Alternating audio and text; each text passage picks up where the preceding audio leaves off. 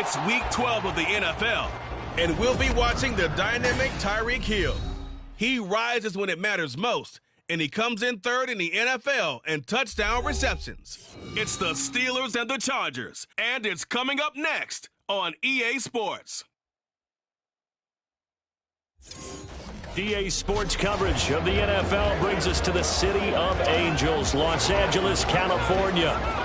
Today, Week 12 of the NFL season is upon us, and we've got a good one in store, as it'll be the Pittsburgh Steelers taking on the LA Chargers. Hi, everybody. Brandon Gaudin alongside Charles Davis. And, Charles, we take a look at this.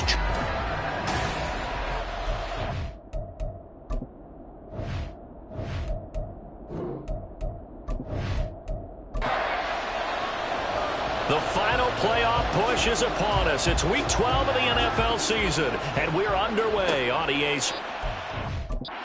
And he opts to not bring this one out. The first drive will start at the 25. So here's the Charger offense making their way out. And they will be led out by their second-year quarterback. If you ask coaches at any level to design their ideal leader of a team, I think they're going to check every box with this guy. He's got the poise to handle responsibility. He stays calm under any kind of pressure, and he brings out the best of his teammates each and every week. They'll start on the ground, Etienne, and he'll get this up just shy of the 30. Simply not much more you can ask out of your running back. Over 100 yards and the 3 touchdowns. And for an old coot like me, I loved it because he did it on the ground. A running back taking control of the game. That's what I like to see. Hold on. An old coot? Coot, C-O-O-T. All right, I'll look that up later. Here's a throw right side taken in by his tight end. Short completion, just 4 yards, and that'll leave it with a 3rd and 2. They'll come to the line, needing only 2 yards to gain the first here. They'll run with Etienne, and he's going to have the first down yardage to the 35. The Chargers at 9-2 to start play. They've been playing their best football of the year, winners of 4 in a row. And I thought that they played pretty well last week. Their execution, their discipline, their resilience, all on display in that victory.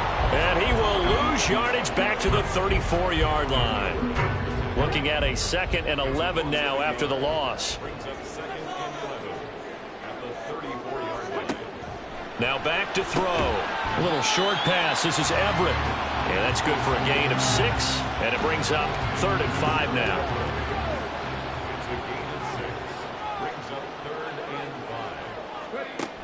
They'll set up a throw. Pass taken in by his big tight end. And he's going to be out of bounds, but not before he takes it inside the 40. Back-to-back receptions for him, and it's another first down. Normally on 3rd down and short yardage, you're thinking of throwing to your tight end. It's just going to be a simple chain mover. But this time they let him roam down the field, and a nice dart picks up the first down, and then some. Back to the ground with Etienne. And he's going to take this ahead for right around 3 yards, but no more than that. 2nd down.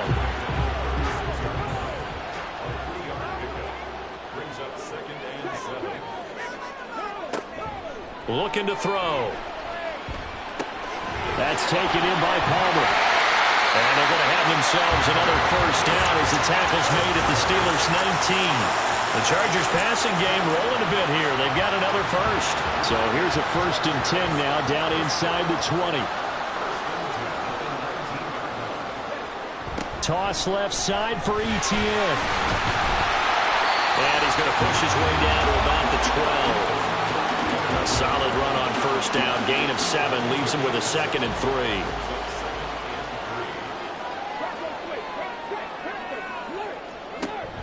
He'll look to throw. And that one's going to be off target and incomplete. It's been a good opening drive offensively thus far, but you know they don't want to waste it and settle for a field goal attempt after that incompletion. So this is a big play coming up here on 3rd down.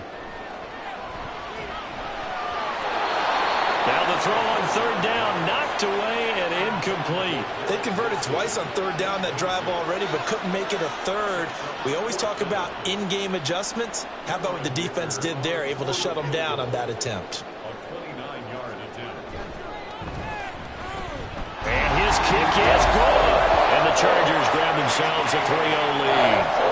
So the opening drive does yield points, maybe not the 7 they wanted, but they'll take the 3. Accumulating first downs does not go up on the scoreboard, but it does go into the DNA of a team that's trying to establish itself to start a game. That has to feel pretty good for them. They'll take the 3. Yeah, they had 3 first downs and 3 points. So out come the Steelers now for their first drive.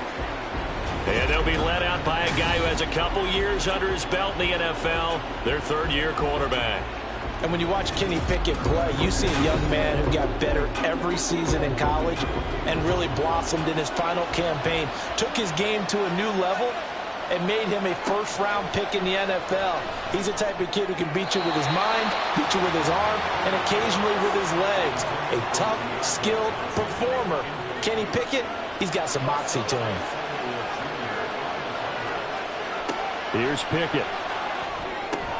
He'll find his tight end. It's Adam Troutman. And he works it across the 25 before being tackled.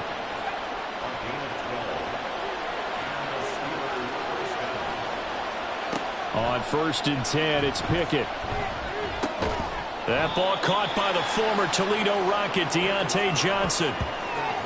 When you talk about the defense for these Chargers, they were excellent a week ago in that victory over the Colts. Have to admit, I was extremely impressed by what I saw. They ended up getting 4 sacks in the game, stayed in the face of the quarterback the entire time, made it difficult for him to step up and find receivers downfield. And that's what they told us this week, that pressure on the QB is key. They'll come up now, 3rd and 3. Pickett will look to throw it here. A short one to the tight end, Troutman. And he will have a Steelers first down as they're able to get the 3rd down conversion. Well, they kept it simple there, CD, only needing the short gain to move the chain, so they didn't want to go with a deep throw. They just go with that safer, shorter throw and able to convert. Nothing wrong with that at all, partner. Check the box, right? Make sure you pick up the... And now off to the races down the right side. And he'll go down here right around the 23-yard line.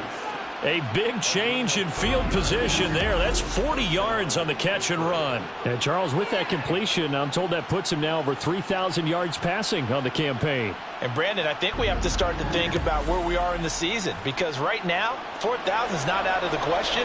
I think a big game or two, he's certainly capable of getting that done. Pickett now on 1st down. Pryor has, and the ball is knocked out and picked up by the Chargers. There he goes, left side. And he'll take this across midfield and inside the 45. We have seen this before, and we know coaches preach about this and work on it all the time. Catch the ball. You know there's going to be some traffic somewhere. They've got to put it away and secure it as they try and get downfield. The Chargers get set to go here for their 2nd drive. Well, what do you think? You get the ball off the turnover near the middle of the field. You take a shot here on the first play? You know I'm big on that. I love when I have great field position. After a turnover, I feel like I might have them a little bit off balance. I prefer to take a shot, but a lot of coaches will tell you only do it if you trust the guy who's got the football in his hands. Meaning, if it's not there, he won't force it downfield and maybe turn into an interception. He'll go to the check down, go to a second option, and go ahead and take the play that's in front of him. Now this throw caught left side. And he is out of bounds, but not before he's inside the 30. A first catch there for Wilson and a first down. And defensively, they were in zone coverage there. Do you have to be a little careful? You're losing, playing against a good quarterback like he is, to not play too much zone? Yeah, you have to be careful about how much time you're giving up. I think it's a good point you just brought up. So maybe if you still want to play zone, go to a zone blitz scheme. And you can drop anyone out of your defensive front, defensive end, defensive tackle. It doesn't matter. You just exchange someone to bring more pressure towards the quarterback and still try and cover downfield. And he can't find anywhere to go with it, and he goes down. Keanu Benton, the one who got in to bury him. And they're picking up right where they left off with the shutout that they pitched last week. A huge part of that, this pass rush. They know how to get after people. Offensively, good luck finding some answers right now. He's got his man. That's Everett, the tight end. And they corral him just a couple yards shy of the end zone. 19 yards on the pickup there, and now they'll have it 1st and goal. And that was good protection there. No, that was great protection there because it allowed him to lock in on his receiver. Although I think he was looking for his tight end on the corner route all the way. Nice connection there for a really nice gain. Etienne runs through the contact. He fights his way in for a Charger touchdown. Travis Etienne, his 11th rushing touchdown on the year. And they're able to add on to their advantage. But just power football there down near the goal line. Give it to him. He's able to push his way across. Yeah, they went heavy there. Sometimes you have those big offensive linemen come in, have to report like they're eligible. But all they're doing is getting a good stance, blocking, and getting their runner across the goal line. And for the extra point, Cameron Dicker.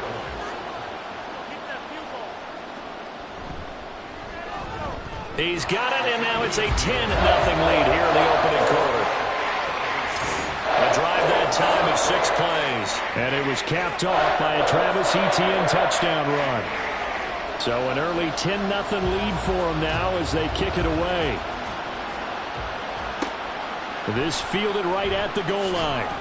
And he will make it back to the 15, and that's it. Good coverage there by the kick team. So Pittsburgh retakes the field for their second offensive possession. Well, partner, fast forward with me for a second. Remember, next week they have the open week, so they're going to get some extended rest. Does that change how they manage the rest of this one? I think it does a little bit, but not by too much, because you're right. You get the extra rest, you get a chance to heal up and kind of, do a little bit of a reset for this team. But it's also 7 extra days to think back to the last time you were on the field. So now, a little more importance on what they're getting done because they carry it with them for essentially 2 weeks. Now here's a throw. It's complete. Second catch for him today, and it'll wind up a first down.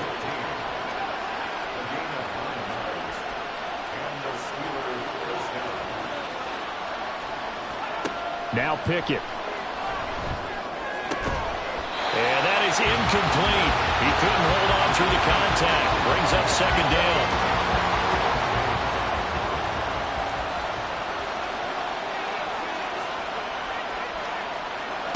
Pickett. A short one to the tight end, Troutman. That'll leave him with a 3rd and 2 coming up. They got 8 yards there.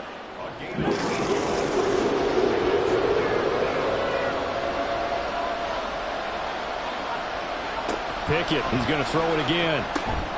Able to find the open man. That's complete. And he will have a Steelers first down. They needed 3. He doubled that. He got 6. I like the fact that they didn't overcomplicate things on that call. 3rd and 2. Just run the quick little hitch, which they did. Ball's out of quarterback's hands. And yes, indeed, they pick up the first down. And somehow he's going to get a yard out of this as he fought through that first contact. It's second down.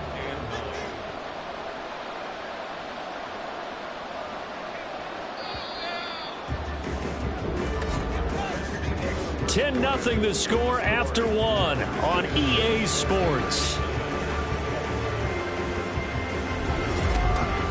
Steeler football here to begin quarter number 2. From the 42-yard line, here's 2nd and 9. From the gun, here's Pickett. And the Chargers rush is going to get there. Down he goes. Jeffrey Simmons in there to get him, and that is sack number 6 now for him on the year. In every game we talk about what are going to be the keys as we go into it. Maybe that's a key for their defense today. Pressure the quarterback and make sure you play a good zone defense behind them, and they get their first sack of the contest. Pickett and the Steelers in need of a big play here. 3rd and long after the sack. They'll look to throw here. Pickett lost it. And picked up by the Chargers.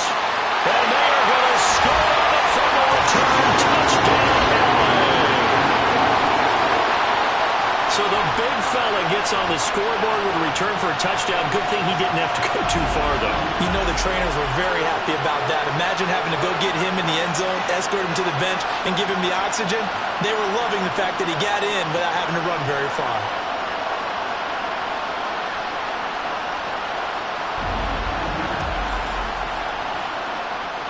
Extra point try now from Dicker.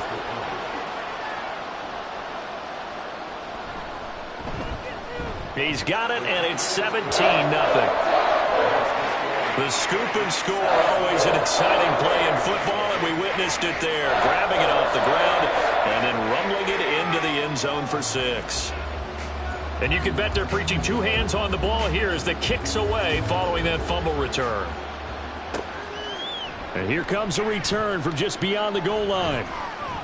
And ultimately, he stopped right where he would have been if he had simply gone down to a knee at the 25. Pittsburgh's offense now heading back out onto the field. And they have the game here followed by the open date on their calendar next weekend. And Charles, this is a crew that you have to think really is relishing the opportunity to be on the couch for a few days. Yeah, they certainly are, but let's face it, partner. They can't get caught looking ahead to that couch time while they're playing this one. They've got to take care of business first. 2nd down and 8.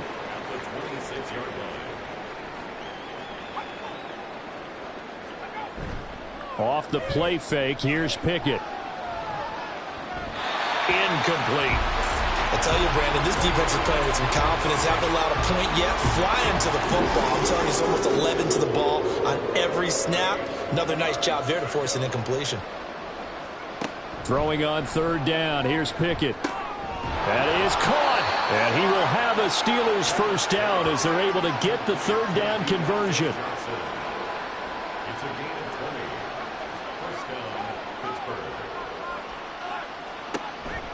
Now a 1st down carry for Harris. And he'll fight forward on the straight-ahead running for just a couple of yards. 2nd down. This is 2nd and 8.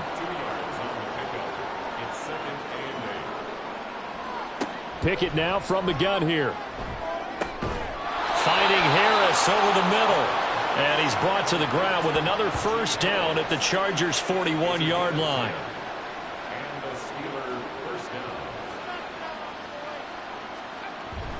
Harris running straight ahead.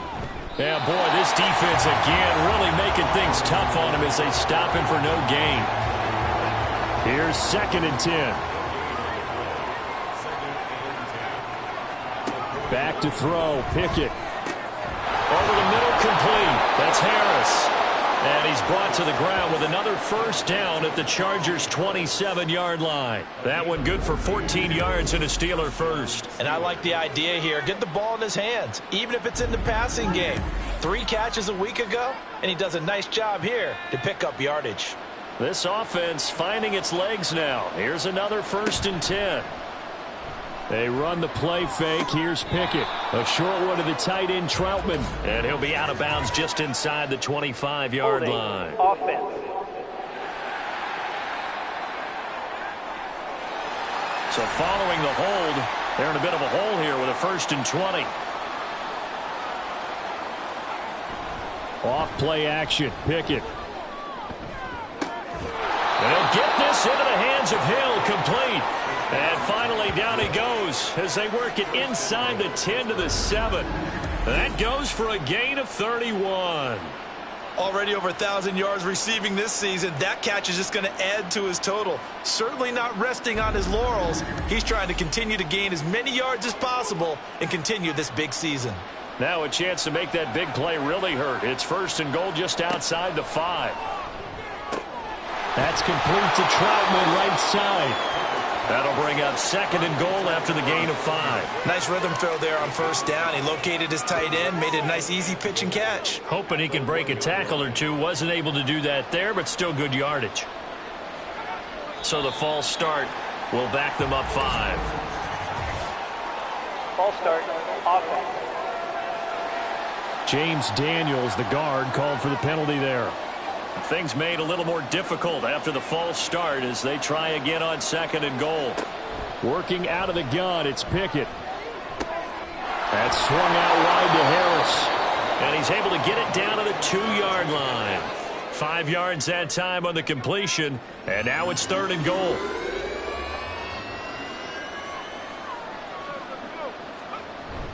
Harris. He's not going to get there. That won't even be close. It was blown up in the backfield. He lost 2, and it brings up 4th. With the way things have gone in this game, I think they've got to consider going for it here. I realize it's just the 2nd quarter, so they're not panicking. but they need something to give them positive momentum to get things going.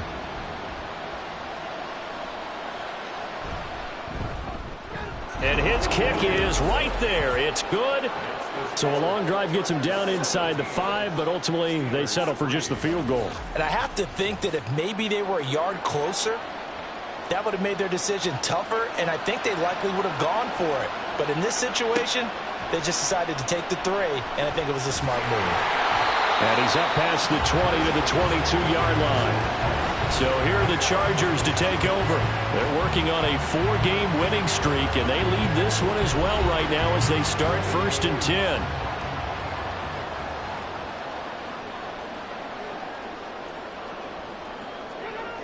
They'll try and start this drive in the air. A little short pass. This is Everett.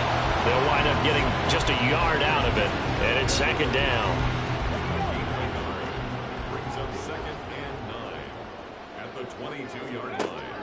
Now back to throw. They'll find Everett there, complete.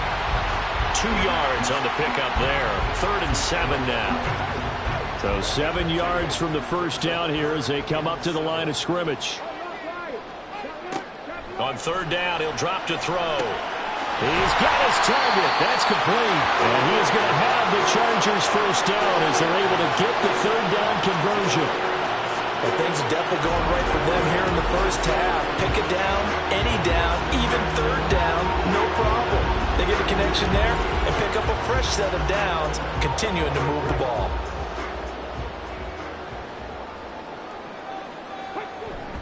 On 1st and 10, it's Etienne. And he gets forward up the middle, but only for a couple. It'll be 2nd down. Nice job there on the tackle. Keep him to the short gain. And, of course, he got some good news this week. He was named AFC Defensive Player of the Week from last week's effort. And part of the reason he got that award, because of plays like that. Not every play is spectacular. Not every play is for a loss. Make the plays that are in front of you, keep it to short gains, and you pile up statistics. They'll look to throw for it on 3rd and 1. Work in the middle of the field, and he's got a man complete. And they're going to have themselves another first down as the tackle's made at the Steelers' 37. They only needed 1 yard on 3rd down. They get 10 instead by going to the air.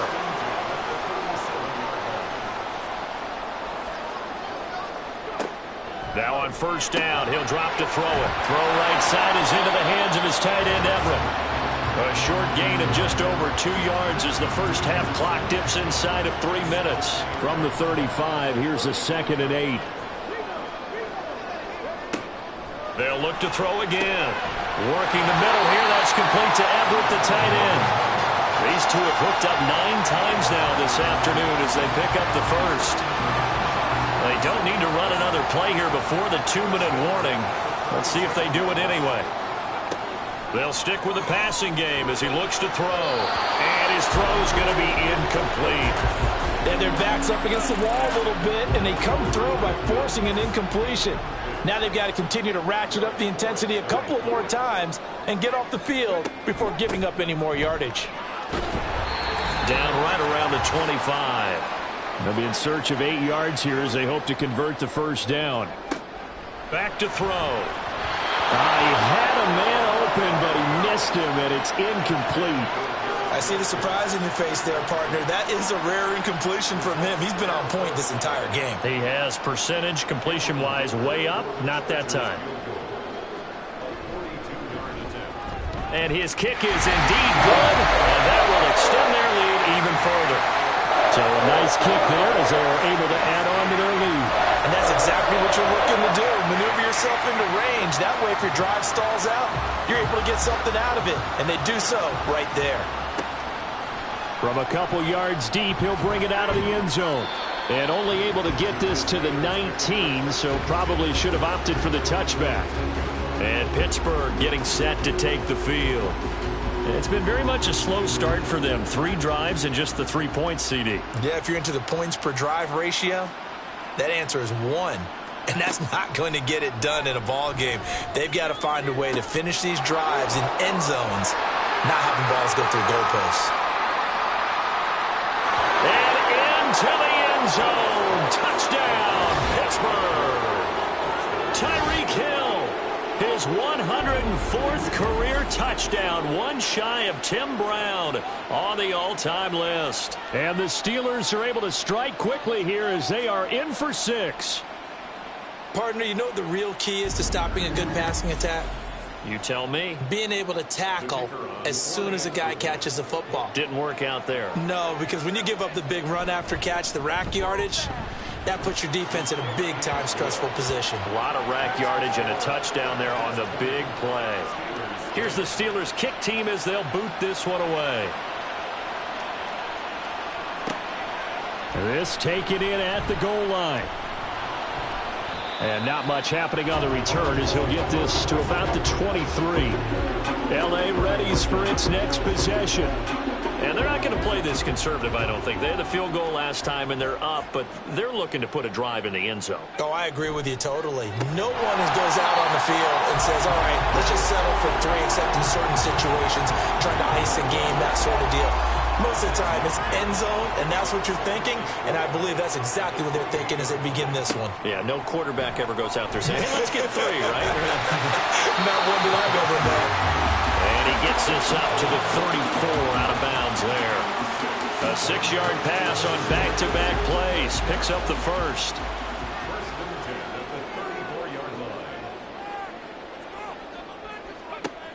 They'll look to throw. And that is going to be incomplete as he led him a bit too much.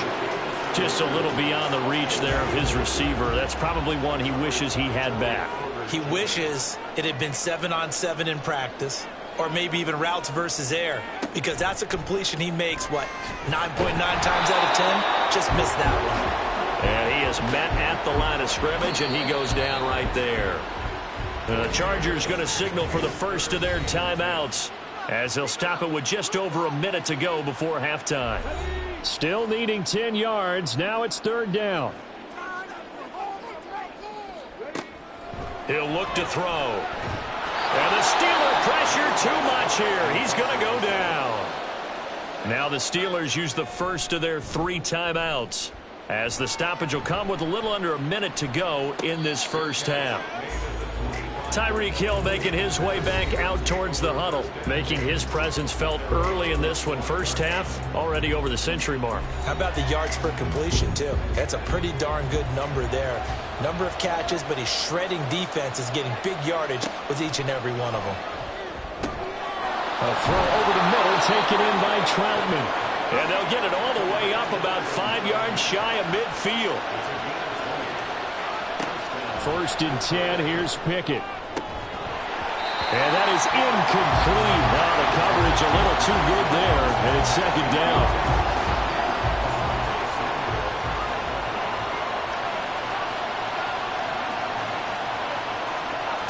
Now Pickett. Setting up the screen, Harris.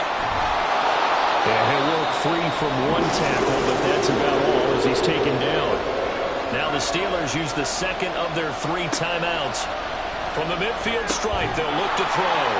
He's going to get that to his running back out of the backfield. Now the Steelers going to use their 3rd and final timeout as they stop it with 16 seconds to go in half number 1. Now Pickett. And he bats it away, and it falls down incomplete. Zone coverage there, and they were playing deep. That makes it obviously a little bit harder to run by guys. And that time, there was not much of a window to get the ball in there, and it winds up incomplete. And he'll go out of bounds after taking it a little further down inside the 40. They get 6. That'll leave them with 3rd and 4.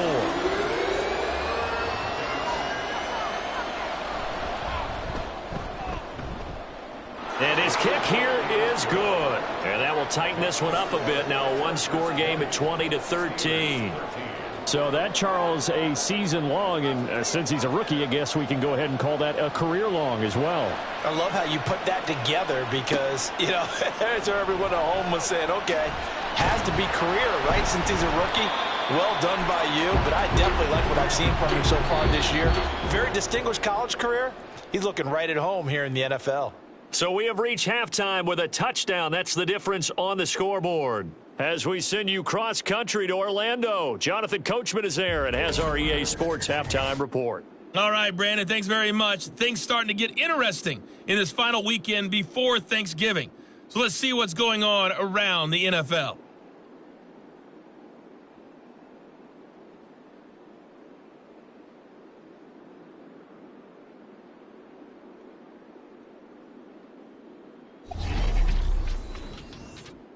We'll begin our tour out at Nissan Stadium in Nashville, where it was the visiting Raiders who were able to come away with the road win. Gardner Minshew, 4 touchdown passes in the victory. We'll stay in the AFC South as we make the trip to Houston to check on the Texans at home at NRG Stadium. And they were winners in that one over the visiting New York Giants.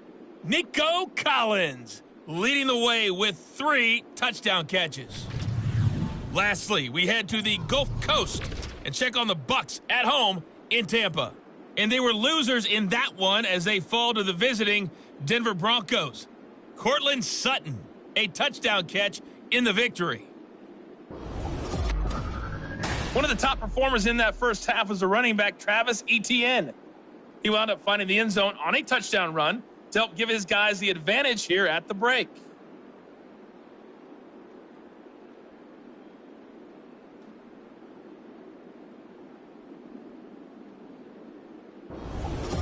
Okay, Coach, adjustments likely going to play a big role in this third quarter in what's been a tight contest so far.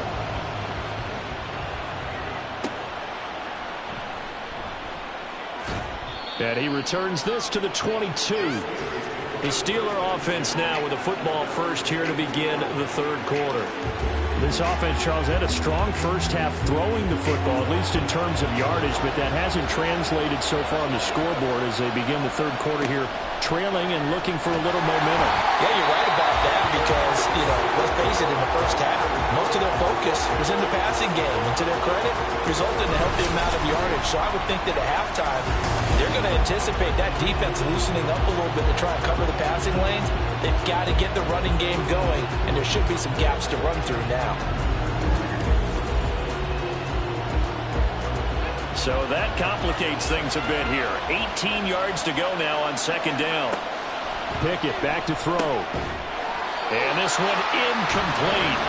Too much contact to hold on to that one, and it's third down.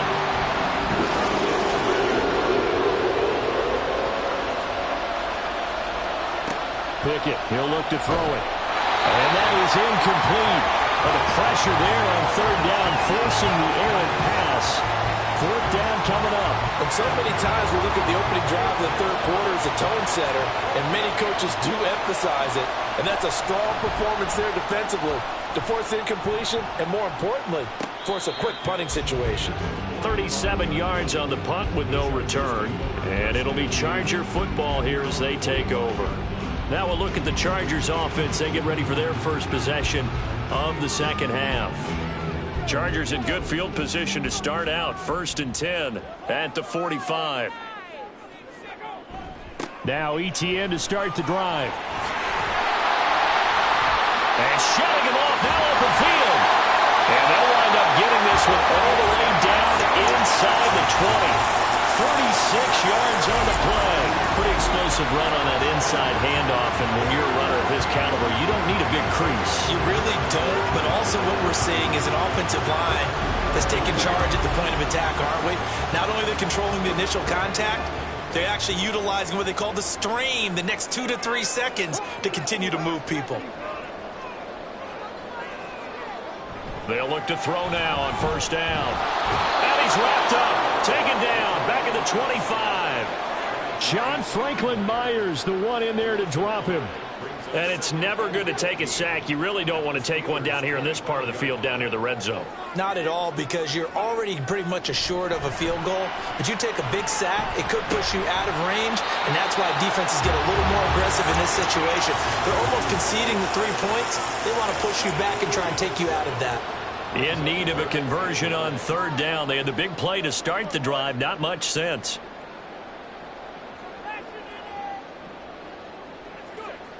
They'll drop to throw. Touchdown! Josh Palmer, his 5th touchdown now on the year. And the Chargers have taken a 2-touchdown lead now. Nice throw there by the second-year quarterback. And I don't believe that was the kind of play he would have made as a rookie, because usually your rookie season is a continuation of your college days. A lot of one read, and if you don't have it, you just take off and go. Now he's settled in the pocket a little bit more, reading the field and getting to a second and sometimes third progression. That was a nice play. Extra point up and good by Dicker. And the lead now up to 14.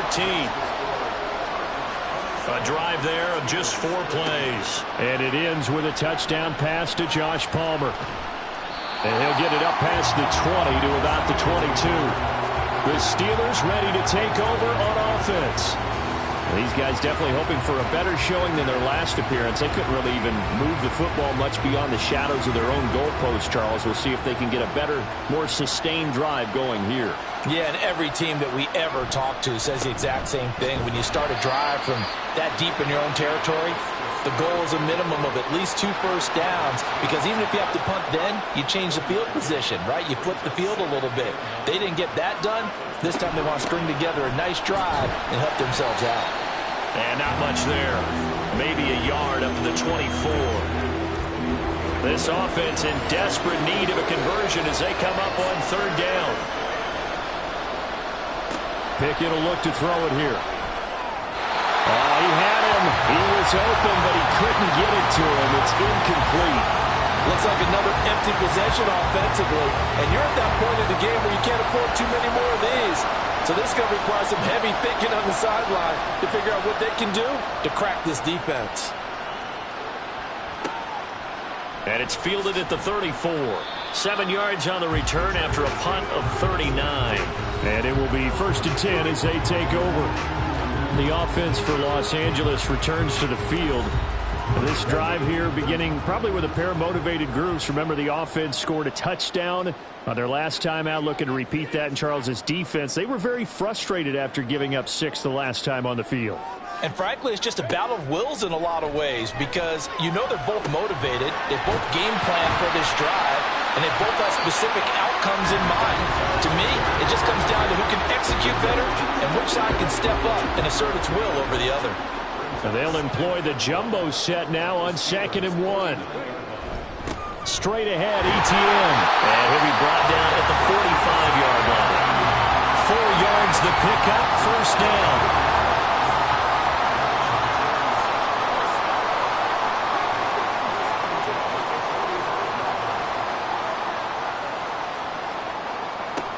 They're going to look to throw. And his throw here is going to be incomplete.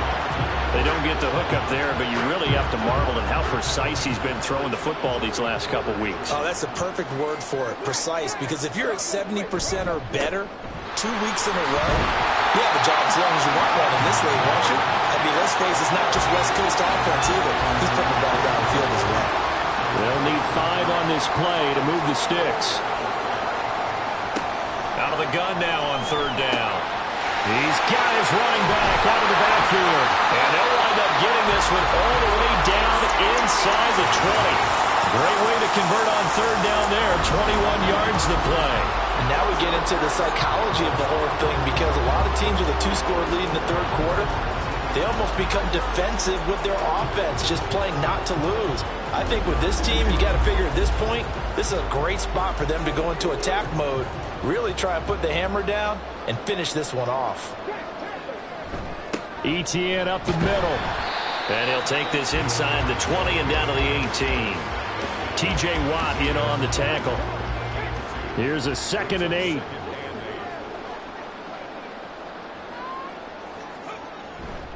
ETN once more. There's a nice move. And he'll take it from the 18 to the 15. A gain of 3. They're in a pretty good spot right now with a convincing lead. I think this is where they put on the boxing gloves, start to try and pound them into submission. And the offensive line, they've controlled this game. I don't see why that trend would change now. Now throwing on 3rd down there, but he cannot connect. Oh, nice defensive effort there, providing the hit as the ball got to the receiver, separates him from the catch, and normally he's a sure-handed target. Now the holder's going to keep it. He's going to try to run for it. They're not going to get it. They try to move the chains with a surprise, but it's a turnover on downs. They pass up the three, fake it. It doesn't work. And this Steeler defense able to come up with a stop. Pittsburgh offense making their way back out. And Charles, a very uninspired effort the last time we saw them out there. It was a quick 3-and-out, then they punted the football. Yeah, and you never want to get stopped so soundly during a series, but what would be even worse now is letting it happen again right here. They've got to get going. And he works it across the 25 before being tackled. Right off the bat, it's a first down to start the drive, 12 yards.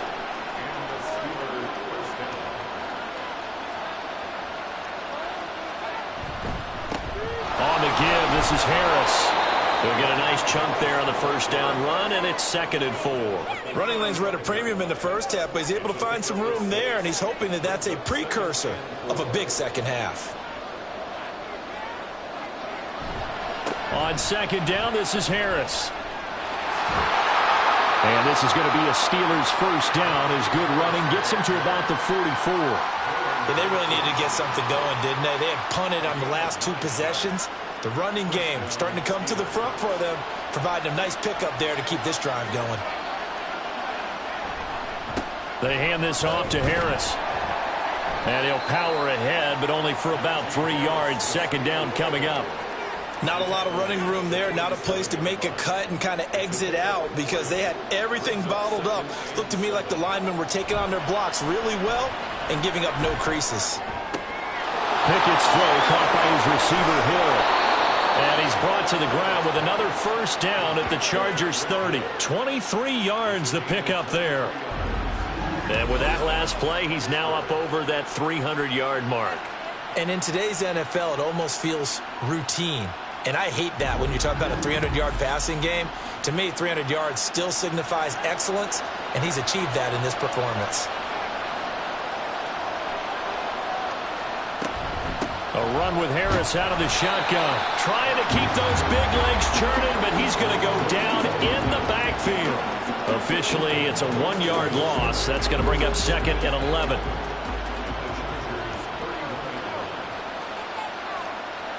Here's Pickett. Looking left side, and he's got a man. That's Hill. That was play number 7 on this drive, and it got him 7 yards. This offense in desperate need of a conversion as they come up on 3rd down. Looking to throw, Pickett. Pass taken in by his big tight end. And in for the Steelers touchdown. Adam Troutman. A 24-yard touchdown. And the Steelers are back within a score. Well, you know, you can't get all the points back at once, but baby steps a good start. A start that was sorely needed because this team looked like they might be out of this one, but getting a touchdown, getting back into it, gives them hope as they move forward.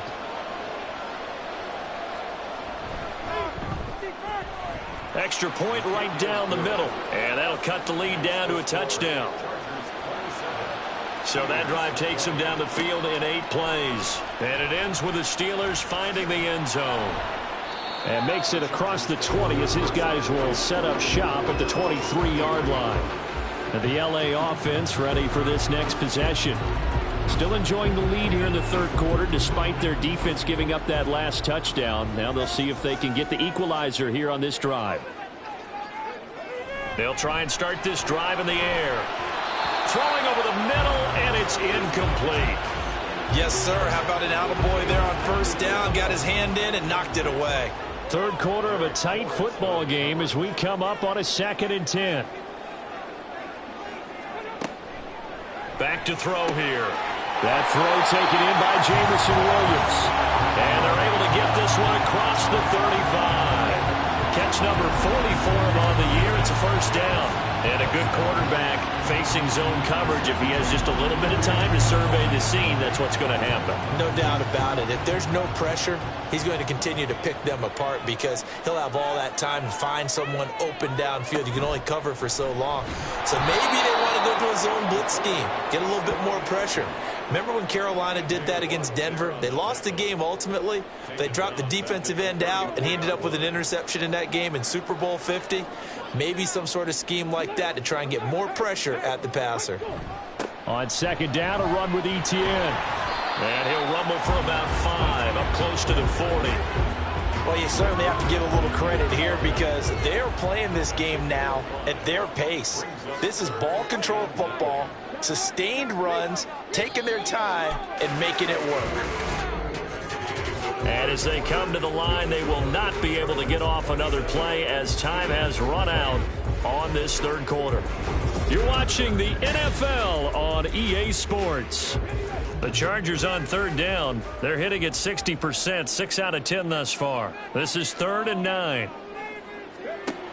They'll set up to throw. Able to find the open man. That's complete. Touchdown, LA! Jamison Williams, 61 yards. And the Chargers add on to their lead, and they are also closing in on a 5th straight victory. As a fan, is there anything prettier than a well-executed post route? No, it's a thing of beauty, especially when it's done like that for a touchdown. The throw, the catch, and how about the run after to get it to the end zone? Extra point up and good by Dicker, and the lead now up to 14. The drive summary that time, 5 plays. And it was Jamison Williams wrapping things up with a touchdown. From a yard or 2 deep, here comes a return. And he'll be dropped at the 21-yard line, so bringing it out of the end zone proves not a good decision, loses him about 4 yards. Pickett leads the Steelers up here with a fresh set of downs at their own 21. Harris will start the drive out. And they'll get to him quickly here as he'll get a yard, just a yard to the 22. From the 22 now, here's the 2nd and 9. Pickett now from the gun here. And this one is incomplete. Give it big credit for his coverage right there because when he saw the route break deep, he stayed in position to prevent a completion while avoiding any risk of a flag. Off the play fake, here's Pickett. And that's going to be too high, out of bounds and incomplete. When you're leading in the final quarter, your radar has to be up for any potential deep shots. And probably not the last one they're going to see in this game, not as long as they hold this lead. On 4th down, the punt team is on as this is sent away. Taken from just outside the 30. And just shutting him off there. A nice job getting free on the return for 13 yards. And that will come the offense as they take over. Chargers offense back onto the field. Well, there are 2 scores on the plus side. Still time here in this 4th quarter, but maybe you start thinking about playing keep away? Yeah, I think here's the situation. You're not thinking touchdowns anymore. You're just thinking first downs. To keep up with your theme there, playing keep away, first downs, they can't touch the ball. And he takes this one down almost all the way to the 30. Turns out to be a great idea to tuck that one. Good for 24 yards.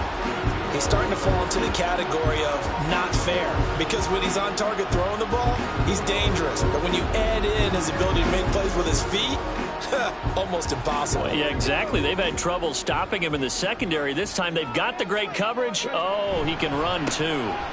Here's a give to Etienne. And he's going to take this one down to the 25. 83 yards rushing for him so far as his terrific season continues here. 2nd down and 3.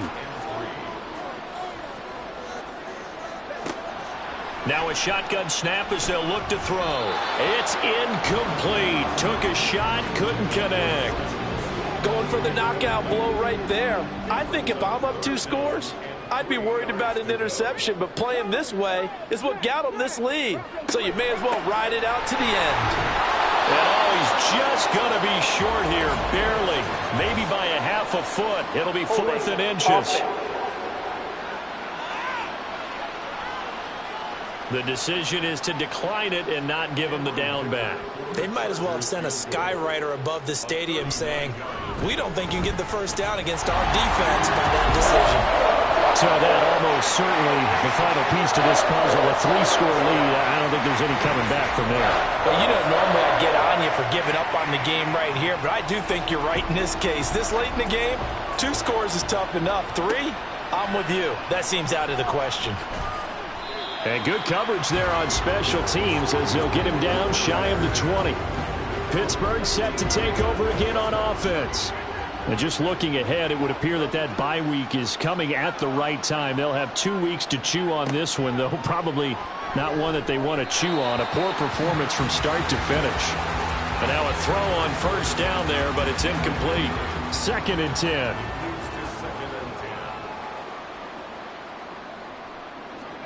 Pickett. That's swung out wide to Harris. Down he goes at the 23, a pickup of 4. Now a 3rd and 6.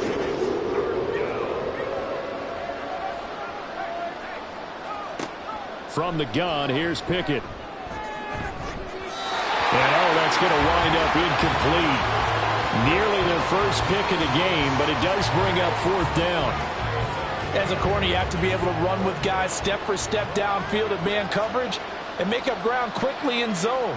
You have to put yourself in position to make plays, just like that one we saw there. And he gets this one just shy of the 40. They'll mark him down at the 39. No reason not to try it there, and they do indeed convert on 4th. To the air on first down with Pickett.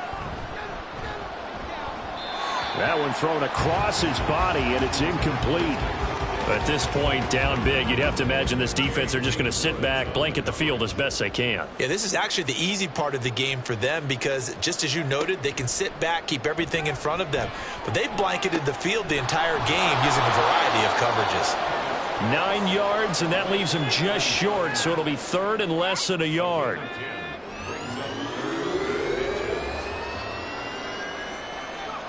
Back to throw, Pickett. Throw left side, going to be taken in by Harris. And he will have a Steelers first down, maybe by about a yard as they find a way to convert on 3rd and inches. So from Charger territory now, here's a 1st and 10 at the 49-yard line. Now a pass that's taken in by Hill. And he's able to get this to the 40-yard line before he's out of bounds. Still a few inches short of a first down as they come up now on 2nd down. Now Pickett. Finding Johnson on the out route. That's complete. And Johnson going to have a Steelers first down as he'll be brought down at the 37. Pickett back to throw. And get this into the hands of Hill. Complete.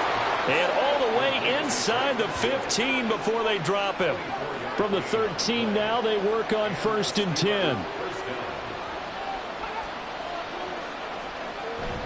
Pickett going to bootleg it. And it's incomplete. Boy, he doesn't drop many like that one. 2nd down. Now a 2nd and 10.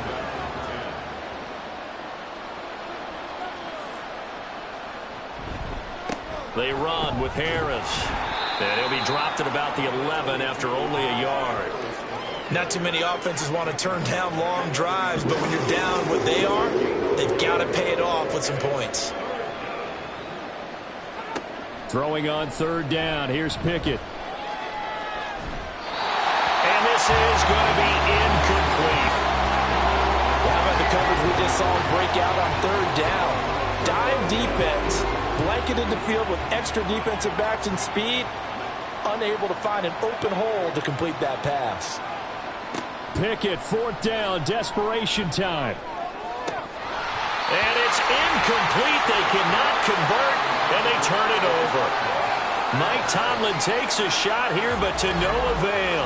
And this long drive is going to wind up yielding nothing. Well, that's another mistake there on the drop pass on 4th, and we've seen him do things like this all game. It's not hard to figure out why they're down by that deficit. They haven't made plays that are going to keep them in the game or win the game all game long. That's another example right there. It all boils down at the end of it to execution. Either you make the play or you don't. Now 2nd and 9. Brings up 2nd and 9 at the 12-yard line. Another tote for Etienne. And he'll take this one only up to about his 13-yard line. 2 runs in a row, but only 2 yards to show for it. Here's 3rd and 9. 3rd down Off the play fake, he'll look to throw. Steps up, and he can't find a receiver, and he's brought down. That's Cameron Hayward who got in there to take him down. Well, it's been a little bit of feast or famine because he's thrown for decent yardage, and obviously they've got the lead, Charles, but now he's been sacked 4 times. And what I'm focusing on is his toughness in the pocket. Because you mentioned the feast or famine part, he's played well in between being dumped on his back. But every time he's had a chance to throw the football, he's been impressive.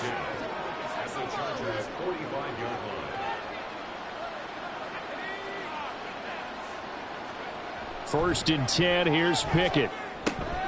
He gets it complete to Harris. And he's got this down a yard or 2 shy of the 40 before he's out of bounds. The result, only 4 yards there on the play. And it'll be second down.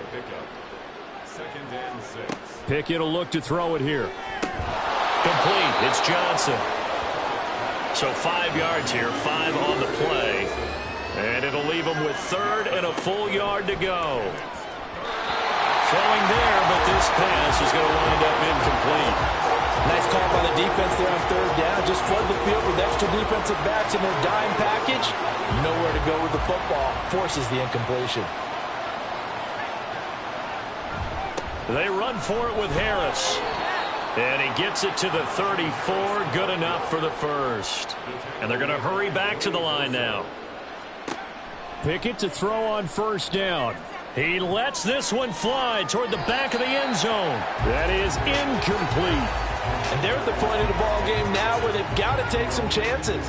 They've got to put the ball in the air and just see what happens. But this defense knows that all too well. 2nd and 10. It's Pickett again. And a catch made by Johnson. Play number 7 coming on this drive. It's 3rd and inches. Looking to throw, Pickett. Working the middle of the field, and he's got a man complete. And he'll be taken down, but he does have first down yardage.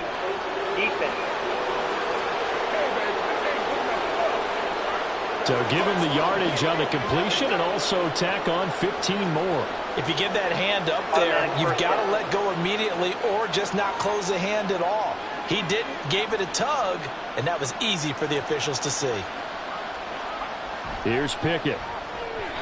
A quick throw there is incomplete.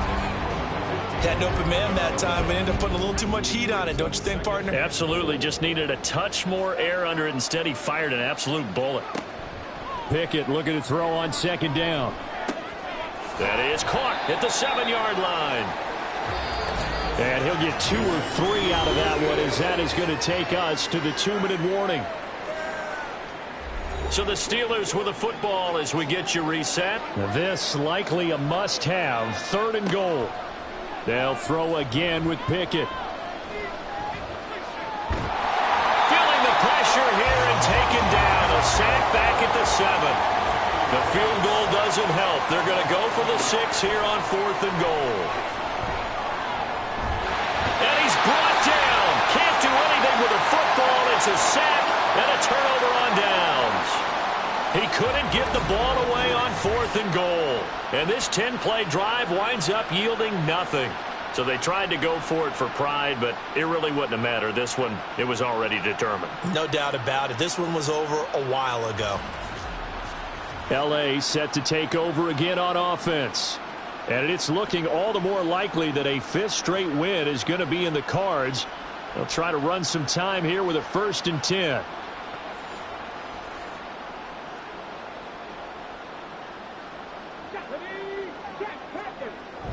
They'll start on the ground. Etienne. And he goes down at the 26.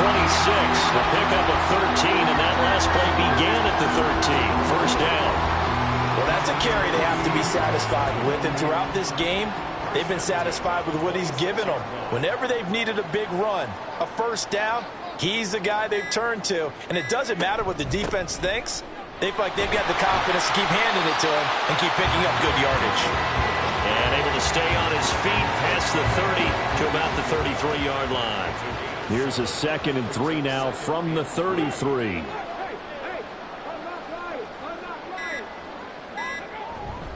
And they'll go again with Etienne. They're going to snuff this play out behind the line. We have not seen that much today. That's a big loss of 3, and it brings up 3rd down. So this one's over. It's in the win column for the LA Chargers. And we talk so much about the turnover battle, determining who wins, who loses. This game, no exception. Error-free football, no turnovers at all, and they win it. So this is one you don't have to convince your team that what you're saying is accurate. And you know what I'm talking about. Head coach always stands up in front of the team and says, guys, if we do this, this, and this, we'll win. And usually they say if we win the turnover battle, we'll win. Well, here's the proof right there. Win the turnover battle, go on to victory. Now the guys believe. You move on to the next lesson where you have to convince them. This one is now planted. So for LA, they continue to be one of the best teams around as they move to 10-2. So for our entire crew, alongside Charles Davis, I'm Brandon Gaudin. Thanks for watching, everybody. We'll see you next time.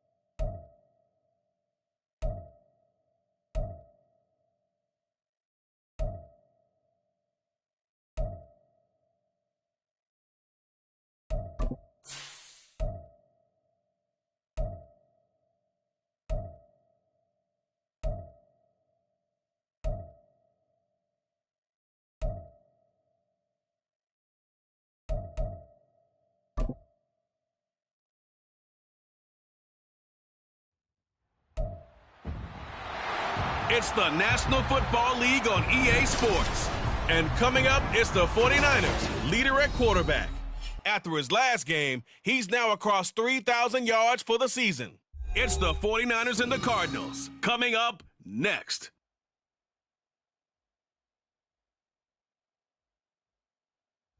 Some of those in the silver-haired community would say it's a great day for golf, and it is, don't get me wrong, but we say it's a great day for football, and the roof is wide open here in Glendale at State Farm Stadium. Today, week 12 of the NFL season is upon us, and we've got a good one in store, as it'll be the San Francisco 49ers taking on the Arizona Cardinals. With Charles Davis, I'm Brandon Gaudin. Charles, you look at this Cardinal team as they get ready here. They come in the midst of a...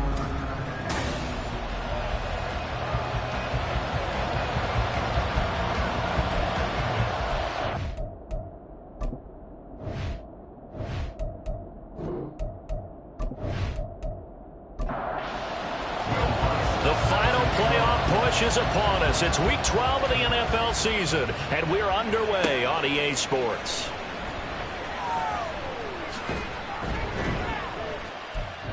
Take it up past the 25 to the 26-yard line. So here's the first drive now for the 49ers. And a glance here at their quarterback, standing 6'3". And there's a lot of good to watch in the game last week. He threw 4 touchdown passes. A little bit of concern throwing the 2 interceptions. Yeah, and the 2 pick. Yeah, you want the ratio really to be closer to 3-1 as opposed to the 2-1 that he had. But it is something to build on. They did get the win, didn't they? Yep. That's complete to Justin Jefferson. And they work this well upfield across the 45. Just like that, a pickup of 20 on their first play from scrimmage. A big hitter to start the drive has him up near midfield here for 1st and 10. First carry here for Kenneth Walker III. And he'll get it across midfield and down into Cardinal territory. The numbers for Walker from last week's effort. By the end of that one, he was knocking on the door for 200 yards. And that was as good as I've seen him run the football. I mean, he absolutely attacked that defense. It looked like he was on the varsity, and they were scrimmaging the JV. Sticking with Walker on 2nd down. And he'll be taken down at the 44-yard line. That's now consecutive 5-yard carries to pick up the first down. A 5-yard gain on the play. And the 49er first down. In motion left here, one of their tight ends. Walker now on 1st and 10. And to the 36-yard line, taken down there after getting 8 yards. 36-yard line. 2 yards to go, 2nd down. Brings up 2nd and 2. Walker with another carry. And this time not quite to the 30. He'll be down at the 31-yard line. A gain of 5, good enough for the first down. First down, 49ers. Now they'll switch it up here and look to throw. On the throw, let him too much that time. It's incomplete. The Niners at 9-1 on the year. They've been as hot as anyone. The win last week makes it 9 out of 10. And, partner, to me, this is a team that no matter what the matchup, they're up for the fight. They're really suited for the postseason the way they're playing right now. And I would not want to face them come playoff time. 8th play of this opening drive coming up. This is 3rd down. They'll try for the first with Walker. And he'll get it down this time to the 17. They get 6 on the pickup there as the drive continues. Quite the opening drive march they're on right now. It looks a lot like what we saw in practice prior to the game, doesn't it? You know, because on that last big practice beforehand, you go through your offensive script. You go through your play calling. You go through all the stuff and establish things. And it looks like it's going like clockwork right now for them. A gain of 5. It'll be a gain of 5, and it's 2nd down. At the 13-yard line. Out of the gun, they'll look to throw. And he rifles one incomplete. I don't think either one of us is surprised about who they just targeted on that one. I mean, they're going to try and get to him as much as possible. Off to a nice start, but unable to haul that one in. Yeah, already looked his way a couple of times on this opening drive. Can't connect there. And he's going to take it in. Touchdown, San Francisco. A 13-yard touchdown run. And the 49ers get the upper hand as they're on the board first here this afternoon. What an effort there. Sometimes you hold your breath a bit when you see your quarterback diving for the end zone. You don't want him to land on a shoulder wrong or take a big shot. But he looks none the worse for wear here, and that winds up a touchdown.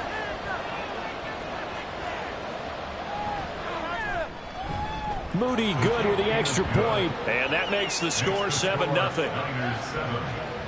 A pretty long drive that time. 11 plays all told. And it's capped off by a 13-yard touchdown run. Taken at the goal line.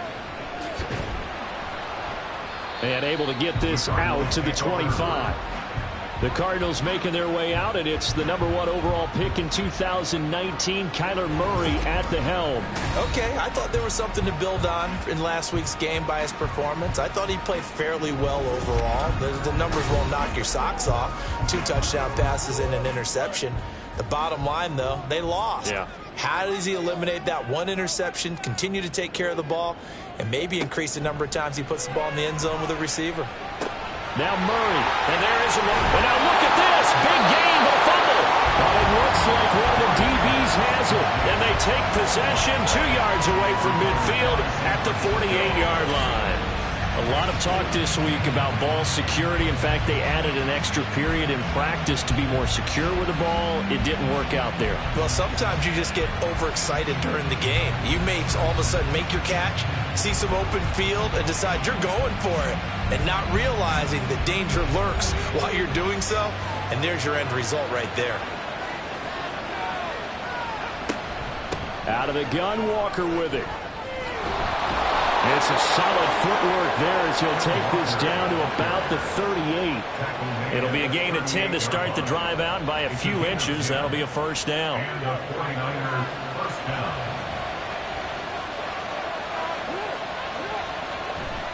Again, it's Walker. And he gets it down to the 32.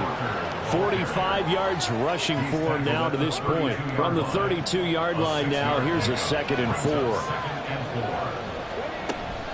From the gun, it's Walker. And he gets stopped up at the 31 after a gain of maybe a yard. Holding offense.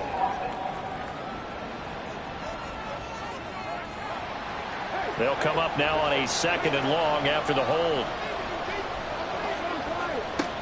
Looking to throw. This one caught by Kittle. And they're going to have another first down as the tackle's made here at the Cardinals' 28. They give them 13 yards there on the play and a fresh set of downs.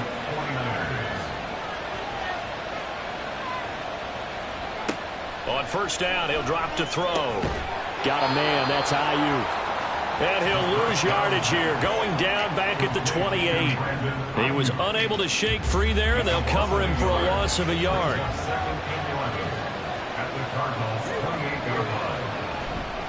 On play action, they'll throw. He's got Ayuk once again. And they move this all the way down to the 9. Back-to-back receptions for him, and it's another first down. Well, as a coach, you absolutely love seeing your offense find their rhythm early, and that's exactly what we've seen so far. They had a touchdown on their opening drive, and now they connect here for another nice gain for a first down. This offense is moving the ball well, exactly as he drew it up in practice. They'll stick with the passing game as he looks to throw. That's good for a gain of 6, 2nd and goal. They kept the receiver in the short field, but that let his quarterback get the ball quickly to him before either guy in double coverage could react. Walker will get into the end zone for a 49er touchdown. San Francisco. They've got to be thrilled on the road right now. Touchdown, turnover, touchdown, and quickly trying to make it 14-0. Yeah, and mentioned it already. On the road, to be able to go into someone else's house and establish a start like that, obviously your confidence rises in a big way, and you're putting some doubt in their minds. Now Moody for the PAT.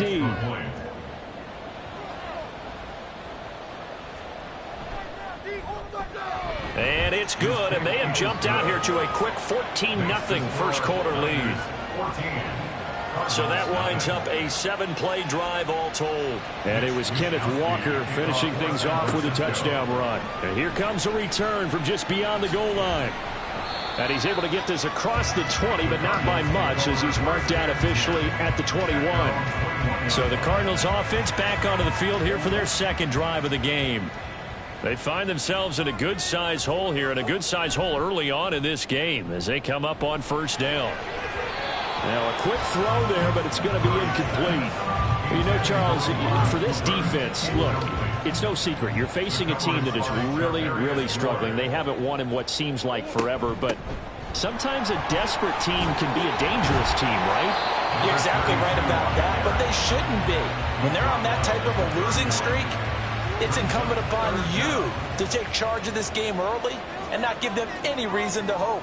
Get out and attack them and make sure you knock them back on their butts. He's got his target. That's complete. And he's going to have a Cardinals first down, and he'll have it by plenty as they're able to keep the drive alive on 3rd and inches.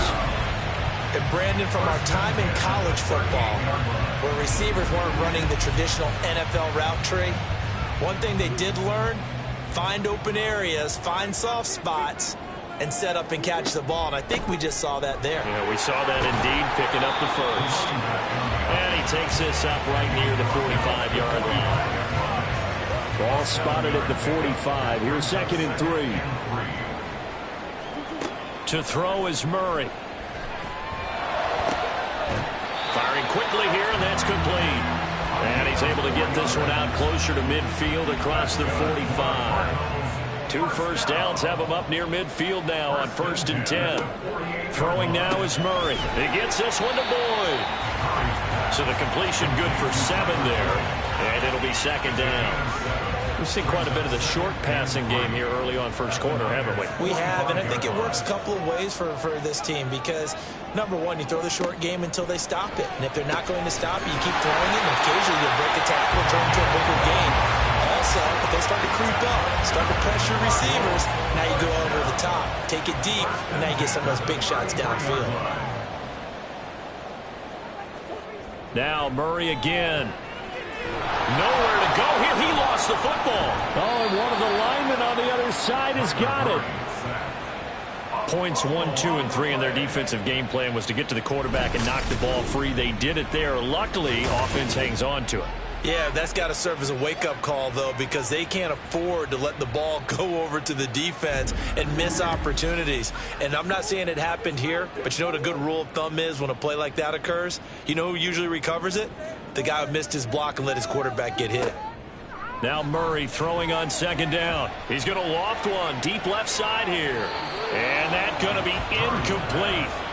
Good effort there, trying to take a shot, but it's 3rd down. Though certainly in a pickle here. They have a mile to go to try to pick up the first. We'll see what they've drawn up. And now the 3rd down throw incomplete as well. Let's face it, if you want to get back into the game, these are the kind of throws you got to hit. He's wide open right there. Got to be able to get it to him, don't you think? And those are the throws that haven't been available to them every time he's dropped a pass. Yeah, that's a big miss. And this will carry out of bounds. Where are they going to spot it now? At about the 18-yard line, it looks like. The 49ers offense now, they work their way back onto the field. And they, if you just look at this game, Charles, on paper, they've got the edge, no doubt. They're hanging around the top of the NFC. On the other side, you got a squad that's towards the bottom of the NFC. But when we mentioned that to the coaches, they were having no part of it. Yeah, and I like how you said when we mentioned it. In fact, I mentioned it, and I upset them a little bit, didn't I? Because they wanted no part of that one, and I was reminded, like a 5-year-old, this is the NFL. Any given Sunday, anything can happen. They are guarding against the upset. Back to Walker on 1st down. Escapes the defender. And he'll be taken down, but not before he works it past the 50.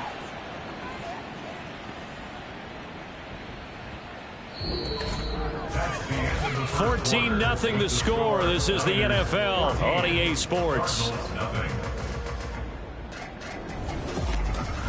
The 49ers with the football here to begin the 2nd quarter.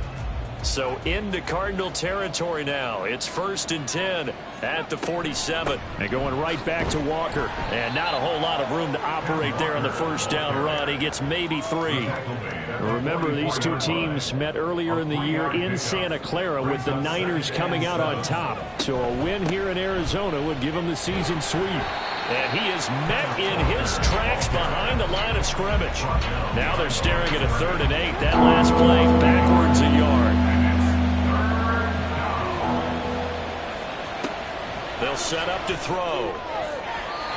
And the throw there going to be incomplete. Coverage was awfully tight there on 3rd down. They actually closed off all the passing lanes, forcing the incompletion and bringing up 4th down. So on 4th down, here's the Australia native Mitch Wishnowsky to punt this one away. Back deep, Patrick Peterson. The Cardinal offense here ready to take over. And they're in a bind early here, down 14-0. Are you worried at this stage or still too early? You're worried. You're just trying not to transmit it to the rest of your team. You want to make sure that they stay positive. But at the same time, you're wondering, how are we going to move the football? What do we have on this play sheet that can work? Get back to basics is usually your answer. And make sure you find the guy who can move the ball fastest for you if you just get it in his hands. Yeah, still second quarter. You get points on the board here. I think you're feeling okay. And he's able to get out to the 32, brought down there. They'll get 3 as the drive continues. It's a 1st down. Murray now. And it's knocked away and incomplete. Some of the fans here don't seem too happy about what we've seen in this first half. No, not at all, and I understand why. They've looked lethargic, out of sync, and it shows on the scoreboard. Here's a handoff out of the gun. And the defense closes quickly there. He'll get maybe a yard to the 33. They'll come up now 3rd and 9. Brings up 3rd down and 9. Here's Murray. And he'll be taken down, but not before he gets into enemy territory. I guess no need to force it when you can do that instead. 1st down, 18-yard gain. It was 3rd and long, so he had to figure that the defense would be coming with extra pressure. Found a way to get away. He couldn't see the imaginary yellow line on the field, but he knew exactly where it was and found his way there for a 1st down. Murray now on 1st down. Completes it right side to Cooper. And he's going to get a solid gain of 9 before being brought down. 2nd and right at a yard. Ball on the 40 now. Here's 2nd down at a yard. One back in the backfield. He'll get the carry. And he's going to get this inside the 30. It's a gain of 11 and a Cardinal 1st down. I'm okay with the call there. In fact, I actually like it. I know they're down a couple of scores, but the running game worked in that situation. I would continue to go in that direction.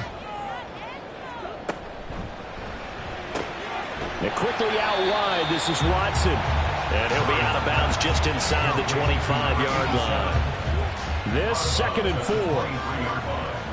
It's a pickup of 6. Out of the gun, here's Murray. Getting this out to the flat, Mostert. And tackled down after a gain of 3. Leaves him with 1 yard to go on 3rd down. The Cardinals on 3rd down. They've been okay, 2 for 3 thus far. They're up against a 3rd and 1 situation. Hands it off out of the gun. And he's going to run into a brick wall right in the middle of the field, and I don't think he got there.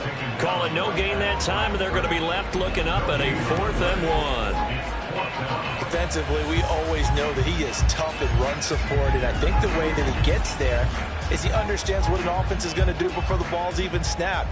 A great job of scouting prior to the game, then reading, reacting, and taking the right path to the ball carrier. Able to find the open man. That's complete. And he is going to have the Cardinals 1st down. They only needed 1, but it ends up being a gain of 6 and moves the chains. One back in the backfield. He'll get the carry. He's tackled a yard short of the marker. Good gain of 9 on 1st down. And when you get good yardage like that on first down, it really does a whole lot of good for your entire offense. But I love the way he's finishing those runs. At the end of things, he's making sure he gets just a little bit extra. And he'll take this one in for the Arizona touchdown. Kyler Murray, his 19th touchdown now of the season. And the Cardinals have got it back to within a score. Hey, you're down on the scoreboard, but now your offense is in close, and this is where, as a quarterback, you say, I've got to make a play here. Doesn't matter whether it's a pinpoint throw or a scramble like this one. He takes matters into his own hands and delivers a touchdown run. Lutz with the extra point, and that'll make our score 14-7. So that one a 13-play drive in total. And the play that polished it off was the touchdown run by Kyler Murray. After the touchdown, Lutz to kick it off. Returning from his end zone is Ray McCloud. Oh, good return up past the 30. And it'll end there as he goes out of bounds, but a heck of a return all the way inside the opposite 40. Forget the idea of flipping the field. They have now put themselves in a position to score points with that big-time return. Kenneth Walker headed back out there. He's been good. His guys are winning. So far, the recipe working here in the second quarter. And he doesn't like to just tote the rock. He wants to carry his team on his back. And that's what he's done throughout this game. Yeah, he's done that. He'll be hoping to continue that trend. They'll try and start this drive in the air. And his throw's going to be incomplete. That's absolutely terrific technique right there by the corner. Exhibit A. Zone coverage, knew where his man was in relation to the football at all times, and made a nice play. The throw over the middle, taken in. And he gets it all the way down inside the 10 and mark him at the 5. It's a gain of 34. When they've needed a play this year, he's certainly been the guy to deliver it. As this season has gone on, he's been awfully consistent and sometimes spectacular.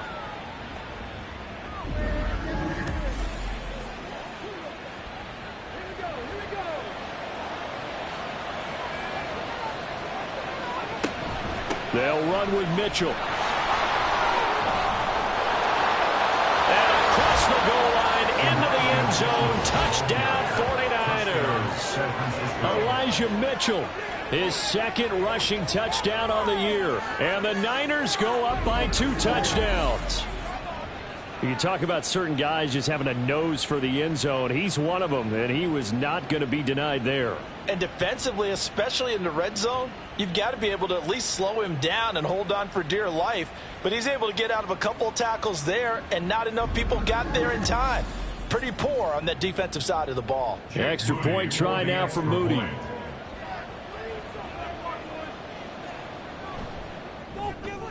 It's good, and it is now 21-7.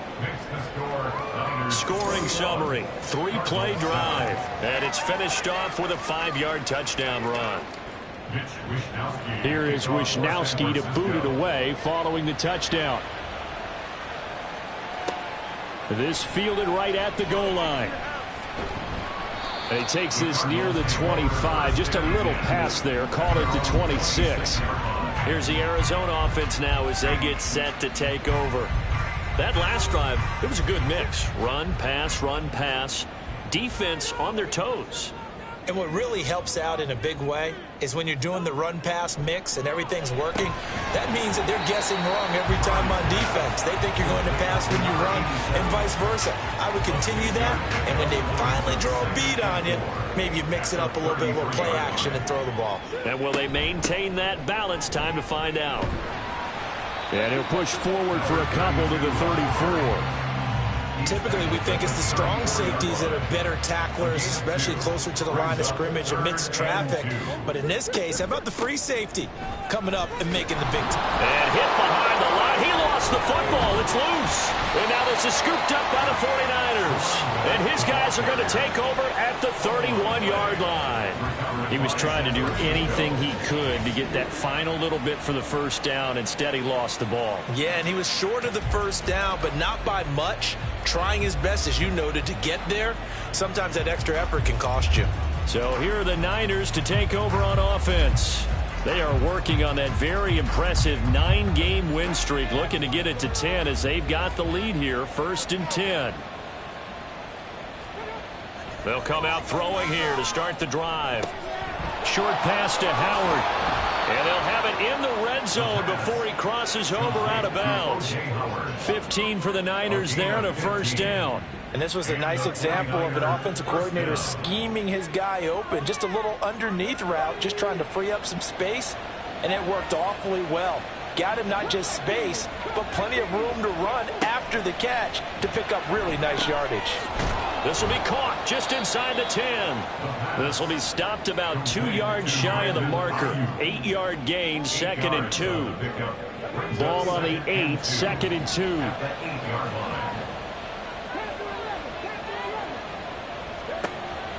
Now back to throw.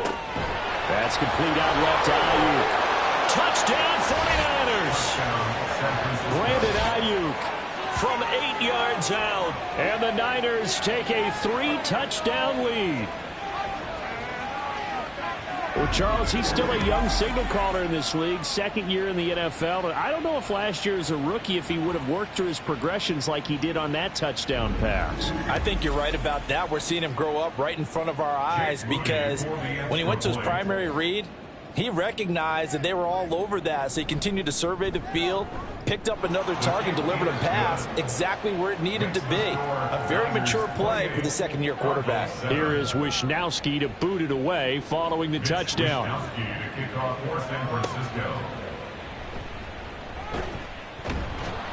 And he won't quite make it to the 25. There again is the running back as he trots onto the field. And Charles, he's a rookie. He's put it on the ground once, maybe defensively. Now they're saying, okay, we can get this young buck to cough it up 2, 3 times. He's got to be careful here. Yeah, they do tend to zero in on the young runners because once one comes out, as you noted, you think there's an opportunity for more. This is where you have to get with that guy and say, all right, they're going to come after you, but we believe in your talents. Take care of the football, and let's go. And we've hit the 2-minute mark in this first half of action. We remind you that coming up at halftime, Jonathan Coachman will be alongside. He'll have highlights and analysis from Orlando of this first half of action. They try to throw on 2nd down, but this one is incomplete. You've always been very good about checking my math. Am I correct? That's the first time that it's been incomplete when they've thrown it to him? Yes, he had caught every other ball coming his way. So they feel like they've got something really good going there, and they're going to continue to go there until the defense makes an adjustment and takes it away. Well, they finally made an adjustment there. We'll see if they can build on that stop. Jack Fox out to punt here on 4th down.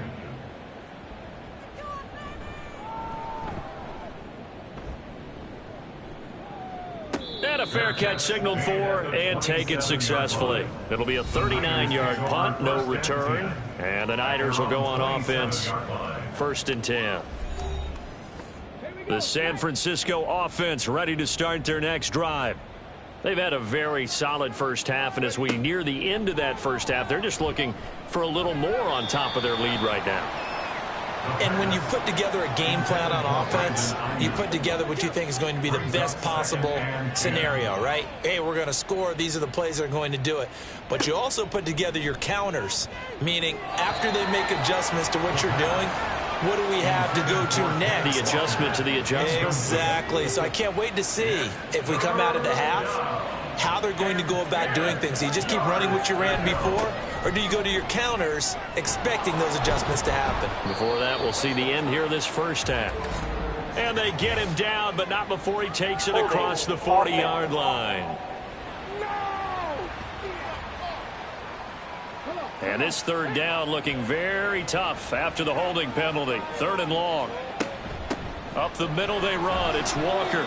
And not a whole lot to speak of there as they'll bring him down shy of the 20. The Cardinals going to use the first of their timeouts as they'll head to the sideline and talk over what to do next. The football back in the hands of the Arizona Cardinals. The defense got the better of them last series, forcing a punt. See if they make a few changes in the game plan here and try to get points out of this drive. 1st and 10. Toward the sideline, and look at that catch. Dragging the toes, and that's going to be a 1st down. Well done. And the Cardinals, first down. First and 10 at the 42-yard line. Here's Murray as he sets to throw it. Looking for Cooper, and it's intercepted. Picked up by Charvarius Ward. And the Niners will take over here as they get it up to the 43-yard line. Boy, we've seen a lot of mistakes here in this first half, and another there on the interception. Yeah, they're certainly starting to pile up, aren't they? Because, let's face it, we expect a miscue here and there, but they're already down 3 scores and still giving the ball away. If they want to get back into this one, they've got to take care of the ball, because right now the way they're playing doesn't say a whole lot for their chances. Out on the field now, here come the 49ers. They'll start in excellent field position following the INT. They'll come out throwing here on first down. Fighting through pressure. And he gets this to the other side of midfield across the 45 before going out. Good coverage downfield led to him taking off, picking up the first down on a 13-yard run. They're going to look to throw. Completes it to the tight end, Kittle. And past the 35, he'll be dropped a yard or two shy of the 30. Back-to-back good plays have him on the move on first down. And now we won't see a play on first down. We're going to get a timeout instead, as the clock stops here with 46 seconds remaining in the first half. From the 32 now, here's first and 10. He'll look to throw. Throw left side, taken in by Jefferson. And he'll be out of bounds just inside the 25-yard line. Second down in the yard. It's a gain of 9. Brings up second and a yard. Looking to throw. His throw incomplete. He didn't just deny a big throw there. He broke that one up in the red zone. An excellent play, one that may help save points on the board when this drive is over. Again, he'll drop to throw. That is caught. And they will touch him down, but not before he gets the first. Now San Francisco going to call their second timeout, as they'll stop it with a little over 30 seconds to go in the first half of play. A chance to really cap off a big first half here as they come up on first and goal. They'll stick with the passing game as he looks to throw. And he hauls it in the end zone. Touchdown, San Francisco. Justin Jefferson from 6 yards away. And the Niners continue to pull away here in this first half. They have really had their way so far in the first half, but they wanted to continue to build on their lead. They know that no lead is safe in this league, so they decided to try their best to get one more as they headed into the half, and they got it done. Moody good with the extra point, and a rout is on here in this first half. Here is Wisnowski to boot it away following the touchdown.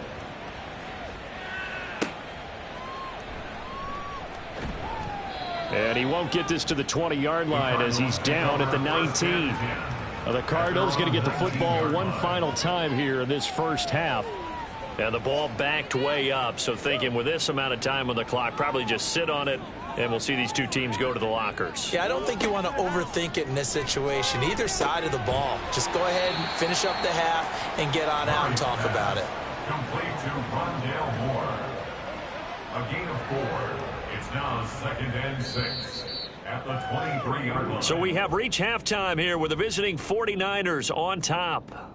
As we send you on out to our studios in Orlando, here's Jonathan Coachman at REA Sports Halftime Report. All right, Brandon, thanks very much. Things starting to get interesting in this final weekend before Thanksgiving. So let's see what's going on around the NFL. We'll get our tour started out at venerable Soldier Field in Chicago, where it was the visiting Seahawks who were able to come away with the road victory. Geno Smith strong in the victory as it pushes his guys back above the 500 mark on the year. Next, we head down to Houston to check on the Texans at home at NRG Stadium. And they were winners in that one over the visiting New York Giants. Nico Collins leading the way with 3 touchdown catches. Lastly, let's get up to Buffalo to check on the Bills. And they were victorious in that one over the visiting L.A. Rams. Alvin Kamara, a touchdown run in the victory. It was a strong first half for the former Spartan, Kenneth Walker. He had a touchdown run that helped get his guys this halftime lead. The highlights from the first half, all one-sided. This one got out of hand early, and now you have to wonder how these teams will approach this second half, because this one's already close to being in the bag, if it's not already. Okay, Coach, thanks as always to you and the gang in Orlando as we welcome everyone back in for quarter number 3. And he had no room to run as he's tackled down inside the 20. So here's the Cardinals offense now as they get set to start this third quarter. CD, they certainly know the hole that they face as they begin the second half. They have to do what precious few teams have done in NFL history. That's try to come back from a 4-possession deficit. And partner, you know, as that team gathers, they're saying to each other, you never say never, right? Because if you're on an NFL roster, that's how you have to think. You can always come back and win a ball game. And let's face it, we saw a certain Super Bowl, a 25-point lead late, that wasn't enough to put someone away. But that being said, this task is near impossible. Let's face it. And bottom line is, it officially becomes impossible if this possession is an empty one. Meanwhile, Murray's throw here into the hands of Moore. That'll go for a gain of 7, and that's going to bring up second down. Gain of 7 brings up 2nd and 3 at the 40-yard line. Murray now running right on the option. It'll be a loss of a full 3 yards there, and it also brings up third down. Well, we saw a lot of negative plays that resulted in plenty of lost yardage in the first half, and that trend is continuing here. And he slips up past the 45 before being tackled. Give him 10 that time, escaping the danger, running with it, and picking up a first down. 1st and 10 at the 47-yard line. One back in the backfield, he'll get the carry. And he's free going down the left side. It's a foot race. And they'll wind up getting this one all the way down inside the 20.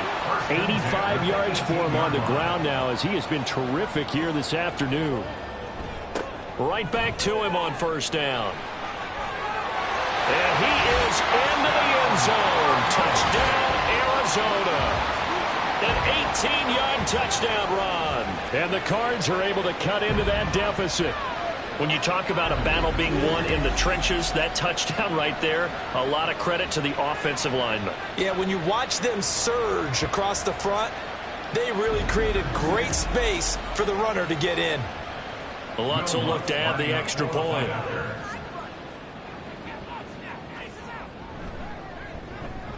It's good, and it's now 35-14. So this drive spans 7 plays. And a nice play on the end of it, an 18-yard touchdown run. After the touchdown, Lutz to kick it off. The football will come out to the 25 as McLeod will not return it. Justin Jefferson and the rest of this offense, they've got their helmets back on and they're ready for this next series. Previous series, definitely a focal point. 3 catches, the touchdown grab.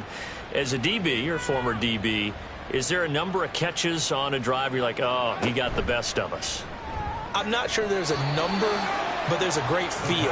And what he did on the last drive, yeah. Especially with a touchdown. Yes. You're never happy. You're exactly right. The way he capped it off. So you feel that at the sideline, and now you're looking at your buddies and saying, okay, what are we going to do to take things away from him? Because I'm not sure the other guys can make those sort of plays. So let's make sure that we don't let him get going again. 3rd and 9 here.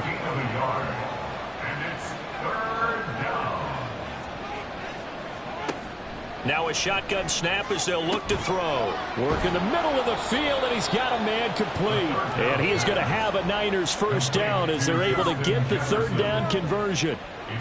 I'll tell you what, a lot of those mid-range throws have been available because sometimes teams get too concerned about the deep ball and they leave too much space in front of them.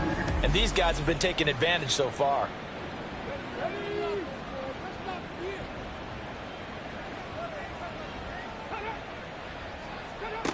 They'll look to throw now on first down. Throw out wide to Walker. It'll go down as a gain of 6, and that will bring up second down. Caught that look from you there, partner. I think we're on the same page on that one. Just his first catch. I think we both thought he'd be a little more active in the passing game. Let's see if that's the start of them trying to get the ball to him a little bit more here in the second half. And great blocking downfield as he's got this almost to the 35-yard line. He'll get a dozen there, and it's a first down, 49ers. First down, 49ers. On the counter, it's Walker. And maybe a measure of revenge there. He's had his way in this one, but this time they get him behind the line. 2 yards the loss, second and 12. Second and 12 at the 38-yard line. And Walker once more. A good gain of 9 before he's brought down at the 28. Looks to me like maybe there's a little attrition setting in with this drive, because when you see that type of a run, I get the feeling the defense gets a little bit tired. And that's the last thing they need, especially when they look up at the scoreboard. And he's able to get the first here as he's taken down at the 25. A third down gain of 3 yards, and that'll be enough. Well, someone's been having a good game so far, and you know something? A lot of it's been power running. They decided to turn him loose again on third down, didn't they? They did indeed. He delivered the tough yards. Complete to the tight end, Kittle, over the middle of the field. They'll wind up getting 7 on the play, and that'll bring up second down. Second and 3 at the 18-yard line. Up the middle, here's Walker. And this won't be enough to pick up the first. A gain of 2, third and 1. Third down and 1. It's a gain of 2 yards. And it's third down. He'll drop to throw. He's got his target. That's complete. And out of bounds all the way down at the 3. The defense surrenders a 13-yard pass play there on third and 1. A lot of deflated looks on that defense. It seems like they just cannot find a way to get a key stop on third down.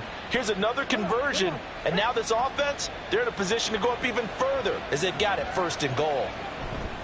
Here's Walker. And he'll get blown up behind the line of scrimmage, back at the 6. That's going to wind up a loss of a full 3 yards on first down. Well, if this defense has any hopes of getting back into this game, they've got to start right here and keep these guys out of the end zone. That's a good step 1 on that play. And it's complete. In the end zone, touchdown 49ers. O.J. Howard from 6 yards away, as his guys have opened up a very comfortable lead. So another touchdown there, and even though we're still just here in the third quarter, kind of hard now to see them giving up this lead. And this is just an offense that's imposing its will right now. You name it, they're able to do it. If you're the play caller, whatever you want to select is there. You want to run it, you want to throw it, pick a play, any play. They're rocking and rolling right now.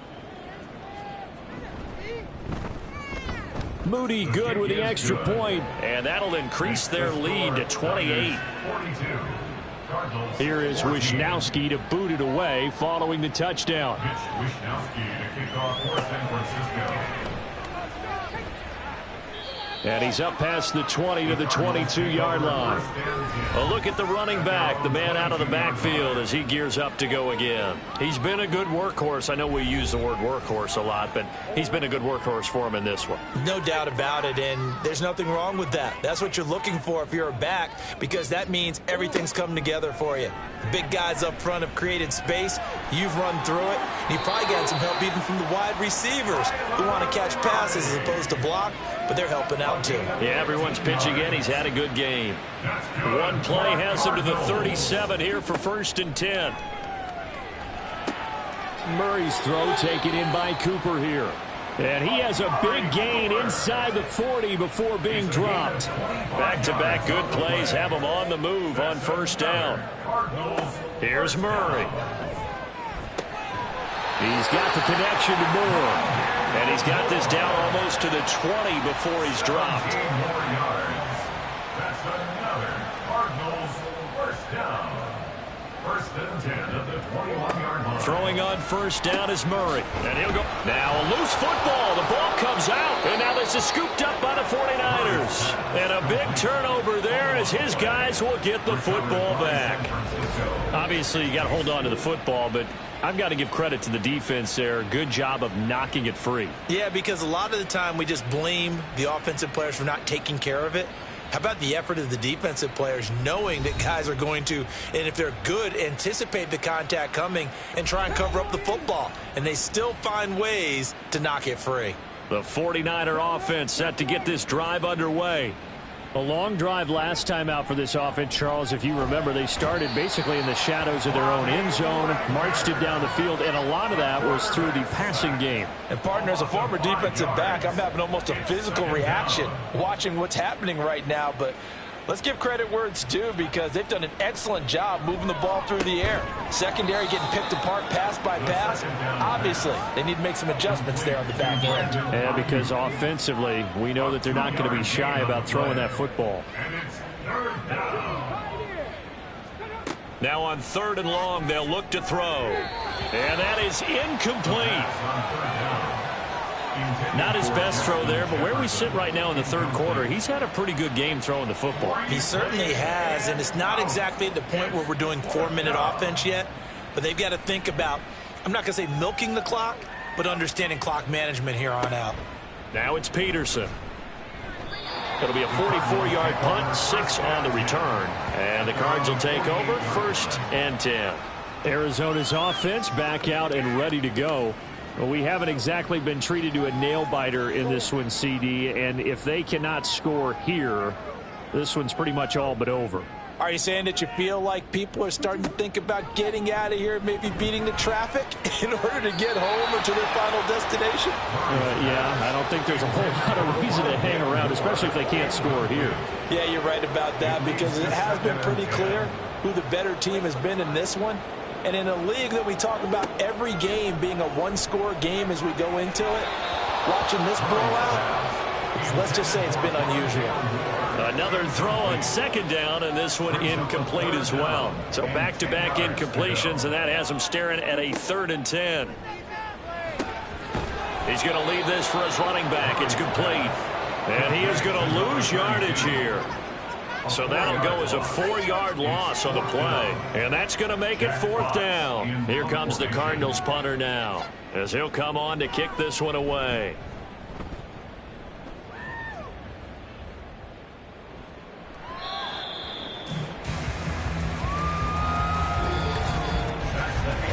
So both teams trade touchdowns in the 3rd as we're through 3 quarters of play. We'll return with more after this. You're watching the NFL on EA Sports. Welcome back to the desert. We're in Glendale. The San Francisco offense ready to start their next drive. And they just continue to roll right along, really. This has the looks of yet another victory as they hope to polish it off here in quarter number 4. No gain on the play there. 2nd down. 2nd and 10 at the 20-yard line. Sticking with Walker on 2nd down. Fights forward for only about a yard up to the 21. Brandon, I've got to think this offensive line has got some smiles on its faces. And I know it sounds crazy, but they practiced for this back in training camp. They knew they'd be in situations where there'd be extra defenders in the box coming after them, trying to keep them from locking down a game. Right now, they want to show the world they're up to the challenge. Just a yard on the run there. That's going to bring us to a 4th down. So where'd all that running room that he had in the first half go? Because it looks like it's drying up a little bit here. Someone made some adjustments, it appears, at least on this drive. Here comes the 49ers punter now, as he'll punt it away for the 4th time today. Fair catch called for and taken right near the 30-yard line. So possession goes over here on the punt. And they will take over 1st and 10.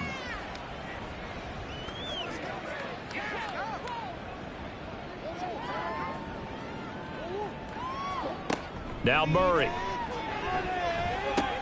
He completes it to Boyd. That's good. The completion there for 7 yards. And it'll be 2nd down. It's a gain of 7. Brings up 2nd and 3 at the 39-yard line. To throw, it's Murray. Over the middle, and it's incomplete. Defensively, you look at the numbers. Another incomplete passer we just saw, and they're under 200 yards passing for the game, so they've done their job on that side of the ball. Yeah, recently I was actually working a game where a quarterback had a streak of 5 straight games without a 200-yard game. And that was a big talk, both in his town and amongst his team. How do we get the passing game going? So big credit to them, holding them under 200 today. All right, they're going to try and keep hope alive here on 4th down. They're going for it. Now Murray's got to have this one. And he'll have it past midfield almost to the 40 before being taken down. No reason not to try it there, and they do indeed convert on 4th. First down. First and 10 at the 41-yard line. Murray now on 1st down. Quick slant, caught by Moore. So the completion good for 7 there, and that'll make it 2nd down. 7-yard pickup brings up 2nd and 3 at the Niners. Throwing again, Murray. This is caught, it's Boyd. And finally down he goes as they work it inside the 10 to the 7. That's good for a Cardinals. They'll try and run for it on 1st and goal. And that'll move him a little closer as he takes it from the 7 down to the 4-yard line. 2nd and goal from inside the 5. Brings up 2nd and goal. Now Murray, he bootlegs it. And he'll take this one in for the Arizona touchdown. Kyler Murray, his 2nd touchdown of the afternoon. And the Cardinals get a small measure of revenge as they cut into this 4th quarter deficit. Defensively by now, you know his ability. You know he has it in him to take off and run. Yeah, because they knew coming into this game, but we've already seen examples in this contest that he can run the football. I think they're going to examine different ways to rush him now. Are they going to do it with different lanes? Are they going to use a spy? But they have to come up with options because right now, he's hurting them.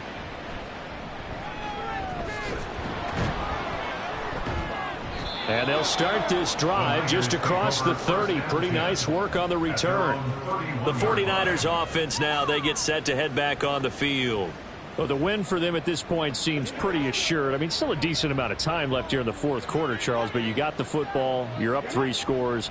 They have to be feeling really good about where they're at. I love your observation skills, partner, because I think you saw them charge onto the field fired up about another chance to get into the end zone. Looks to me like this group is ready to crush any hope left on the opposing sideline, and they want to do it with some gusto, too. They'll bring the tight end in motion right here.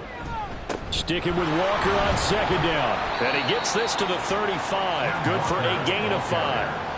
That's it. That's what you want. Straight ahead positive gain. Just keep that clock ticking. The Niners on 3rd down. They're hitting at 60%, 6 out of 10 thus far. This will be 3rd and 6. And unable to get downhill there as he'll take this up to about the 37. Just a gain of 2 there, and it's going to bring up a 4th down. Well, this was just simply excellent defense. On this 3rd down, they had to be alert for the possibility of a pass, but that didn't stop them at all from understanding what was going on when they decided to run the football, and they just swarmed and stopped them for almost no gain. Wisnowski on to punt as he sends this one away. It's a 45-yard punt, just a 1-yard return. The Cardinal offense takes back over. It's now appearing that this losing streak is going to continue. You know, the coaching staff was confident that this was going to be the game to stem the tide, but that just has not been the case. Finds his receiver, Watson. Give him a gain of 5 on the completion, and it's 2nd down. Brings up 2nd and 5. At the 21-yard line. Murray going to throw. And he drops it incomplete. And their struggles continue here. As soon as he leaked out and began his route, someone on the defensive side broke with him and arrived just in time to separate him from another reception. From the gun on 3rd down, Murray able to find the open man. That's complete. And he is going to have a Cardinals 1st down. They needed 5 there on 3rd down. He winds up getting 7. For many people, that's not your standard play call in that third down situation. But for so many offenses, they just want the ball in the hands of their playmakers in open space. And after he caught it, he did a nice job picking up the first down. Looking for more there on first down, but this throw downfield incomplete. We've seen that the deep ball's been a part of their game plan all afternoon, but they've had trouble hooking up on it, unable to successfully find the end zone over the top. And he can't get rid of it. He's taken down. Jonathan Allen, he's the one to get him, and that is sack number 7 for him on the year. Now that last sack puts Murray and the Cards in a tough spot, 3rd and long. Now back to throw. And that is incomplete. Well, that play was certainly a little bit different because on the previous play, he was sacked. This time, protection a lot better. Had time to survey the field and still couldn't find an open receiver. Murray and company going for it on 4th. And it's going to be batted down. It will go the other way with a football. The Cardinals unable to convert there on 4th down. And the Niners take over in terrific field position. Well, at this stage of the game in the second half, down 3 scores, I guess they felt like they needed to push. And let's face it, with this deficit, if they give up another score here after they didn't get it, does it really matter? Right. It really doesn't. They had to go and try and make something happen if they had any chance of winning this game. This one caught by Kittle. And they do get him down, but not before he's able to slip it inside the 5-yard line. 23 yards, the final tally.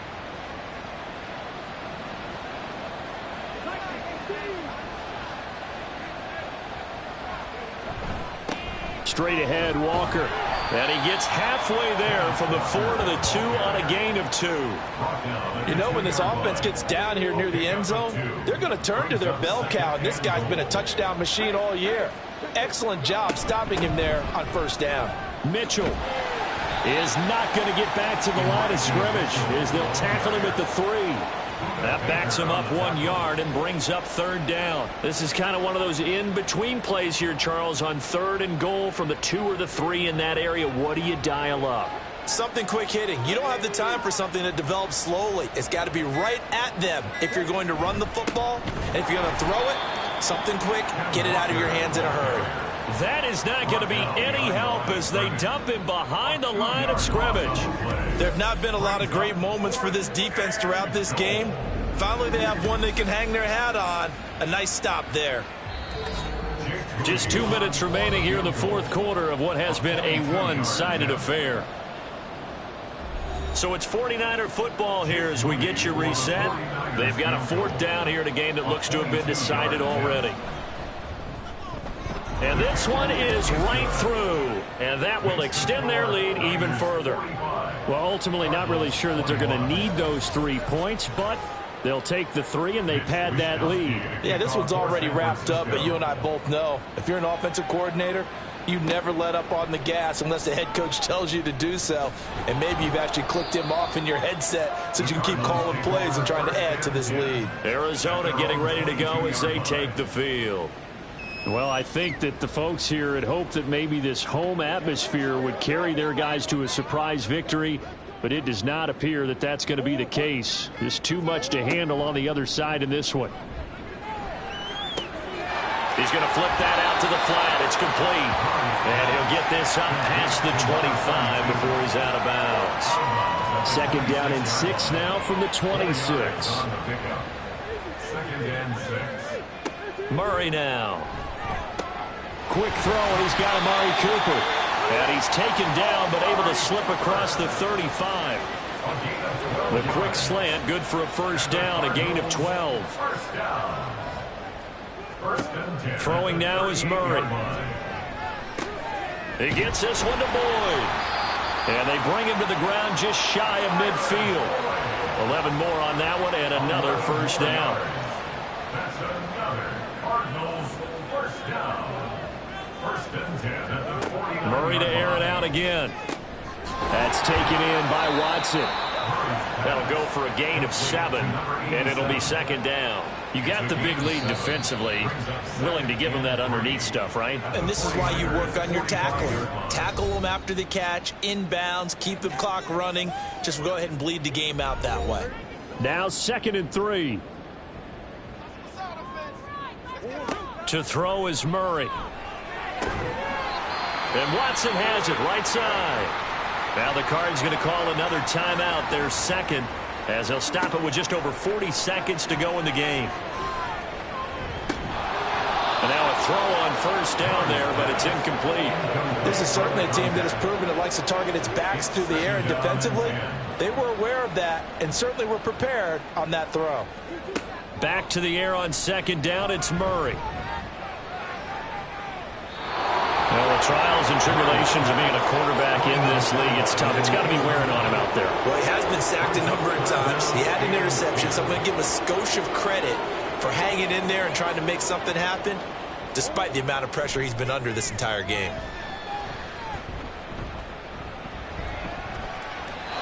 Now yet another incompletion here as they fail to connect on third. Not only did he have a chance to scan the field there, it felt like he had a chance to scan it twice. The protection was that good.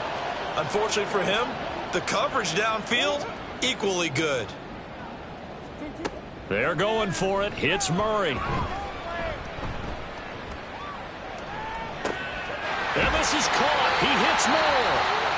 The Cardinals forced to burn their third and final timeout as the clock will stop with 18 seconds remaining.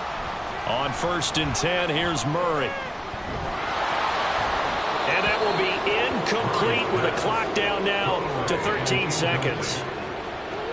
Here's 2nd and 10. Shotgun now for Murray. To the sideline and incomplete. Well, it looked like a march to the end zone has hit a momentary roadblock with that incompletion. No need to panic. They just got to come up with a high percentage play call and see if they can get their offense back on track. Going for it all. And unable to connect. Incomplete. Now give them credit. They took their shot, but it's going to bring up 4th down. That's coverage you'd expect to see in a tie game late. Not in a lopsided game like this. They are not letting up. Murray, one final try. Going to throw deep for the end zone. And a penalty flag comes in as that one winds up incomplete, but the contact is going to move the ball well downfield. So the game will continue for at least one more play. Cannot finish a game on a defensive penalty. That's why they get one more untimed attempt. Now one final throw here is incomplete, and that is how this one will come to an end. A higher scoring game, Charles, than we typically see in the National Football League, but fun to watch these offenses. They were really clicking. It seemed like everything that they dialed up worked. Yeah, it certainly was fun to watch from our perspective. How'd you like to be those defensive coaches, though?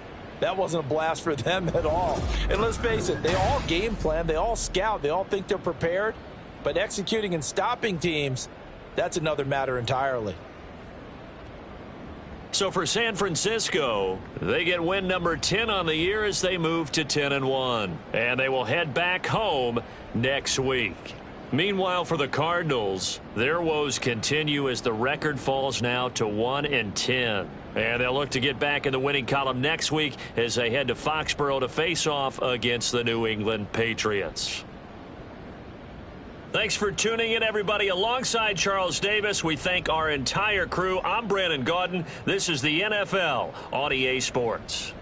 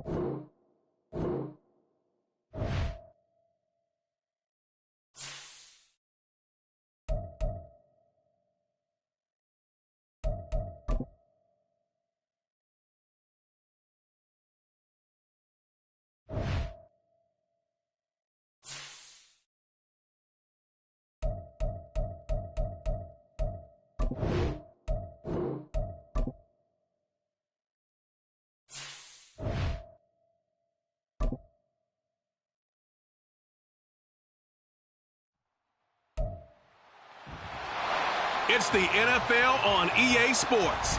And we've got the incomparable Travis Kelce.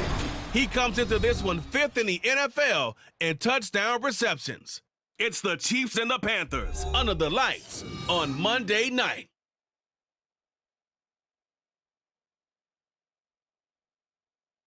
EA Sports coverage of the NFL has us in a very rainy Kansas City, Missouri at venerable Arrowhead Stadium. Tonight we march to the finish of Week 12 with a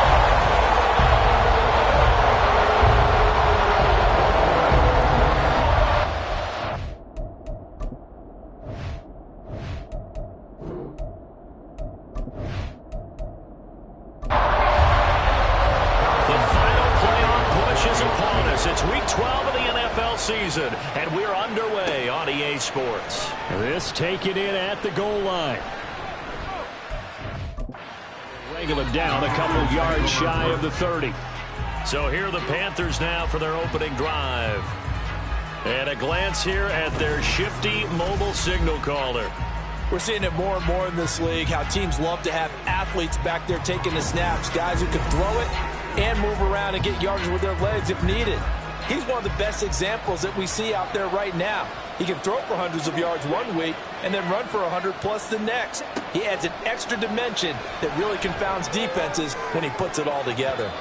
Meanwhile, the throw by Young was knocked away and incomplete. I think he's got to be careful not to force anything into coverage right there. There weren't really any throwing lanes, but the best part for him, he's got 2nd and 3rd down to fall back on.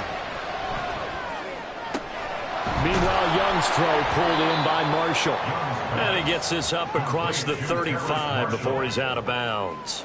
An early task, 2 plays in. This is 3rd and 2. It's Young off play action. He gets it to Thomas. And he is going to have the Panthers first down by about a yard as they're able to convert on 3rd and 2. At first glance, I thought he just used his size in order to win the route, but he also had a little subtle move in there as well.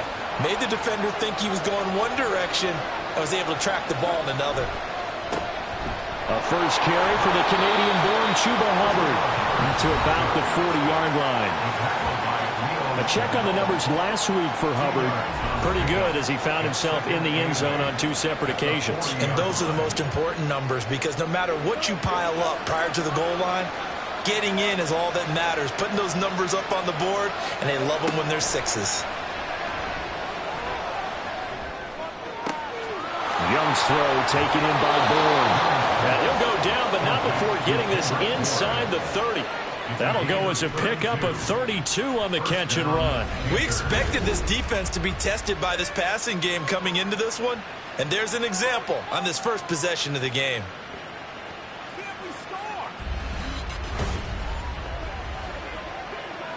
So now then, the big play has him all the way inside the 30 now, 1st and 10. Straight ahead with Hubbard. And this will leave him a yard short. Nice pickup of 9 yards on 1st down. Just need a yard here, 2nd and 1. Young will set to throw. This one left side caught by Gibson. And the Panthers are going to be set up with a 1st and goal here as the tackle made at the 9. And no question, this is exactly how they wanted to start this football game. And nice pass there. And now they're set up beautifully, Charles, to finish this off with a touchdown. Yeah, but they've still got to finish it off, partner, and that means they've got to execute. And he's going to pull his way in for a Panther score. Antonio Gibson, his 5th rushing touchdown now on the year. And the Panthers are on the board first here on the road in Kansas City. Well, he finishes off the drive with a touchdown run, Charles. Remember, he also had a catch on this drive as well. And that's what running backs want to be in today's NFL, a complete back. 3 downs, stay on the field, run it, and catch it. And he gets it done. Now Cade York for the extra point. Footing likely going to be an issue all night here on a rainy night, but this one is good. So that drive in total 8 plays and a 9-yard run on the end of it.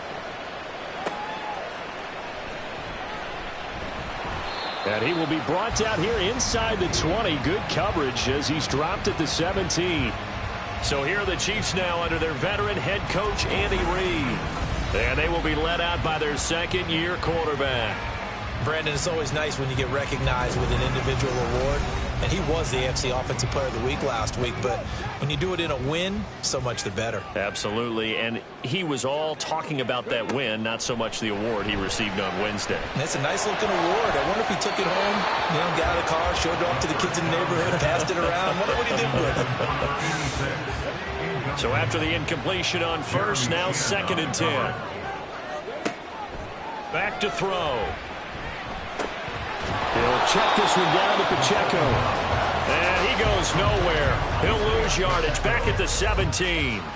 It'll go as a loss of a yard, so now they deal with 3rd and 11. Backed up here. Tough spot, needing 11 yards to pick up the first. On 3rd down, he'll drop to throw, eluding the pressure right. And he's taken down, but able to slip across the 35. The coverage may be too good that time as he breaks away for 19 with his legs and a 1st down. No surprise to see him running again here. It's something he's done throughout this season. And that run puts him over 500 yards on the ground for the year. He's got to be thinking to himself, if I'm already at 500, what's to stop me from going for 1,000?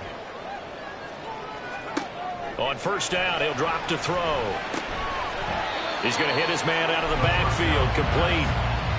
They'll give him 4 yards there, and it's 2nd down. A gain of 4. It's now 2nd and 6 at the 40-yard line. They'll drop to throw.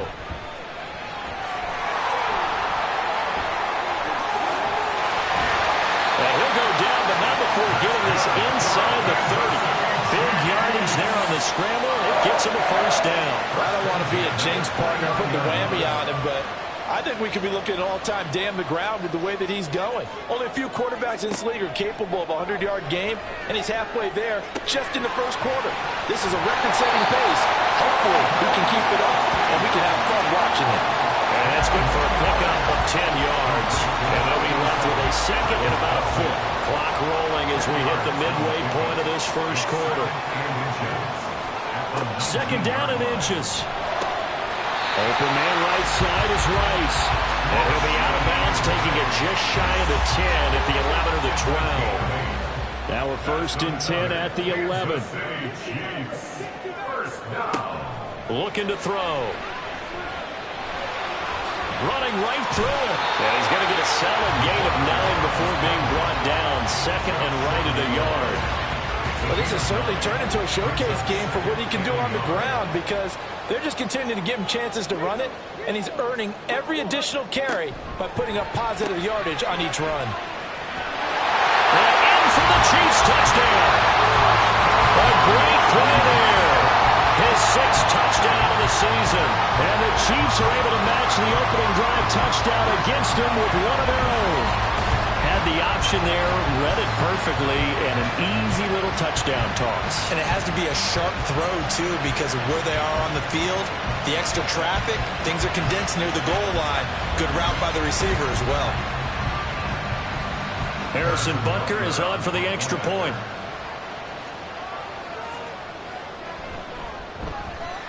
It's up and good. So these teams match touchdowns here in the 1st quarter, and we're tied 7-7. Each team's had it. Each team has scored. 7-7 here as the kick's away. Taken at the goal line. And he returns this to the 22. The Panthers coming back out onto the field for their 2nd drive.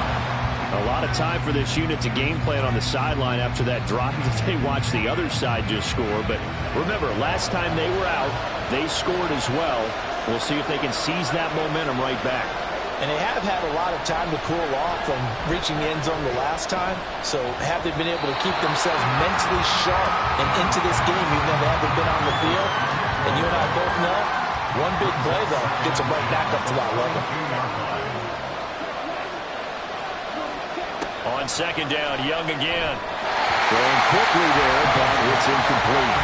Terrace Marshall, the one he was looking for. And it's third down. Right where they set him down started. They need a full 10 here to pick up the first down and move the chains. Now Young. And that's going to be incomplete. The contact there enough to jar that ball free. And it brings up fourth down. Partner, we've got ourselves a ball game, and those guys on defense, they came to play.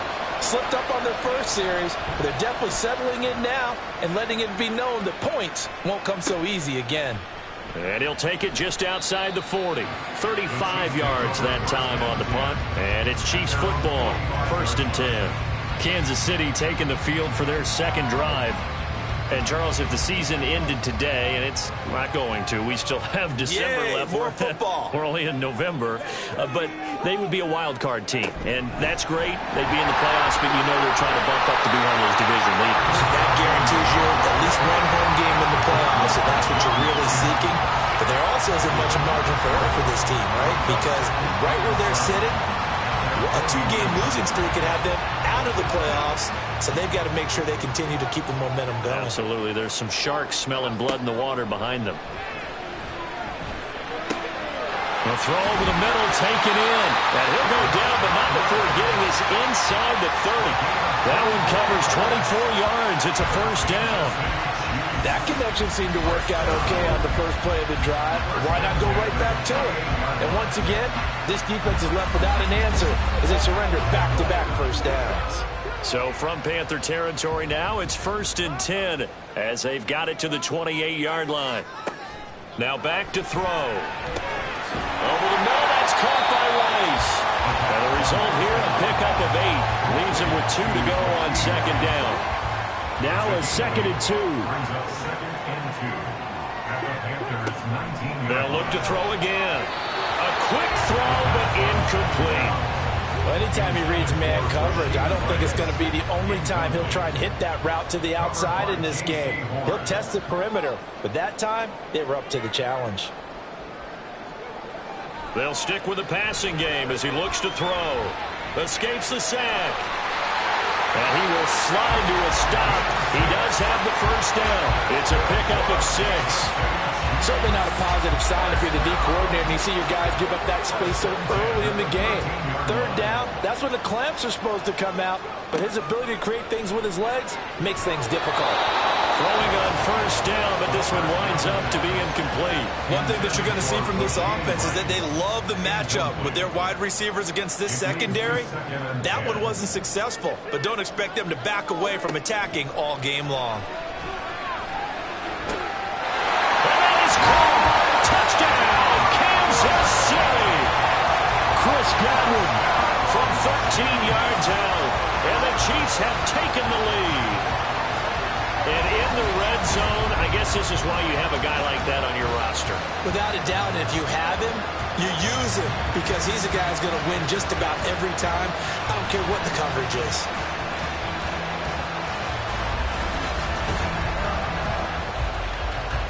Butker on for the PAT.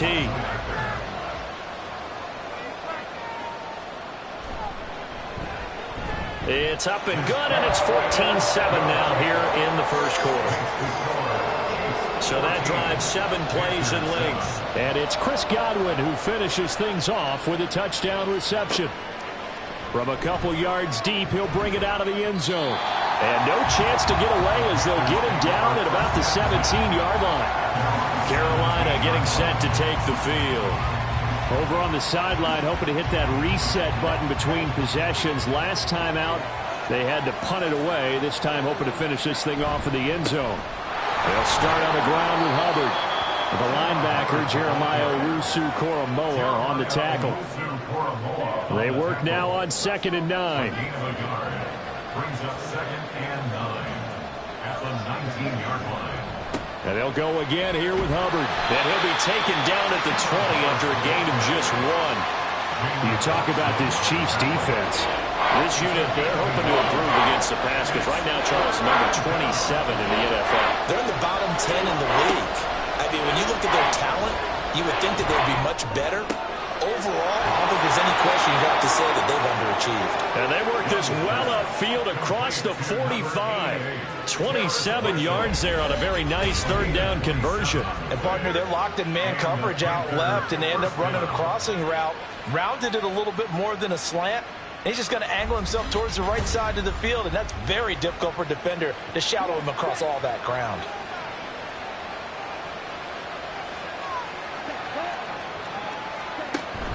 On 1st and 10, it's Gibson. And a strong run that time as he's across midfield and down to the 43. 11 more yards that go around, a first down as well. First down, Carolina.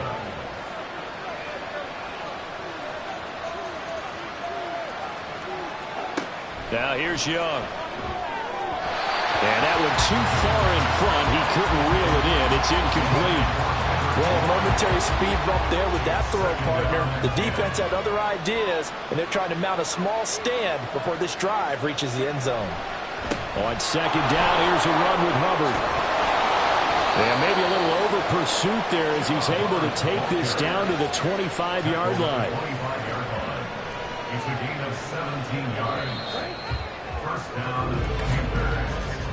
Through one quarter, 14-7 our score. Panther football to start quarter number 2 as they've got it with a 1st and 10. Now Young. Short throw underneath to Hurst. And he'll be out of bounds as he gets this down to about the 21 or 22. From the 22 now, here's a 2nd and 7. Young now. Oh, it's intercepted. A drive killer there. Picked off by L'Jarius Sneed. And the Chiefs are going to take over once again with a football at their own 20-yard line.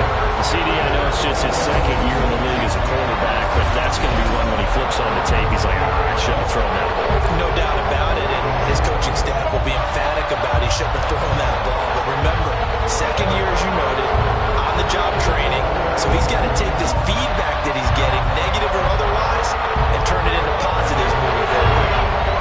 KC offense out of the huddle, ready for their next drive. Now their last 2 drives both ending in touchdowns. It's gotten them this 14-7 lead. And it looks to me, and I think you're probably seeing the exact same thing, they're in an ideal spot now to create some separation. The way that they're functioning on offense now, they can create a pretty good gap. Allows their defense to play with a little more verve and confidence. That big article in the paper this morning about them stringing possessions together for consecutive touchdowns. And right here, they're trying to make it 3 in a row. And that's going to be a Chiefs first down as he's able to get this up to the 37-yard line. The Chiefs have 8-3 now. They come in feeling pretty good after back-to-back victories, CD. And let's remember that last week that this offense, they played about as well as they possibly could play. Touchdown after touchdown. They're absolutely unstoppable in that game. They'll be hard-pressed to do it again, repeat that type of performance. But boy, were they sensational just a week ago. 2 minutes gone by, 2nd quarter. On 1st and 10, here's Pacheco. And a good run here as he'll run it all the way down to the 40-yard line. That's a 12-yard gain now on back-to-back plays. We both know it's difficult, but they've made it look effortless out there. Through the air, on the ground, they move the ball with relative ease. So from Panther territory now, it's 1st and 10, right at the 40. Now they'll switch it up here and look to throw. Got his man complete over the middle. It's Rice. And they'll get him down after a pickup of 8, 2nd and 2. The ball under 32, it's 2nd and 2. Pacheco gets it up the gut. Now he is going to be stopped cold behind the line of scrimmage. He'll lose a yard on the play, so now they need 3 yards on 3rd down. Brings up 3rd and 3. They'll set up to throw. Nothing open downfield. He keeps it himself for 11 and a first down. He really looked comfortable there, scanning the situation, analyzing things, feeling the pressure, and then stepping up right through the middle and sprinting for a first down. Now on first down, he'll drop to throw it. He finds his man, complete. That's Blake. It'll go as a gain of 4, and it'll be second down. 4 yards on the pickup. Second and 6 at the 18-yard line. They'll look to throw here. And he'll get it here to the 10-yard line. A good decision in the end to pull it and run, gets him 9 yards in the first. There he goes, and for good reason. Running with it has paid dividends earlier in this game and earlier on this drive. And until they prove they can stop him, I think he's going to be shy about continuing to run for first downs instead of airing it out. And boy, the strength on display there as he rumbles through tacklers for a gain of about 8. They're mounting a nice drive here. Good chunk of yardage there again. O-line, they've been solid this drive. They have that look about them right now that says, and he is in. Touchdown, Kansas City. Isaiah Pacheco Taking it in from 2 yards out. And the Chiefs have taken a 2-touchdown lead now. Well, he's been the workhorse on this drive, and it would have been unfair to bring someone else in to finish the job. So they go back to him again, and he delivers with a touchdown run. A good hold in these wet conditions. The point after is up and good, and it's now 21-7. Now after the touchdown, here's Butker on to kick it away.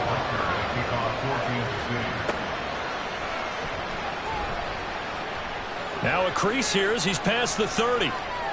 And he's going to wind up bringing this one inside the 45-yard line. In just about every special teams meeting, there's a discussion with the punter about his importance. Why? He can flip the field for your team defensively, move it deep into their own territory, or if you're backed up on offense, and he can hit a big punt and change field position and help his defense. In this case, though, field position got flipped by the return team. You can do it so many different ways on special teams. And they'll run on first down with Hubbard.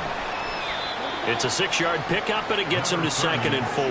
Well, it's time for them to be good teammates right here. And what I mean by that is possess the ball for a little while. Get at least 2 first downs. Give their defense a chance to settle down a little bit after they give up a touchdown.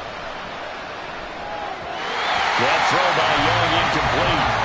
So another incompletion there. He's hitting on fewer than half his pass attempts in this one, and that is not a winning formula. Yes, let's make sure we give a little bit of credit to the defense here. They give him a lot to think about, a lot of different looks, and he seems a little bit confused trying to complete passes. And he'll be taken down, but he does have first down yardage. Give him 6 yards, and they do convert on 3rd. So 1st and 10 now from the 30. Here's Young. He's got Wingo. And he'll head out of bounds inside the 10. Mark it down at the 9. A good pickup there, 21 yards. Well, these guys have definitely been outplayed in the first half, but I like their countenance. I like the way that they haven't panicked out there, the way they're carrying themselves. They're starting to move the ball, and what you have to do, maintain your poise and start to put together some drives. They'll run with Gibson. And he is met in his tracks behind the line of scrimmage. That's going to go as a loss of 2, and it'll be 2nd down. This is a critical sequence here for this offense. Things really haven't gone their way so far. This could be their chance to get back into it, but they've got to find a way to punch this ball in. And he'll be brought down right on the edge of the goal line at about the 1-yard line. 46 yards rushing for him now in the ball game. The Panthers on 3rd down. They've been good, 3 for 4 thus far. They're looking at a 3rd and goal here. Now Young. He's got it for a Panther touchdown.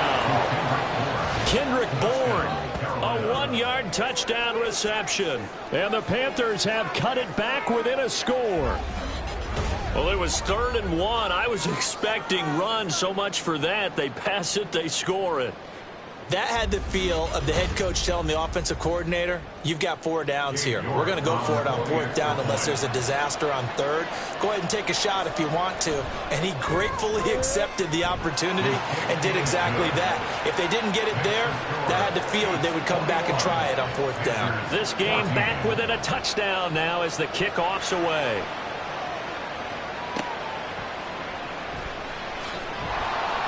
And no alley to be found. The coverage was solid, and he's dropped at the 18. The ball back to the Chiefs and Isaiah Pacheco. And he's closing in on that number that all running backs circled beginning of the year, the number 1,000. Couldn't do it on this drive. And you have to think to yourself that this moment, getting to this spot, it started in the offseason, right? Not just the workouts, right? Not just getting yourself physically prepared to play, but mentally, as well as your team, as well as your unit, head coach, offensive coordinator. We run the football. We give you opportunities. He's taking advantage of it. And when you get this close to the mark, you just hope things don't tighten up, right? You probably want to get there and get it in your rearview mirror. You really do, don't you? Because now it becomes predominant, and you wonder about play calling as well. Do you want to call plays to get that out of the way, or are you still calling plays to win the game first? That becomes the burden of the play caller. As a general manager, you're counting on your 1st and 2nd round draft picks to have a big-time impact on your team. But where you make your bones, rounds 3 through 7. If you can find a few diamonds in the rough there, develop them, then you've got something going, and we're seeing one right here. Yeah, plays like that lead me to believe that they found a diamond in the rough. Headed straight, it's Pacheco. And a determined run there as he's going to take this all the way down near the 40. That's over 40 yards of movement with those last 2 plays. Now, this is an example of breaking down a defense because on a lot of these runs, he's getting past the point of attack, and guess what he's doing? Forcing the secondary guys to have to make a lot of tackles. On 1st down, they go back to Pacheco. And he'll manage to pick up about 4 at 2nd down. 2 minutes remaining in this first half of football. It's now 2nd and 6.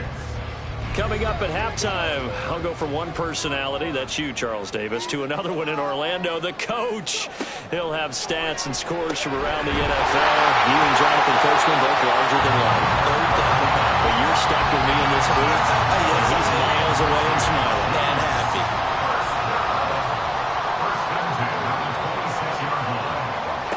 They'll look to throw here on 1st down. It's Kelsey on the ground. And down he goes, taking it inside the 10, just shy of the 5 at the 6. Chewing up big yardage. Another nice gain there. This one goes for 20. Just picking up yardage in bunches here these last few plays. They have moved right down the field, and just like that, they can be set up with a 1st and goal.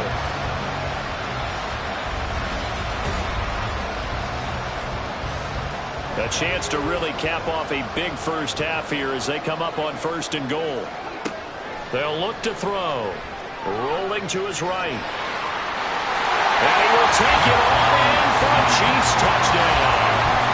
A 6-yard touchdown run. And the Chiefs will extend their lead in the final minute of the half. And that's certainly an important score right there because they gave themselves a 2-score cushion heading towards halftime. Now you got to force the other team out of their comfort zone, and it changes the way you approach the second half as well. How you want to do things on offense, and your defense feels much better too, having that lead. Extra point by Barker is on target, and the lead now up to 14. So that winds up a 7-play drive all told, and it's capped off by a touchdown run of 6 yards. And he won't return this one. He'll go down to a knee, and they'll start at the 25. The Panthers going to go back on offense here late in this first half. And with him down 2 scores, you wonder if they might try and put something together, even if it's just to get into field goal range. It's Young on 1st down. Out right to Bourne. He's got this almost to the 40 before going out. First play of the drive going for 14 and a 1st down. Young will set to throw. Pass complete once again to Bourne. Now the Panthers going to use the first of their timeouts as they'll stop it with 40 seconds remaining in this first half. And Young's throw there incomplete. I like the look of that play right from the beginning. force it in. That one he's fortunate, just fell incomplete. Young on 3rd and 2. Pass taken in by his big tight end. The Panthers going to use the second of their timeouts as they'll stop it with a little over 30 seconds to go in the first half of play. Young. And incomplete, a drop there in the middle third of the field. That'll bring up second down. It's now 2nd and 10. Looking to throw, Young. And the Chiefs are going to get him. Now the Panthers going to signal for their 3rd and final timeout. Young to throw it. And with halftime on the horizon, they'll be out of timeouts from here forward. The Chiefs will use the first of their timeouts as the clock will stop with 18 seconds to go in the first half. On is the punter Hecker as he gets this one away. Fair catch called for and made at the 16 or maybe the 17-yard line.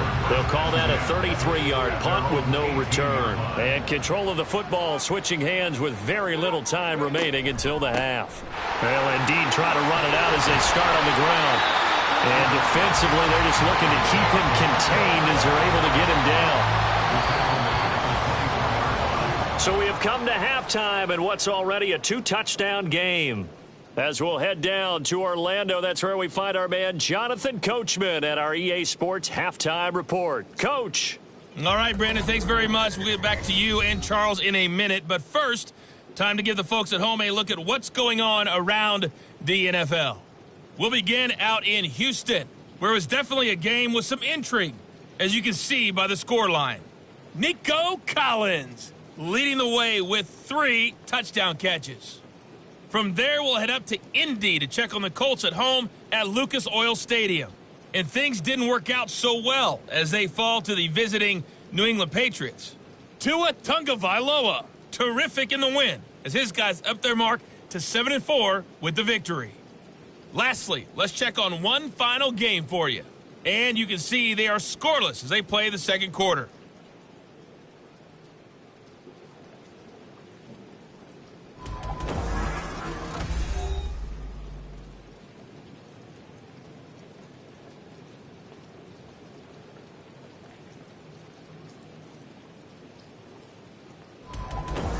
All right, Coach, thank you very much as we welcome you back for quarter number 3. Forecast calling for more of the same. The rain set to continue as we are underway in the second half. And able to take it past the 25 and up to the 28-yard line. So here are the Chiefs to take over. They've won 2 straight, and they lead this one as well as they come up on 1st and 10.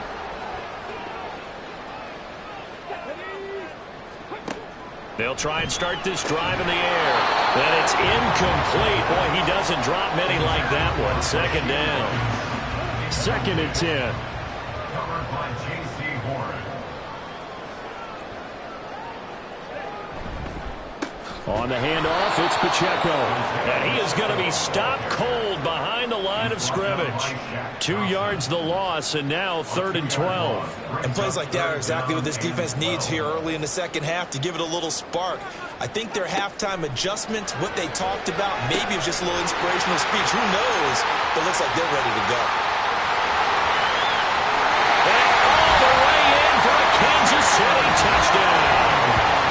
Rashee Rice, 74 yards. And the Chiefs come right out of the locker room and score here in the opening minute of the 3rd quarter. As a former DB, you might not like to see that, but from a wide receiver's perspective, those are the plays they dream of. Correct on both counts, all right? Because once he took off, I mean, let's face it, that should have been done in Big Sky Country. Aren't any speed limits out there? And off he went. Glad I wasn't the one trying to chase him. Extra point by Butker is on target. And the lead now to 3 touchdowns at 21. Now after the touchdown, here's Butker on to kick it away.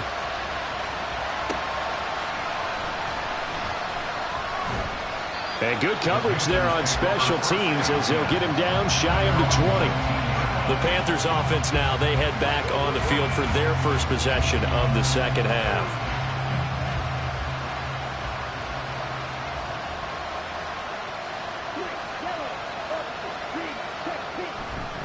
On first down, they'll start out with Hubbard.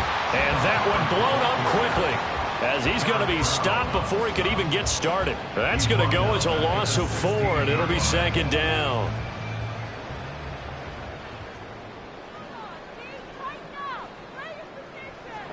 Young. That's Bourne. Got it on the slant. They'll get him to the ground at the 20 following a pickup of 4. This offense in desperate need of a conversion as they come up on third down. Throwing, Young. He had a man open, but he missed him, and it's incomplete. Oh, they'll certainly be on the tablets going over that one for sure. Clearly, they were expecting something else out of the defense and couldn't adjust to make that completion happen. Now on fourth down, on is the punt team sending this one away. A 41-yard punt there with no return. And out will come the offense as they take over. And the Chiefs now getting set to go. They're just looking to do more of the same. They were good in the first half. They've extended their lead so far here in the second half. I don't know, they're just looking good on hitting on all cylinders right now. And sometimes that means a head coach who really has a finger on the pulse of a team may not have anything to say at all. May tell the rest of the coaches, just back it off a little bit. This team has it under control. I remember hearing about Bob Knight years ago in basketball, getting ready to give the final speech before the gold medal game in '84. And on the board, Michael Jordan had written, "Coach, after all we've been through, there's no way we're losing tonight."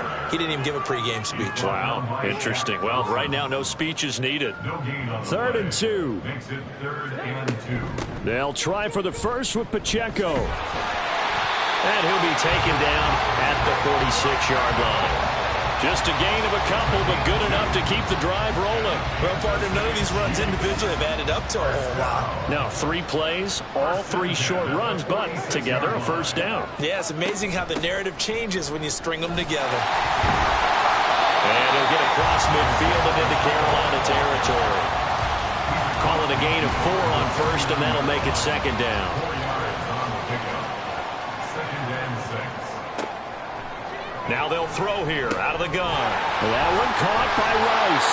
And they're going to have another first down as the tackle's made at the Panthers' 39.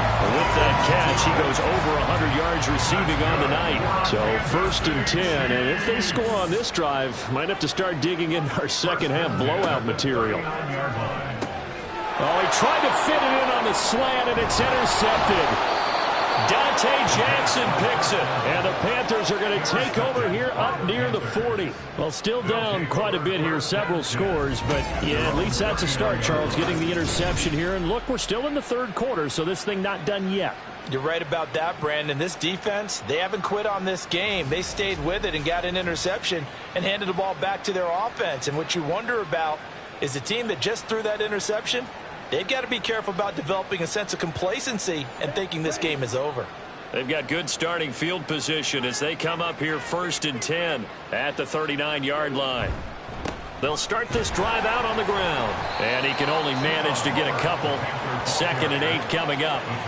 Defenses always talk about earning the right to rush the passer on 3rd down. And you know what offenses want?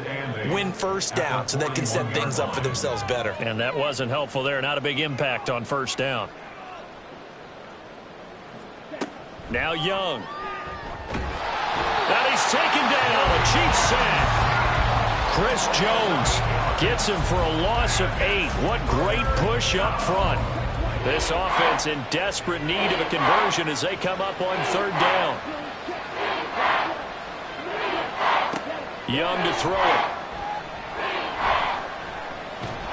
And he's going to go down again. George Karlaftis in there to get him, and that is sack number 6 now for him on the year. I think we've seen this before. If someone's down 3 scores, that situation there, it's just going to add to their growing frustrations, don't you think? Yeah, a bad number 3 right now. 3-score game, 3rd quarter, 3 and out, not what they wanted. And you can tell on the sideline, those faces are getting a little bit longer as this one goes. Here's Johnny Hacker now as the drive goes backwards, so he's on to punt it away. Fair catch called for and made at about the 32-yard line.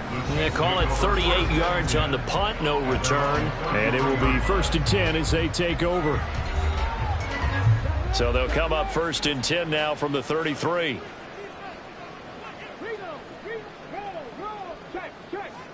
They go back to the air here after the INT on the last drive.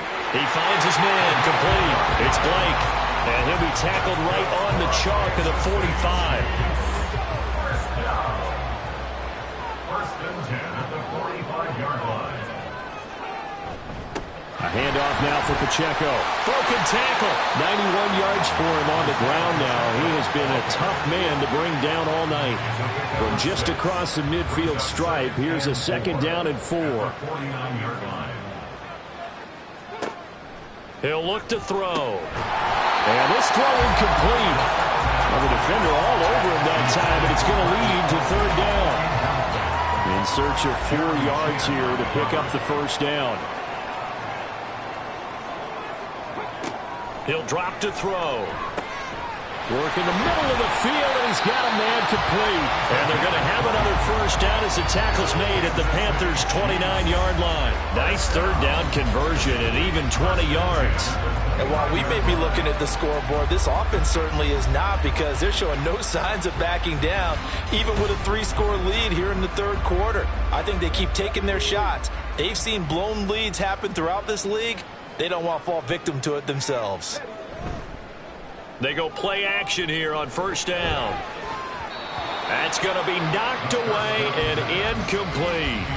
They decided the opportunity was there and launched a deep ball, but he was unable to get away from the defender. Couldn't create space, couldn't uncover at the end of the route, and that one winds up incomplete. Trying to find a lane, but instead he'll get back to the line of scrimmage and no more. Here comes the 7th play now of this drive as this is 3rd and 10. They'll drop to throw. Escaping the pressure right. And they are able to stop him, but he does take it all the way to the 2. Big yardage there on the scramble. It gets him a 1st down. Carter, even I can figure out who deserves the lion's share of credit for their lead right now, because he has been terrific in a dual threat role, really chewing up yardage and getting them points with his legs. Simply put, that defense has had no way of stopping him, and that's why his side is on top. No gain there, and it's going to set up 2nd and goal. Leads to 2nd and goal at the 2-yard line. Pacheco once more, and this time he will score. Touchdown, KC. Well, this offensive line has really stepped up to the challenge here, because those Mastodons, they've been sensational clearing holes all game long. And this is great work down here near the goal line to give their back the space he needs to work his way into the end zone.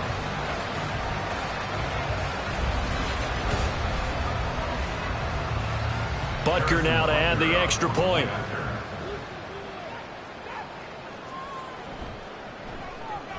And that'll increase their lead to 28. So that drive consumes 9 plays all told. And it's culminated by a 2-yard touchdown run.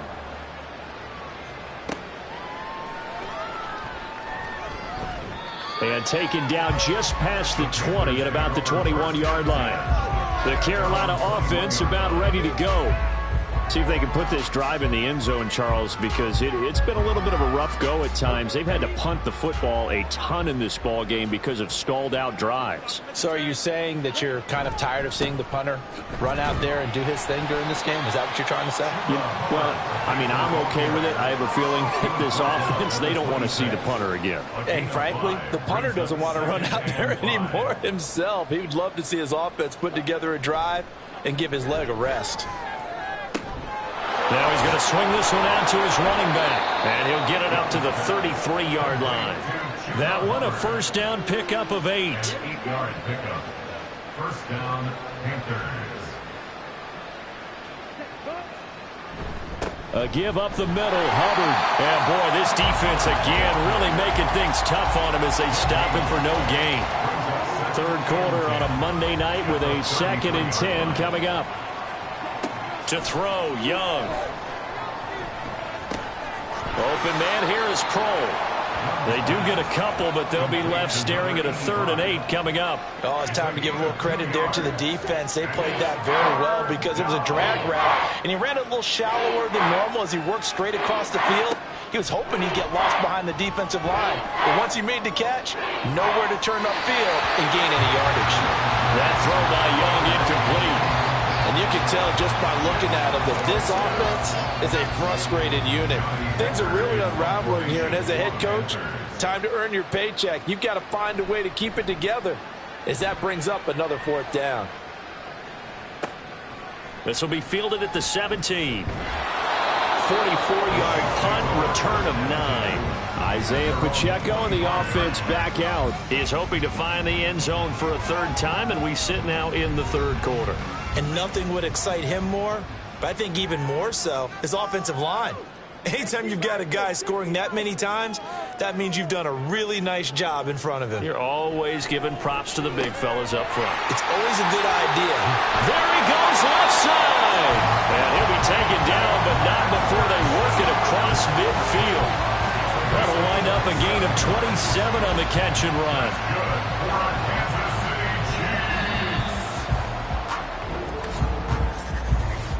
One quarter remains here as we wrap up the week on a Monday night. We'll return with more after this. This is the NFL, and it's on EA Sports. We're back now in KC. A lot of happy faces in the crowd at this point as their guys have a big lead here to start quarter number 4. And he'll be taken down right around the 41-yard line. And even 100 yards on the ground for him now as he has gotten better, really, as the night's gone on. Here's Pacheco once again. And he'll get it down on the play to the 37. 4 yards the pickup, 1st down. Hate to be blunt, but it is just continuing to prove to be the case that this O-line is manhandling this D-line right now. They deserve to roll up their sleeves and show up their biceps because they're doing exactly what you just described, manhandling the defensive front. They've got the leverage, they are powering through, and they're controlling this game. Run blitz there defensively, something we might see more of here in the 4th quarter. I think we'll see a lot of it, and the difference between that and a pass blitz, you're just trying to get to the quarterback. You're trying to scheme someone open who will get to the QB and make sure he gets on the ground. In a run blitz, you're actually trying to cover up gaps, trying to cover up holes so they can't run the football. The Chiefs on 3rd down. They haven't been stopped yet. A perfect 7 for 7. This will be 3rd and 6. And he works his way free all the way down to the outskirts of the red zone. That one good for 12 yards in a Kansas City first. And carries like that, that's how they're going to continue to salt this thing away here, Charles, in the 4th quarter.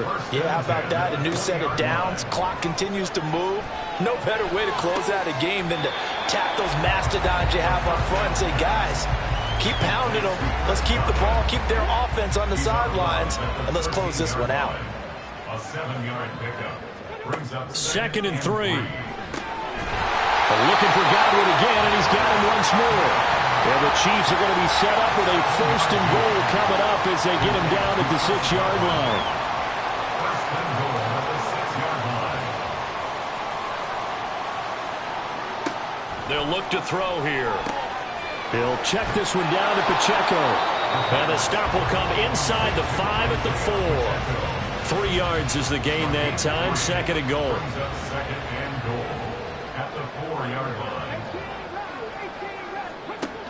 They'll stick with the passing game as he looks to throw. That is caught by Rice for a Chiefs touchdown. A great effort there with his 2nd touchdown of the game and 5th on the year. And the Chiefs are closing in on a 9th victory on the year as they extend their lead. Boy, he has been fun to watch throwing the football in this one. And it's certainly not fun for that defense, though, Charles. Now up to 4 touchdown passes in this ball game. Yeah, we're supposed to be neutral, but I'm feeling their pain right now because he has absolutely carved up this secondary. A clinic on how to attack a defense and take them out of the game. Extra point by Butker is on target. And this one was over a while ago as they just add on to that big lead. And he'll be tackled just shy of the 25. The Panthers offense here, they get ready to head back on the field. Their mini two-game win streak appears it might be going by the wayside unless they can pull a rabbit out of their hat. A first down throw for Young. A quick throw there is incomplete. Another pass attempt, another incompletion, and they're just a little over 100 yards passing here in this game, so defensively, pretty good job. Definitely, because they were never really able to get the ball in the hands of their playmakers, so a lot of credit to the defensive game plan and especially the execution. Now Young. The throw here right sideline falls incomplete. And now offensively it's 3rd and 10, and I'm just thinking to myself, actors always say, what's my motivation before a big scene? Right now the play caller's thinking, what have I done before that's worked well that I can go to right now? Yeah, because they were pretty successful in the first half scoring points. Haven't done anything so far here in the second half. And Young's throw there incomplete. We're going to give out a little applause on that play. It has to go to the defense. More good work by them.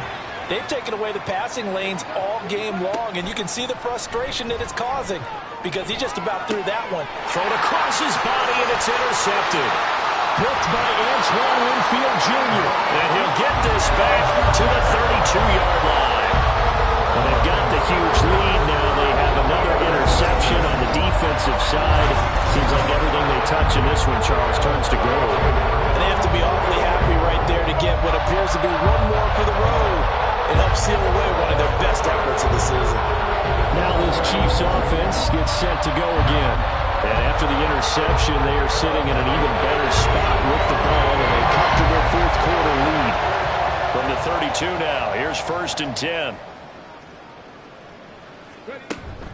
They run it with Pacheco from the gun. And maybe a measure of revenge there. He's had his way in this one, but this time they get him behind the line. He'll lose a yard there, and it's 2nd and 11. 2nd and 11 at the 33-yard line.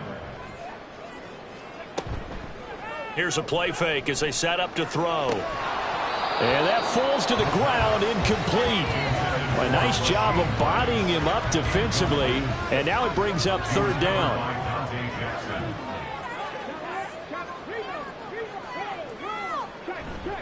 The play action fake. They'll look to throw.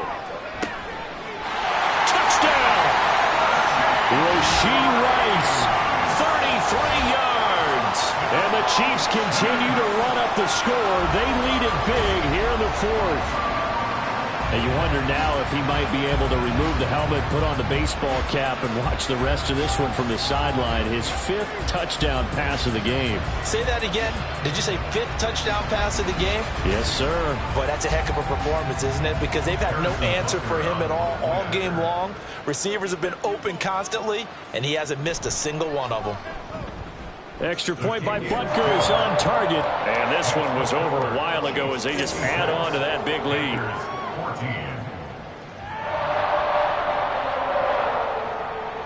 Now after the touchdown, here's Butker on to kick it away.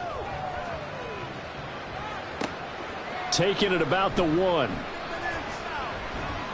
And the tackle going to be made right there at the 25-yard line. The Panthers about ready to take over. We certainly had a sense coming in here that these guys were in for a tough one on the road. That has been how this ball game has played out. They trail big as we continue on now here in this 4th quarter. They'll run a draw now with Hubbard. And he's going to get a good gain of 9 here up to the 34.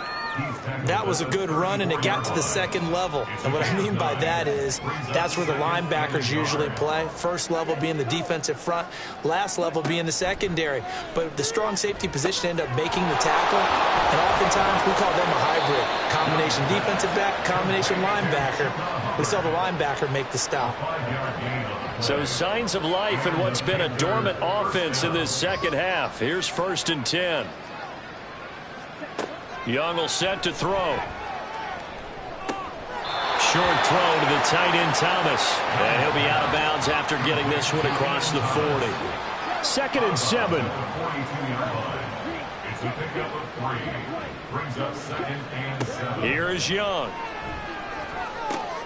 And for a 3rd time tonight, he's intercepted. Picked off by L'Jarius Sneed. And the Chiefs are going to have great field position here as this is returned just shy of midfield. Oh, my goodness, CD. I mean, this defense just continuing to dominate. They're really dominating on both sides of the ball, but for the defense, that's now 3 interceptions for them here in this ball game. And what a great teaching tape for this defensive coordinator, right? When they go back and review this game, what does he always tell us that he preaches to his team?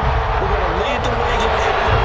Well, they're doing that in this game as well as making big plays.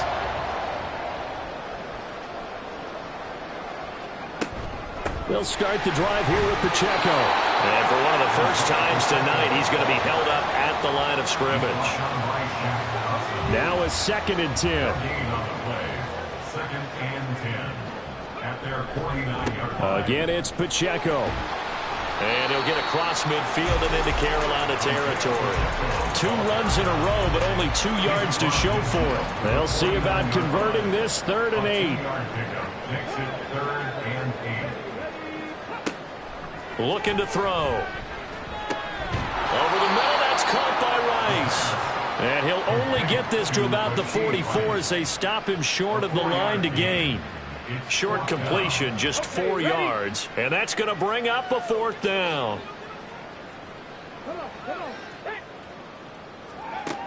He'll look to throw. And it's incomplete. They cannot convert, and they turn it over. Andy Reid went for it, but it won't pan out. And the Panthers will get the football back. So we were looking at each other up here in the booth when they went for that, saying, oh, wow, talk about trying to add insult to injury. Some teams are just like that. You know, some philosophies, some coaches are like, look, when I got a chance to put some more points on the board, I don't care what the situation, I'm going to do it. And they're also the same coaches as a general rule that if someone does it to them, you won't hear a peep of protest out of them. That's just who they are. And this is incomplete. Oh, it looked like he had a pretty good line on that one. That would have been a big play, but he could not pull it in. Young to throw again on 2nd and 10. They'll set up the screen here for Hubbard. And he'll get it down to the 47 here. That'll leave him with a 3rd and 2 coming up. They got 8 yards there.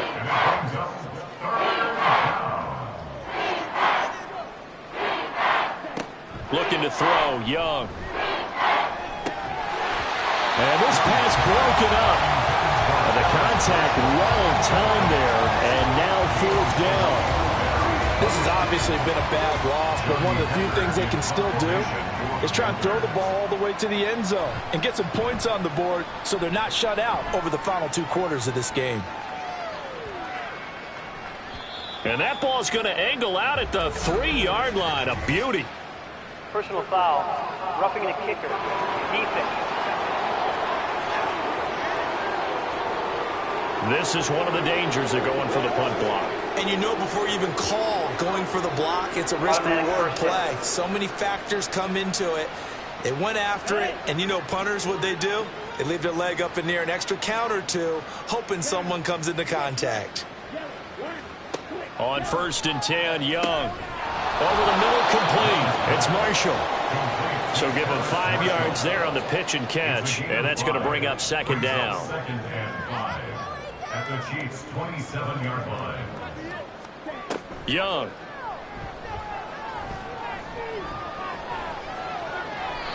And his throw is incomplete. That incompletion brings us one step closer to the end of this one. Maybe mercifully, partner. And let's face it, though, no surprise they're still flinging it around. They have pride, too. And able to catch it on the left sideline, but they're going to rule him out of bounds. So it'll be incomplete. Certainly one they'd like to have back as it brings up 4th down. Cade York on now for the field goal. This from 44 yards away. York able to send this one through. Back now on EA Sports as the kick teams are out here following the 2-minute warning. From a yard or 2 deep, here comes a return. And he'll get it up past the 20 to about the 22. And out come the Chiefs now. They're looking at a 3rd straight win here if they can hold on.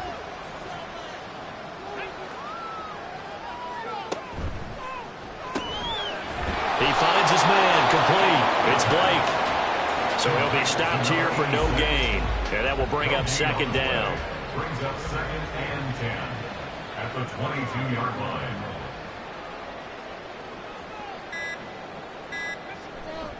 Running left to give to Pacheco. And a nice run past the 30-yard line there. 129 yards rushing for him now to this point. A couple extra tight ends in the formation here as they line up 3rd and 2.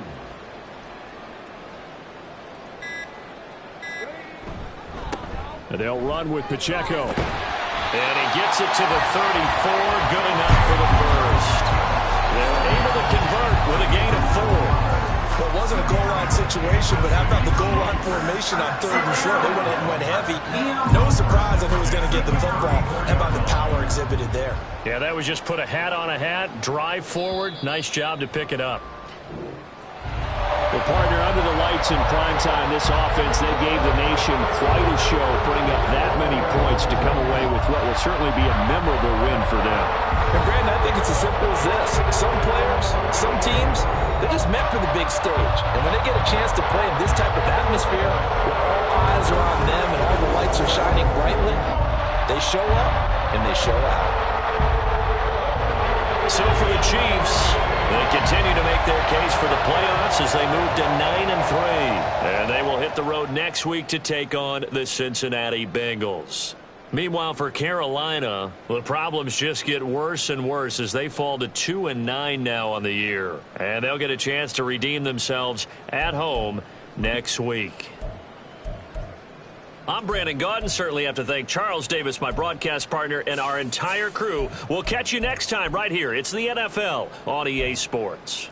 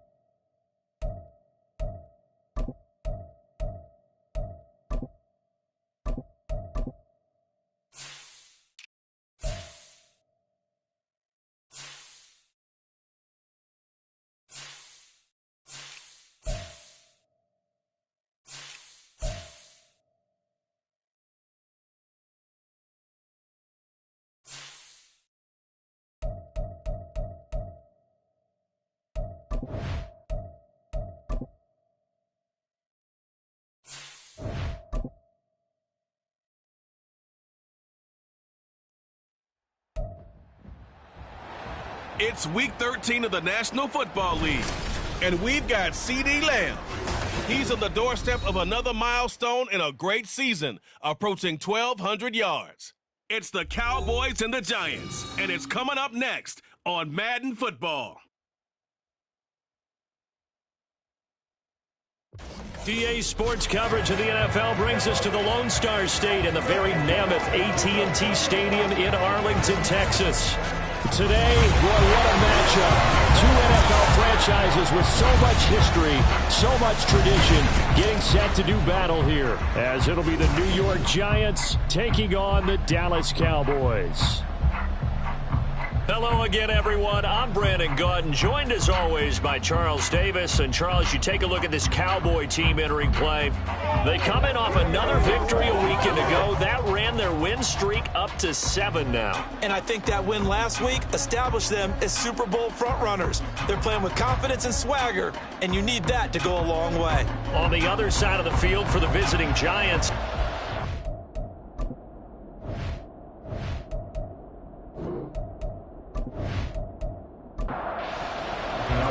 the calendar has turned to December, and we're in the home stretch now as we're underway in Week 13.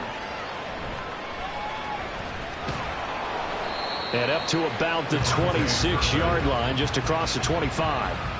Now we'll see what the right arm of Dak Prescott has in store as the Dallas Cowboys offense sets up shop. That was a solid performance last week, wasn't it? 2 touchdowns, no interceptions, ran the team well, won the ball game. Bottom line, may not have been earth-shattering, but it didn't need to be. And Dak going to start out going to the air. Complete. Took a shot, couldn't connect. They are such a talented team at defending the perimeter and taking away throws to the outside. Great confidence, great skill. A second down throw for Prescott. He finds his man, complete. That's Ferguson. And they're going to have this across midfield and inside the 45. Getting it to him in space pays off big time. That winds up going for 31. Execution was one of their watchwords leading up to this one. And on that play, able to execute brilliantly here on this opening drive. So the big play gets him across midfield now for 1st and 10. Lamb will go in motion, and they're going to give it to him on the jet sweep. Credited with a 1-yard gain there to make it 2nd and 9. The Cowboys at 9-2 to start play, and they come in on the heels of yet another victory. That ran their win streak, Charles, up to 7 now.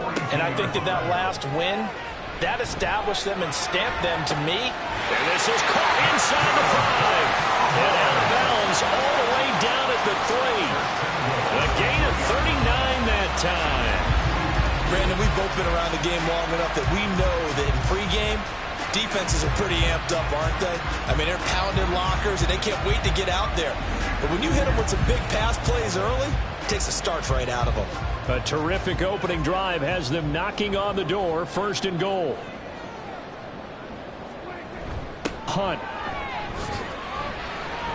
Only a yard on the pickup there. 2nd and goal. Here's where we need to see some tenacity from this defense because they've been pushed right down the field on this opening drive. They've got to find some way to push back, and that's a good first step. From the shotgun, it's Prescott toward the end zone, but that's going to wind up incomplete. They may be snapping the ball near the goal line, but all you're thinking defensively, keep them out of the end zone. Force the incompletion, force him into going for 3, and knock. And he is into the end zone for the Cowboy touchdown. A great play there. His 25th touchdown. Tying Emmitt Smith for the 5th most in one season. And the Cowboys will jump on top with the game's first score here this afternoon. So how about the season, Charles, if he continues to put together? That's now 25 rushing touchdowns on the year. That's getting into some very rarefied territory. Yeah, it made you and I do a little extra homework prior to this one in anticipation because that one moves him past John Riggins with 24. He draws even with Emmitt Smith at 25 in 1995. Next up, Priest Holmes and Sean Alexander with 27. And the guy on top, LT, LaDainian Tomlinson, the Hall of Famer, he had 28 in 2006. So here are the Giants ready to start their initial drive of the game. And they will be led out by their 6'4" quarterback. I loved his quote during the week. If I were a defensive back, I would have wanted to play against me last week as well. He's trying to eliminate those turnovers, those interceptions, and get back on the positive side of the ledger throwing touchdown passes. Yeah, had 4 of those picks, led to the loss.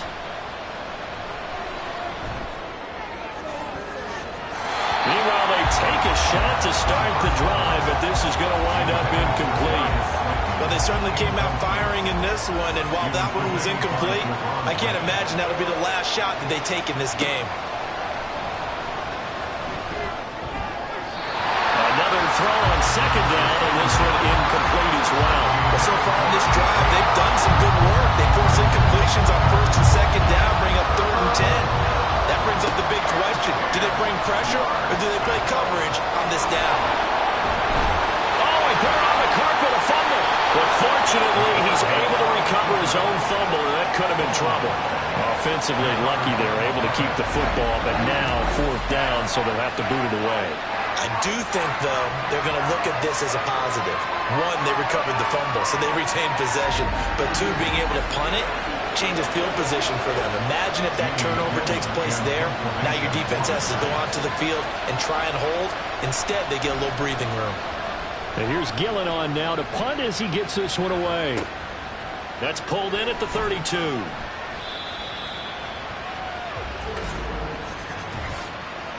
Personal foul. Roughing the kicker. Defense. We can't have that.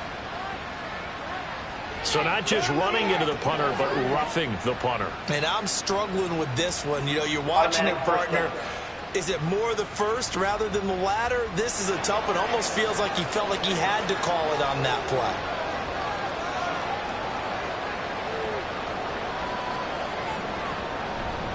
Mixon will try the right side.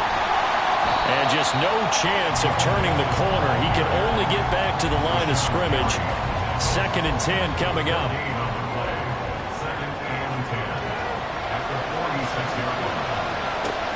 They'll set up a throw. And that's going to be incomplete. Jalen Hyatt, his intended receiver. And that'll make it 3rd down. Hey, look at this Cowboy defense. This unit against the pass, hoping to get better for sure. Number 25 in the NFL right now. And I think you're going to see some changes in the offseason, whether it's through the... He's got it with the 15. And he will step out of bounds down near the 10-yard line. It's a big play for the Giants on 3rd down. 43 yards. Despite writing it down on my notes, I never give enough credit to the offensive line, and we have to here. The protection, that's what made this play a success. Quarterback had to wait for his crossing route to develop, and that takes a little bit of extra time. Excellent job by the big fellas up front. Oh, he tries to force it in, and it's intercepted. Picked up by Tremaine Edmonds, the linebacker. And the Cowboys are going to have it here as they'll start at their own 7. Definitely not the ideal time to see that mistake, partner, because this is still a one-possession game, and that's at least a field goal that just vanished with that turnover. Now, pressure's on defensively to prevent that pick from turning into points for the other side. Getting set to go again as we look at the back, heading onto the field again. And you see his numbers from a week ago. He was up over 100 yards then, and he's already hit pay dirt here once in this one. We always talk about quarterbacks and receivers getting into rhythm, right? Really feeling good, finding each other downfield. And now Prescott is going to be taken down. He couldn't get away, and that's a safety. Every team has plays in their book to try and buy some room when a safety's on the table. But a big variable is how does each team deal with the pressure of executing in those situations. In this case, they didn't, and they gave up 2 points.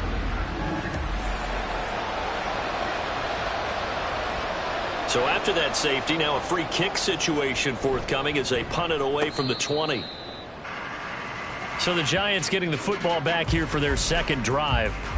A big mistake last time they were on the field, tossing that interception inside the red zone and really taking away what had been a pretty successful drive up to that point. Yeah, and I don't think there's any question about it. As they head out on the field for this drive, That whole offensive unit is just thinking redemption. You know, they moved it really well, didn't pay it off. This time, they want to make sure that ball ends up in the end zone, and they're the ones possessing it. After the loss to start out, here's 2nd and 11.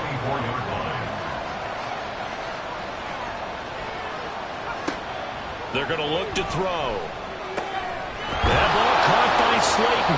And he'll get this one way up just shy of the 45-yard line. Second catch for him today, and it'll wind up a first down.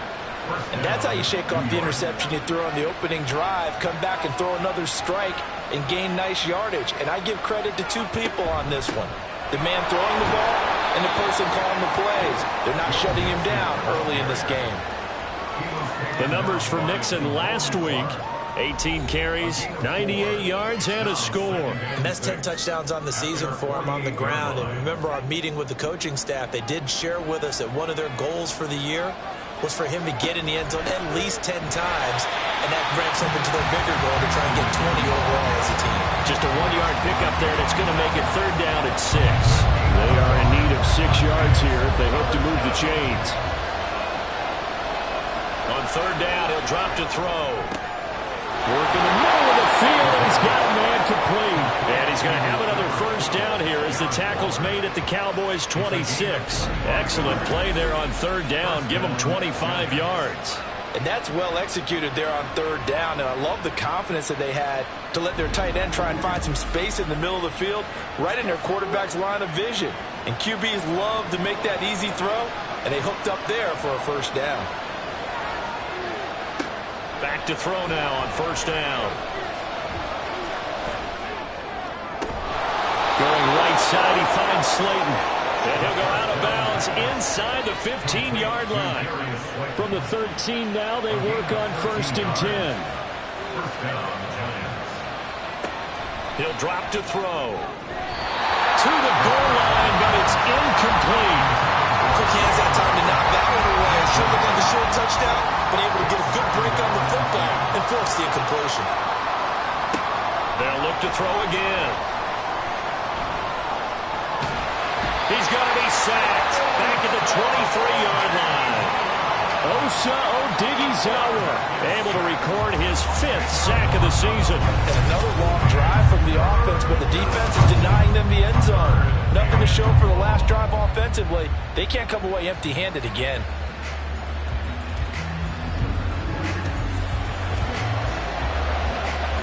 Ninth play of the drive now on 3rd and a country mile. Now back to throw. He's going to go up top for the end zone. And that is incomplete. This Cowboy defense looked ready for that 3rd down pass. Brings up 4th. And a smart play there. He's probably saying, I wish I would have done that on the last drive instead of throwing the interception.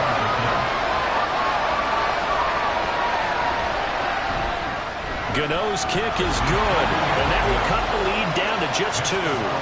So add 3. All told, after the safety, it's a 5-point swing. And that could have turned out much worse. Well, you don't want to say no harm, no foul, but I do believe you're right. A 9-point swing hurts. 5 points, much more manageable, especially in a tight game like this. And they're going to start this drive in pretty good shape, up past the 30. Dallas offense set for this next drive. Remember, they had the safety go against them on their last possession. That was followed by the field goal a moment ago, so they've taken a couple of hits recently, but still lead it here as they start 1st and 10. And he'll get this up only to about the 33. Just a yard on the 1st down carry, so it's 2nd and 9. Brings up 2nd and 9. Prescott from the gun. Over the middle, hauled in by Lamb. And they'll get it up just short of the 45 at the 44. 70th catch for him on the year, and like so many others, this goes for a first down. 1st and 10 at the 44-yard line. Here's Prescott. Short pass taken in by Schoonmaker. And he's going to get this down to the 35-yard line. That one good for 20 on the catch and run. So many times in my career, I've heard coaches talk about completions are one thing. As long as we're there at the catch and we get guys on the ground, we can live with that. But if you're going to give up 10, 12, 15 yards after the catch, then your defense is going to be in a lot of trouble. So the drive takes them into Giants territory now, 1st and 10 at the 35-yard line. A short one there taken in by Ferguson. And this will be a gain of 5 as he gets it to the 30. The numbers for him from a week ago: 4 catches, 63 yards. And I get the feeling that he loves this matchup. I mean, the unit he's going against is in the bottom half of the league against the pass. He had to have circled this one on the schedule and said to himself, this should be a big game. 15 yards down to the 15 and a first down. I don't care who you put on him, he's going to be a handful of one-on-one throws. Yeah, right now you're right. They're in man-to-man. Maybe needs some safety help. I would say that'd be a good idea. Double team him somehow. I'm going to have to make someone else beat me rather than let him shred my deep. Touchdown, Cowboys! C.D. Lamb hitting double digits with his 10th touchdown of the season. And the Cowboys are able to stretch out their lead.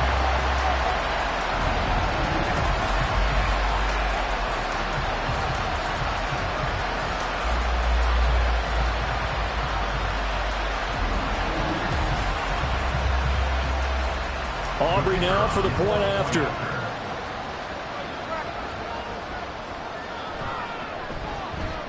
And that makes it a 9-point game. A drive that time of 6 plays. And it's finished off by the touchdown from C.D. Lamb. And here comes a return from just beyond the goal line. And he'll be brought down at the 28-yard line, so the decision to bring it out of the end zone gets him 3 more. The New York set to take the field. And they had a long drive last time, but they had to settle for a field goal, and I'm sure that's how it felt to them, settling. They probably should have gotten in the end zone. Yeah, not out-and-out joy, right? Because that's what you get when you put the ball in the end zone. But there are benefits to that type of a long drive. Your defense gets a chance to take a break, adjust a little bit, maybe get themselves ready to get back out on the field and play a little bit better. So they'll take the benefit even though they wanted the 6 points. And maybe wore down the other defense. We'll see. On 2nd down, here's Mixon. And he went nowhere. Well, he went backwards, back to the 33. Call that a loss of a yard, and things get a little more difficult here. 3rd and 5.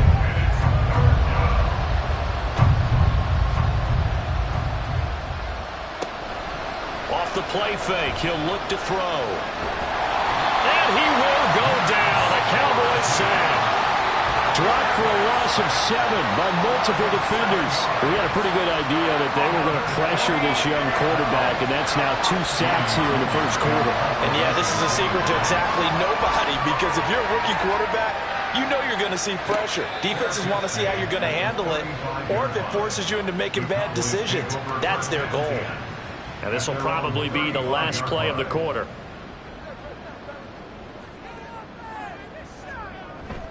They'll start on the ground here on 1st down. And he'll be taken down here as it will take us to the end of the first quarter. We are in for a good one as we're through 1 on EA Sports. Start of the 2nd quarter, and it's the Cowboys in possession. From the 42 now, here's 2nd and 2. As they've got it as we resume action. And he'll be taken down at the 46-yard line. 4 yards the pickup, 1st down. 1st and 10 at the 46-yard line. Throwing, Prescott. Left side to Lamb. And certainly some style points there on the spin. Not a whole lot thereafter, but still a pretty good gain. So not quite a first down just yet as they come up on 2nd and less than a yard. Now they try the right side here. Bust through the tackle. And he'll get it down to the play to the 37. 7 yards there on the 1st down. He's relentless a lot with guys who are aggressive on the field. In this case, it really fits, doesn't it? How about his ability to break tackles and his feet never stop moving? Play action now, Prescott. That is caught by Lamb. And they'll wind up getting this one all the way down inside the 20. A good pickup there of 20 yards. that play call there. After a run for good yards, you get a defense thinking they'll go back to the well. So that's a great time to call play action and give your receivers a little extra edge. And they complete the pass there for another first down. He finds his man complete. That's Ferguson. The result, only 4 yards there on the play. And that'll bring up second down. Second and 6 at the 13-yard line. One back in the backfield, he'll get the carry. And strong running there as he's inside the 10 and down to the 8-yard line. This will be play number 8 here on the drive. It's 3rd and a yard.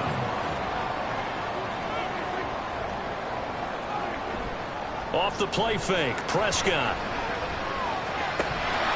A bullet throw, but incomplete.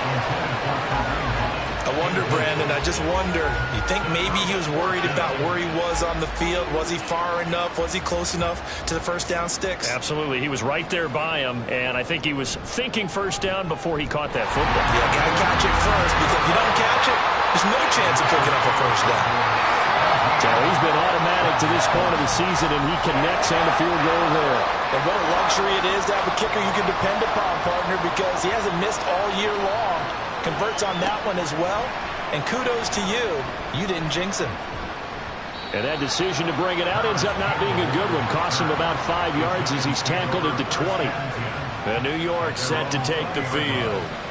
And Charles, a very uninspired effort the last time we saw them out there. It was a quick 3 and out, and they punted the football. Yeah, and you never want to get stopped so soundly during a series, but what would be even worse now is letting it happen again right here. They've got to get going. And they're able to get this one across the 35. That play going for 16 yards to start the drive. First down. First down, New York. Again, it's Mixon.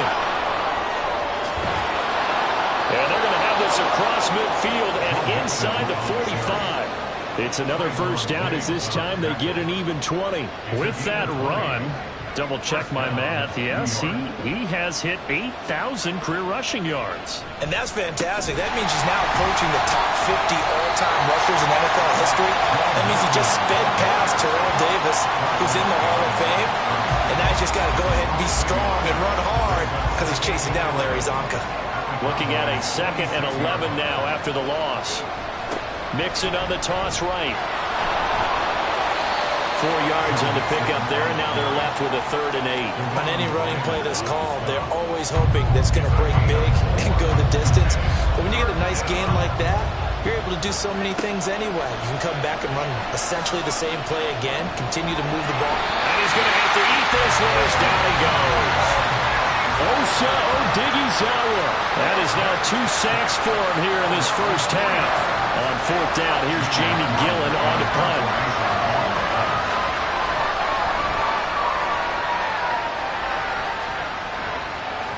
And this is going to hit the goal line and continue on into the end zone for a touchback. And now here come the Cowboys. Their drive last time, it stalled out. They were forced to take the short field goal. And the key phrase, you nailed it. Forced to, because you know coaches look at these short field goals as a last resort, right? To them, that's not how drives are supposed to end. You're supposed to put 6 on the board. That's a consolation prize. Like going to the county fair, you don't get the big stuffed animal on that one, do you? No, you don't go top shelf. That's bottom shelf material.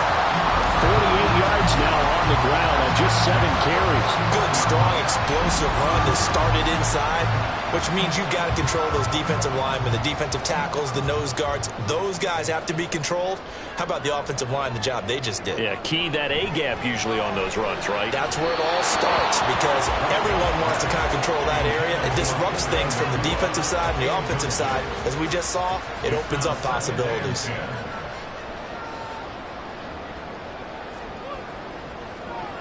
Throwing again, Prescott on 2nd and 10.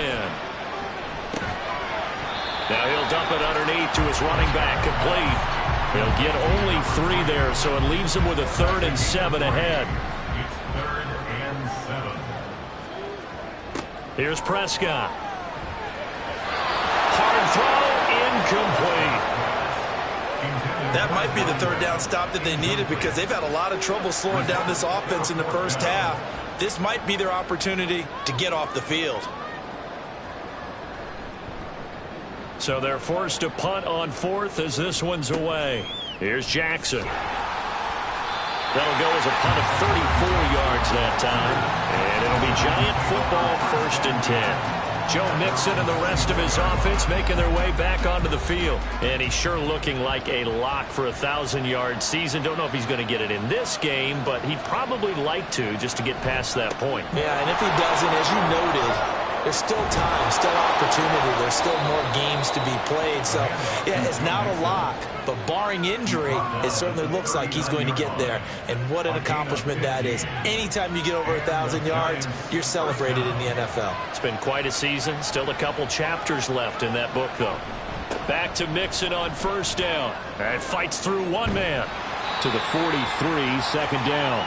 I feel like I could see what he was thinking on that carry. Wanted to follow that big tackle through the hole.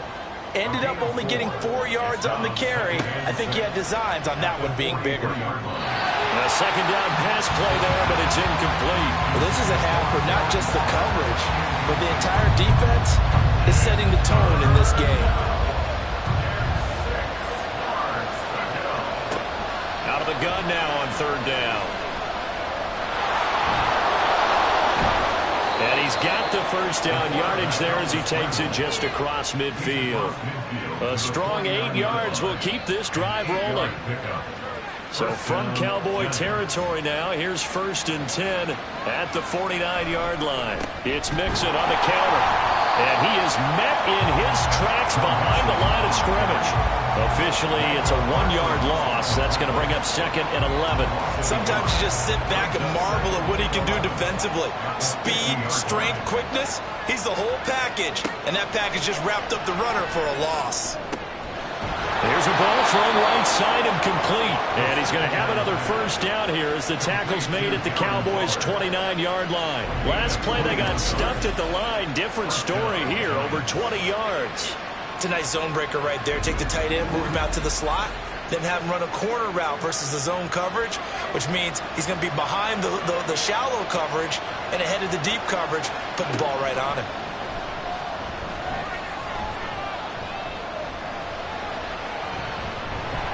He'll get 3 yards on the scramble there at 2nd down. Brandon, once that one broke down, there were only so many options left for him to take. Fortunately, only 1st down, so he smartly got the yardage he could get and didn't worry about trying to turn it into a bigger play and end up taking a bigger loss. Here, they hope they can regroup and get something different going here on 2nd down. Now this will be caught. It's Isaiah Hodgins. And down inside the 15, shy of the 10. He's got his first catch here before halftime, and it goes for a 1st down.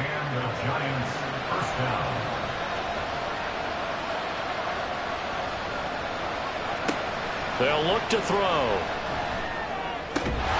And his throw here is incomplete. With a rookie quarterback out there, you're definitely going to find out how he handles adversity because this one so far hasn't gone according to plan. He's got to fight through it and show him what he's made of.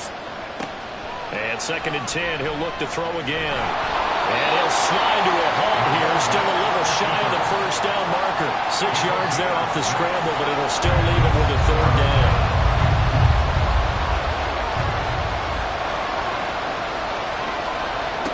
He'll look to throw.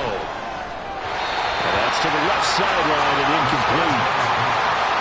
Another good drive, Charles, but it looks like another that might end in a field goal try. They've made some nice plays. They've given themselves opportunities, but as you noted, another field goal attempt coming up. And that's not how they want to end drives. They've got to figure out what's the final touch that they need to push it across the goal line. Yeah, still yet to find the end zone. So the 3 points here, they're still down, but they put somewhat of a dent into that lead going into the break. Anything helps when you're trying to chip away at a lead, but they do know that they're going to need a little bit better effort in the 2nd half. And a decent return out to the 27-yard line. There again is the running back as he trots onto the field. The passing game, they've had more success there than the running game. Maybe something they game plan for. How come they didn't tell us about it? Because they wanted to keep it a secret. We did ask, didn't we? But I think what happened in this one is they've realized that they've established the run pretty well, and teams are going to key on that. They thought they could open it up and have success through the air, and that's exactly what's going on. Yeah, they've had success, at least so far here in the 2nd quarter. They're looking for Lamb, but it's intercepted. Picked off by the USC man, Adoree Jackson. Inside the 10. And he will be out of bounds with no time remaining on what will be the final action of this first half. So we have come to halftime here in Dallas with the Cowboys out in front. As we send you on over to Orlando for Jonathan Coachman at our EA Sports Halftime Report. Take it away, Coach. All right, Brandon, thank you very much. We're starting to get near the home stretch of this NFL season. It's Week 13, so let's get an update on what's going on. We'll start up at Gillette Stadium in Foxborough, and it's the Patriots with the lead in that one. Tua Tagovailoa with a touchdown throw. From there, we'll head down to Charlotte to check on the Panthers at home at Bank of America Stadium, and you can see currently they trail in that ball game. Geno Smith throwing the football well. He has 3 touchdown passes. Finally, we head to the shores of Lake Erie. See what's going on with the Cleveland Browns. As you can see, the score there in the second quarter. Mike Evans, a touchdown reception.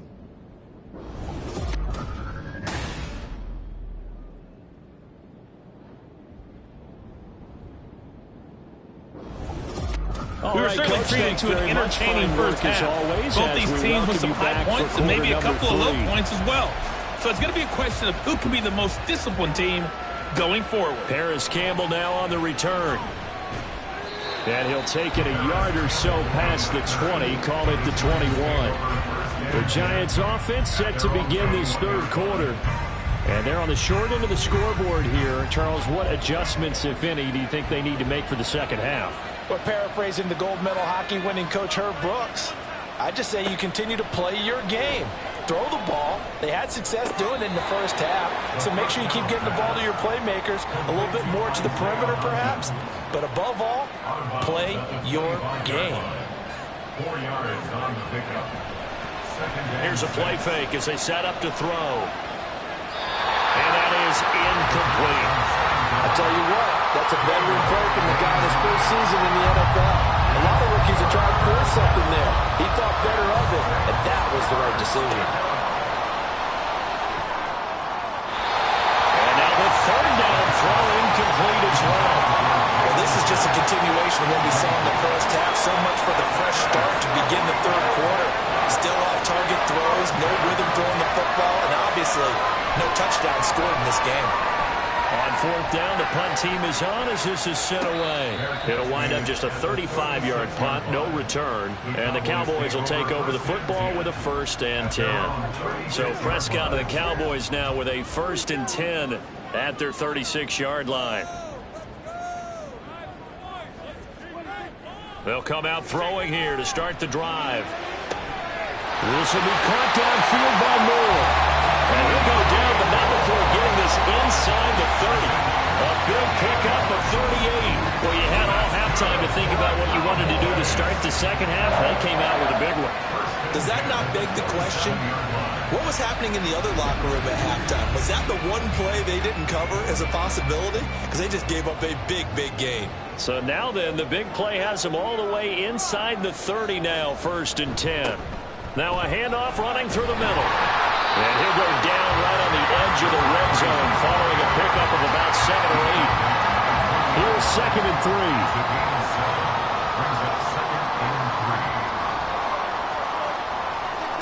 Prescott. Finding Moore on the out route for the completion. And he'll head out of bounds inside the 10. Mark him down at the 9.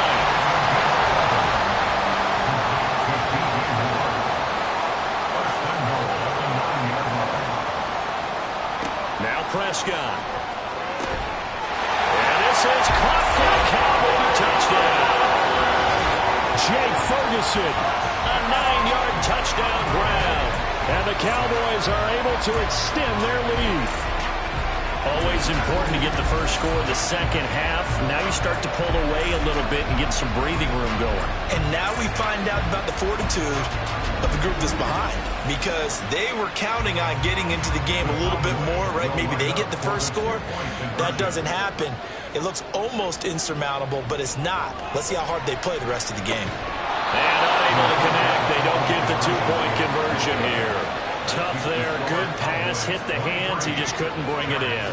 And every receiver's coach everywhere. Seeing that play, focus, focus, focus. Watch it all the way in and tuck it away. So after the touchdown, Aubrey now to kick this one away. This fielded right at the goal line. Oh, a good-looking return set up here. And he nearly broke that for more, but as it is, still a good return. They'll start the drive right around the 37. And New York set to take the field. These guys definitely hoping for a better showing than their last appearance. They couldn't really even move the football much beyond the shadows of their own goalpost, Charles. We'll see if they can get a better, more sustained drive going here. Yeah, and every team that we ever talk to says the exact same thing. When you start a drive from that deep in your own territory, the goal is a minimum of at least 2 first downs, because even if you have to punt then, you change the field position, right? You flip the field a little bit. They didn't get that done. This time they want to string together a nice drive and help themselves out. Now this one to his tight end out on the right side. And he'll be out of bounds after getting this one across the 40. This offense in desperate need of a conversion as they come up on 3rd down. Looking to throw. And that is incomplete. How about some applause for the defense there? They forced him to throw that one into coverage, and just like that, they're staring at a 4th down. Well done. Here's Jamie Gillen now as he'll punt it away for the 4th time today. Now that one came close to hitting the big scoreboard up there as the fair catch is made inside the 20-yard line. 37 yards on the punt with no return. And they will take over 1st and 10.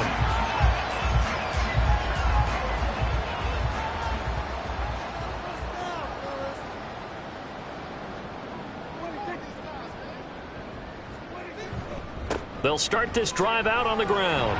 Up to the 20. A big part of a middle linebacker's job is being able to take on blocks and then go make plays. But the best ones, they have those big guys in front of them playing defensive line that hold blockers off of them and allow them to flow sideline to sideline and make the big hits. And he stopped right at the 25 after a gain of 5. They need 2. Here's 3rd down. Brings up 3rd and 2. They'll try and run this one right up the gut. And he's going to have the 1st down yardage as he's down at about the 30-yard line. Give him the 3rd down conversion, 5 yards on the play. I don't know about you, but that almost felt like old-time football there. 3rd and 2 is not necessarily just a running down anymore. A lot of times they want to throw the ball. They went back to the roots and powered forward and got the 1st down. And he's going to take this ahead for right around 3 yards, but no more than that. 2nd down. From the 32-yard line now, here's 2nd down at 7. And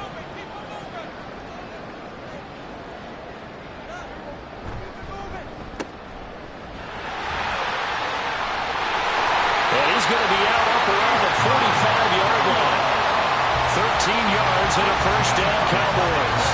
I like watching the wide receiver screen because it's a real teamwork play. Because guess what? The guy catching the ball, he'll get all the credit.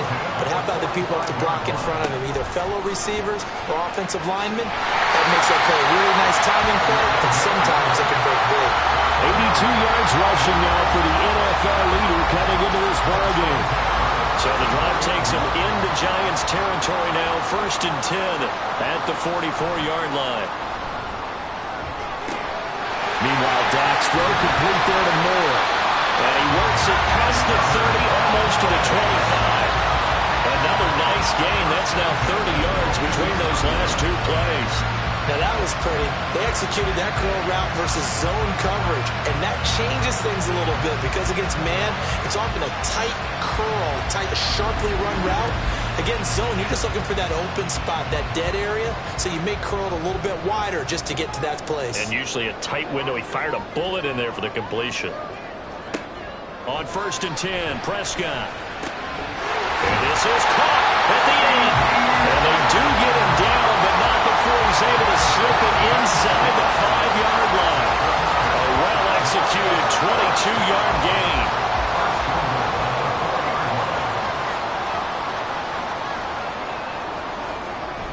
Prescott off play action. And he is is going to go down.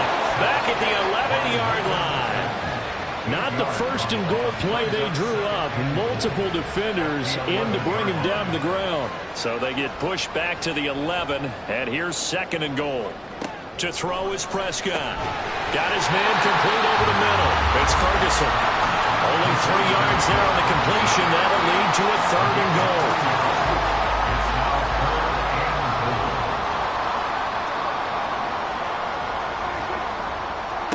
Prescott to throw it. And that is caught. Touchdown, Cowboys. 3 touchdown passes now for Dak Prescott. And the Cowboys have moved out in front by 3 touchdowns. That drive that really increased their cushion felt very military to me. Very precise, methodical, that's one of the words you've taught me.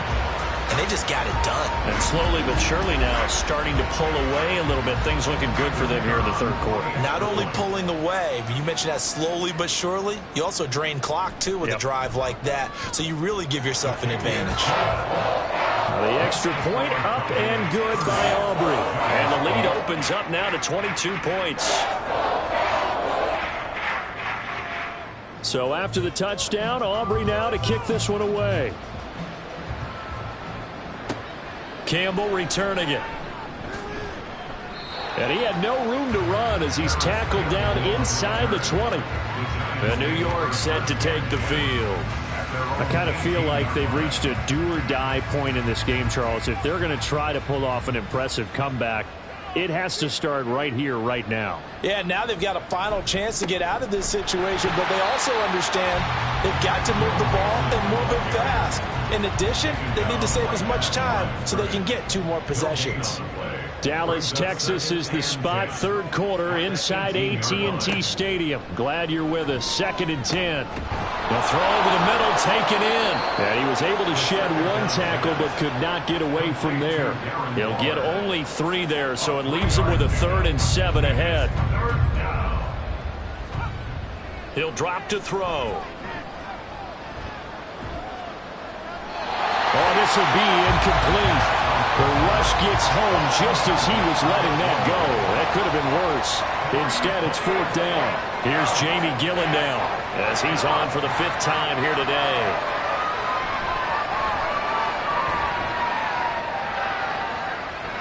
Now a fair catch signaled for and made right about the 43-yard line. No return, but it goes down as just a punt of 31 yards. And out will come the offense as they take over. Dak Prescott of the offense heading back onto the field. He really continues to pick apart this defense. Last drive, perfect, and it culminated in his 3rd touchdown pass. As long as we've been doing this, how many times has a player in this type of a zone described the game as really slowed down? Yep. So right now, instead of warp speed, snail's pace. Snail's pace for him, and he can do whatever he wants with it. He has all the time in the world to throw the ball, and his offensive line has been giving him that. Running game working. They'll stick with it on 1st down. And he's going to take this ahead for right around 3 yards, but no more than that. 2nd down. Ball on the 39. Here's 2nd down and 7. Now Prescott. Firing quickly, but it's incomplete. Well, that's a defense coordinator's got to be happy with that result. They took away all options downfield and forced the incompletion.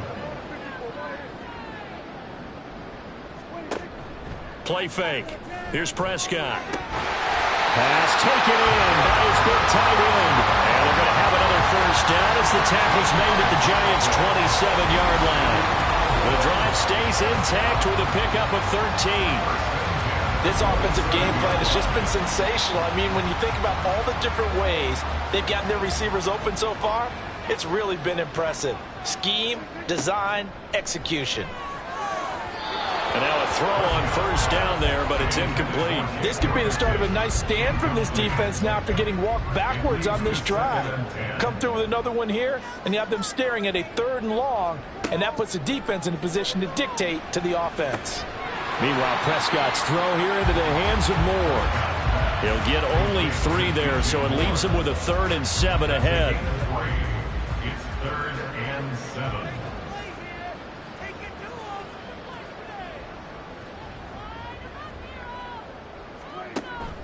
Off the play fake, Prescott.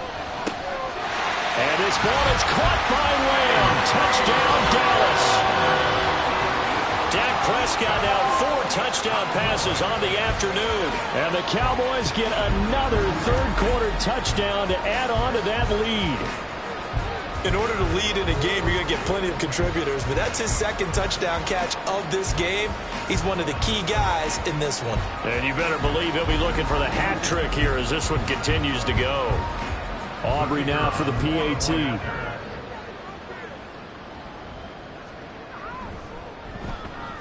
And that'll push the lead up to 29 now. So this drive spans 7 plays. And it's finished off by the touchdown from CeeDee Lamb. So after the touchdown, Aubrey now to kick this one away.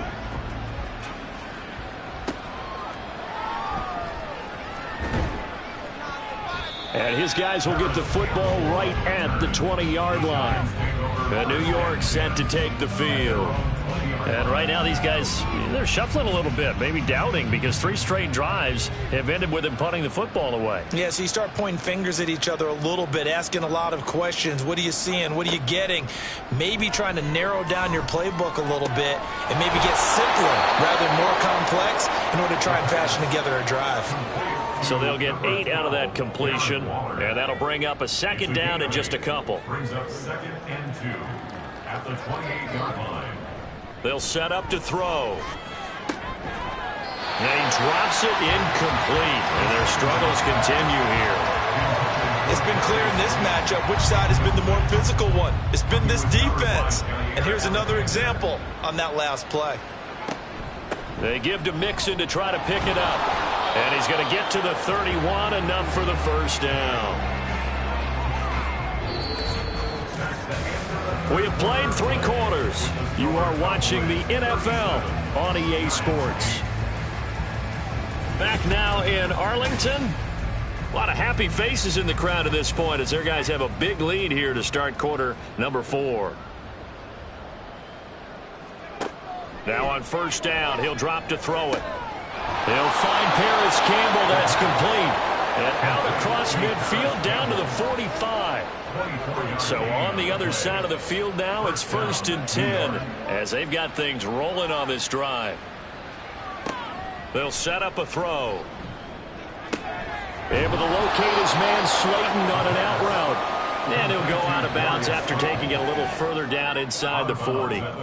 Second down and 3. A 7-yard pickup. Brings up 2nd and 3. They'll look to throw here. They'll find Hodgins there, complete. It'll be a pickup of 4, good enough to earn him yet another first down. A 4-yard pickup on the play. First down, New York.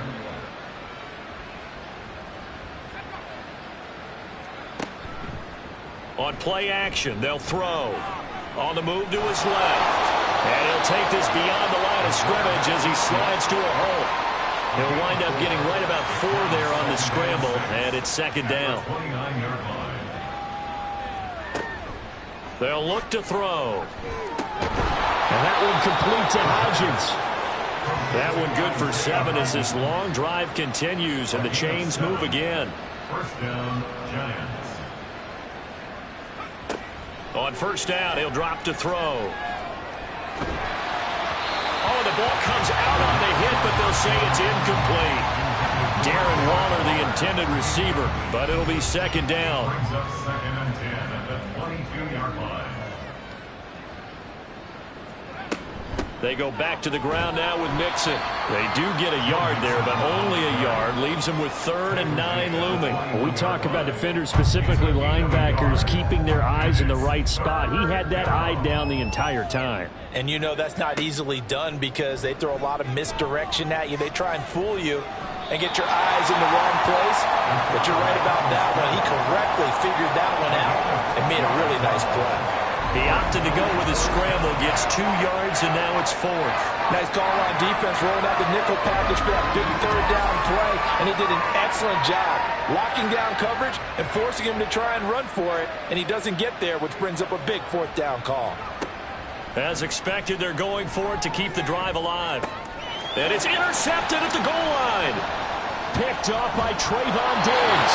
And the Cowboys are going to get the ball back on the turnover as they hold on 4th down. Well, it's not the first time we've seen him give one up here during his rookie season. And in this case, zone coverage forced the mistake. He's made some strides week to week in how he's handling the different type of coverages that he's seeing. But clearly, there's some growing still to do. A look at the running back, the man out of the backfield as he gears up to go again. He is knocking on the door for 100 yards in this ball game. And it's so important. It doesn't seem like it's that big of a deal, just short of it, a little bit over. A little bit over feels better to everyone. Offensive line, running back, team totals, just something magical about breaking that barrier. He's right there on the doorstep now. And give him 4 yards there. It'll be 2nd and 6. At the 17-yard line.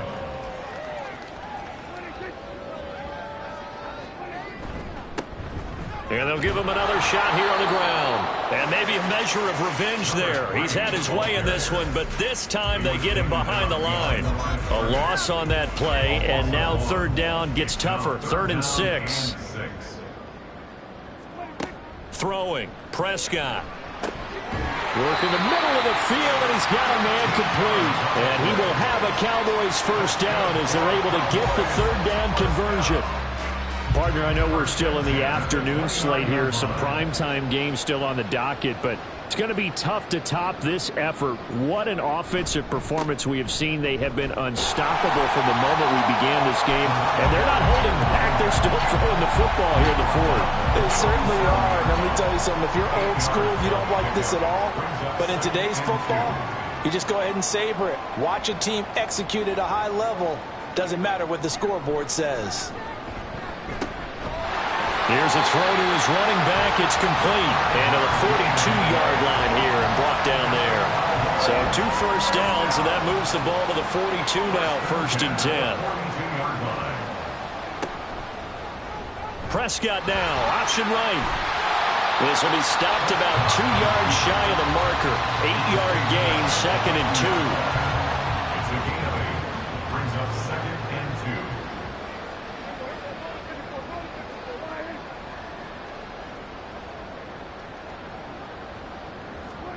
Prescott now from the 50. Able to hit his target Lamb. Breaks through the contact. Touchdown! Cowboys! C.D. Lamb with his 3rd touchdown of the ball game, number 12 on the season. And the Cowboys add on to their lead, and it's looking like that win streak is going to extend another week. Well, when coaches come into a game preaching total team effort, CD, I think this is the type of ball game that they're dreaming of. It was pretty apparent early on that they were clicking in all 3 phases. It's been fun to watch. Yeah, sometimes in the NFL you end up with matchups like we've been watching here. And when you go back through the early drives, you can just see that one squad is on a different level in this game. Safe to say, we haven't been disappointed in watching their execution throughout this contest. From a couple yards deep, he'll bring it out of the end zone. And no alley to be found. The coverage was solid, and he's dropped at the 18. And New York set to take the field. And the last time out, they had the good drive going. You get in the red zone, they throw the interception. Not their first pick of the game either, so we'll see if they're more careful, more cautious here on this drive. Yeah, nothing worse than repeat mistakes, right? You end up coughing the ball up, you end up throwing a pick, everything goes awry. And now, points don't go up on the board. I just heard a fan scream out, I thought the idea was to score points. Yeah, they're getting a little restless too.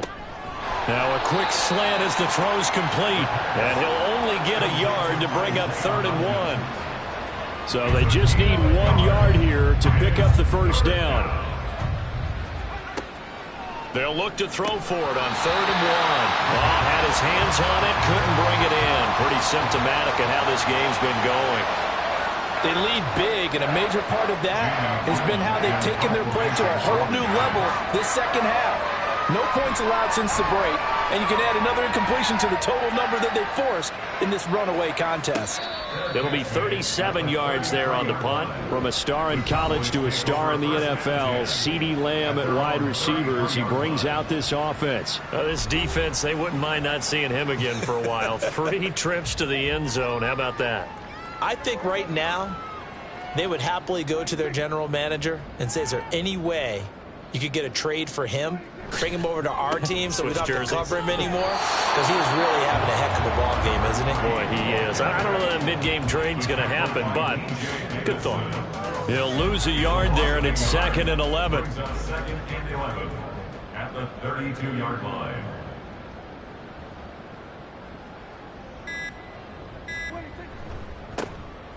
They'll try and run some clock here as they keep it on the ground. And he'll get this up only to about the 33. The Cowboys on 3rd down. They've hit on 6 of their 8 tries. Very good. This is 3rd and 10. Looking to throw. Prescott. Looking middle, and that's complete. And he will have a Cowboys first down as they're able to get the 3rd down conversion. 11 yards and a Cowboy first down. Just 2 minutes remaining here in the 4th quarter of what has been a one-sided affair.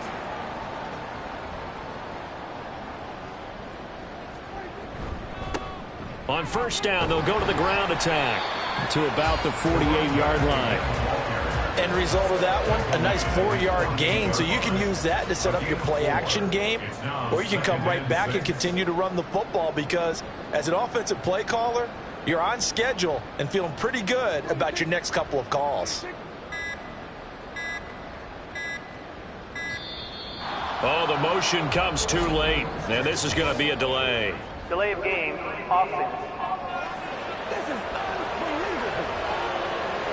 Well, the offense knew it. They were already starting to walk back as that one is accepted. Still 2nd down.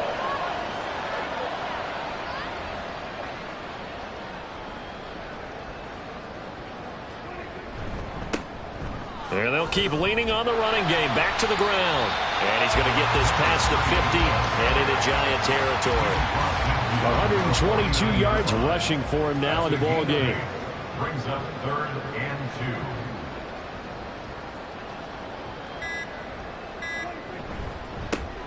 2. On 3rd down, they're going to run for it here. Well, they hit him in the backfield, and he will not escape. And that is not going to get it done. Tough sledding. They lose a yard there on 3rd. Out now comes the Cowboys punter as he'll kick it away for the 2nd time. Oh, it's a wobbler here. And the punt over the side in the air, and the spot will be inside the 35. Now, this game, it was well in hand early, never really in doubt. Charles, you and I do so many games together. There's so much parity in the NFL, a lot of close battles. This was not one. Tip your cap to them for a really impressive effort. Yeah, and you know, as the game went on, I think the defense kind of got together and said, you see our guys on offense, they're just putting up point after point. We need to leave our mark somehow, too, and they did it, pitching a second-half shutout. So for the Cowboys, they continue to be one of the best teams around as they move to 10-2. And they will hit the road next week for a date with the San Francisco 49ers. Meanwhile, for the Jets, it's another week with more questions than answers as they fall to 3-9. And they'll get a chance to redeem themselves at home next week. So for Charles Davis and our entire crew, I'm Brandon Gaudin. Next game, guess what? Charles and I will be here again. It's the NFL on EA Sports.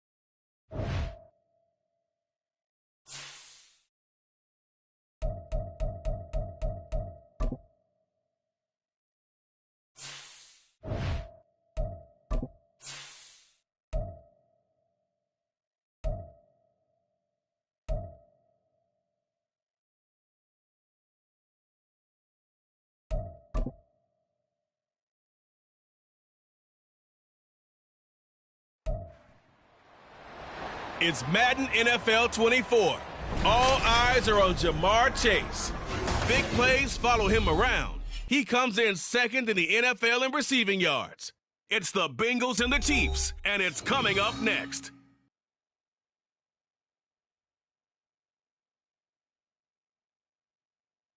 On a chilly December afternoon, EA Sports coverage of the NFL brings us to Paycor Stadium in Cincinnati, Ohio.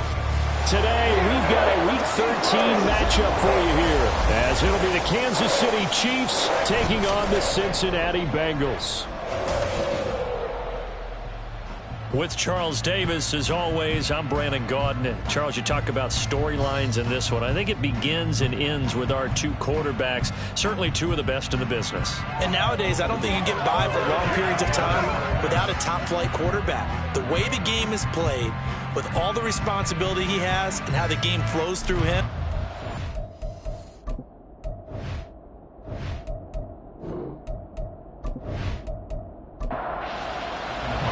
The calendar has turned to December, and we're in the home stretch now as we're underway in Week 13. We will not see a run back on the opening kickoff. This will be a touchback. Here come the Bengals now to take over. And a look at a guy, definitely got a little razzle-dazzle to him. Can do it with his arm or his legs. Their mobile QB. And he's had such a sensational season to this point, leading the NFL in passing yards. He's been helped out a lot by an outstanding set of receivers, and he's quick to give them credit. But I think even they would tell you that he's the guy that makes this offense go. A nice burst there as they'll get about 7 that time on the first down run. Pretty much unreal, not just in terms of yardage, Charles, but also throw in the 3 touchdowns as well. When you put the whole package together, I can make you a pretty good guarantee right now. He's going to see a few more people in the box every time he lines up. Yeah, I don't think that the defense has any choice. They've got to stop him. Can't let a repeat performance like that. Agreed. 2nd and 3. Man open, that's Jamar Chase complete. And he slips up past the 45 before being tackled.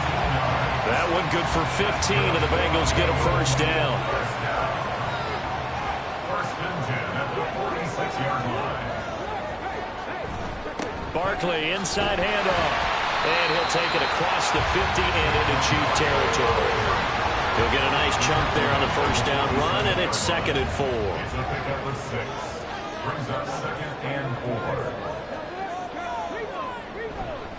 Again, it's Barkley. Gets past one man. And good work there in open space. And he's got this all the way down now to the 32. That one good for 15, and the Bengals get a first down. And that's a run that'll energize an offensive line. They'll take that one all day long. Fundamental breakdown by the defense. You've got to be able to make plays on the edge. Back to throw now on first down. He's going to have the hook up here with Chase. They'll give him 4 yards there, and it'll be 2nd down. 2nd and 6 at the Chiefs' 28-yard line. Back to throw. Catch is made by Marquise Brown.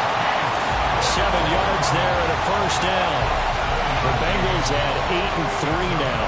They've certainly found their groove of late. Winners of 5 in a row. And this team is absolutely playing their best football right now. This is the best that we've seen them play in a long time, partner. Sky's the limit as far as they're concerned. Their confidence really soaring. Now a throw to the end zone on first down, but it winds up incomplete. Again, he'll drop to throw. And his throw's going to be incomplete. How about the challenge we're seeing here in this game early? Man coverage against some fleet receivers. That time, the defense won.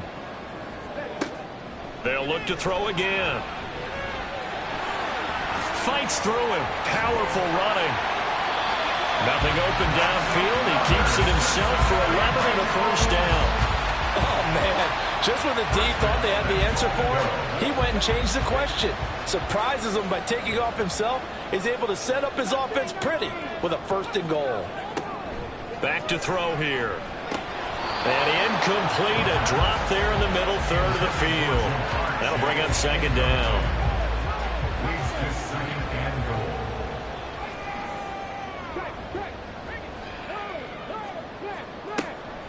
They'll drop to throw. And it's caught. A touchdown-saving tackle there. Now it's 3rd and goal. Driven it down the field nicely here on the opening drive, but now it's put up or shut up. No doubt about it, because to make that type of a drive and ultimately get... And he is in. Touchdown, Bengals. Herb Smith Jr., his 2nd rushing touchdown on the year. And the Bengals get the upper hand as they're on the board first here this afternoon. Well, these guys have won 3 straight ball games, and another good start to this one, out to the 6-0 lead. And I've talked with so many different coaches, as have you, along the way, and they always talk about winning streaks and the mood of a team and how much easier it is to actually prepare during that time. Guys are sharp, guys are focused, everyone's feeling good, and we're seeing it early in this one. Extra point by McPherson, up and good, and that makes the score 7-0. Kevin McPherson to kick off for Cincinnati. And he's up past the 20 to the 22-yard line. Take over 1st and 10 at their own 22-yard line. So here are the Chiefs now under their veteran head coach, Andy Reid. And they will be led out by their signal caller in his 2nd year in the NFL now. And the guys on the other side of the ball know they'll have to be on their toes. And it's obviously not just the passing, but the running element that makes him dangerous. He ran for over 100 yards in that game last week, so keeping him contained will be a big emphasis for this defense. They'll try and start this drive in the air. Looking for Godwin, and he's got him complete. And he's going to get this one across the 30-yard line. A gain of 11 to kick off the drive, and it's a quick first down. And the first down, Chiefs. They'll bring a receiver in motion left. And he'll get an opportunity with it on the touch pass. And he'll work free from 1 tackle, but that's about all as he's taken down. You talk about this Bengals defense. This unit, they've struggled a little bit against the pass, ranked number 21 in the league. And those are the kind of plays that this unit needs to make, because they know that going against a team of this magnitude and the way that they're playing, they cannot afford to let them get on a roll early, chip away at their timing. And now for him on the season, that is his 80th catch, and the result is a first down. Off the play fake, he'll look to throw. Well, this one complete. It's Rashee Rice. And he takes this one down almost all the way to the 30. 23 yards on the play. They clearly wanted to come out, Charles, and be aggressive throwing the football, and they've been pretty efficient along with that aggressiveness. He's now 4 of 4 on this opening drive. Yeah, and that's led to a fresh set of downs. I like what he's doing back there. You can tell he's at ease, feels good about what he's doing. I think if I'm the play caller, I'm reading that, I'm continuing to let him throw the football. 2 yards the loss, 2nd and 12. This defense is a difficult one to prepare for, one of the best in the league. They'll come at you from all angles, and they did a nice job there stopping him for a loss. A rare misstep on that last play because the drive has been strong, but now it's 2nd and 12. Throwing there, but this pass is going to wind up incomplete. That is first incompletion after a 4-for-4 start. Yeah, but they should back off from what they're doing. I like the play calling right out of the gate. I like the tone that they're setting. Keep going in that direction. And he comes back with one complete. And this effort won't be enough as they rally up to stop him a couple of yards short. They'll get 10 there, but it leaves him just short for 4th down.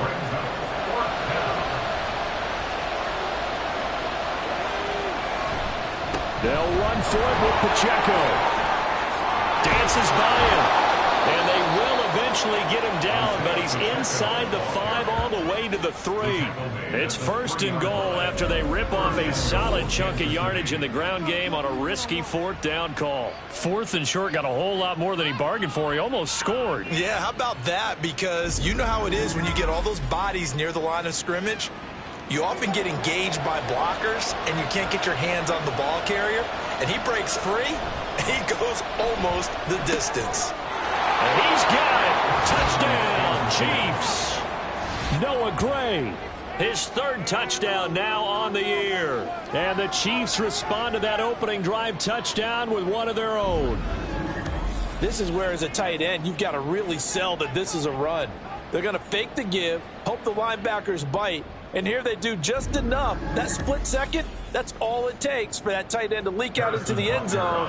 Touchdown.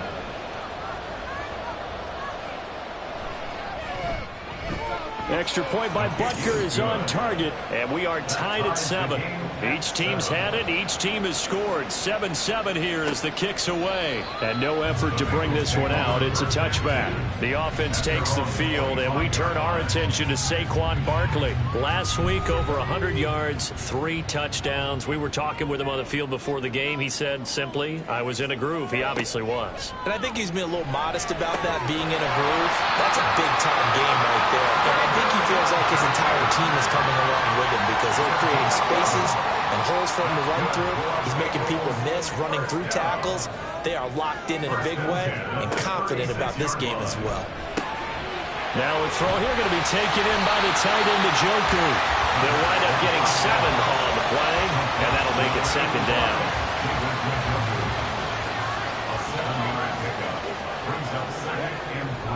They'll set up to throw.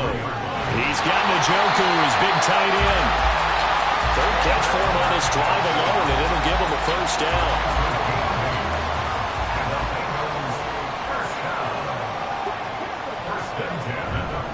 Up the middle with Barkley. And a strong run there as he'll take this all the way down to the 35. 42 yards rushing for him now. He's only carried the ball 4 times. 35-yard line.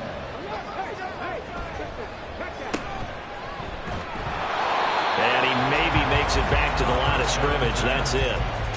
So nothing doing there. And it's 2nd down. No gain on the play. 2nd and 10. At the Chiefs. He'll look to throw. And the Chiefs are going to get him. Jeremiah Owusu-Koramoah. The blitz works to perfection as he gets in there to dump him for a loss of 8. Yeah, some real defensive resistance there, saying not so fast to a good drive. They had marched to the end zone the last time out.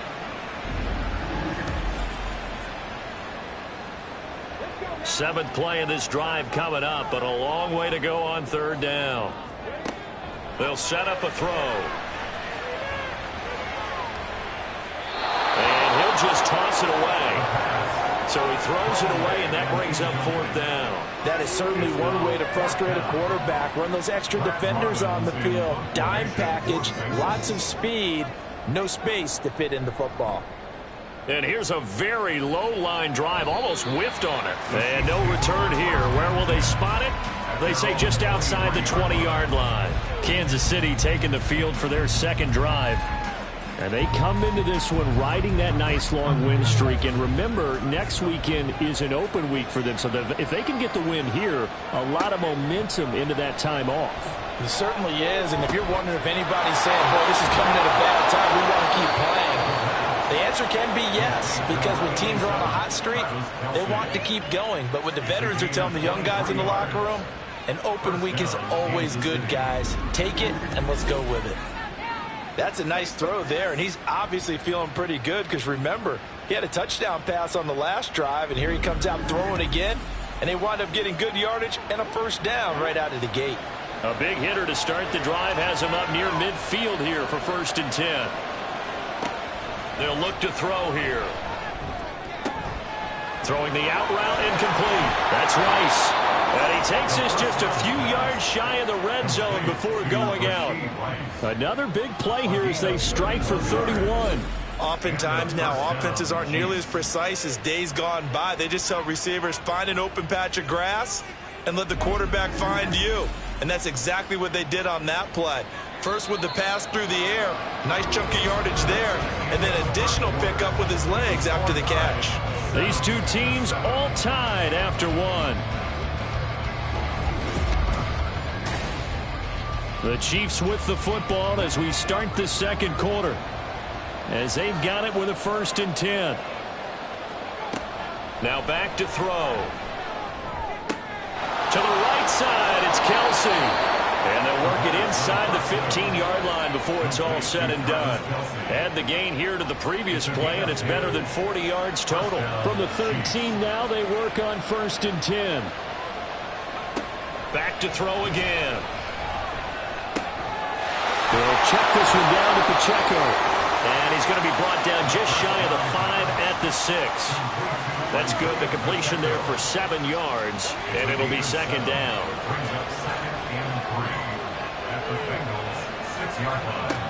They'll stick with the passing game as he looks to throw. This is caught.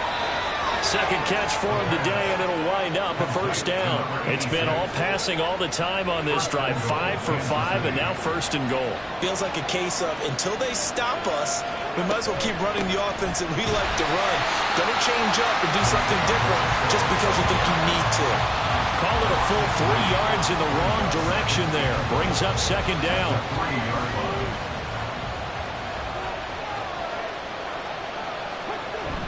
Pacheco once more.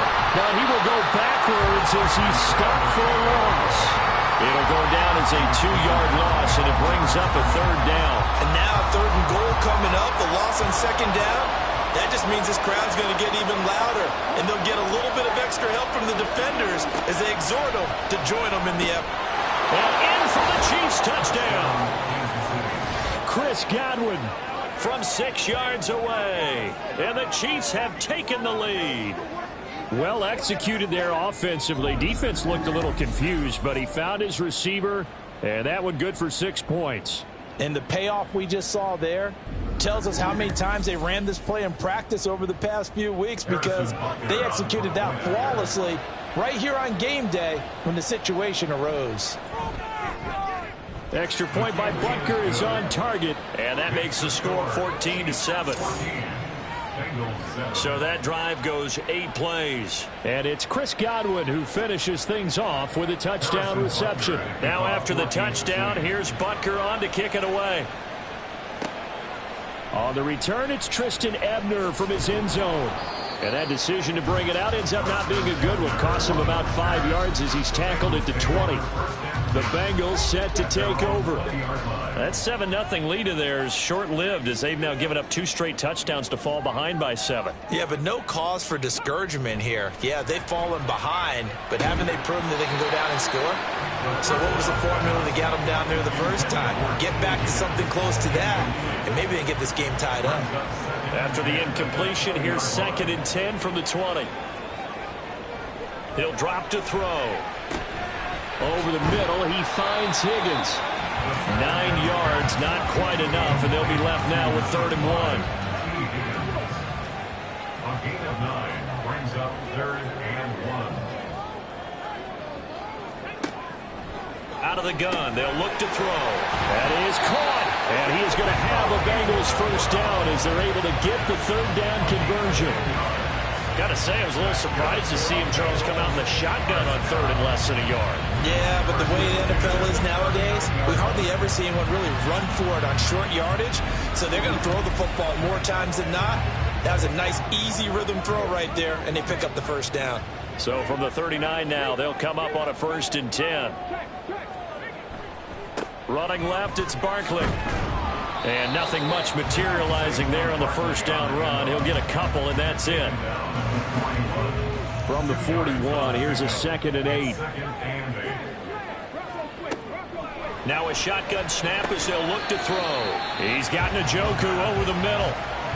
So 8 yards on the completion there, and that will bring up 3rd and 1.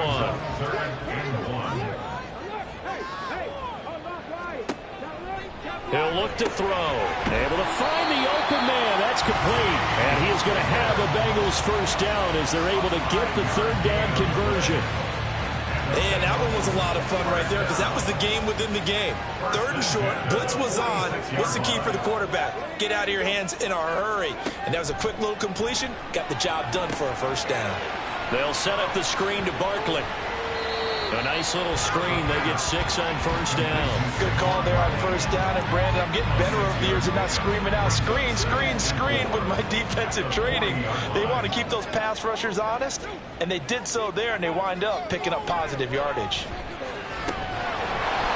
Throwing again on 2nd down, but this time it's incomplete. I have to give some credit to the defender on that when he read all of his keys perfectly and got a great break on the ball and able to force that incompletion. Out of the gun now on 3rd down. Work in the middle of the field, and he's got a man complete. And he is going to have a Bengals first down. They needed 4. He doubled that. He wound up getting 8. Another catch for him there on this drive, Brandon. And it looks like they're going to utilize him out of the backfield any way they can. And that time they pick up a first down. So now on defense, you assign a man to him and try and cover him before he gets going.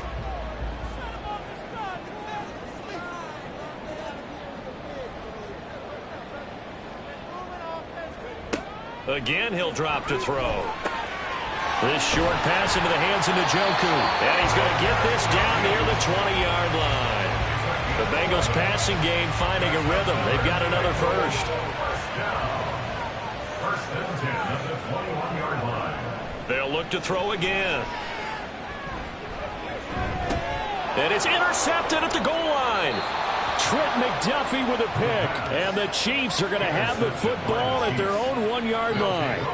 Partner, I think this one went awry very simply because he overestimated his arm strength and his ability to fit it anywhere he wants to. A lot of quarterbacks do that and often pay the price.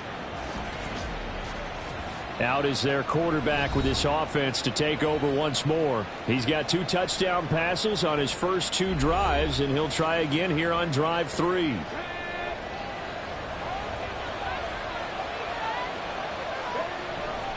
They'll start the drive here with Pacheco. And not a whole lot of room to operate there on the first down run. He gets maybe 3.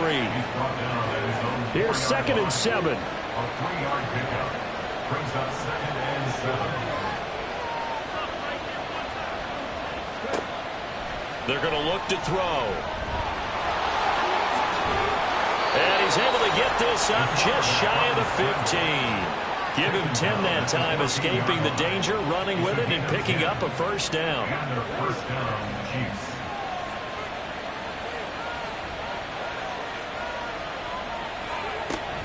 Headed straight, it's Pacheco.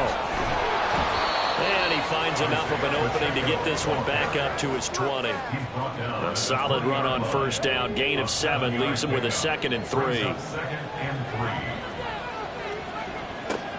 Now they'll switch it up here and look to throw. He finds his man complete. That's Blake.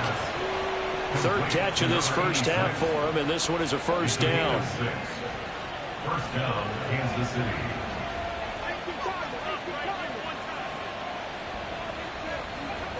They'll drop to throw. Pitch and catch here to Travis Kelce. And he's taken down, but able to slip across the 35. It'll go as a gain of 10 and a Kansas City first down.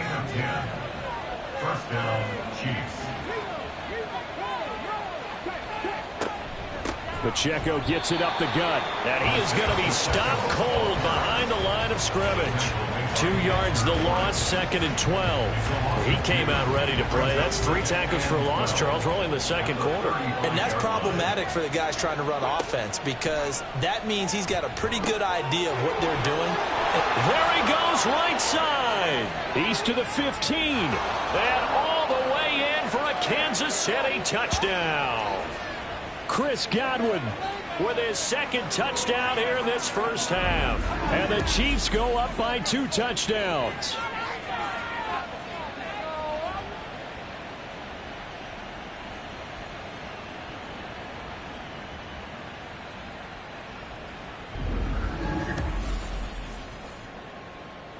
Butker on for the PAT.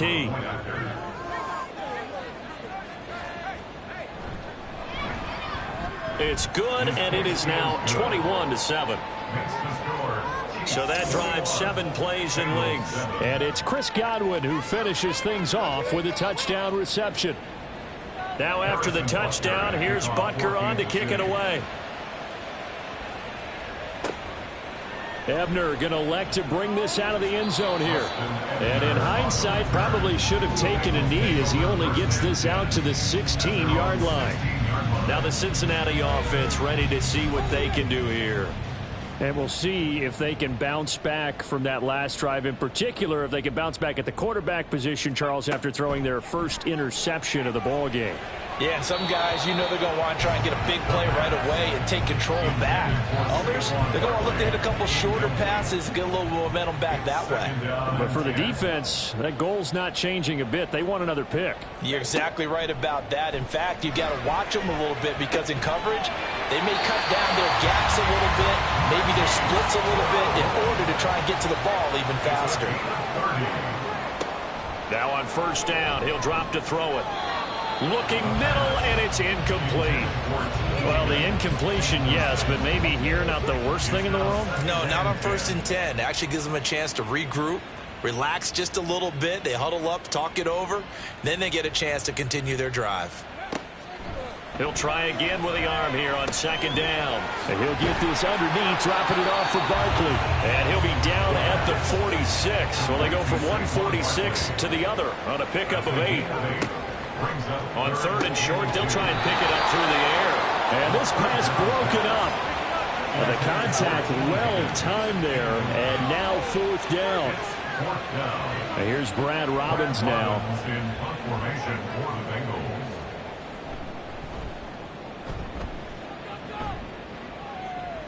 And it's out of bounds. Now we'll see what the side judge says. He says out at the 8-yard line. The Chiefs going to go back on offense here late in this first half.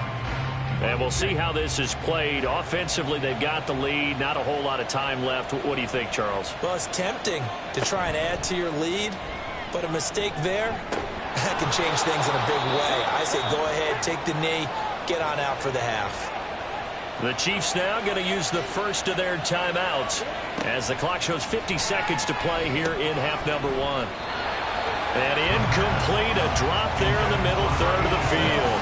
That'll bring up second down. Makes it 2nd and 10 at the 21-yard line. On play action, they'll throw. Out to the flat, that's complete to his running back. Now the Bengals going to use the first of their timeouts as they'll stop it with just over 40 seconds to go in the first half. On 3rd down, it's Pacheco. And a short pickup there as he'll take this up to right around the 20. The Bengals going to use the second of their timeouts. So that means they're down to 1 remaining here as we head toward halftime. And take it right on the 30.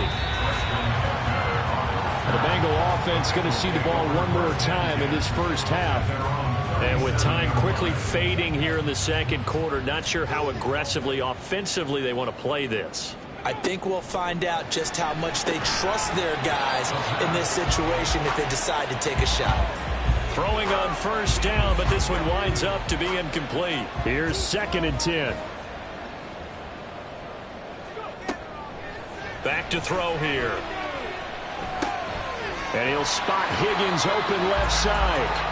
Now the Bengals going to signal for their 3rd and final timeout as the clock will stop with 21 seconds to go here in the first half. And he'll be taken down, but he does have first down yardage. A 5-yard gain on the play. They'll throw now on the final play. That is incomplete. So we've reached halftime with the visiting Chiefs on top. As we'll send you down to Orlando, and we check in with Jonathan Coachman for our EA Sports Halftime Report. Coach. All right, Brandon, thank you very much. We're starting to get near the home stretch of this NFL season. It's Week 13, so let's get an update on what's going on. We'll get started up at Cleveland Browns Stadium in Cleveland. And it's the Buccaneers who are out in front with that game closing in on halftime. Mike Evans, a touchdown reception. From there, we'll head down to Charlotte to check on the Panthers at home at Bank of America Stadium. And you can see, currently they trail in that ball game. Geno Smith throwing the football well. He has 3 touchdown passes.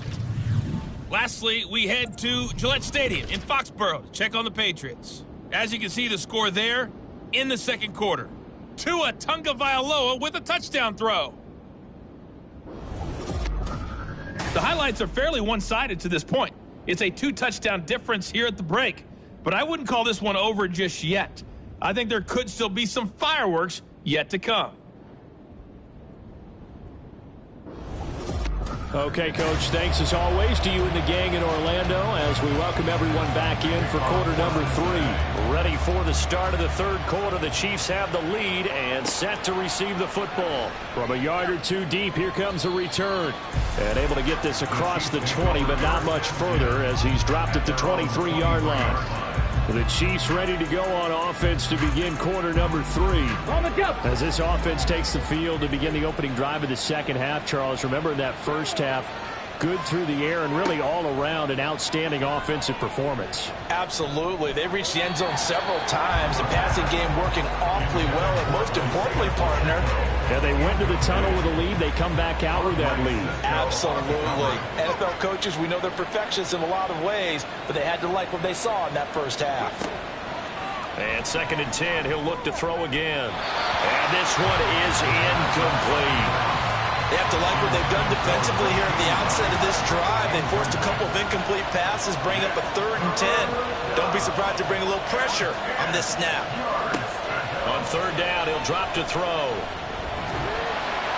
And he will not make it back to the line of scrimmage as he's going to be taken down.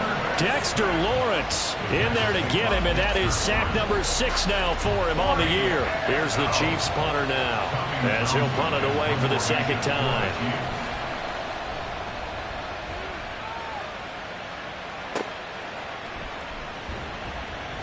That'll be a 47-yard punt, officially 5 on the return. And the Bengals take over 1st and 10. Now we take a glance at the offense as they work their way back out for their first possession of the second half. And their defense did its job by forcing the punt to start things out. And now, Charles, can the offense get in gear? I think, partner, you can sense them saying, okay, the first half is theirs, but now let's get the momentum back on our side. We forced a punt. Now let's go downfield and score. If we do that, we'll be set up well for this second half. But if these guys are going to chop into that deficit, they're going to have to do a much better job in the run game. Caught behind the line of scrimmage, no yardage to be found. 2nd and 11. Got a man open. It's Chase. And brought down, but not before reaching the 45-yard line. It's a gain of 13, and the Bengals have a first down.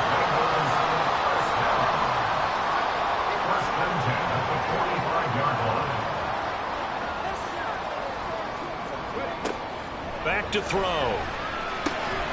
And this is caught. It's Brown. And he is tackled inside the 40, not quite to the 35. A good gain again. That's now 31 yards combined on those last 2 plays. A couple of first downs right in succession, and this is an offense that could really use a good drive, and they're off to a fast start here. So now 1st and 10 in Chiefs territory at the 37-yard line.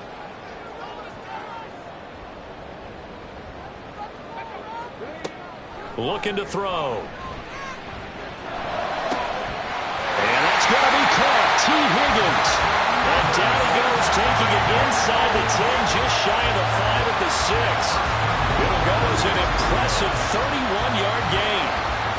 That's the kind of play this offense desperately needed. They've got to be saying, our defense has kept us in the ballgame. We're down, but we're certainly not out. And maybe that was the spark that they've been searching for.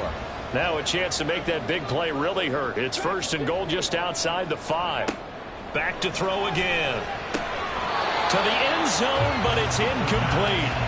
Just what they need, a lecture from me, but subpar offense is what helped get them into this spot. And now they're continuing the trend with incompletions. That won't get them out of it if they don't change something soon. On 2nd down, here's Barkley. And he's going to press this one forward as they stop it right around the 1. It'll be a gain of 5, and it's going to set up a 3rd and goal. 5 yards brings up 3rd and goal. Barkley again, but he will not get to the goal line. In fact, he won't get to the line of scrimmage as they push him back to the 2. That'll make it 4th down after a loss of 1. I know they're going through all the possibilities right now, but the truth of the matter is a field goal doesn't do them a ton of good. It'd still be a 2-score game, so to me, go for it. Go for it boldly. Now back to throw. That's to Chase. He's got it. Touchdown, Cincinnati. 2 yards on the touchdown there. And the Bengals' decision to go for it pays off with 6 points. That's a score you felt they had to have here in the 3rd quarter to get back in this game. And you know that there's an emphasis on their side. Hey, we know this. We know where we are. But sometimes that binds you up so much that you try too hard, you don't get the score. A perfect combination of urgency, yet relaxed enough to get it done. Extra point by McPherson, up and good. And they're back within a touchdown at 21-14. After the touchdown, McPherson on to kick this one away. This taken in right around the goal line. And he will be brought down here inside the 20. Good coverage as he's dropped at the 17. KC's offense ready to take over. Pretty important 3rd quarter drive for them. Momentum has sort of shifted the other direction after that last touchdown as they nurse this small lead. Here's Pacheco to begin the drive. And he'll take this up only to about his 18-yard line. Just a yard on the pickup there, and it'll bring up a 2nd and 9. Brings up 2nd and 9. They'll look to throw here. They'll check this one down to Pacheco. And he's going to get this one across the 30-yard line. Give him 13 yards there and a Kansas City 1st down. And the 1st down, Chiefs. A handoff now for Pacheco. And he'll get a few yards here to the 34. In the first half, he was held in check on the ground, but despite that lack of production, they still have the lead. Yeah, and they've got to feel fortunate about that. If they could actually get production from their lead horse, that would help open up this offense and widen this margin, too. Now a throw left sideline here is complete. That'll put him close to 100 yards receiving. He's at 98, and he's got a 1st down. 8-yard pickup. 1st down, Kansas City. Now a shotgun snap as they'll look to throw. Over the middle, complete. It's Blake. And he takes this one down almost all the way to the 30. A good pickup there, 26 yards. And that last throw puts him over 5,000 yards passing now on the season already. Some rarefied air with numbers like that. But don't keep the oxygen just for yourself. Pass some over to me, my friend, because given the fact he still has a number of games remaining on the schedule, that number is going to go sky high. Back to throw now on 1st down. That ball caught. It's Rice. And down inside the 15 he goes. Another big gainer that time. This one goes for 19 yards. From the 13 now, they work on 1st and 10. They'll stick with the passing game as he looks to throw. And that is incomplete. Oh, the coverage a little too good there, and it's 2nd down. He did a fine job there of not hitting him before the ball arrived, and I've got to tell you, you can often mistime that play because of the angles of approach. When you're going to... And it's intercepted at the goal line. Picked up by Martin Emerson. And the Bengals are going to get the football here as the ball will come out to the 20. So this offense moving the ball well, trying to open up a 2-score lead here in the third quarter, but now potentially a play that could have big ramifications. Yeah, you've driven the ball down the field. Things are looking up, but it takes just one bad decision to throw things off the rails.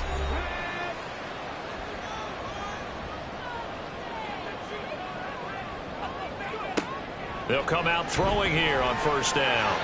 And this one's incomplete. That was a nice job defensively of disguising their coverage and making it difficult for the quarterback to lock in on a receiver, and it results in an incomplete pass. Now he'll look to throw here on 2nd and 10. They'll set up the screen to Barkley. And they'll get 8 out of this before being stopped at the 28.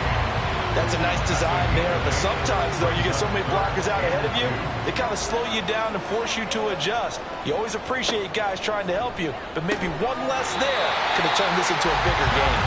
And he is going to have a Bengals first down as this defense unable to hold. It's a 7-yard gain there on 3rd and 2. First and 10 at the 34-yard line. Out of the shotgun, they run with Barkley. Nice. Taking it right down Broadway. And he takes this one down almost all the way to the 30. It's a gain of 34. They went with the nickel look defensively, so they had 5 defensive backs in there. Didn't help them stop the run. Yeah, I love that. The nickel look, 5 sets, 5 DBs. But what also happens then, you take a big body off the field in order to insert that guy. So you're taking a big off for a little. And oftentimes you can run the football effectively against that defense. They keep it with Barkley on first down. And he can only manage to get a couple. 2nd and 8 coming up. Got it here at the 29 on 2nd and 8. It's 2nd and 8 at the Chiefs' 29-yard line. They'll set up a throw. And his throw here is going to be incomplete. His back has been a dependable safety valve all game, so he went back to him when his first read was covered. Just unable to connect, so the play results in no gain.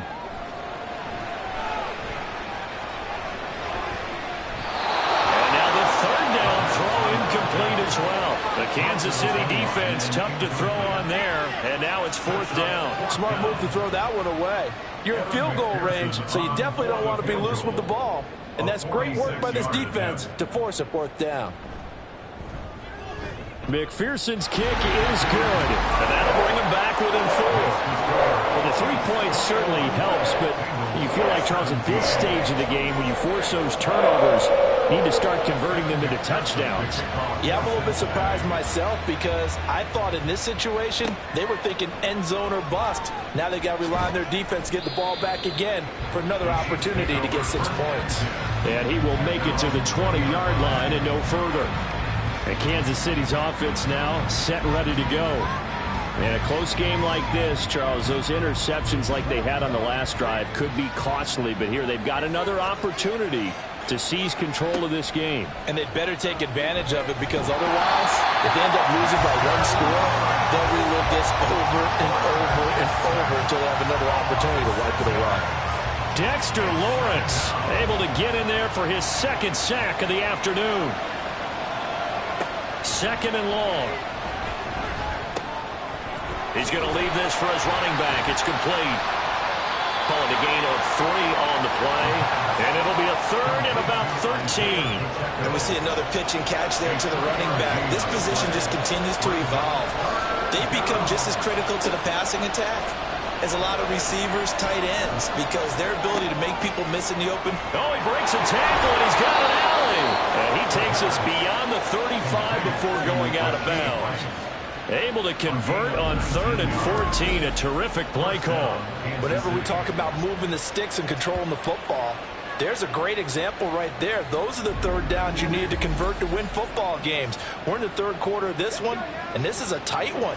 In order to maintain pace, keep the ball away from the other team, and put points on the board, those are the plays they need to continue to convert. And he's going to take this ahead for right around 3 yards, but no more than that. 2nd down. And they'll come up 2nd and 7. They'll set up to throw. A quick throw there, but it's going to be incomplete. Basically, you're not going to outwork 2 guys very often. Double coverage. I thought he was going to go somewhere else for the football. I get it. That's a stud wide receiver. You want to try to get him the football. Yeah, sometimes you rely on him a bit too much, and you forget the other options that are out there. And he will have a Chiefs first down as they're able to get the third down conversion. Got what they needed there. The drive continues with a 9-yard pickup. And they're not going to get to the line to run another play. So we will switch ends as the third quarter has come to a close. We'll return with more after this. You're watching the NFL on EA Sports. So signs of life in what's been a dormant offense in this second half. Here's 1st and 10.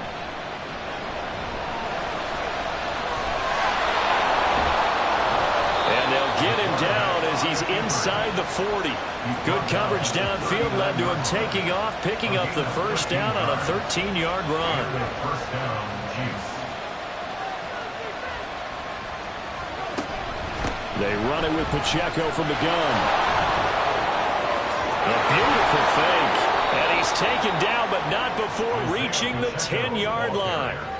58 yards rushing on 12 carries for him now. As I take a look at the clock, I realize that this drive has eaten up a good portion of the fourth quarter already. Got to tell you, partner, when you're trying to salt away a game, this is exactly what it's supposed to look like. So not quite a 1st and goal. It's 1st and 10 from the 10. Again, it's Pacheco. And he'll find his way down inside the 10 to the 9-yard line. 2 yards on the carry there. It'll be second down. A gain of 2 brings up 2nd and 8 at the 9-yard line. Now they'll switch it up here and look to throw. And this throw incomplete. Well, the defender all over him that time, and it's going to lead to third down.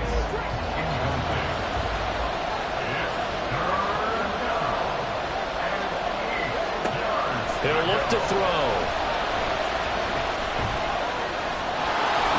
And he takes this into the end zone for a Chiefs touchdown. A 9-yard touchdown run. And the Chiefs are about to make it 4 straight as they add to this fourth quarter advantage. That's a tough one there defensively because look at the stops they got on 1st and 2nd down, and it's 1st and 2nd and goal. And then on 3rd down, they cover the receivers, but they leave an alley open for him to find, and he does. That is frustrating. You do almost everything right, and he still ends up in the end zone. Extra point by Butker is on target. And that pushes the lead up to 11. A pretty long drive that time. 11 plays all told. And a 9-yard run on the end of it. Now after the touchdown, here's Butker on to kick it away. Ebner going to elect to bring this out of the end zone here. And he returns this to the 22. The Bengal offense now gets set to head back out onto the field. Well, that last touchdown we just saw, what an important one. Now it's back to a 2-score deficit for this crew as they take the field here, and they are in desperate need of finding the end zone. They'll come out throwing here to start the drive. Got him in. It's Brown. And he's tackled a yard short of the marker. Good gain of 9 on 1st down. Ball on the 30 now. Here's 2nd down and a yard. At the 30-yard line.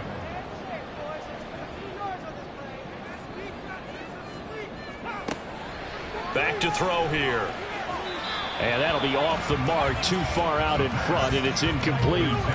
He shook his head right when he released that throw. He knew it was going to be a little off target. Yeah, the excitement got him on that one. Wasn't able to control the fact the receiver was open, and it would have been an easy throw. Now a 3rd down throw, but it misses the target. Incomplete. That close on 3rd down, I think everybody probably expecting a run. Instead, they go to the air on 3rd and short yardage. I realize this is a passing league, and they're liable to throw the ball on any down and distance. But that short, I do question the call. Run the football and pick it up. So a change of possession here on the punt. And it's Chiefs football, 1st and 10. Here's the Kansas City offense now as they get set to take over.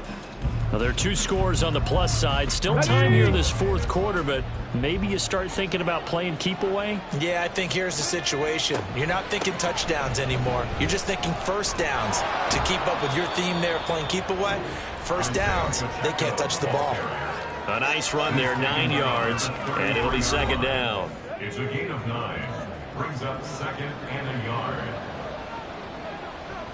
Godwin, the motion man. And they'll get it forward to him on the touch pass. 2 yards on the pickup, and that's all they needed to move the sticks. And this is just a little touch pass. They send the receiver in motion, just kind of tap it forward to him.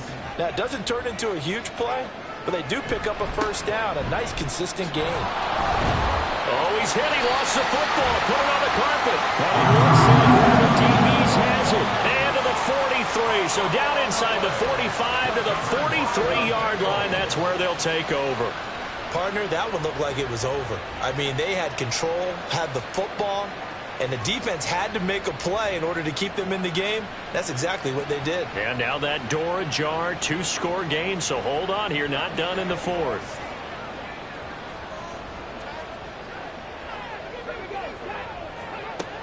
A first down carry for Barkley. And he can only manage to get a couple. 2nd and 8 coming up. Here's a 2nd and 8.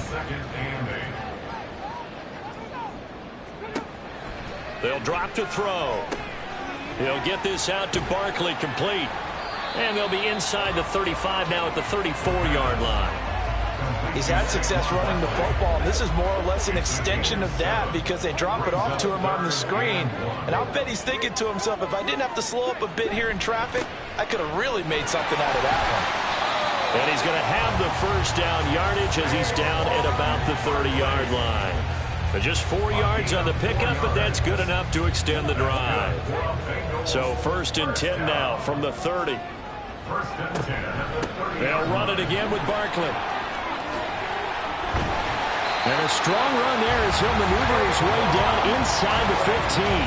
104 yards rushing for him so far this one as he nears 1,400 for the year. Here's a 1st and 10 at the 14-yard line. They'll look to throw. Toward the end zone, but that's going to wind up incomplete. Oh, this defense knows. 4th quarter, they need to make a play. That one was ripe for the taking. Could have changed the complexion of the ball game, but it winds up incomplete. Over the middle, he finds Higgins. 4 yards the gain, and it'll bring up a 3rd down. They like going to him in the slot. He catches another one. I think this comes under the heading of, until they stop him, why not go back to it? He has something going really well. Great working relationship with the guy throwing the ball, and they keep making the connection. Touchdown, Bengals! David Njoku from 10 yards out. And the Bengals have made it a 1-score game again here in the 4th. So they fought half the battle here, but they're still down. Plenty of work still left for them, but they delivered in the first step in their comeback attempt.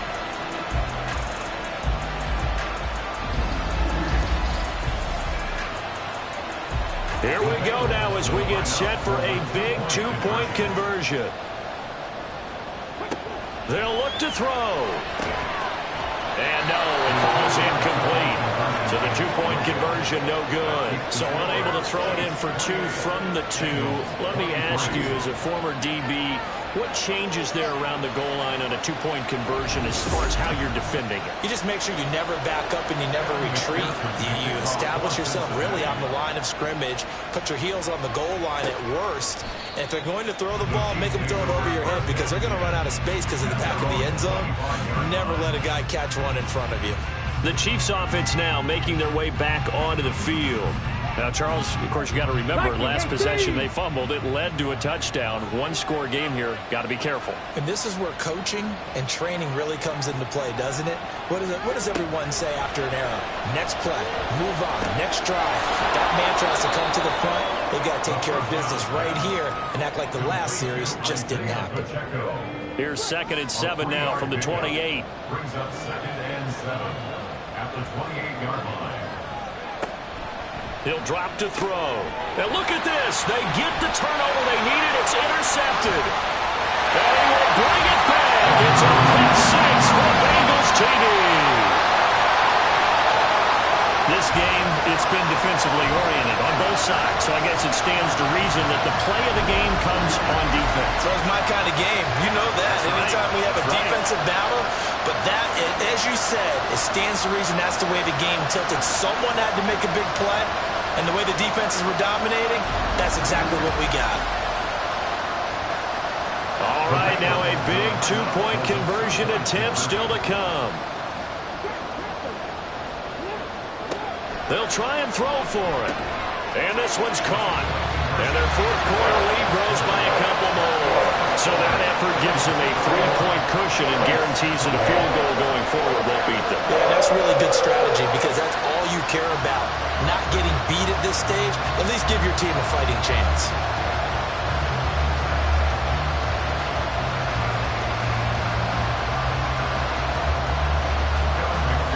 So they throw the pick six. They'll get another shot at it now as this one's in the air. And here comes a return from just beyond the goal line. And the decision to come out of the end zone is going to cost him 5 yards as he's taken down right at the 20. And now here comes Kansas City. And they have to try and move past that pick six because now they're dealing with a fourth quarter deficit. And they need this drive to end in points.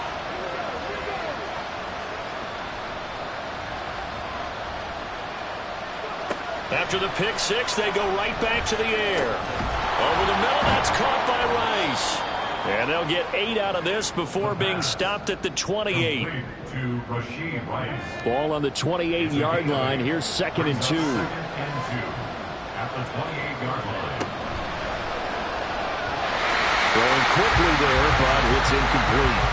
Speed is the name of the game when it comes to RPOs, and sometimes you can be a little too quick. Thus, inaccurate, incomplete. Work in the middle of the field, and he's got a man complete. And he will have a Chiefs first down as they get 5 there on 3rd and 2. That was a route run, not just with dexterity, but with intelligence. Found the hole in the zone, made sure the quarterback saw him, and was able to make the sure catch and flip the down marker back to 1. Now here's a little touch pass as they tap it quickly to their receiver. And they're going to stop it right at the line of scrimmage. Just no cutback lane to be found whatsoever. 2nd and 10.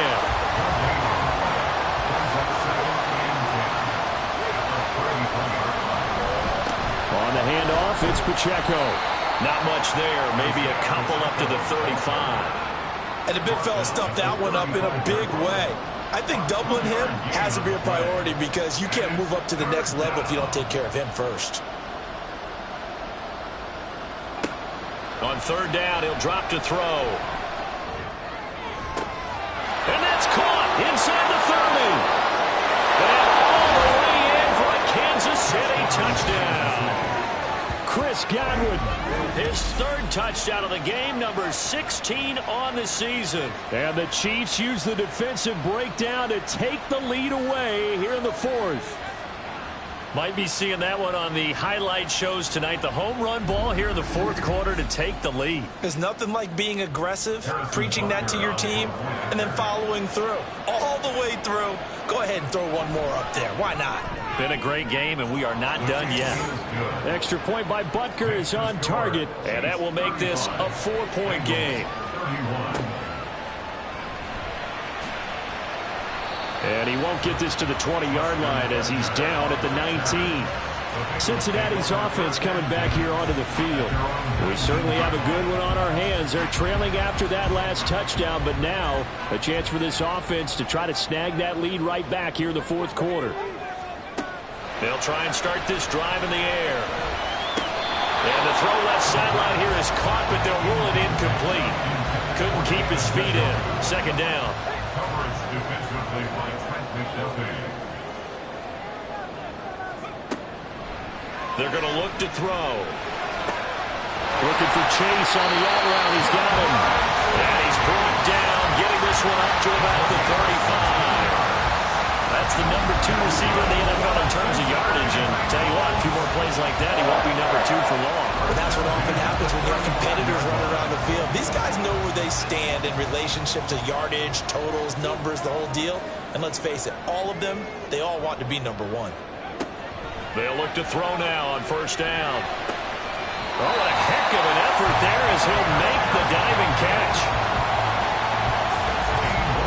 Fourth quarter, down to the final 2 minutes, and we've got a one-score game. So the Bengals in possession of the football here as we get you reset. They come up on a 1st and 10, desperately needing a score here on what could be their final drive. And he's going to be stacked up right at the line of scrimmage. Nothing there for him. 2nd down. They'll try again here. 2nd and 10. At the 50-yard line. He's back to throw. He's got his man on the crossing route. This is Higgins. Plenty of time. All 3 timeouts still remain. Here's 1st and 10 now. Now here's a throw that's complete. Here comes 2nd down. 4 yards on the pickup. Back to throw. And that falls to the ground, incomplete. A nice job of bodying him up defensively, and now it brings up 3rd down. Coverage defensively by Trent McDuffie.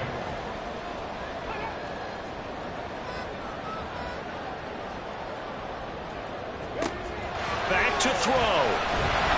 And he can't get a throw off. He's taken down. What a huge play at this point in the game. As expected, they're going for it to keep the drive alive. Oh, man, it's caught inside the 10. And he's going to get out of bounds with the 1st down, so that's going to double their pleasure for sure. They get the 1st and save the timeout. Oh, what a time for the defense to go missing in action. How do you allow a play like that on 4th down? That lets them right back into the ball game. Now 1st and goal.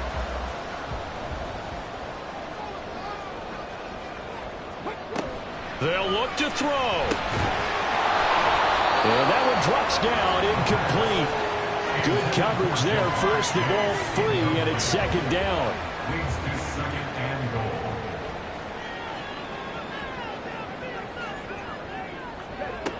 He'll look to throw. Over the middle, that's caught by Chase. And from the 9, they get this to the 5-yard line. A lot of tired bodies on that field, but this is a big play. 3rd and goal. Back to throw again. And this is caught. Touchdown. And they've taken the lead here in the final minute.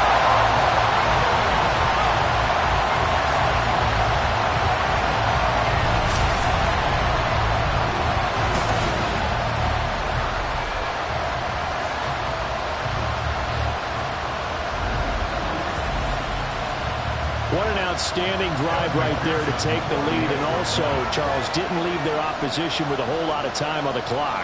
Yeah, I like the way that you're viewing this because they did a tremendous job to put themselves in a position to win, but they can't celebrate just yet. They've got to clamp down on any big plays and force them to use up those timeouts without making any headway. And he'll be brought down right on the chalk of the 20. So the Chiefs now down by a field goal, 20 seconds to go. A possible crippling loss to their playoff status in the balance, barring a late score. Now a play fake here on 1st down. And that is incomplete. Down to 15 seconds now. Another try, 2nd and 10 now.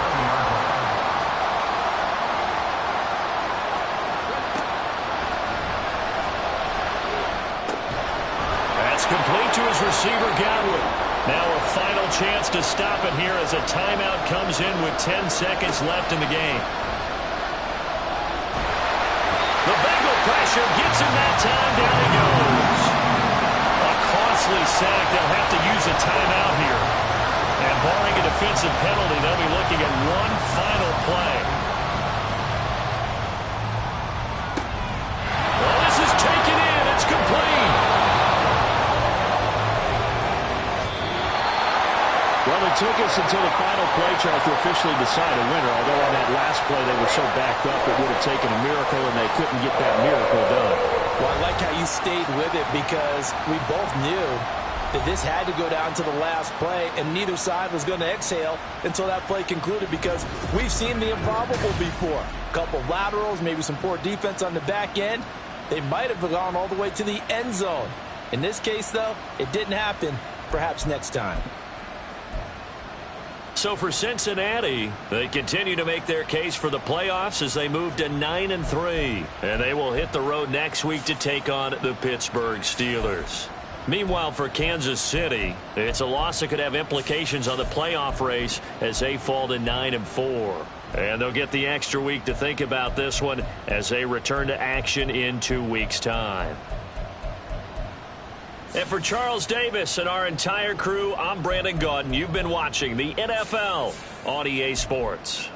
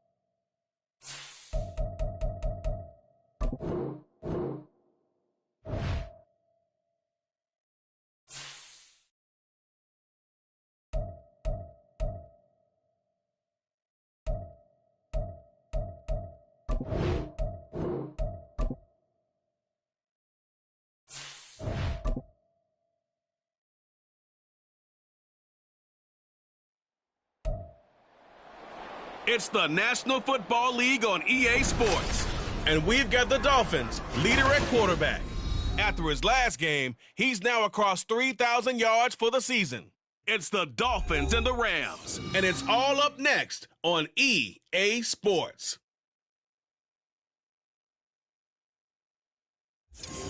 EA Sports coverage of the NFL brings us to the City of Angels, Los Angeles, California.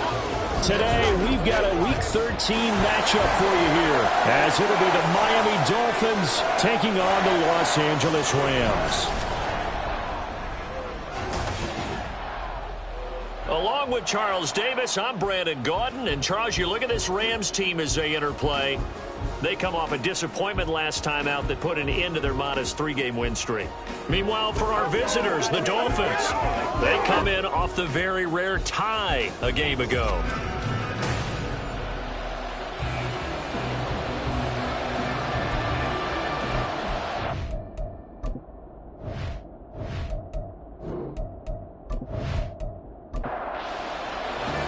The calendar has turned to December, and we're in the home stretch now as we're underway in Week 13.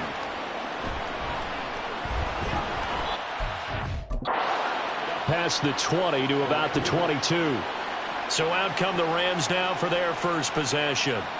They'll be led out by a longtime starter in the NFL, a former #1 overall pick way back in 2009. It's Matthew Stafford. And the numbers were not pretty. I mean, they don't look right. When you throw 2 interceptions, no touchdown passes, there's no way to really make that work. But I thought there were a lot of positives in watching his game tape. I think he's close to putting on a good performance. Let's see if he can flip those numbers around in this game. And, of course, rally his team to a win. And he'll be out of bounds at the 25-yard line. 4 yards the result on the first play from scrimmage. Second down. It's now 2nd and 6. Now Stafford. And the Dolphins rush gets home. Down he goes. Jalen Phillips, the former first-rounder, getting in there for the sack. Getting into the act on the opening drive here with a sack. And remember, they had 5 last week. And they saw that on film, and that meant that they had to get together. Offensive coordinator, quarterbacks coach, offensive line coach, receivers coach, and say, how do we beat this pressure? Because everyone has to win against the defense and get the ball in the hands of the quarterback very quickly. Stafford to his #1 guy Cup for Los Angeles first. Well, I think when they look at their offense, they think to themselves, weapons everywhere, and they want to move the ball around. They want to spread it to different people, but you absolutely know they want to get this man involved as well, and that's what they just did on that play. And now a throw on first down there, but it's incomplete. You talk about this Miami defense. Now they come into top 10 unit against the pass, currently 8th in the NFL. And since this is such a good unit of covering passes downfield, I think that last play is typical of what we might see. A lot of short passes, see if they can generate some run after the catch, but nothing doing on that one. Another throw on second down, and this one incomplete as well. So back-to-back incompletions, and that has them staring at a 3rd and 10. Back to throw, Stafford. He's got his target. That's complete. He's to the 15. Touchdown, LA! Brandon Cooks with career touchdown number 60. And the Rams are on the board first here this afternoon. You know, as a head coach, you can't hide everything from your team. They know that people think that they're not supposed to be on the field with them. So they designed a heck of a game plan, didn't they? Nice pass start, get out after them, and maybe let everyone know that they're here to compete. And get this home crowd behind them early as well. Yeah, that's a huge part of it, isn't it? Because if you get the home crowd involved, sometimes you can ride that wave, and that gives you a little added pep. Zerline good with a PAT, and it's now a 7-0 game.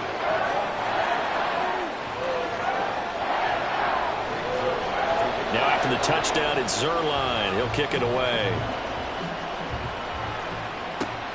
Here's Smith to return it. And they'll get him down inside the 30 at the 27. So here come the Dolphins now as they get set to take over on offense. And they will be led out by their rookie quarterback. I tell you what, when he is on schedule for that week, secondaries take notice because you've got to stay alert back there on every snap. A truly powerful arm, one is capable of challenging any level of the defense on any given play. That's why so many scouts preach arm talent when preparing for the NFL draft. A quarterback with arm strength to make every throw in the book, he's an asset to have in any offense. And that to the 30. It'll be second down. Holding offense. Isaiah Wynn with a penalty. The former first-round pick back in 2018. Looking to throw. Tyler. A short one here, caught by McBride. And he's brought down at the 24 after a gain of 4. The numbers from McBride a week ago. 8 catches, 62 yards. And he's able to pull that last pass in, but this is usually a pretty tough unit to try and maneuver against. They're in the top 10 in the league against the pass, and you and I both know there's not much difference between 1 and 10. Give him a gain of 5 on the completion. And 3rd and 8 now.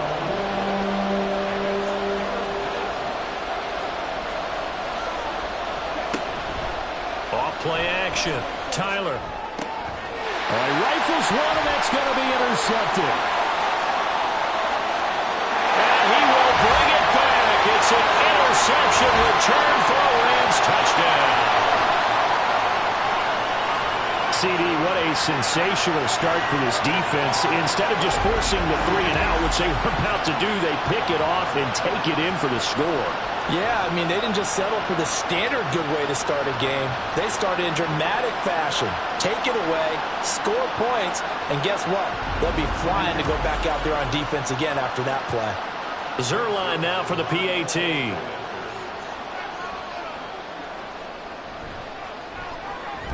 And it's good, and they have jumped out here to a quick 14-0 first quarter lead. A heck of a play there defensively, getting the interception, navigating his way into the end zone for the touchdown. So they'll get another shot on offense following that pick 6, and now the kick is away.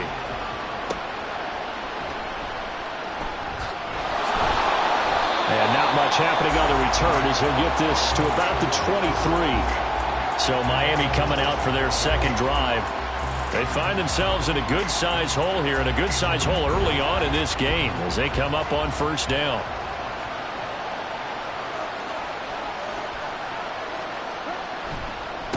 Here's Achane to start the drive. And he edges forward, but only gets a pair of yards out of it, and it's second down. Well, sometimes as a running back, you've got to be able to improvise when the hole's not where you expect it to be. But in this case, there wasn't any improvisation that he could do that was going to work. Kind of like if you're trying to be a comedian on open mic night at the Improv and you run into a tough crowd. This will be a loss of 3, and now a much tougher third down looming.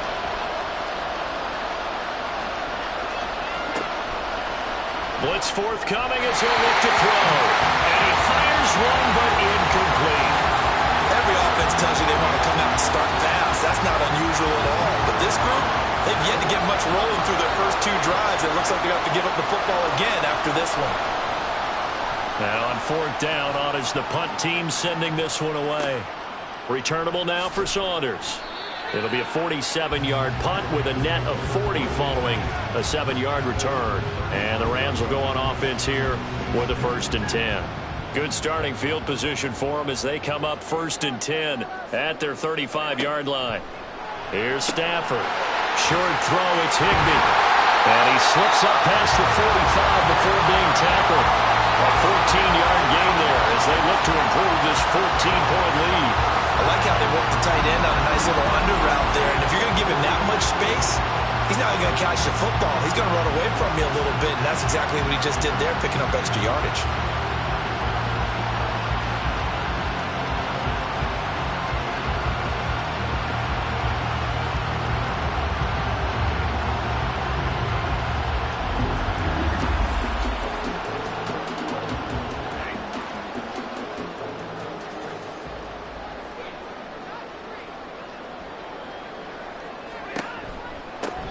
First run now for Kyren Williams. And forget about finding a lane. He barely had time to look up before he was planted in the backfield. A loss of a full 3 yards, and now it's second down.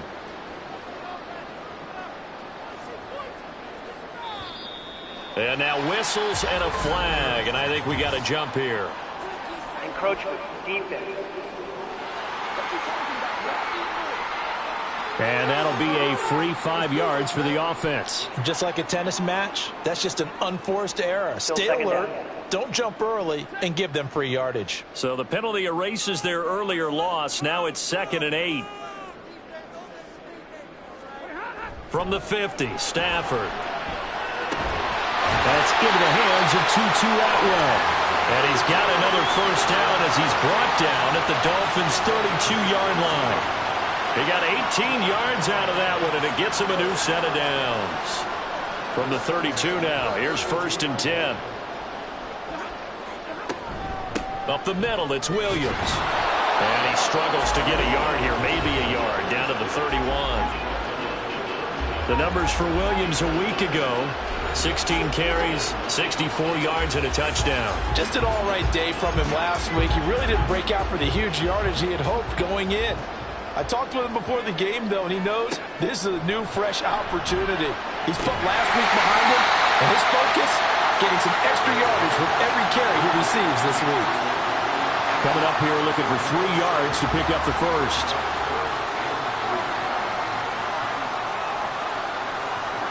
Stafford on 3rd down.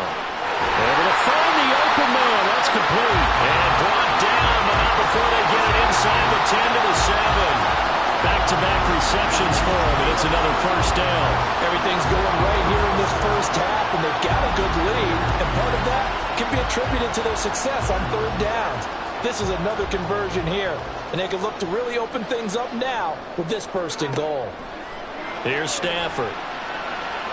Looking end zone, but it's incomplete. Not sure what happened out there, but it looked like the timing was a little off on that throw. Well, you know I'm a defender, so what am I going to say? Great defense. Darn right. They did something to disrupt that timing. This one swung out to Williams. And the stop will come inside the 5 at the 4. A big play forthcoming. Here's 3rd and goal.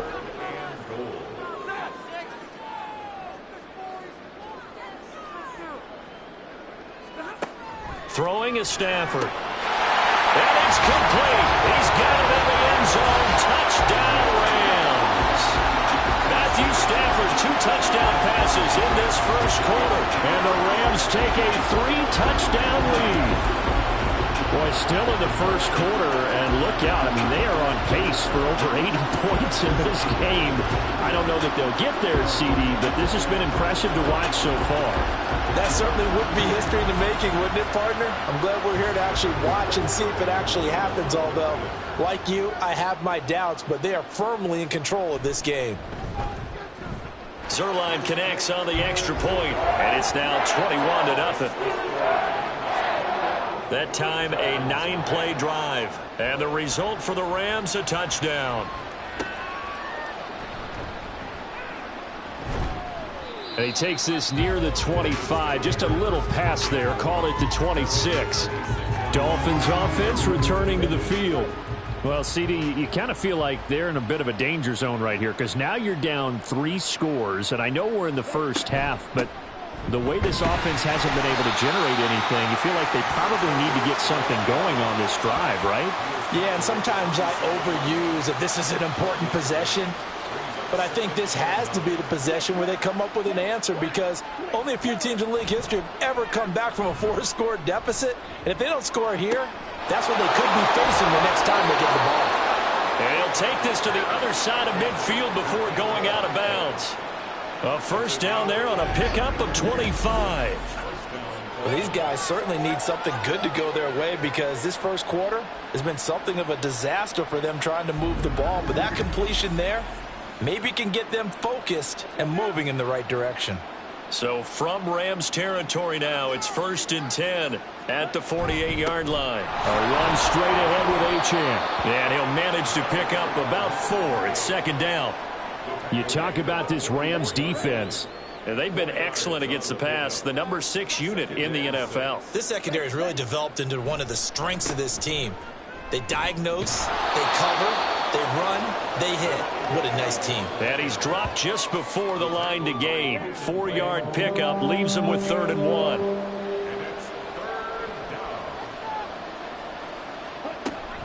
They'll run for it with Achane. And he gets it to the 34. Good enough for the first. It'll go as a gain of 6 that time, and it moves the chains as well. From the 34 now, here's 1st and 10.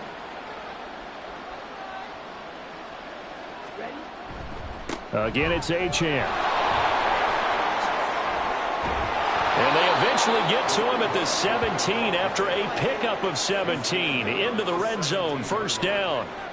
I have to admit, I'm excited by that play call and the end result, because this is a team that's down big early in the first quarter, and a lot of teams will just panic, abandon the playbook, and just start firing the ball all over the place. It's way too early for that. Stick to what works for you. Down double digits, and we talked about their game plan being both running and passing there. You're right. They're sticking to the game plan, getting the ground game going. A lot of football left to be played.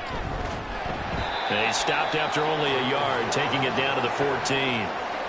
A minimal gain there on the 8th play of the drive. 21-0 our score after 1. It's Dolphins football here as we begin the second quarter. The Dolphins on 3rd down, just 1 for 3 thus far. This is 3rd and 7. Back to throw. Tyler. That's DK Metcalf running the slant. He's got it. And the Dolphins are going to have 1st and goal as they try to finish off this drive with 6 points. But with the score where it is, you're not thinking field goals right now. You need touchdowns. So that was a much-needed conversion there on 3rd down. Now they'll throw here out of the gun. And he's got it. Touchdown, Dolphins. Jalen Waddle with touchdown number 7 on the year. And the Dolphins get a bit closer. That pass also evens the ledger for the rookie quarterback. Had the interception earlier, and now he gets the touchdown throw. The ideal touchdown-interception ratio is, what, 3-to-1 for the best quarterbacks? But he's a rookie. Just getting back to even is a big deal. Increases the confidence his teammates have in him as he tries to become their leader. Extra point by Carlson, up and good. And they'll cut the lead to 21-7.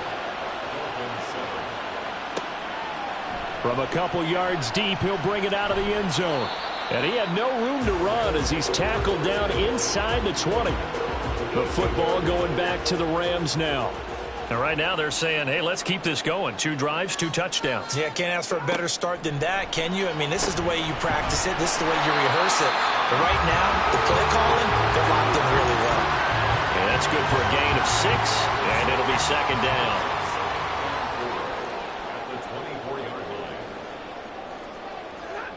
Now Stafford.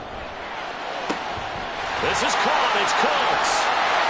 And he has a big gain inside the 40 before being dropped. A big pickup of 38. And the offense is saying to itself right now, only they were all this easy because he was wide open.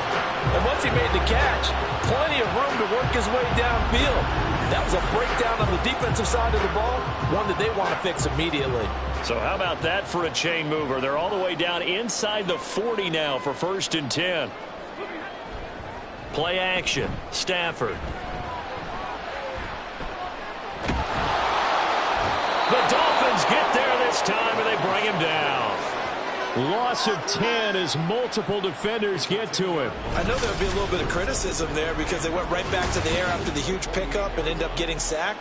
That's often a play that you make. You feel like you've got momentum on your side. Unfortunately, the O-line failed to hold up to try to keep that momentum going. And the job becomes twice as difficult now. After the sack, it's 2nd and 20.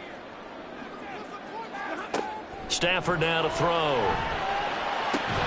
That'll be caught. It's caught. And he's got another 1st down as he's brought down at the Dolphins' 27-yard line. A gain there of 21 yards.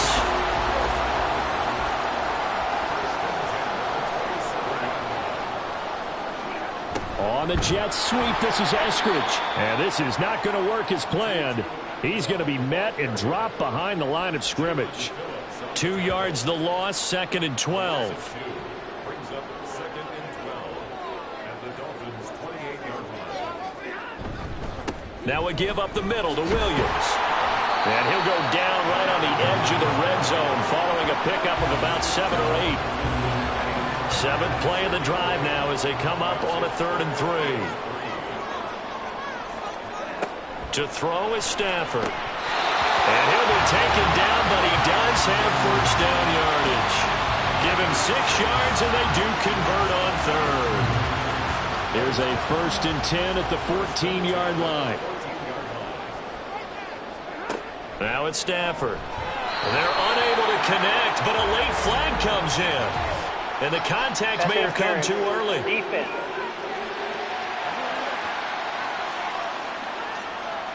So now then the penalty's got him set up with a 1st and goal.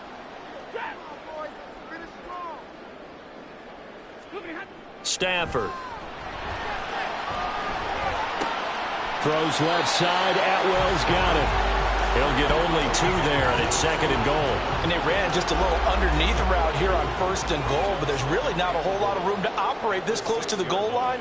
He's just not able to get loose after the catch. And he's going to be taken down, sacked back around the 18-yard line. Brought down by multiple defenders, and it's a loss of 12. They were in the top 5 in sacks in the league coming into this one. That's their 3rd one in this game. Obviously, pass rush has been a strength of this team all year long. And apparently they're not satisfied with top 5. They want to climb that ladder. Yeah, I think it goes back to their offseason. They decided to make it a priority, and it's working out. 3rd and goal, and still a long way from the end zone. Stafford. And this is going to be incomplete. And based on my math, they've only converted 1 time thus far in this game, so you can see the frustration starting to come out a little bit. 3rd downs, they've been a problem for them all game. They've got to start becoming solutions. Zerline's kick is up and through, and they will open things up a bit more. It's 24-7. They had it 1st and goal, 3 attempts, couldn't get it in, so they settle for 3. Yeah, the field tends to shrink a little bit the closer you get to the goal line, doesn't it? It doesn't sound right. It sounds a little counterintuitive. But you run out of space to run the deep routes, so they can just sit on the shorter stuff if you're going to throw it. If you want to run it, there's just not as much space. They end up having to take 3 there. Get a look at DK Metcalf as this offense returns to the field. And CD, assuming he stays healthy, assuming the health, should get to that 1,000-yard mark pretty easily. And the best part of what he's done so far is it allows him and the team to relax their pursuit a little bit. Meaning, if they just have normal games, they'll get to the 1,000-yard mark. They don't have to force anything. But one of the reasons he's having the year he's having is what I call route running arrogance. They think there's no one that can cover them, no matter how many people are put. And got his man complete. And all the way in for a Miami touchdown. Jalen Waddle with his 2nd touchdown of the game, number 8 on the season. And the Dolphins are able to strike quickly here as they are in for 6. He put quite a bit of air underneath that touchdown pass. Of course, we knew that he had the strong arm. That part was easy. You could see that throughout his college career. But what you want to know about a rookie is when the pressure's on, can you throw with touch? He just did right there. And, boy, it was pretty. Extra point by Carlson, up and good. And the lead down to 10, 24-14. The kickoff team on the field now as they will send this one away.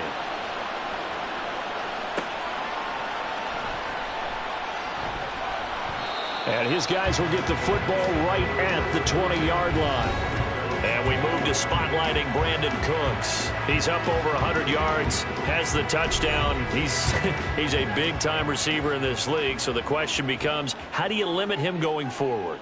Well, you know the guys trying to cover him, they haven't had a whole lot of success thus far, and while they will still accept the challenge, maybe you have to change your focus. You have to get after the quarterback a little bit, disrupt his timing, because right now it feels like pitch and catch. Make sure he's not able to have clear sight lines to him, and maybe that'll slow him down. And this is not the guy you want to let play pitch and catch. Now a 1st down throw. Stafford. Screenplay set up for Williams. And a 6-yard gain gets him right around the 43. And good yardage there on 1st down, because sometimes all you need to do on the screen is get one key block. That might set your man free, and that was pretty good pursuit to the football defensively, or it could have gone for more. Stafford's throw, it's complete into the hands of Higbee. And tackled down after a gain of 3. Leaves him with 1 yard to go on 3rd down. This offense so far on 3rd down, they have been superb. 5 for 6 to this point. They're up against a 3rd and 1 situation. And he's got the first down yardage as he takes it down to the 49. A gain of 4 that time as the drive continues. So now 1st and 10 as they've crossed into Miami territory at the 49-yard line. Now they'll send Kupp in motion right. Oh, they'll run it here on the jet sweep. Oh, and this one may need to go back to the drawing board. He's going to be swallowed up right away. That's going to wind up a loss of a full 3 yards on 1st down. I like the idea to mix it up from time to time because, let's face it, you can't be predictable. But the execution was a little lacking on this one, right? They might want to go back to the drawing board with that call. On 2nd down, Williams. And this one also slow in developing as he's maybe getting back here to the line of scrimmage, but not much more than that. 7th play of this drive coming up, but a long way to go on 3rd down. A throw there, but that's going to wind up incomplete. Looks like this will be the drive they come up empty after a couple of touchdowns and a field goal on those first 3 drives. Yeah, but shed no tears for them, okay? So they come up empty on 1, but as you noted, they put plenty of points on the board. They don't look close to being done in this one. A lot of adjustments still needing to be made on the defensive side of the field. Personal foul. Roughing the kicker. Defense. That hurts. If it was running into the kicker, wouldn't be a 1st down. Roughing, it is a 1st. And just think about the differences between the two. Running into the kicker almost feels inadvertent, just a small tap, so to speak. But when you rough him, usually bodies are hitting the ground and flying all different places. And the difference is 5 yards or 15. And in this case, that's a big play. 3 yards on the pickup there, and it'll be 2nd down.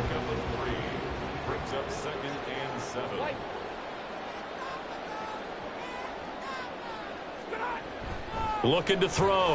Stafford. And this throw incomplete.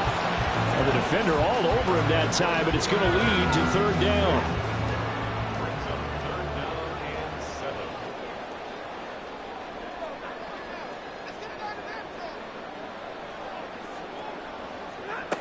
Back to throw.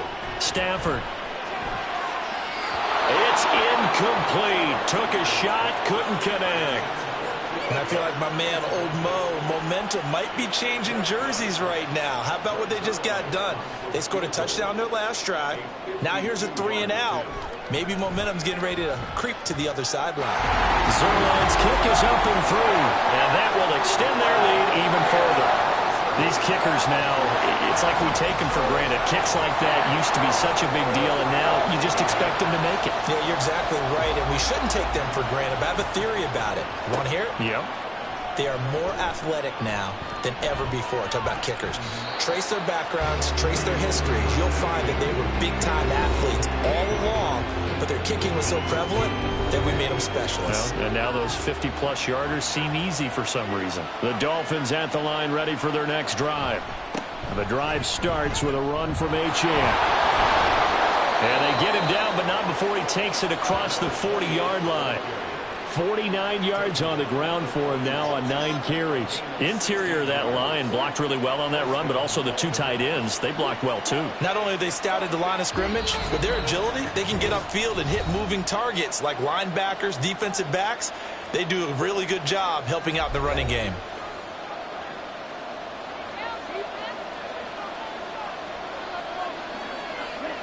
Throwing on 1st down. Tyler able to get this one to McBride. The Dolphins moving with a sense of urgency here. To throw on 2nd down. Tyler goes right back to McBride.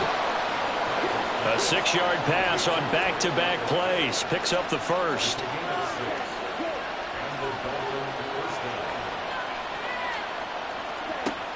Operating from the gun. Tyler. A short one here, caught by McBride. So the completion good for 7 there. And it's 2nd down. Creeping up on a minute to play in this first half.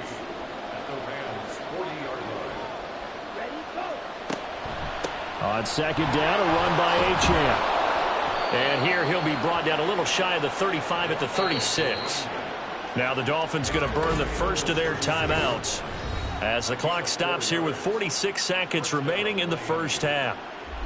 So from the 36 now, 1st and 10.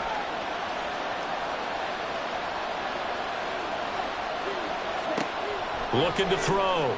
Tyler. That's going to be caught by Waddle. And he'll have a gain of 3 to the 33. The Dolphins going to take their second timeout. So that means they're down to 1 remaining here as we head toward halftime. 2nd and 7.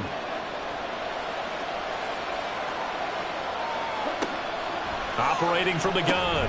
Tyler. He's got McBride here over the middle. And this is going to be another first down as the tackle's going to be made at the Rams' 13-yard line. 19 yards the pickup there. Move the chains. Good strong throw and catch right there. And so far in this game, the alleys have been open for them to get completions, and they're taking advantage of it.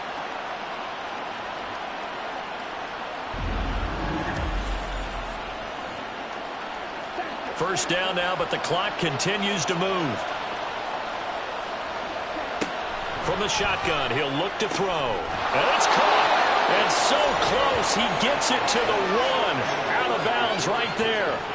1st and goal, and they got to be thinking a chance to get right back into this football game. Back to throw again. That is caught by Waddle. Touchdown, Miami. Jalen Waddle in the final seconds of the first half. And the Dolphins are able to cut into this lead in the final seconds of the first half. That is a near-perfect end-of-half drive right there. And we've seen that many times from the best in the league. But do you really expect to see it done that well by a rookie? And how about the timing? Finishing it almost near the zeros, as you said, right at the end of the half. Great momentum to carry into the locker room. Maybe time for one play on offense. 7 seconds to go in the half as the kick is away. And he's up past the 20 to the 22-yard line. And with time running down, they go down to a knee. So we've reached halftime in a wild first half. We'll take a minute to catch our breath as we'll send you back over to Orlando with our EA Sports Halftime Report. Here's Jonathan Coachman. All right, Brandon, thank you very much. We're starting to get near the home stretch of this NFL season. It's Week 13, so let's get an update on what's going on. We'll start up at Gillette Stadium in Foxborough, where it was definitely a game with some intrigue, as you can see by the scoreline. Tua Tagovailoa leading the way in the victory with 3 touchdown passes. From there, let's head over to Minneapolis to check on the Vikings at home at US Bank Stadium. And they trail in that one as it's the visiting Jags who are out in front. Christian Kirk, over 100 yards receiving and a touchdown catch as well. Finally, we finish at MetLife Stadium to see what's going on with the Jets. And they were winners in that one as they defeat the visiting Tennessee Titans. Justin Herbert, strong in the victory as it pushes his guys back above the 500 mark on the year. The Rams got a nice throwback performance from their veteran quarterback, Matthew Stafford. He came out of the gate smoking hot with 2 first-quarter touchdown passes to help steer his guys towards this halftime lead. Okay, Coach, thanks as always. This one's still anyone's game as we welcome you back for quarter number 3. It's been a shootout so far. We'll see which defense can make the adjustments as we get back underway in the second half. Oh, it's out. Smith lost it. And now the Rams have got it, going the other way. And they have the football and will take over at the 24-yard line. And now before the ball changes hands, they're going to take a look at this just to make sure that they have it right. And the question, was the knee in fact down before this ball comes loose? And is the video convincing enough to overturn it? A lot of factors here. Remember, you also need clear possession of the football afterwards. This is a tough one to overturn. So So that one overturned. They say the knee was down, and that will not be ruled a fumble. First down Miami as they get set to start the drive. The third quarter begins with a run by Achane. And running room scarce here. He's going to be stopped in his tracks at the line of scrimmage. No gain on the play there. Second down.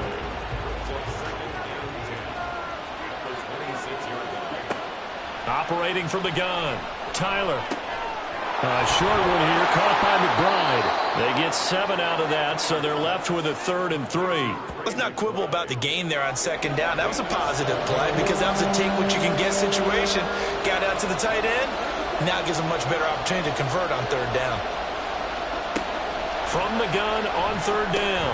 Tyler, that is caught. And he'll be taken down, but he does have first down yardage. That gain of 9 buys them a new set of downs. I don't care how many times we see it. I still get a kick out of watching quarterbacks and receivers do the pass tree in pregame warm-up. But I always remember that when we go to practices, we see that after practices as well. They really tune it up, don't they? They tune it up. They know why they do it for these situations. First down. And they build that trust, and that's why they're able to find him in this type of a situation. They will get 4 yards here on the first down run, and that'll make it 2nd and 6. From the 46-yard line, a 2nd down and 6. Achane here, they stay on the ground. And they're well past midfield, just a yard or 2 shy of the 40. Most of their damage has been done through the air. I mean, they've rung the bell 3 times with passing touchdowns, but guess what? Ground game has not been neglected. Nice little burst right there. Now Achane on 1st and 10. And very little there. He might have gotten a yard. Yeah, I think he got a yard to the 41. They work now on 2nd and 9.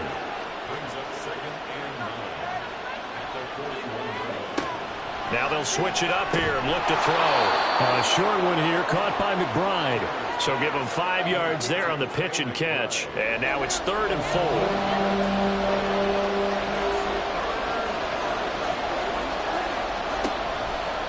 Up the middle, Achane. And he won't get close. Only a yard, 4th and 3.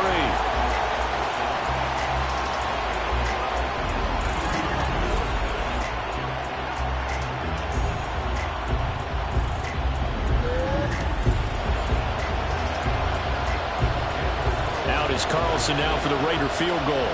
It'll be spotted on the right hash. A 52-yard attempt. Carlson able to put this one through, and that will bring the deficit back down to 3.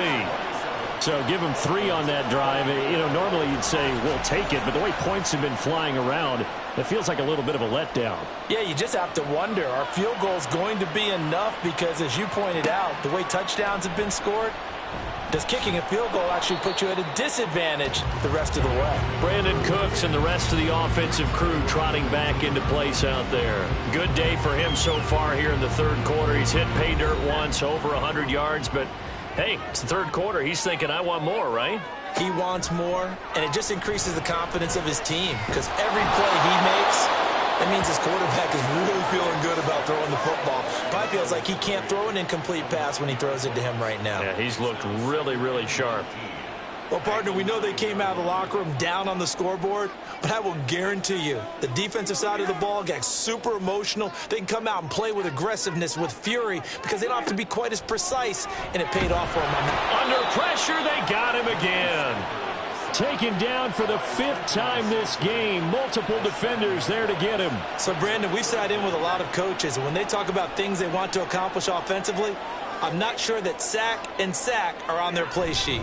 On 3rd down, here's Williams. And not much there as he gets it up to about the 5-yard line. It's a gain of just 3, and the offense likely going to yield to the punting unit here on 4th down. Well, they got off the field on 3rd down. An excellent job, an excellent defensive series. We always talk about adjustments, and usually only at halftime. But the best teams adjust series to series. And on that series, they adjusted so well that they got the job done in fine style. The punt team on now is from their end zone. They get it away. A solid stiff arm. Call it 46 yards on the punt. Just a single yard on the return as he was covered quickly. And it'll be Dolphin football. Miami set to take over.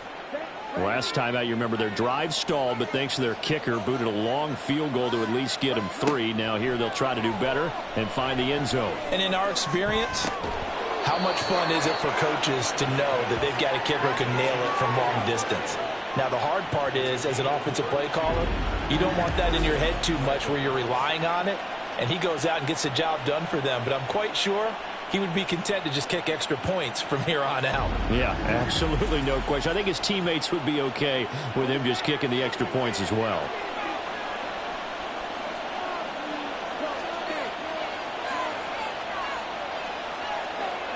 On 1st and 10, Tyler. A short one here, caught by McBride. It'll go as a gain of 4, and that will bring up 2nd down. 4 yards on the pickup. 2nd and 6 at the 21-yard line. Back to throw. Tyler Finds Pickens outright. 2nd catch for him today, and it'll wind up a 1st down. It's a gain of 6. And the Dolphins 1st down. On the handoff, it's Achane. And he will take it in for a Dolphins touchdown. Devon Achane with his 14th rushing touchdown on the year. And the Dolphins have taken the lead here in this 3rd quarter. Well, solid blocking up front from the guys on the offensive line allowed him to get in for the touchdown. Yeah, some might say that the guys on the offensive line were in concert. I used to have a coach who called it marrying up, meaning when you get on a guy, you just stay right there, and each guy has his own assignment. That allowed the runner to make the big move towards the end zone. Extra point by Carlson, up and good. And that will make this a 4-point game. The kicking team out for Miami as they will send this one away. And this will be a touchback, so they'll bring it out to the 25. And now out on the field, here comes Los Angeles. A last series for them, a little disappointing, forced a punt. And now they'll try to do better here and come away with some points as they begin this drive. 1st and 10. And nothing much materializing there on the 1st down run. He'll get a couple, and that's it. They'll break the huddle, come up on 2nd and 8 at the 27-yard line. 27-yard line.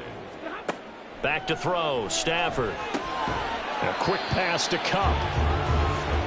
That was a nicely run slant route, and what the receiver's trying to do is make the defender think he's going upfield for a deeper route and then breaks it off, usually after about 3 to 4 steps, and cuts towards the middle of the field. And now what he's trying to do is use his body to keep the defender away from the football and give the quarterback a really nice target.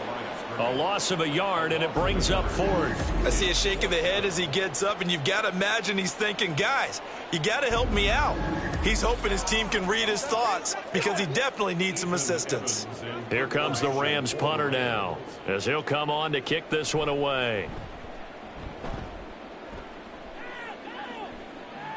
And a fair catch called for and made just outside the 15-yard line.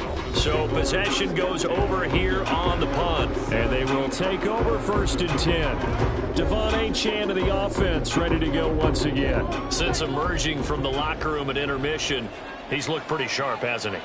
He's running in this 3rd quarter like he got the orange slices at the half. Oh, yeah. You remember when he got the orange slices, not the carrot stick. Oh, boy. There was always that mom, wasn't there? There's always that mom.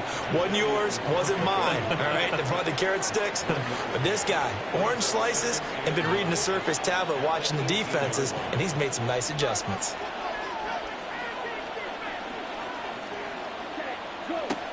Looking to throw on 2nd down. Tyler. And on the left sideline, he caught it, but out of bounds, according to the head linesman. Incomplete, so the ball a little late getting there, and it's 3rd down.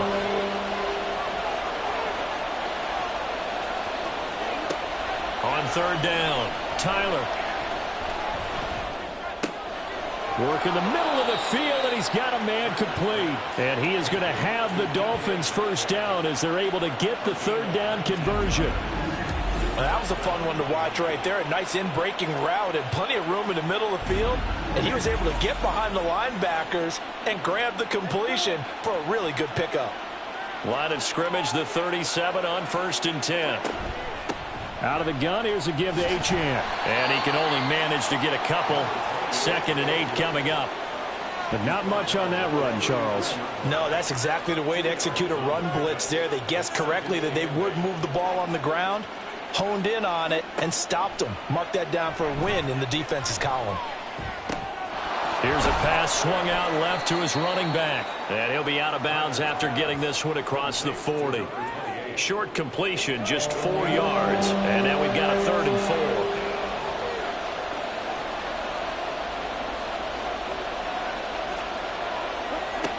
Operating from the gun. Tyler, he'll find Metcalf.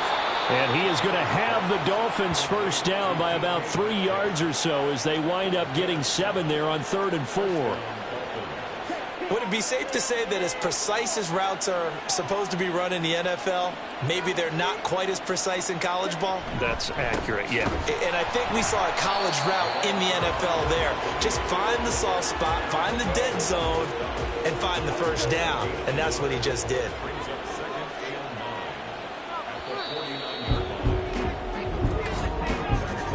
And as they come to the line, they will not be able to get off another play as time has run out on this 3rd quarter.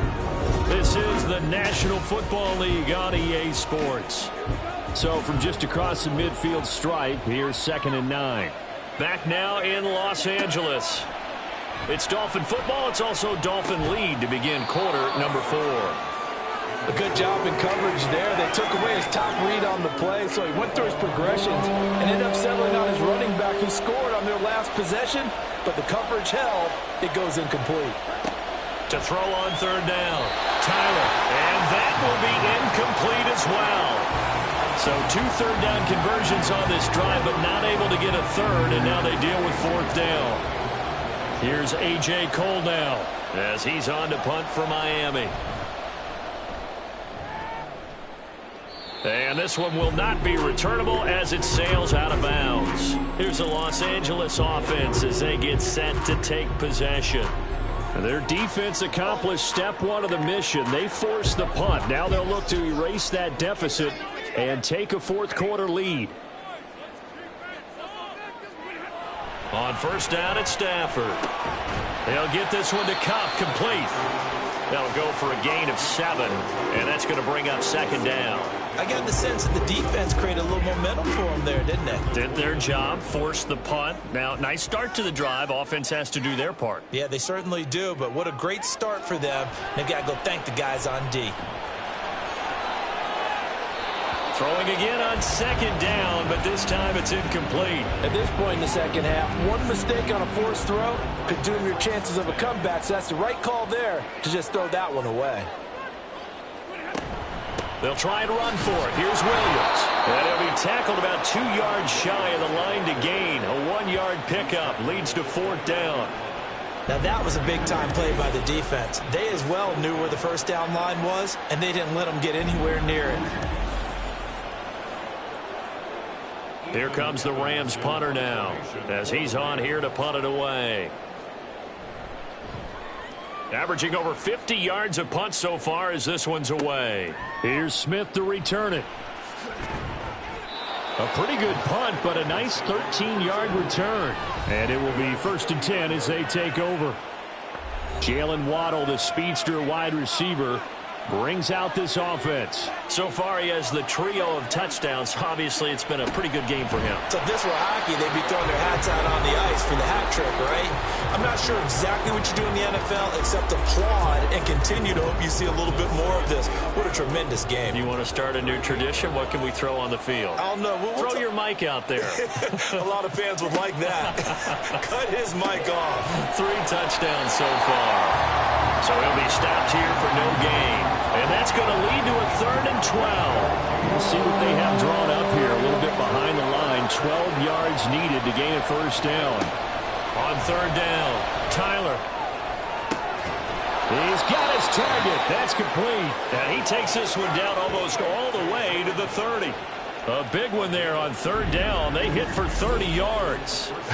Well, this game has certainly had no shortage of offense. Both teams have been revved up from the start. And here's yet another big play. Boy, both defenses have just got to be dragging out there because they've been run ragged throughout. So the big play changes the complexion of things. Here's 1st and 10 just outside the 30.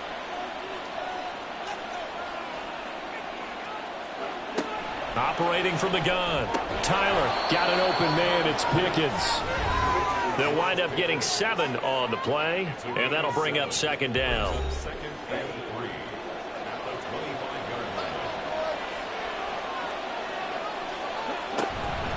Achane gets it from the gun. This will be a short gain of 3 before he's brought down at the 22. The recipe's pretty simple, I think, right? Just give your superstar the ball, continue to feed him.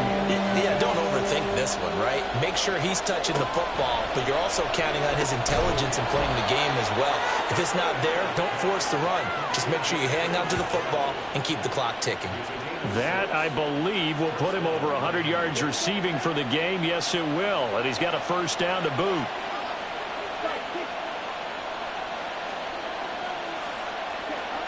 Looking to throw. Tyler firing quickly, but it's incomplete. Trey McBride, the target on that throw. That'll bring up 2nd down.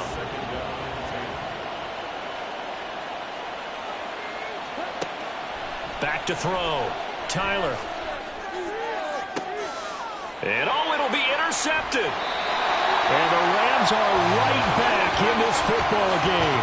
He's had a fantastic rookie season, made a lot of lovely throws, but that wasn't one of them. Well, we got to give him one, don't we? I mean, with the year he's having, a lot easier for he and his teammates to accept that throw, because for the most part, what they've seen, it's been pretty sensational. The offense for Los Angeles returns to the field. The interception sets them up with an opportunity to erase this 4th quarter deficit. And this series could very well determine our outcome. And he's taken down. Back at his own 7. Buried behind the line by Christian Wilkins. Well, collectively as a defense, Charles, I think if you get 4 sacks a game, you're feeling really good. Now they have 6 as a unit. And that type of a number, it's just staggering because there's so many ways to try and counteract it. But in this case, they've got no answers for this unrelenting pressure coming at their quarterback. Now that after the sack, it'll be interesting to see what they have planned for 2nd and 23. Throwing is Stafford. Open man, Higbee, the tight end. That's good. The completion there for 7 yards. And they're going to be staring at a 3rd and long here. Here's Stafford. Trying to find Cup, but it's intercepted. Picked off by Pat Surtain. And he will bring it back. It's a pick 6 and a Dolphins touchdown. And now both of these defenses have something to brag about following this one, each with a pick 6 today. They are even there, but we still have to decide a winner, don't we, partner? And what they really want to brag about after this one is getting that W. The turnovers are great. Can they make plays now that tilt the balance in their favor?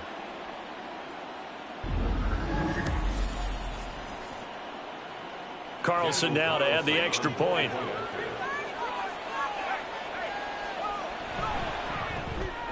And he's been a busy man, 5 for 5 now as he knocks another one through to extend the lead. So the defense creating some points, not only getting the interception, but then returning it to the end zone for the pick 6. So they throw the pick 6. They'll get another shot at it now as this one's in the air. From a yard or 2 deep, here comes a return. And he returns this to the 22. And the LA offense ready for this next possession. We'll see if they can band back together after the pick 6. It hurt badly, but still within striking distance. A 2-score game with a good chunk of time on the clock. They start the drive on the ground. It's Williams. And he is met in his tracks behind the line of scrimmage. 2 yards the loss, 2nd and 12. That was well played there defensively. 2 tight ends in the formation, which essentially gave them 7 blockers up front. Hard to imagine with all that size and beef that they could let a tackler through. But that's exactly what happened. A loss resulted. Now Stafford. Now that'll be caught by Cup. And he's taken down but able to slip across the 35. 90 yards receiving now for him in the ball game. It's a first down. Well, every drive from here out is definitely crucial and critical. They know that they need to get at least 3 here to get it back to a one-score game. But I can't imagine that in their huddle that they're thinking at all about getting a field goal. They want to get into the end zone and then try and get the ball back again. On 1st and 10, Stafford. And this will be incomplete. Physical play on the football there, and it's 2nd down. 2nd and 10.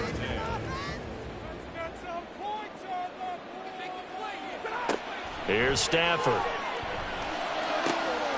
Throws left side. Atwell's got it. And he's got another first down as he's brought down at the Dolphins' 43. A good pick up there of 20 yards. So signs of life in what's been a dormant offense in this second half. Here's 1st and 10. Meanwhile, Stafford's throw pulled in by Atwell here. Another first down as he went right back to the same well, this time for 17 yards. 1st and 10 at the 26-yard line. To the air again, Stafford. And his throw is incomplete. It sort of looks like they still have some fight in them on this series because it seemed like things were headed for the red zone. But if this defense gets 2 more stops, they can keep them out of that area. Stafford's throw, it's complete into the hands of Higbee. And brought down, but not before they get it inside the 10 to the 7. Stafford. This is caught. And he'll be brought down right on the edge of the goal line at about the 1-yard line. 2nd and goal from the 1. Now it's Stafford. And that is caught. But he will come down out of bounds, says the side judge, incomplete. And now following that last play, I do believe we're going to get a review here. Yes, indeed, the red flag is out. They're taking a peek at whether or not those feet were in bounds, and obviously a big call here in the end zone. And not just the feet. How about the hands? How's the ball possessed while the feet are hopefully getting down in bounds? That's what they're trying to look at to see if it all comes together. So that challenge not successful there, and that's going to cost him the first of his timeouts. Williams is into the end zone. Touchdown, L.A. Everybody in the stadium knew what they were going to do right there, CD. 3 tight ends on the field, all that extra bulk, and they run it in. And you saw where that one went, right? You run it over your best blocker. I can just see the head coach right now. I want to run this one over the big boy. And they got it done. A big play coming now for the Rams as they'll go for 2. They'll look to run forward with Williams. And he will find the end zone again. So he gets the touchdown and the 2-point conversion. And that'll cut this deficit down a little bit further.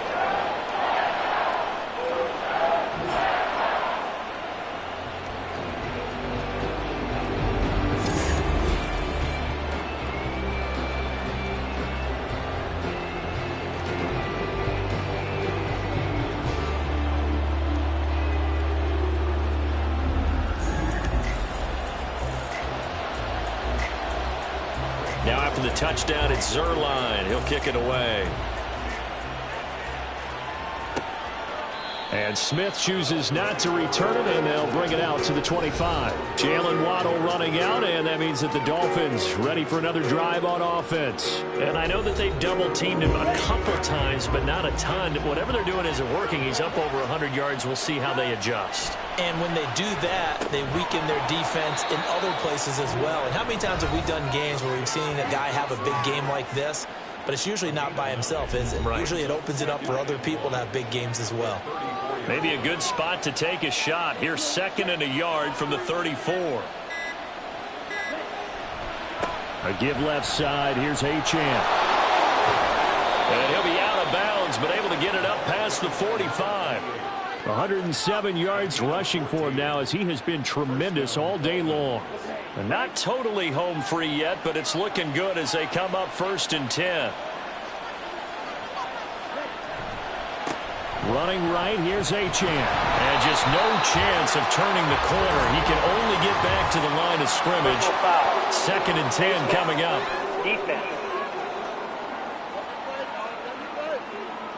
Trailing in the 4th, this close of a game, that's a penalty you just can't afford. It's an absolute killer, and it's one that drives coaches and teammates insane. And now it's 1st and 10. A big mistake, especially when you factor in the personal foul yardage. Operating from the gun, Tyler. Open man is Waddle, complete. And they'll get him down after a pickup of 8. 2nd and 2. 3 points separating these two sides with 2 minutes left to go in the 4th. So the Dolphins have it as we welcome you back in. They've got a 2nd down now as they search for a way to get this one to the finish line. A run straight ahead with Achane. Now the Rams will signal for a timeout, their 2nd. And the Rams defense gets to him again behind the line of scrimmage. But he won't get close. Only a yard, 4th and 3. So fresh out of the 2-minute warning, and here's another timeout taken with 1:55 remaining. The kick by Carlson is good, and that will add 3 more to their lead. It pushes it up to 6. So they get to 3, but you wonder now, is that going to be enough? Excellent question, because when I look at the smiles on that side of the field, they're a little tight, aren't they? If they had scored a touchdown there, those would be big half-moon grins right now because they'd feel a whole lot better about their position. And a touchdown in the other direction, all of a sudden they're down. So now Stafford and the Rams Down by 6. A little under a minute 50 remaining. A possible crippling loss to their playoff status in the balance, barring a late score. That's to the right sideline, and it falls incomplete. Work with me, partner. Take a deep breath, because that's what they're doing down the field now. That incompletion allowed them to exhale a little bit. Get in the huddle, kind of scan the crowd, see if any celebrities are here. Relax a little bit. Oh, and that's going to sabotage their comeback plans. It is intercepted. Picked off by Cam Smith. Well, you knew you had to take some chances here with the clock winding down, needing a touchdown to win it, and that one might have just sealed their fate. Yeah, and that's the nature of the 2-minute drill. The offense trying to go downfield and make their plays. But defenses, they're sitting back watching everything that they do, but not too far back. They want to be in position to make a play on the ball, and that they did.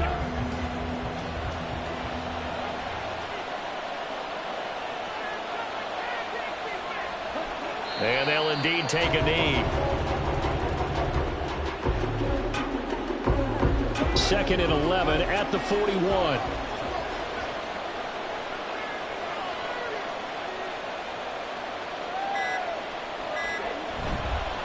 Achane on the counter. And for one of the few times here today, this run's not going to go anywhere. I guess the simple question, why not just take a knee there? I don't understand either why you would take any sort of a chance. We've seen it happen in the game of football. Doesn't matter whether you've watched high school, college, or the NFL. Some people get a little greedy, try to get that extra running play in, and it can backfire on them.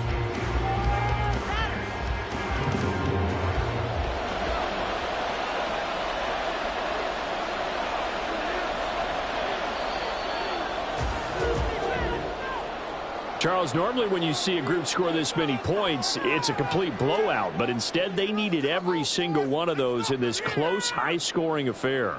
And, Brandon, I'm still on the edge of my seat after that one, because when you have that much scoring and it still comes down to a one-possession game at the end, that's not something we see very often. In this case, these offenses, they brought it. The defenses, they're going to need some work going forward. So for Miami, the win is number 9 for them on the year. So that'll do it for us. For my partner, Charles Davis, and all the hard-working men and women on our crew, I'm Brandon Gaudin. You've been watching the NFL right here on EA Sports. From Southern California, so long, everybody.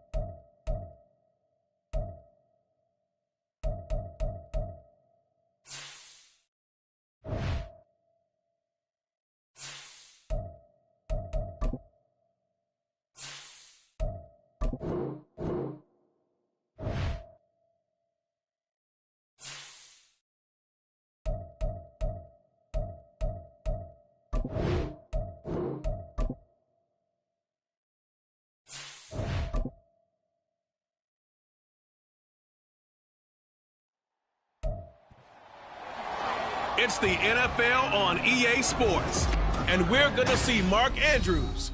He rises when it matters most, and he comes in third in the NFL in touchdown receptions. It's the Ravens and the Broncos. All that and more coming up next. EA Sports coverage of the NFL has us at the foot of the Rockies, just west of downtown Denver at Empower Field at Mile High.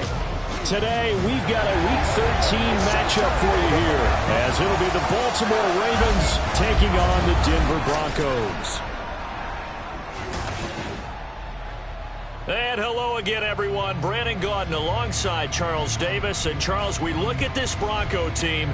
They come in feeling good after back-to-back victories. Meanwhile, for the visiting Ravens, they come into this one off a bit of a clunker last time out, a loss that ended their 5-game winning streak.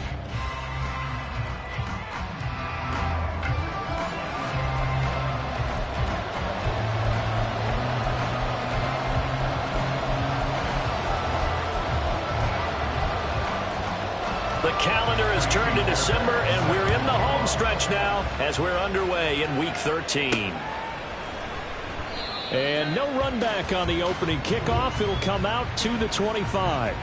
The number 8, Lamar Jackson, trotting onto the field at quarterback, ready to lead this Ravens offense. And last week's loss came despite a clean game on his end, throwing the ball with 2 touchdowns and 0 interceptions. His job this week is simple.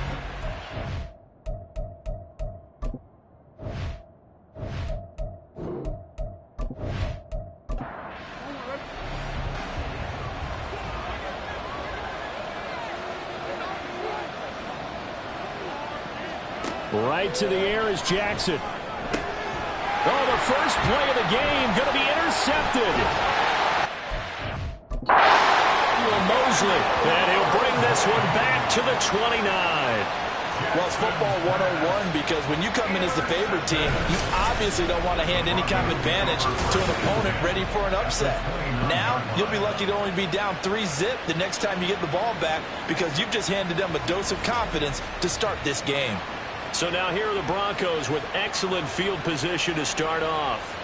They're led onto the field by their quarterback, a man who's made quite the name for himself in the NFL, and that's Russell Wilson. And what he's thinking about right now is first down, let's find a way to make a big play. Because when you get a sudden change situation and that defense has to rush onto the field unexpectedly, you might catch them having a defensive breakdown or not quite prepared. And it was really sudden after the first play picked off. And he stopped right at the 25 after a gain of 5. So from the 25, this is 2nd and 5. They go play action with Wilson. Incomplete, but a penalty flag is down in the backfield. Let's get the call.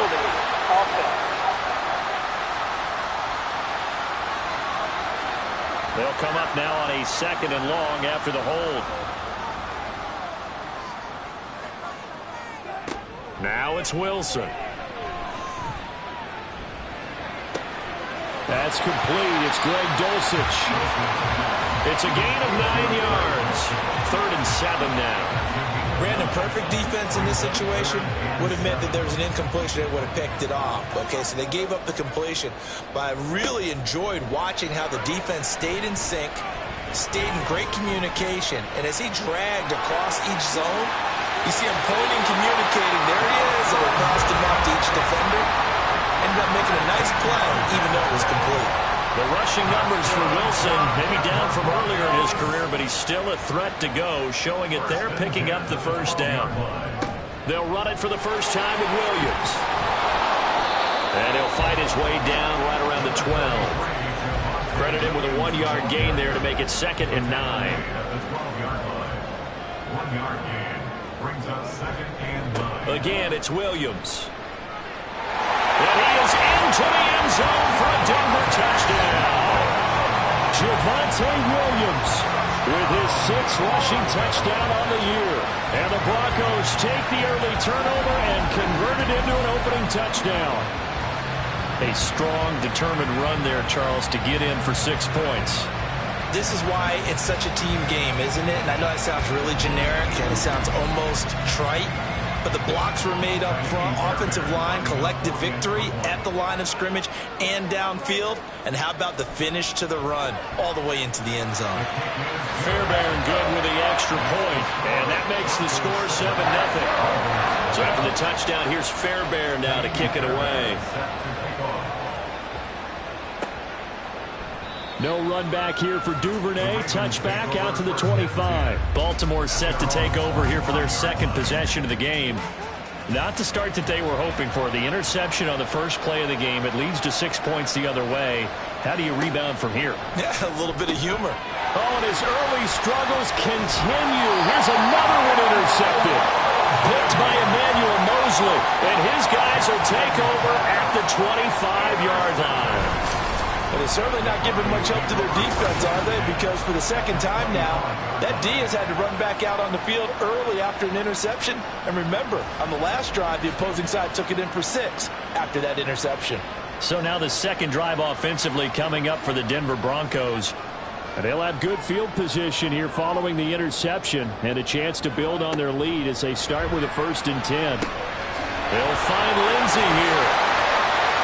He's got room to roam. And he's brought down, but he has it down to the 12 on a pickup of 12. 1st and 10.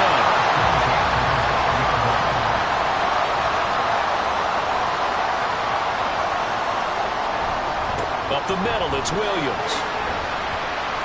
And strong running there as he's inside the 10 and down to the 8-yard line. Give him 5 on the carry there, and it'll be 2nd down.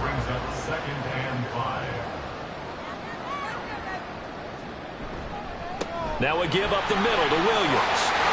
And he will fight his way into the end zone for a Bronco touchdown.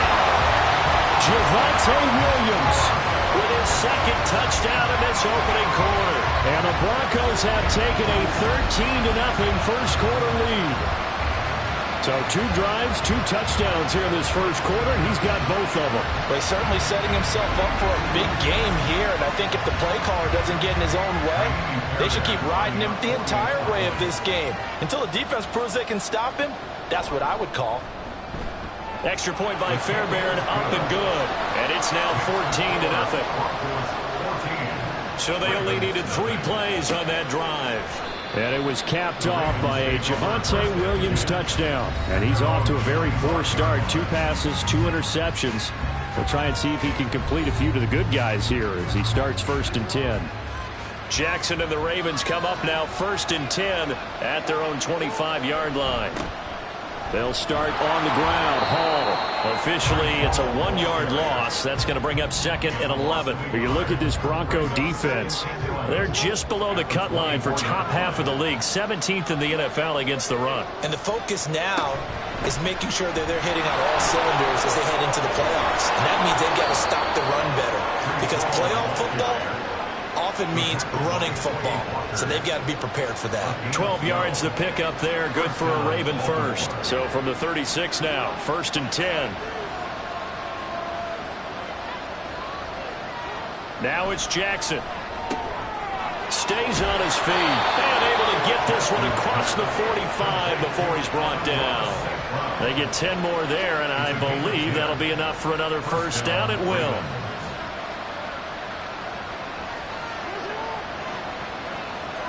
Now Jackson taps this forward, jet sweep. He'll be taken down at the 48 for a pickup of 2 yards. From the 48-yard line, here's the 2nd and 8.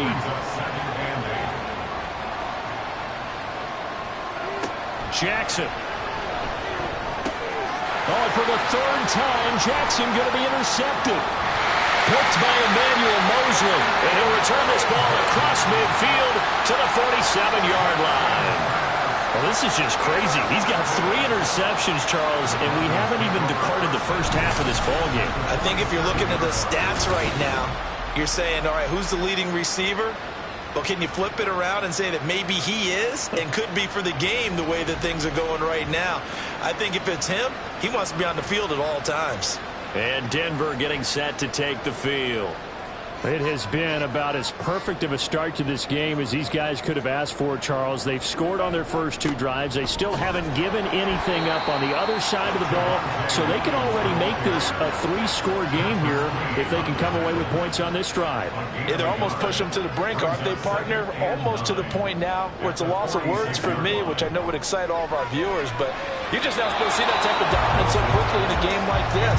Everything they've done has been working so far. Offense, defense, you name it, it's going well for them. And 9 yards to go. On 3rd down, Wilson. And that is incomplete. They certainly had good starting field position on that drive, but couldn't do anything with it after 3 plays. Have to admit that that's a disappointing end to excellent field position. When that drive started, they had 6 points that they were thinking about. And that is no good. And this will remain a 2-touchdown game. Well, this winds up an empty possession. Everything looked okay. He just never got the ball on target. And knowing him, he'll be disappointed with that effort. Ravens offense getting set and ready for this next drive. They've been outplayed early, no question. Down 14-0 already as they come up 1st and 10. Well, now they'll start 3 yards shy of midfield after that long 57-yard miss. On 1st and 10, it's Hall. And he picks up about 6 as he gets this down to the 41. Well, they did throw interceptions on their last 2 drives, so no surprise at all they decided to start it with a running play. I'm actually a little bit surprised, though, that they got as much out of it as they did. Yeah, decent little game. And his pass is intercepted for the 4th time today. Picked up by Jalen Ramsey. And a return across midfield and to the 46-yard line. Well, we heard all week that they were going to put the football in the air a lot. The problem is that is now 4 interceptions, Charles, that he has thrown in this first half. How do you treat a situation? What do you say to your quarterback right now? Boy, that's an interesting question because a lot of it depends on the head coach and the people making the decisions. You have to know your quarterback and know if he's mentally tough enough to have a chance to turn it around. Or is he a guy that maybe you've seen enough and it's time to go to the backup? But right now what you're rooting for is your defense to help keep you in the game, to give him an opportunity to get back on track. And a strong run there as he'll take this all the way down to the 35. That one going for a gain of 11 and a Bronco first down. Well, they came into this game saying it was important that they set the tone and show that they can run the football. I believe that they've done that here in the first quarter. They'll throw on 1st down with Wilson. Sutton reeling it in on the left side. For Sutton, the receiving numbers from last week's game. 5 catches, 65 yards, and a touchdown as well. And I get the feeling that he loves this matchup. I mean, the unit he's going against is in the bottom half of the league against the pass. He had to have circled this one on the schedule and said to himself, this should be a big game. And they'll be inside the 25 now at the 24. 4 yards the pickup, 1st down. That's good for a Broncos 1st down. Play action. Now Wilson. And he will find his man Sutton. That's complete. And able to get him down, but he does reach the 5. 19 yards on the pickup there, and now they'll have it 1st and goal. Remember, this drive started off following the turnover, and they've taken no time working their way down the short field. A nice connection there, and now they're looking at a 1st and goal. They'll try and run. This is Williams. And he gets halfway there from the 4 to the 2 on a gain of 2. You get down near the goal line, you need to start enlisting the help of all 11 guys on the defense. And that's a nice job there by the cornerback, squaring his shoulders and coming in to make the tackle. And this is caught for a Bronco touchdown. Marvin Mims, his first touchdown on the year. And the Broncos have moved out in front by 3 touchdowns. But Charles, what a start here for them in this game. Still in the first quarter, a sizable lead and pitching a shutout on the other side is their defense. The game plan is certainly in effect, isn't it? Working awfully well on the offensive side of the ball. They keep compiling points, and the defense playing with a lot of confidence and shutting them out thus far. Fairbairn good with the extra point, and that makes the score 21-0. Duvernay going to sit on this in the end zone, so it'll come out to the 25. And the Ravens taking the field.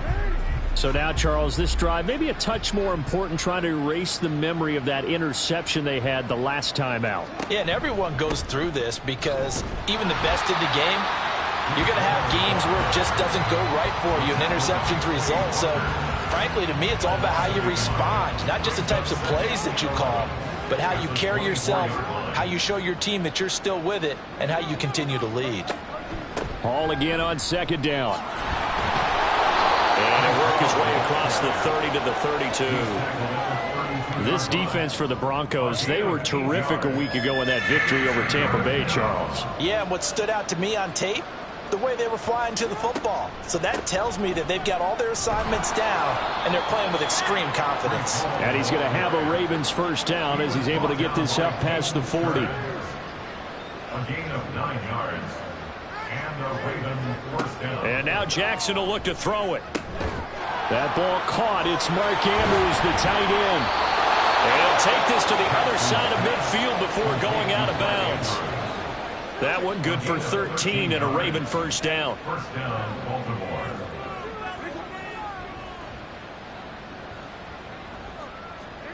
Jackson. And this one is going to be off the mark, too far out in front. Tyler Wallace, the intended receiver. And it's second down. If you look at this Bronco defense, they're just below the cut line for top half of the league, 17th in the NFL against the run. And stopping the run, that's been an issue for them all season long. Aren't you glad that you're not coaching the defense right now? I'm very glad. They said that they've seen it in doses, but very, very small doses. Yeah, you've got to be consistent. It's down in and down out, being able to play it, understand what you have to get done, and finally stop some people, put them on the ground. Now Jackson on first down. He'll go right back to St. Brown. That was play number 7 on this drive, and it got him 7 yards. 21-0 our score after 1. Raven football here as we begin quarter number 2. As they've got it with a 2nd and 3 forthcoming. Jackson now. And he can't find anywhere to go with it, and he goes down. Neville Gallimore powering his way in and burying him. Now after that sack, it's 3rd and long for Jackson and the Ravens. From the shotgun, he'll look to throw. Pass to the sideline and pulled in. And in for the Ravens touchdown. Amon-Ra St. Brown. His 6th touchdown of the season. And the Ravens are able to make some inroads here to that deficit. Down 3 scores already. This game was really in danger of getting away from them. They needed a drive like that, especially on the road. Not only to calm themselves, but maybe tamp down the crowd a little bit because everything was against them. As you noted, this game could have gotten away from them very easily, but instead, the calming drive, now they have a little bit more confidence. Okay, we're back in it. All right, we're ready to go. That was impressive. And the defense now needs to reciprocate. Tucker with the extra point, and they'll cut the lead to 21-7. Justin Tucker, the kickoff for Baltimore. And from back there, a wise move. He'll just sit on this one, and it'll come out to the 25. The offense getting set again. We spotlight Javonte Williams, the running back. He's over 40 yards here in the second quarter. Been nice and effective for them, hasn't he? He has definitely been dependable, and really shouldn't underestimate what he's getting done here, because anytime you're on a pace that's going to approach 100 yards, you've really done some damage in an NFL game. And now he's looking just to add to his totals. Ball on the 30. They'll come up with a 2nd and 5. Second and 5. They'll run out of the gun here. Williams. And he'll be upended at the 33 following a gain of 3. And guess what? It brings up 3rd down. He's taken down at the 33-yard line. It's a gain of 3. Brings up 3rd and 2. Now a 10th carry. Here's Williams. And he'll be tackled about 2 yards shy of the line to gain. A 1-yard pickup leads to 4th down. You know, we might start getting some props here in the booth. You know, that one that says the D and then the fence that you put up next to it. How about that? They brought out the jumbo package and still couldn't move them off the line of scrimmage enough to pick up that first down. Impressive. They were ready defensively for that jumbo set. On is the punter, Johnston, now as he sends this one away. And no one there to stop it. Hits at the 8, but it carries all the way into the end zone for a touchback. We get a look at Amon-Ra St. Brown as his offense readies for the next drive. Previous series, definitely a focal point. 3 catches, the touchdown grab. As a DB, or former DB, is there a number of catches on a drive you're like, oh, he got the best of us? I'm not sure there's a number, but there's a great feel. Well, he's free going down the left side. It's a foot race. He's on his way. And he'll finally be taken down at the 2-yard line. A big-time gain there on the keeper, using his legs to hurt him. First down. Well, you know, most quarterbacks, when you talk about their big playability, you talk about the arm, but this, an absolutely huge play with a leg. And also with his mind, because he had to see this play develop in order to make the decision to keep it and run. And how about him looking up and seeing the seas part for him once he got past the line of scrimmage? My first thought, I think he can go all the way, and I'm trying not to take over your call of this play, partner. They'll run with Hall. And the D not yielding much there. He's only going to get a yard to about the 2. Holding offense. A terrible spot for a holding call as he'll try again, but now from further back on 1st and goal. To throw is Jackson. And that'll be taken in by Andrews for a Ravens touchdown. Touchdown, Baltimore. A 12-yard touchdown grab. And the Ravens have got it back to within a score.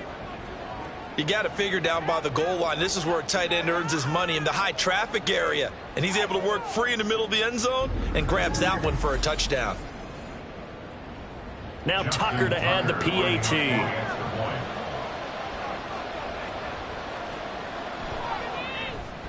It's up and good. This becomes a 21-14 ball game now. Well, it wasn't a one-play drive, but I think they'll take it. The scoring summary, 2 plays and into the end zone. And from back there, a wise move. He'll just sit on this one, and it'll come out to the 25. Denver's offense now set to go. They've seen their 21-0 advantage cut to just 7, so time to go back to work here. 1st and 10. They begin the drive with Williams. And he's going to be dropped following a pickup of 7 past the 30 to the 32. They'll operate from the 32-yard line here, 2nd and 3. Brings up 2nd and 3. They run it again with Williams. And able to get this one across the 45 before he's brought down. 71 yards rushing for him as he has been tough to stop here this first half.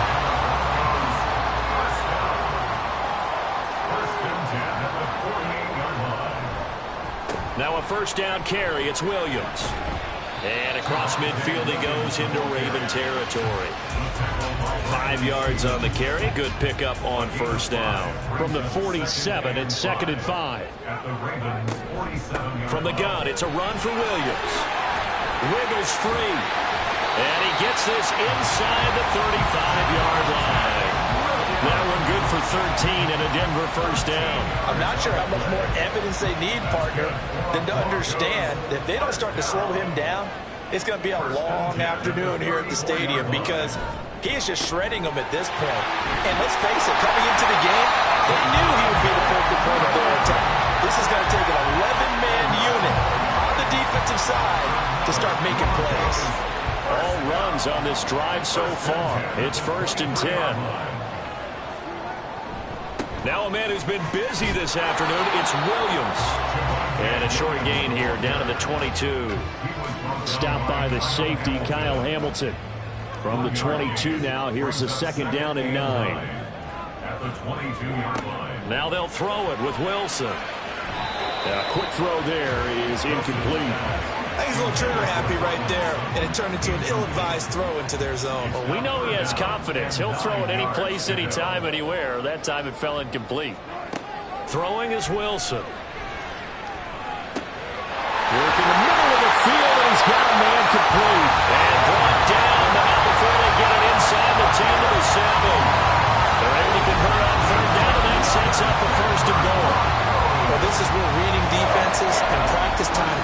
play. You got to know what you're running versus zone versus man and how to run the proper route.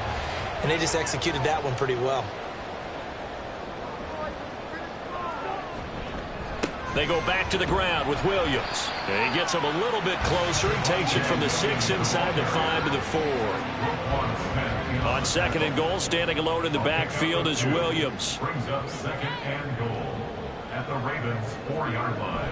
They'll give it to him again. And he gets halfway there from the 4 to the 2 on a gain of 2. That didn't just feel like good defense there. That felt like pride, didn't it? He's already gotten into the end zone twice, trying to get there for a 3rd time. No one likes to have the hat trick against them. Williams. And that one going nowhere from the start as he's met in the backfield and goes backwards. He lost 2, and it brings up 4th. Well, that was one of the few times they've been able to contain him thus far. He's over 100 yards for the game, but he lost a bit off his total on that carry. Now Kaimi Fairbairn for the field goal try. From the right hash, and this one just a chippy. The kick by Fairbairn is good, and the lead works its way up to 10, 24-14. So he gets a shot at atoning for the earlier miss here in the first half and able to knock it through. And what a relief for him, don't you think? Because how many games have we done where kickers missed one early and never gotten a chance to atone for it the rest of the game? That's a lot to carry around. No run back here for Duvernay. Touchback out to the 25. Jackson and the Ravens come up now 1st and 10 at their 25-yard line. They'll bring a tight end in motion left. Now Hall to start the drive. And he's going to get a good gain of 9 here up to the 34. First play of the drive, let's give credit all around. Excellent blocking, but the guy carrying the ball, he was the finisher. A really nice run. Hall again on 2nd down. And he'll be brought down shy of the 40 at the 38-yard line. 4 yards the pickup, 1st down. A 4-yard pickup on the play. And the Ravens 1st down. Option play, here's Hall. And nothing much materializing there on the 1st down run. He'll get a couple, and that's it. At the 40-yard line. Ball on the 40 now. Here's 2nd down and 8. 2nd and 8. They go play action with Jackson. A short throw caught by Andrews. And he's able to get this one out closer to midfield across the 45. It's a gain of 8. And we've hit the 2-minute mark in this first half of action. A reminder that coming up in 2 minutes' time, we'll check in with Jonathan Coachman from Orlando. He'll have highlights and analysis of this first half of play. They'll set up the screen for Hall. And down he goes, but the stiff arm utilized effectively there, and it helps him move the sticks. It's a 7-yard gain there, and it's good enough to move the chains.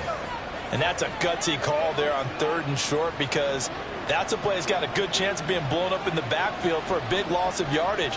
But nice job out wide to gather in that screen pass, use his blockers well, and pick up the 1st down.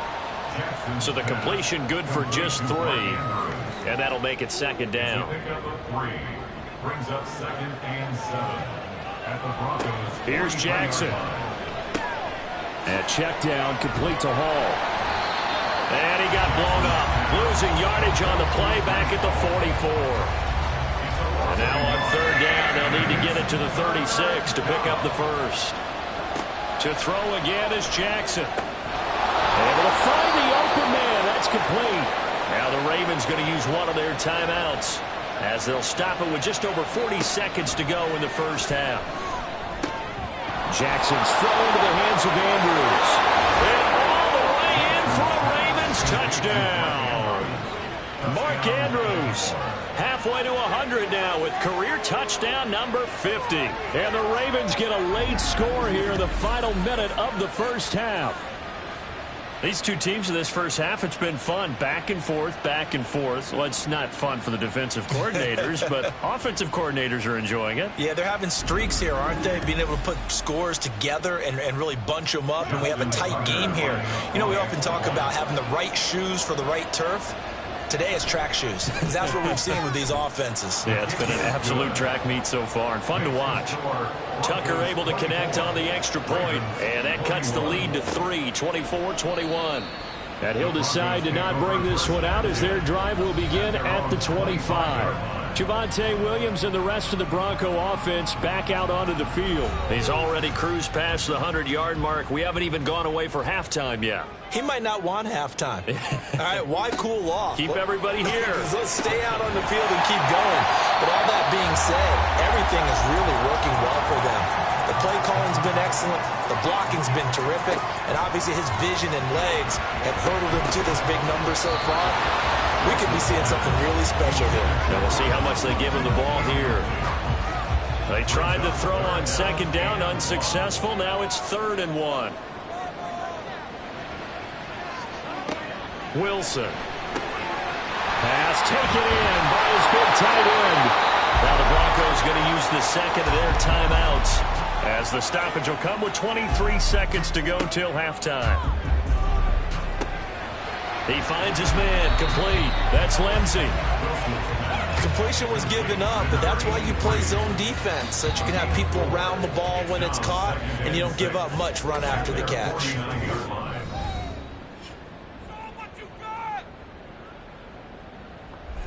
So on second down, the field goal unit is on here as they try to get 3 before half. And they say officially it's a 68-yard attempt. And he missed it. It's no good. And that will keep this a 3-point game. One of the few things that hasn't gone right in this first half. They had a chance there for late points, but this one winds up off the mark.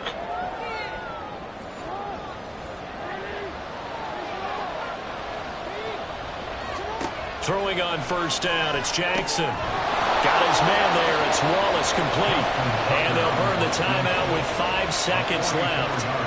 A chance to try to add 3 points before heading to the locker room. Tucker's kick is good, and that will tie us at 24 all. So they're able to make things level just before half and also leave very, very little time on the clock. And I love the way that you phrased that. Brought a little soccer into it, and that's really apropos considering they just kicked a field goal to tie things up.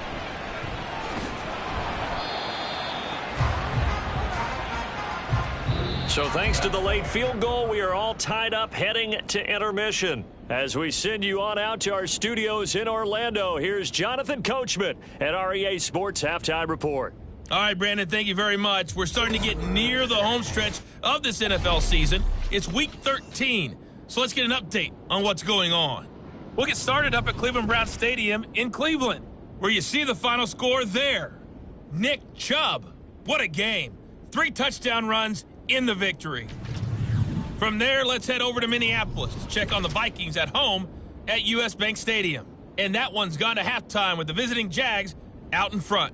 Austin Eckler, a touchdown run in that first half. Lastly, we head to Gillette Stadium in Foxborough to check on the Patriots. And they were winners in that one over the visiting Arizona Cardinals. Tua Tagovailoa leading the way in the victory with 3 touchdown passes. We thought this one would be a close battle coming in, and we have not been disappointed. They're all even to this point. This has the feeling of a game that could go right down to the wire. One mistake or one big play could turn out to be the difference. All right, Coach, thanks. Yeah, both teams likely to make some changes in what's been a closely fought battle to this point. And ready to get the party started for the second half. It was an even first half, all tied on the scoreboard. And no fireworks to start the half. This will be a touchback. And the Broncos offense set to begin this third quarter. This offense ready for the first drive of the third quarter. Well, quarters number 1 and 2 entertaining. We saw some good offense points put up, Charles, and all tied on the scoreboard. And it sets us up for what could be a really fun second half because we've seen both sides score almost at will here in the first half. And now, here in the second half, getting the ball first, you've got to think, hey, we can go out and really run our offense the way we did in the first half. But if I'm a defensive player, all I'm thinking is, can I make a play to really help out my team and break this streak of offense? And he gets this up across the 35 before he's out of bounds. Line of scrimmage, the 37 on 1st and 10. Now a handoff. Here's Williams. And maybe a measure of revenge there. He's had his way in this one, but this time they get him behind the line. 2 yards the loss, 2nd and 12. 2nd and 12 at the 35-yard line. From the shotgun, Wilson. He'll find Lindsey here. So the completion good for 7 there. And it brings up 3rd and 5 now. That's the gain of 7. Brings up 3rd and 5. Here's Wilson to throw. He's got his target. That's complete. And he will have the Broncos first down. They needed 5 there on 3rd down. He winds up getting 7. 2 first downs have him up near midfield now on 1st and 10. They'll hand it off now. Williams. And he's going to get a solid gain of 9 before being brought down. 2nd and right at a yard. A gain of 9 brings up 2nd and 1. They'll stay on the ground with Williams. And some good tackling there as he stopped up at about the 41. He can muster only a yard there, and they'll be left with a 3rd and very short. They'll try and run for it. Here's Williams. And maybe a little over pursuit there as he's able to take this down to the 25-yard line. 135 yards rushing for him here as he starts to close in now on 1,200 yards for the season. Well, partner, what do you think? Might have been 4-down territory if they didn't pick it up, but...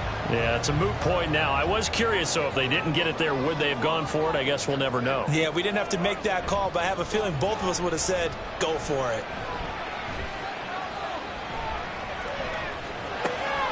Wilson's throw taken in by Sutton. And he gets it inside the 10 to the 9. Another strong gain on the last 2 plays. They've moved it a combined 33 yards. I'll tell you what, this offense is playing a little bit of keep away right now. They've come out here in the 3rd quarter, possessed the ball for quite a while, and they keep on converting. Nice pitch and catch there to set up the 1st and goal. And running room hard to come by here. He gets it down to the 8. Only a yard that time. 2nd and goal. Brings up 2nd and goal. Up the middle, it's Williams. And he's able to get it down to the 2-yard line.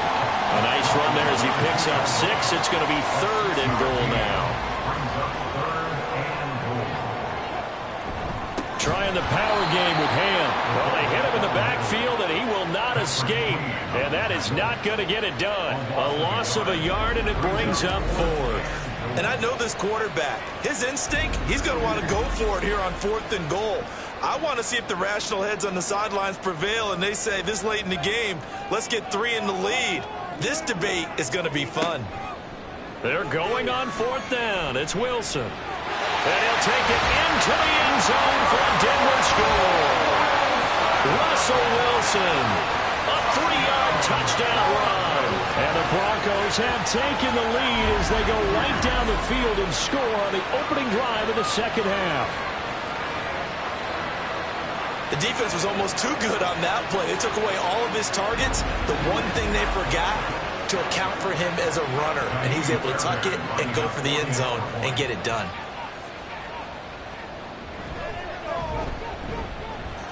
Extra point by Fairbairn, up and good.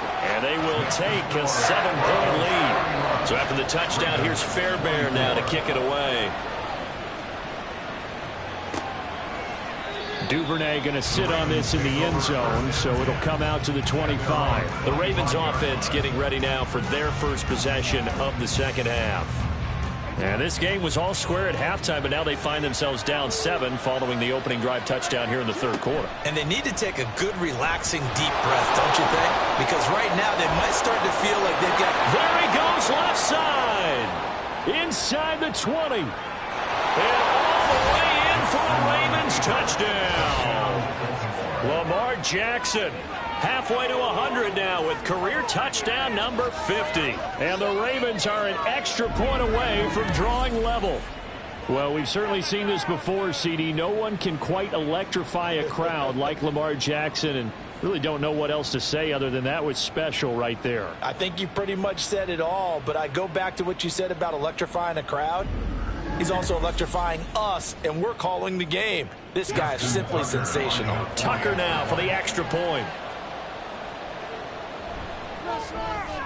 And that will tie our game here in the third quarter. One of the shortest drives you'll ever see. One play, 75 yards, 6 points. And it'll come out to the 25 as he will not attempt to return. Denver Broncos back out there. Former Tar Heel Javonte Williams, we shine the spotlight on him. He's already hit pay dirt twice. He's up over 100 yards. He is feeling good. And he's just zipping along today. Everything coming together for him. It's that type of a day that you see a back just kind of have a grin on his face every time his number is called, because he doesn't feel like there are going to be any lost yardage plays, nothing but big-time positive runs. Making the sideline grin as well. Off the play fake, here's Wilson. Oh, he's got a man wide open, complete. And they work this well upfield across the 45. A gain there of 21 yards. But one of the ways the quarterbacks keep all the receivers alive in a play, never lock in on any one guy. Make sure you keep your eyes moving, scan the field. And here he finds the open guy for a nice pickup.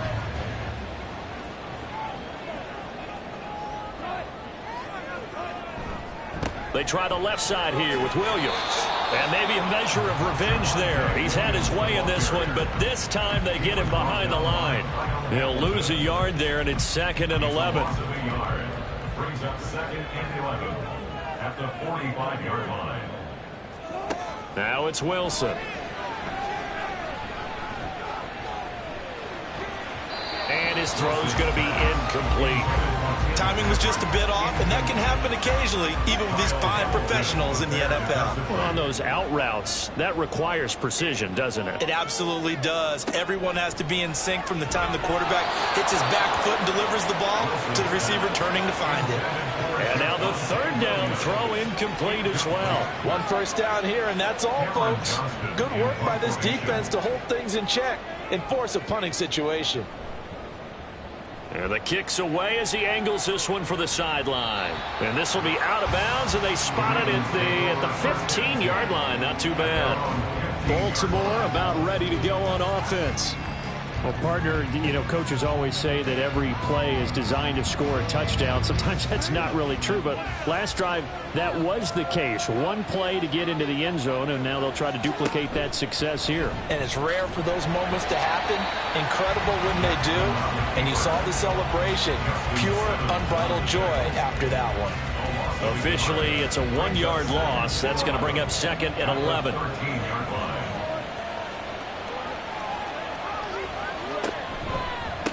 Give to Hall running right. And he is out of bounds right around the 34. 69 yards rushing for him now on what was his 10th carry of the ball game. Thought they were going to have him down a lot earlier, but he was able to shed that tackle. Shows the value of the weight room, doesn't it? Shows the value of the attitude when you run the football. Don't go down easily. Break a few tackles. Gain some additional yardage. From the 34 now, here's 1st and 10.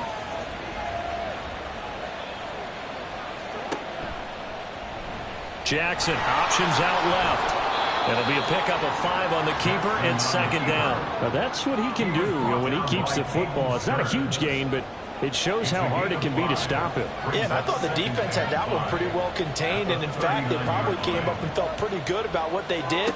Then they looked up and realized he still got good yardage out of it. He's a tough guy to stop. And he'll be brought down right at the 45-yard line. 6 yards the pickup, and that's a 1st down.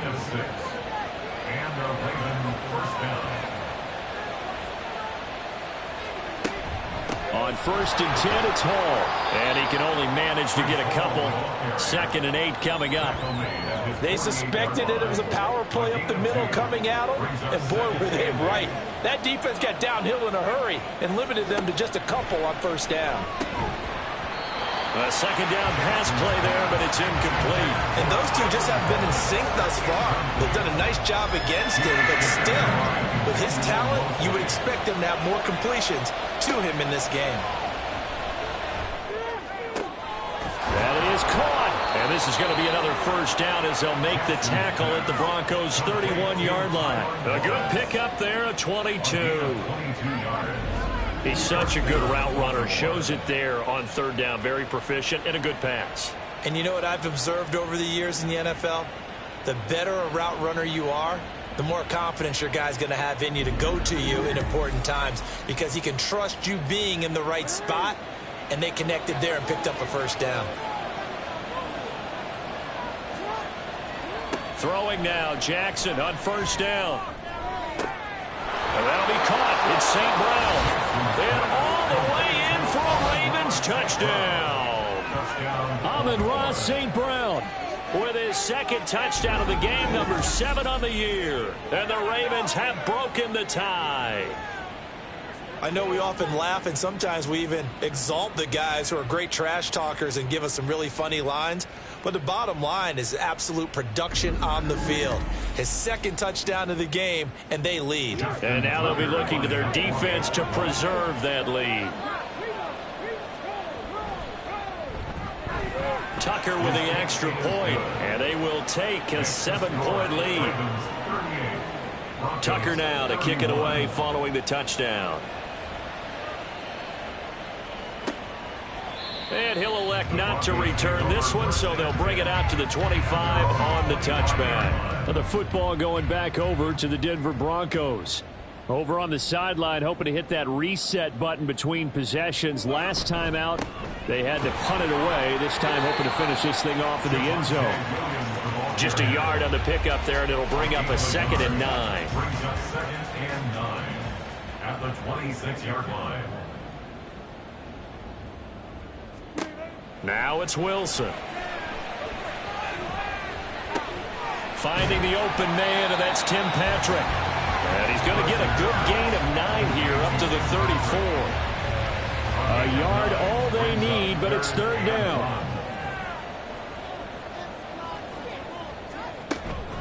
Now we give up the middle to Williams.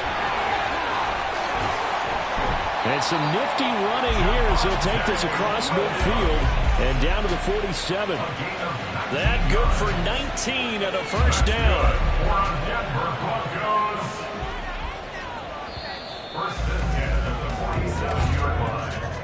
And they're not going to get to the line to run another play. So we will switch ends as the 3rd quarter has come to a close. You're watching the NFL on EA Sports. Welcome back now to Denver. It's the Broncos trailing, but they do have possession of the football as we begin quarter number 4. Wilson. So many offense want to include their running backs into their passing offense and be able to swing the ball out or check it down to them. But sometimes those guys are just not as comfortable catching the ball as they are running it. Now Wilson. And that's the knowledge you gain from being in this league for a long time. He's learned the hard way when to give up and fight another down. And that's a smart move to throw it away.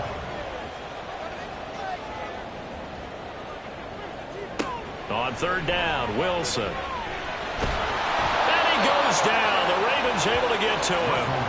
Jermaine Johnson able to record his 5th sack of the season. Well, how about that?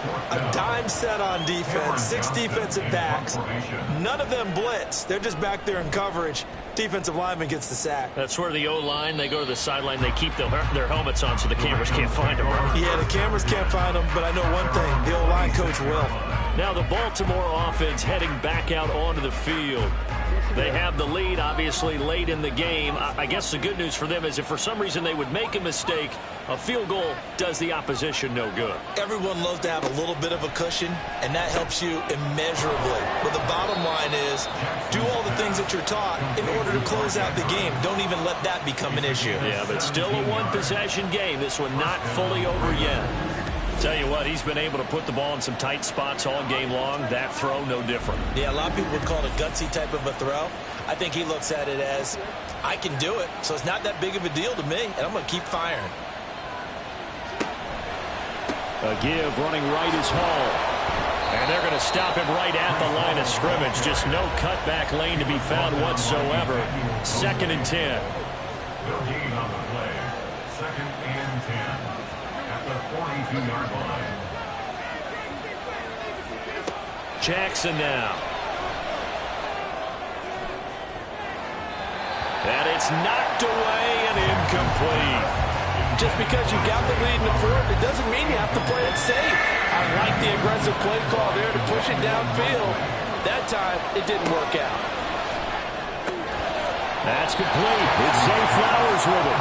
And they're going to mark him down short, maybe by about a yard, if that. They'll get 10 there, but it leaves them just short for 4th down. They'll try and run the option. And he's got the first down yardage before he's brought down at the 42. Well, we kind of looked at each other as they decided to go for it, but in the end, great execution, a 6-yard gain, and it all works out. Play action. Now Jackson. And he'll protect himself at the end here as he winds up getting pretty decent yardage.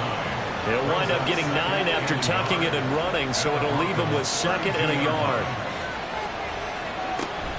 They go play action now. Jackson. He's able to find Wallace.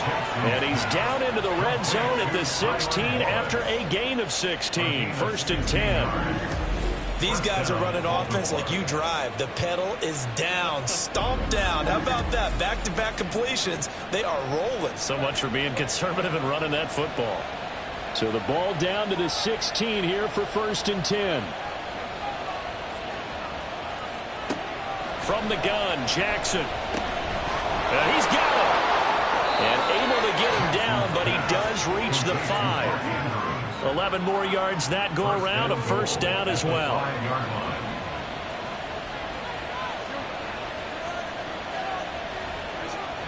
Off the play fake, here's Jackson. And that's going to be caught. Oh, a one-handed grab there. He's got it for the touchdown. But that's certainly an important touchdown there. It makes this a 2-score game. But as we've seen, no lead is safe in this one with the way these two offenses have lit up the scoreboard. I would imagine that on their sidelines, they're both yelling at their defenses, hey, you want to get involved here? One big play from you. And now, of course, all scoring plays are reviewed, and I think they're going to take an extra long look at this one. They're taking a peek at whether or not those feet were in bounds, and obviously a big call here in the end zone. And not just the feet. How about the hands? How's the ball possessed while the feet are hopefully getting down in bounds? That's what they're trying to look at to see if it all comes together. So they called it a touchdown originally, and this will stay a touchdown after the video review, so they had it right. Tucker able to connect on the extra point, and the lead now up to 14. A good drive that time as they go 9 plays in all. And it's capped off with a Ravens touchdown. Tucker now to kick it away following the touchdown. And you combine a big leg with a mile-high air. There's the outcome. This will sail out of the end zone for a touchback. Here's the Denver offense now as they get set to take over here. Defense got the better of them last series, forcing a punt. See if they make a few changes in the game plan here and try to get points out of this drive. 1st and 10. Screen play set up for Williams. And they're able to get this one across the 35. Give them 13 yards on the opening play of the drive and also give them a 1st down.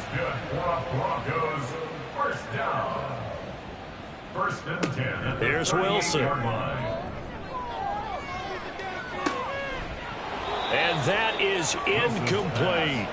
That's some good closing speed there defensively because that looked open for a minute. But that's great work with the ball in the air. Never gave up, converged on his man, and broke the play up.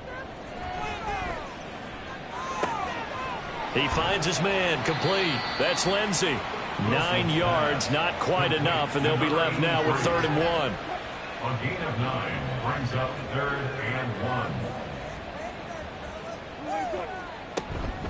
They'll run out of the gun here. Williams. And he's got the first down yardage there as he takes it just across midfield. At 5 yards on the play there as the drive will continue. So in Raven territory now. Here's a 1st and 10 at the 49-yard line. Off the draw. Here's Williams. And he'll be taken down right around the 41-yard line. 172 yards rushing for him now as his sensational afternoon continues. On 2nd down, Wilson. He completes this to Sutton. And Sutton will have a Broncos first down as he'll get this down to the 36. That's another Broncos first down. 1st and 10 at the 36. Williams. And not a lot of daylight. Not really any daylight inside as he's going to be stopped right at the line of scrimmage. Brings up 2nd down. No gain on the play. Brings up 2nd and 10 Wilson. at the 36-yard line. Throwing over the middle, and it's incomplete. One thing I have learned, receivers don't mind high throws so much to the sideline, but do that over the middle to them, and not only are the DBs going to throw a little verbal trash their way, when they get back to the huddle, they're going to have a few words to say to their QB, aren't they? Yeah, hung out to dry a little bit there on the high throw. Luckily fell incomplete. Nice back-to-back plays defensively. They're stacking momentum now. 1 incompletion, 2 incompletion. They're going for more. Here we go. It's Wilson on 4th down. And it's going to be batted down. It will go the other way with the football.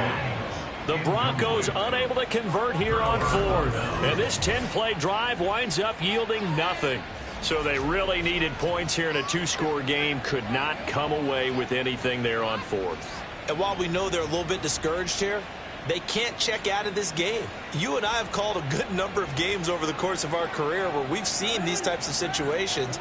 Teams get the ball back, and that miracle does occur. So they can't let that dream go just yet. They have to get stout on defense here. Yeah, right now really hoping for a turnover.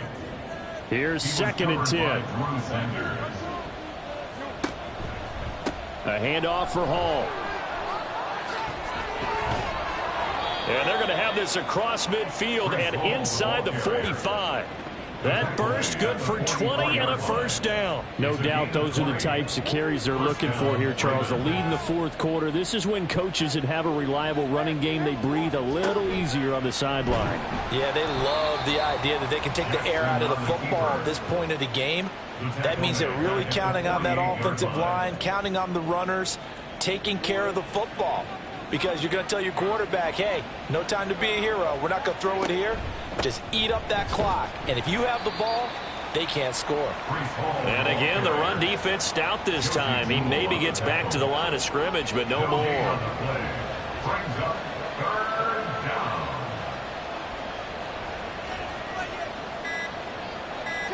Now on 3rd and long, they'll look to throw. And that is incomplete. Intended for Mark Andrews. Incomplete. He was defended by Emmanuel. And the punter's on the sideline. Here's the field goal unit now to try an exceptionally long one. This to make it a 3-score game late. And that is no good. Oh, he missed it just wide of the upright. And this will remain a 2-touchdown game. This one now not over yet, Charles. You've got a sliver of hope on that other sideline. You certainly do, because that would have made it a 3-score game, and that probably would have been curtains at that point. But now if they can get down the field quickly and somehow get the ball back one more time, we may have a different ball game.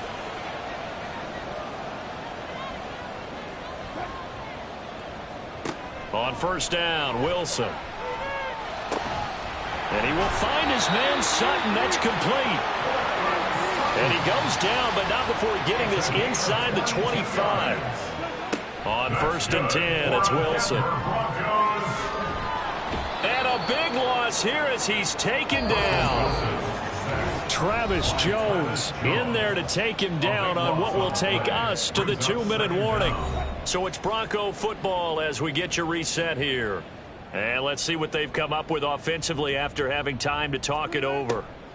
Now Wilson on 2nd down. They'll set up the screen. This is Williams. And he is out of bounds, but not before he's inside the 30. I wonder what was going through his mind when he got the play call. He just got sacked on the previous play. He knows they're coming after him again. A little bit of guts to stand in there, take the hit, and successfully and he's going to be taken down back around the 35-yard line. Got to avoid the flags defensively. Here's 4th and long. Now they go for it on 4th, but this one is going to wind up incomplete. They had to go for it with such little time remaining, and the Ravens are going to get the football back. So with that, we can just about close the book on this one, Charles. Yeah, what's the old expression about slim and none? Well, Slim just left town on that They're one. down to none? Yes, exactly right. Baltimore with good starting field position as they come up 1st and 10 at their 35-yard line. He had to fight that time. Ran through one tackle, but ultimately he's only going to get back to the line of scrimmage. He's going to get it again. Just looking to get forward and protect the ball. Now the Broncos going to use the second of their timeouts as they'll head to the sideline and talk over what to do next. And he is going to lose yardage here. Holding offense. So instead of giving them another 3rd down, they'll decline it, brings up 4. Now that's smart football right there. You don't even have to really spend a lot of time considering it. Just know that you're probably going to get the ball back. Good job declining that penalty. So here is Wilson and the Broncos. Down by 2 touchdowns. 1:12 to go. Field goals, useless at this point. They need 2 touchdowns, and they need them in short order.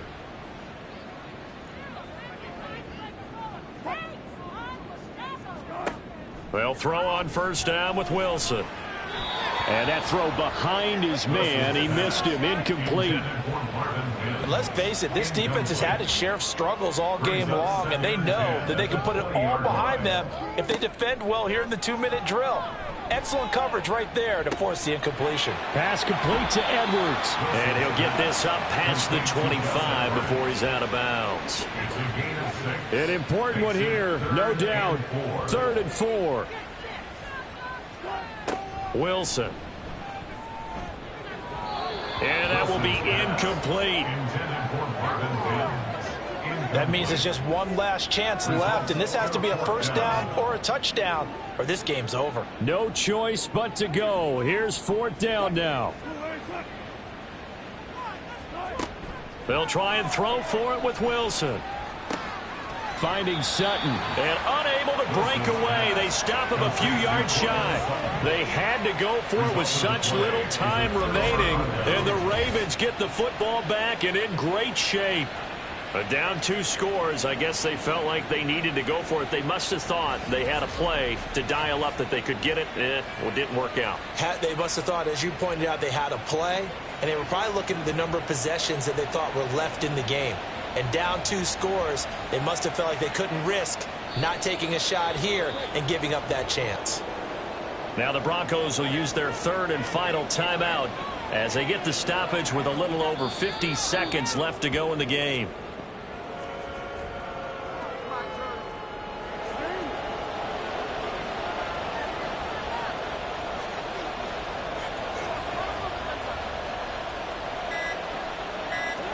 So he'll take a knee here to wrap this one up, and he's going to want to keep that game ball. He was sensational.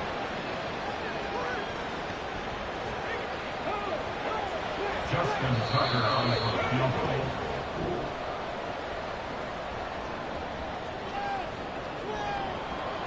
Charles, a lot of happy faces heading into the tunnel as this one ends, and understandably so. Not only did they get the win, but, boy, their offense was on fire in this ball game.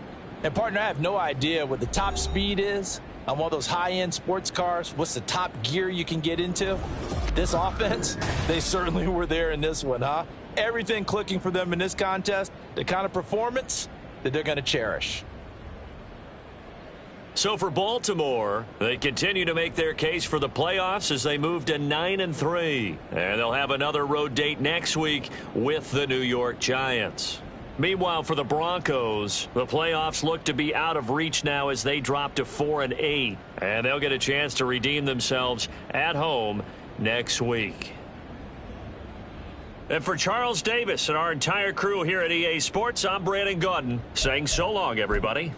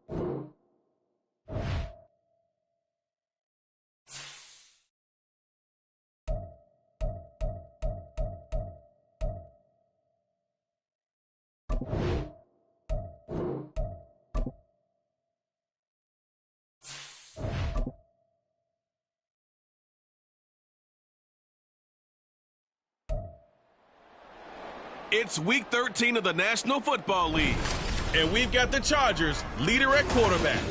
After his last game, he's now across 3,000 yards for the season. It's the Chargers and the Raiders, and it's coming up next.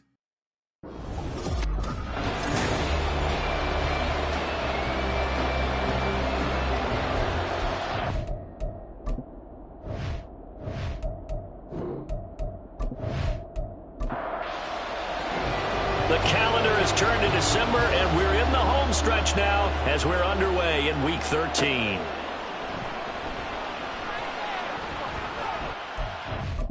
Tackle going to be made right there at the 25-yard line. So here comes the Raiders offense now onto the field.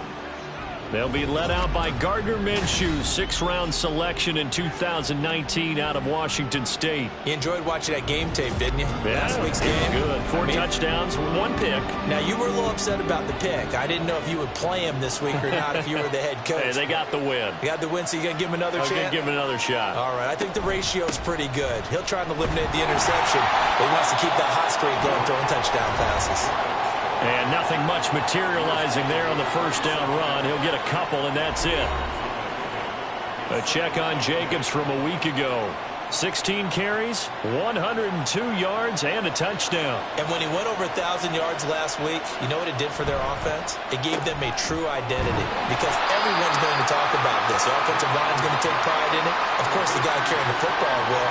But how about the coaching staff? When they go in and talk contracts, when they talk to reporters, hey, we have a 1,000-yard rusher this year. That means something in today's NFL. Looking to throw it, Minshew. And that's going to be incomplete. The contact there enough to jar that ball free, and it brings up fourth down. Brandon, watching their tape from last week, I saw plenty of plays like we just saw there, forcing incompletions. It was key in their win last week. They're hoping the same thing happens this time out, too. Fielded at the 33. That'll go as a punt of 34 yards that time. And it'll be Charger football here as they take over. So here's the Charger offense making their way out. And they will be led out by a man in his sophomore campaign as the quarterback. And he's had a great season so far throwing the football. Very likely could go over 4,000 yards with a good performance here. And even in an age of passing first, that is no small accomplishment. They'll come out throwing here to start the drive. Got his man. It's Williams. And taking it across midfield and just shy of the 40. First play of the drive, a success, 19 yards. Certainly no settling into the drive there. They came right out on the first play and attacked the middle of the field for a big gainer and a first down.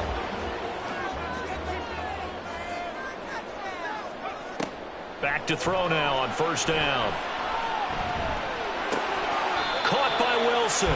And he'll go out of bounds after taking it a little further down inside the 40. Here's a 2nd and 5. Now back to throw. Throw over the middle and finds Williams. And he's going to have another first down as the tackle comes at the Raiders' 17-yard line. The Chargers passing game rolling a bit here. They've got another first. So from the 17 now, here's a 1st and 10. They'll stick with the passing game as he looks to throw. He's got his man. It's caught. Touchdown, Chargers. Gerald Everett with touchdown number 7 on the year. And the Chargers will jump on top with the game's first score here this afternoon. One of the keys to their long winning streak has been scoring first. An ideal drive right there, getting the first 6 points of the ball game. Do you go back to our meeting with the offensive coordinator? Remember what he told us? Absolutely. With some teams, I script to probe in the early part of the game. Other teams, I script to attack. They've been in attack mode for these ball games and continue that in this one. The kickoff unit is out on the field, and they will send this one away. Taken at the goal line. And he will make it to the 20-yard line and no further. Second drive of the game coming up for this Las Vegas offense. And the last drive, the first drive for them, not very good. 3 and out. What do they go to here? Well, you don't look down at your play sheet and say, this is what the problem is. Let's find out who my playmakers are. Get the ball in their hands, and maybe the offense will move a little bit. Sometimes it's more important to get it to the right people rather than dialing up the right number. Exactly. Or the right play, yeah. That too.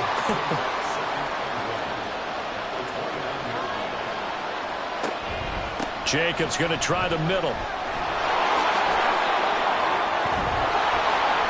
And they get him down, but not before he takes it across the 40-yard line. That one good for 13 and a Raider first down. He was solid last week, over 100 yards in their victory on the ground. They want to get that going again. Absolutely. What they also understand is that from week to week, it's not necessarily the same, but they want it to be, right? What they saw last week on the ground, they want to see in this game as well. Now a 2nd and 10. From the gun, Minshew to throw.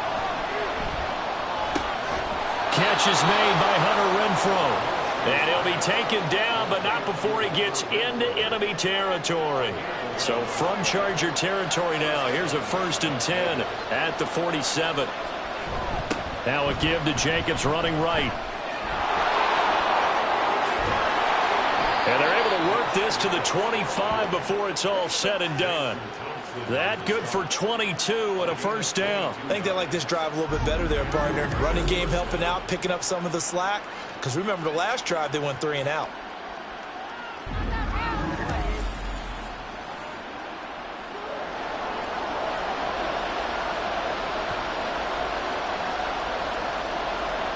Minshew, 1st and 10. And that is incomplete. Oh, the coverage a little too good there, and it's 2nd down.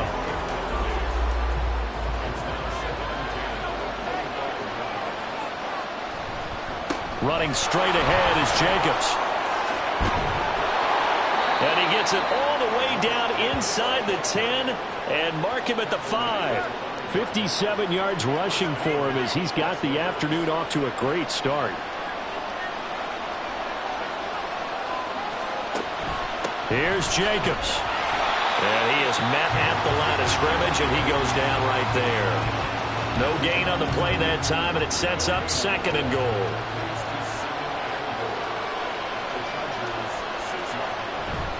They'll stay on the ground with Jacobs. And a minuscule gain of maybe a yard from the 6 to the 5. 2 straight shots on the ground. Now on 3rd, do you go to the air? I think the possibility exists, and if you're doing it, you're probably going play action since you ran it twice. And this is caught. Touchdown, Raiders. Davante Adams. A 5-yard touchdown. And the Raiders are within an extra point of tying up this ball game. An out route there for the score, a quick out route there for the score. Yeah, you're not really surveying the defense on this one. You're just counting on timing, making this play happen. 1-2, ball's out of his hands, knows where he's going, just puts it to the outside. Touchdown. McManus's point after is good, and we are tied at 7. A 10-play drive that time. And Davante Adams able to finish things with a touchdown reception. And he won't quite make it to the 25. The Chargers get set to go here for their 2nd drive. And they come into this one riding that nice long win streak. And remember, next weekend is an open week for them. So that if they can get the win here, a lot of momentum into that time off. It certainly is. And if you're wondering if anybody's saying, boy, this is coming at a bad time, we want to keep playing, the answer can be yes. Because when teams are on a hot streak, they want to keep going. But what the veterans are telling the young guys in the locker room, an open week is always good, guys. Take it and let's go with it. Well, that certainly has to feel good. And it's not all the time that the play caller should get all the credit. Sometimes I think in the huddle, the quarterback just says, hey, who's going to make a play for me? I just need something right here. And the end result there, nice first down. Drive keeps moving.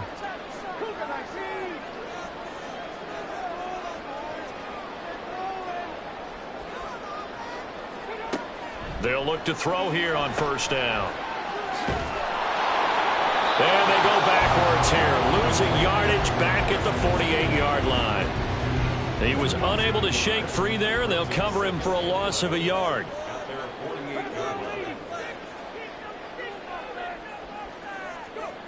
Second and 11. And he'll lose yardage here, back at the 47. That'll wind up as a loss on the play, so now they're staring at a 3rd down and 12.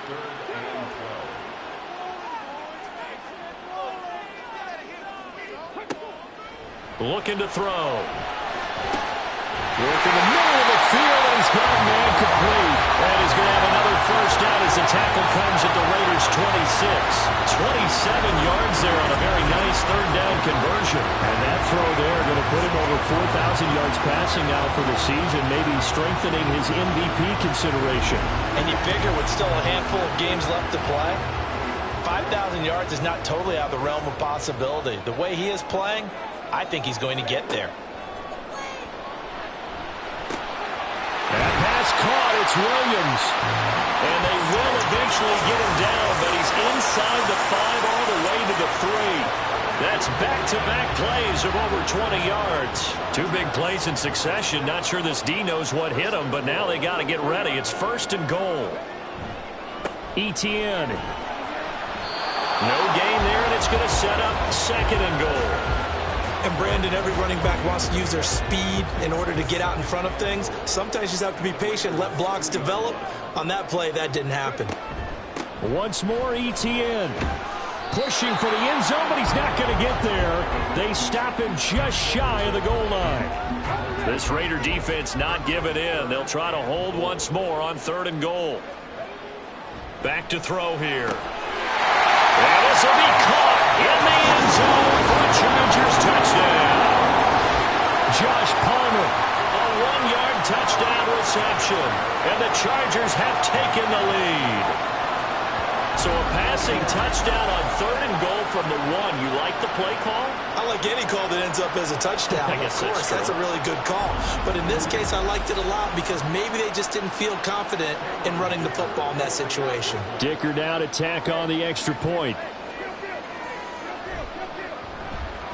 It's up and good, and it's 14-7 now here in the first quarter. So that drive in total 8 plays. And it ends with a touchdown pass to Josh Palmer. The kick unit on here for the Chargers as they will send this one away.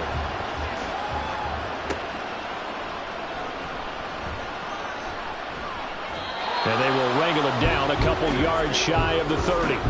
Here comes the offense again, and let's focus on Josh Jacobs for a moment. Last week, a strong showing, up over 100, also 2 trips to the end zone. It's the kind of week that if you said, listen, I'll let you have this type of a game each and every week, you'd sign up for it. You wouldn't try and get too greedy. But let's face it, good runners always want to be a little bit more greedy at the end, try and squeeze out every last yard. He's going to try and duplicate that and exceed it in this game.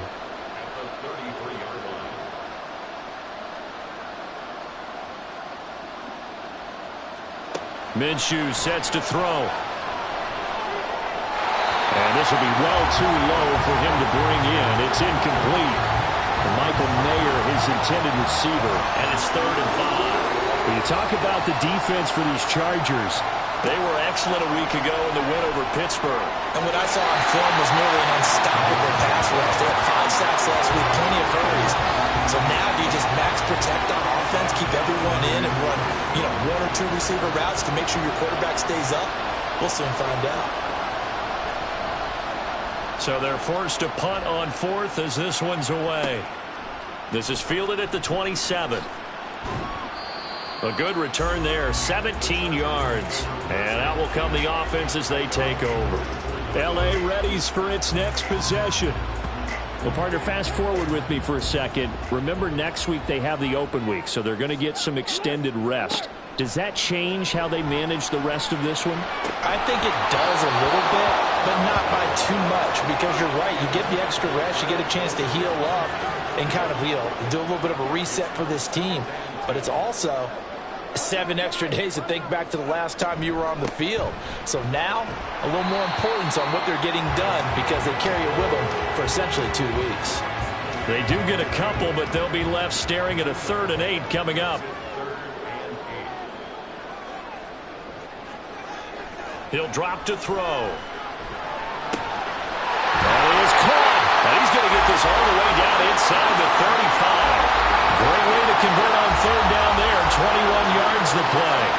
With the kind of game he's had so far, you had to know that on 3rd down that they would be looking his way, and they did, for big yardage and a 1st down. I think the defense fell asleep at the switch on that one. I would have doubled him, tripled him, anything to keep the ball out of his hands. Charger football to start quarter number 2. So they'll come up 1st and 10 now from the 33. As they've got it as we resume action. Now on 1st down, he'll drop to throw it. Finding Williams once more, complete. And he'll be out of bounds just inside the 25-yard line. 2nd down and a yard.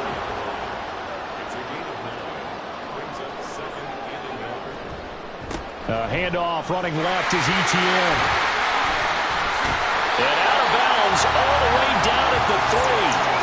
That's good for 21 yards and a 1st down. They were not fooling around at all, were they? 2nd and short, and they brought out the heavy package. Almost like the super heavy package against that defense, didn't it? Yeah, I don't think they expected that much beef up front, and it turned into an easy 1st down conversion.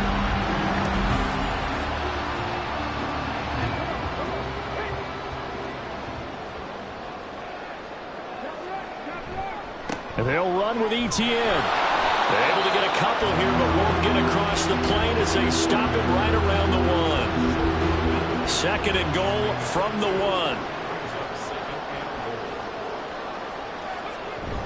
Kelly diving for the end zone, and he'll get there. Touchdown. Well, nothing see there, Charles, you had 3 tight ends on the field. They were going to run the football. The defense knew it, but the defense couldn't stop it. And I haven't met an offensive line yet that doesn't get more satisfaction out of running the football into the end zone than pass protecting. They had determination on their side, and they got it done. Extra point up and good by Dicker. And it's now 21-7. The kick unit on here for the Chargers as they will send this one away.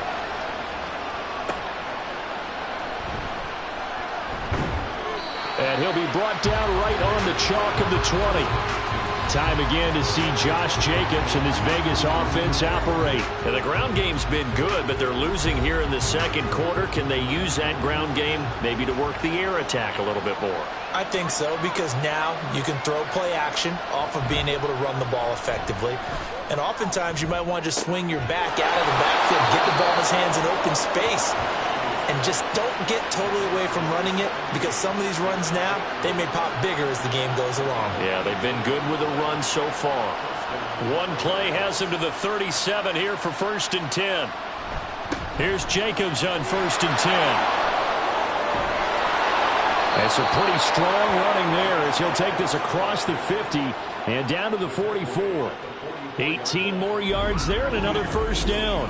Make that now 2 runs in a row that have netted them great results. And it doesn't matter what kind of blocking scheme they're using, gap scheme, power scheme, zone running.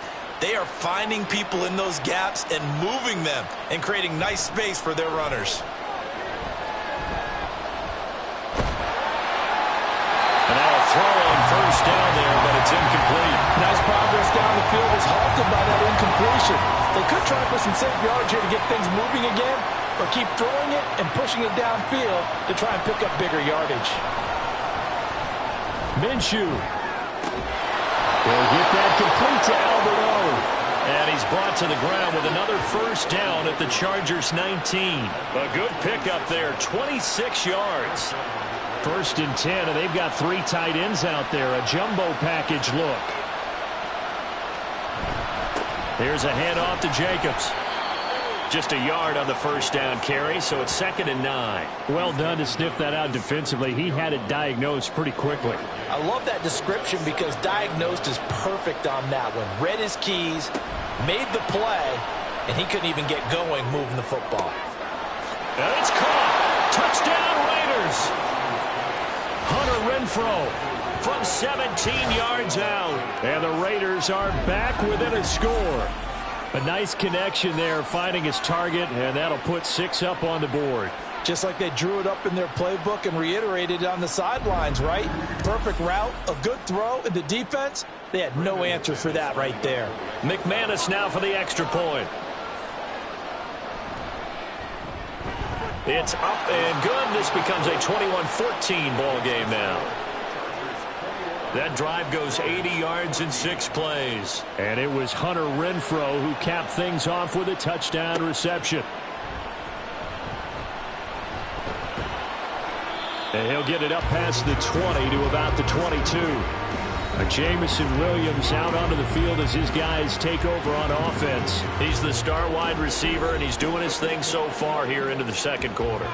And how you get distinguished as a star is each and every week performing to a high level no matter what they throw at you, because you're always wanting to take him out of the game if you're a defensive team. How do you press him, double him, triple him, all of those things? But the best players show up each and every week. Solid games and some spectacular ones. And he has showed up time and time again. On 1st and 10, it's Etienne. And he's going to take this ahead for right around 3 yards, but no more than that. 2nd down.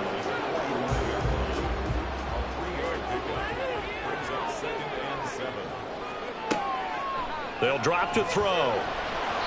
And he slings one that's incomplete. Garrett Wilson, the intended receiver. And that'll make it 3rd down.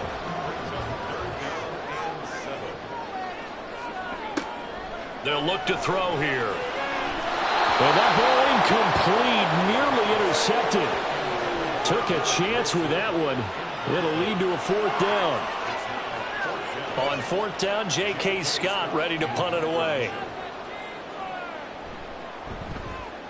And he'll get off a fairly short kick here as this is toward the sideline. And no return possible here as they angle this one out of bounds. Here comes the offense again, and let's focus on Josh Jacobs for a moment. Now he's having himself a little bit of a banner game. His team right now, though, losing. Needs a little bit of help, and I kind of equate it to a basketball game where you have the big score, and sometimes your strategy is, okay, he can go ahead and have all of his points. Let's hold down everyone else, and that's the way you win the game. And right now, he needs everyone else to start scoring, quote-unquote, as he's been. Yeah, and he's hoping to keep it close so maybe they can keep it on the ground, not start to go through the air as much. And he stopped right at the 25 after a gain of 5. That's a staple of this offense. Drag route to the tight end. Yeah, he's unable to use his size to break off much more yardage after the catch, but still an effective gain nonetheless. Trying to run forward with Jacobs. Boy, no chance as he was met and dropped behind the line there. Not at all what they envisioned on third down. 3 yards in the wrong direction. That's a play to take note of there for the defense. I think in the future, if you're going to try and block him, maybe you get a guard to help double team him and try and steer him out of the play. They should have done it on that snap. He's been a busy man here in this first half as he gets it away. And a fair catch called for and made just inside the 35-yard line. A 40-yard punt, no return. The Chargers getting set to go. And they have the game here followed by the open date on their calendar next weekend. And, Charles, this is a crew that you have to think really is relishing the opportunity to be on the couch for a few days. Yeah, they certainly are. But let's face it, partner, they can't get caught looking ahead to that couch time while they're playing this one. They've got to take care of business first. Throwing on first down, but this one winds up to be incomplete. I know we're just in the second quarter and there's a ways to go in this game, but that's his second drop. I'm wondering if that's a little bit of an alarm bell for them when they start calling plays on the offensive side of the ball. His eyes already looking upfield on that last one before he brought it in. And he slips up past the 45 before being tackled. 43 yards rushing now on 8 carries for him so far.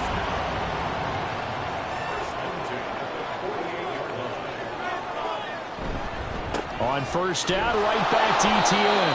And this time they were ready for him as they'll stop him right at the line of scrimmage. So after the run for no gain, here's 2nd and 10. They'll set up a throw. A little short pass. This is Everett. And he's down right around midfield after a gain of 2, maybe 3. The Chargers on third down. They've been good. 3 for 4 thus far. This is 3rd and 8. From the midfield stripe, they'll look to throw. Toward the sideline, intercepted. Picked off by Trayvon Merrick. And the Raiders are going to take over at their own 41. Certainly not his best throw that time, and not a good time to make it, Charles, when they were a nickel with 5 defensive backs on the field.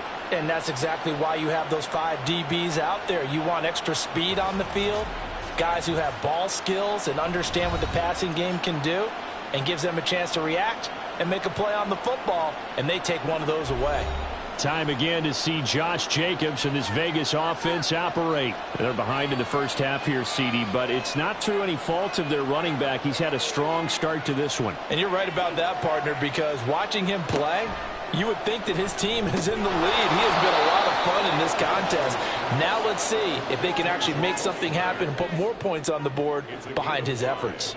Yeah, I'm curious to see, Charles, if they can play complementary football and get that passing game going as well. Out of the gun is Minshew. And that falls to the ground, incomplete. A nice job of bodying him up defensively, and now it brings up 3rd down. Here's Minshew. He's going to find and complete it to Renfro. And he is going to have the Raiders' first down. He needed 5. He got it barely, as it will officially go down as a gain of 5 yards.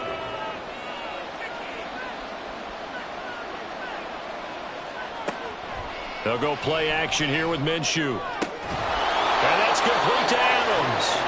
And he is tackled inside the 40, not quite to the 35. So from the 36 now, 1st and 10. They'll run right here with Jacobs. And just no chance of turning the corner. He can only get back to the line of scrimmage. 2nd and 10 coming up.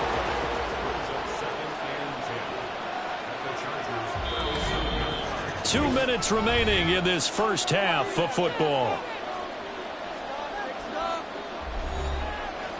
We remind you that coming up in 2 minutes' time, we'll hand you off to Orlando, where Jonathan Coachman will have highlights and analysis of this first half of action. Minshew. And his throw here is incomplete. To this point, I've been impressed with the work defensively. They have not allowed a lot of receivers to run free. And there's another example, another incompletion. Now Minshew. Able to find the open man. That's complete. And he's brought to the ground with another first down at the Chargers' 20-yard line. 17 yards is the pickup there for number 17. So he turned to a trusted, familiar face in that third down situation. It paid off. Yeah, you go to your veteran receiver in that spot, so you can't underestimate him when he's on the field defensively. Make sure you know where he is because he understands how to get open in key situations. Minshew. And it's complete to Adams. And so close, he gets it to the 1. Out of bounds right there.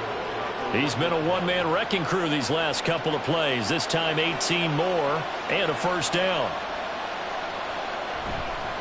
Jacobs will take this one in for a Vegas touchdown. So they brought the extra bulk in down on the 1-yard line, and they're able to push this one across. Yeah, I can just see your face right now because I know we're mind melding on this one. Coach Madden would love this. Power football, hat on a hat, chest to chest, driving forward, touchdown. Now McManus to tack on the extra point. He's got it, and we're all tied at 21. So that drive consumes 9 plays all told. And it was capped off by a touchdown run from Josh Jacobs.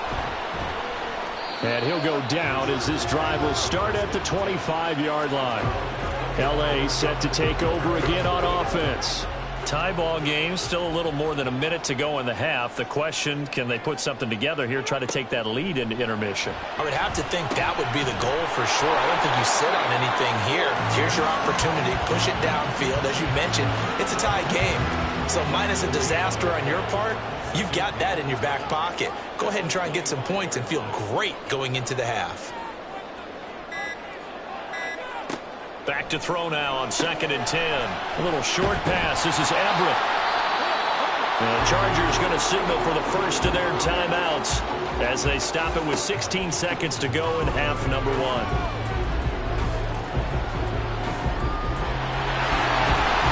And he'll be taken down, but he does have first down yardage. Now a timeout taken. Perhaps a chance for one more quick play and then another timeout if they hurry. We'll see. And with just 4 seconds left in this first half, a timeout call. They'll throw now on the final play. He's going to take a shot at the end zone. Why not? And that's going to be incomplete. So we've reached halftime in a wild first half. We'll take a minute to catch our breath as we send you cross-country to Orlando. Jonathan Coachman is there and has our EA Sports halftime report. All right, Brandon, thank you very much. We're starting to get near the home stretch of this NFL season. It's Week 13, so let's get an update on what's going on. We'll begin up at U.S. Bank Stadium in Minneapolis. And at the half, 14-3 is the score. Austin Eckler, a touchdown run in that first half. From there, we head east to check out the Patriots at home in Foxborough. And they were winners in that one over the visiting Arizona Cardinals. Tua Tagovailoa leading the way in the victory with 3 touchdown passes. Lastly, let's get you to Charlotte, North Carolina. Check on the Panthers at home at Bank of America Stadium. And they were losers in that one as they fall to the visiting Seattle Seahawks. Geno Smith leading the way in the victory with 3 touchdown passes. We thought this one would be a close battle coming in, and we have not been disappointed. They're all even to this point. This has the feeling of a game that could go right down to the wire. One mistake or one big play could turn out to be the difference.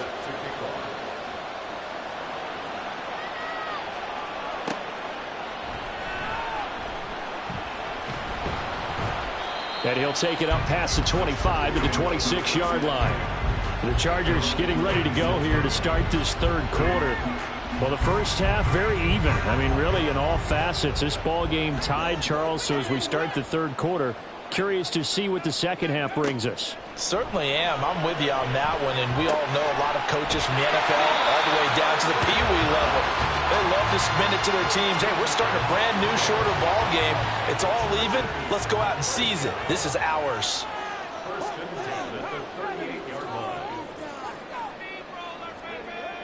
They'll look to throw now on first down. Over the middle and complete to Wilson. This will be stopped about 2 yards shy of the marker. 8-yard gain, 2nd and 2. Ball on the 47-yard line. Here's 2nd down and 2. Now a throw here, hauled in. Back-to-back receptions for him, and it's another first down.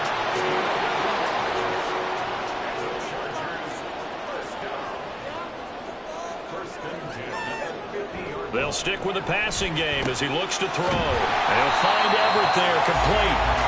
That'll go for a gain of 7, and it's 2nd down.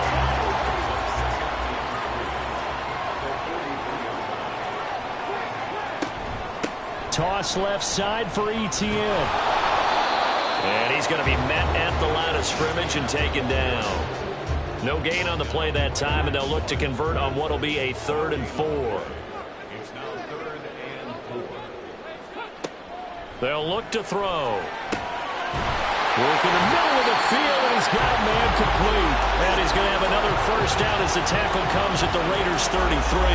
Give him 10 yards there as this offense is on a roll. This drive continues to plunge forward. Whatever the discussions were at halftime to try to slow down this offense, it has not worked to this point. Yeah, I have a vision right now of everything that was discussed at the half just being torn in shreds or being erased off of the Microsoft Surface tablets because none of it is working. They are really locked in on offense. Back to throw now on first down. And that is incomplete. He couldn't hold on through the contact. Brings up 2nd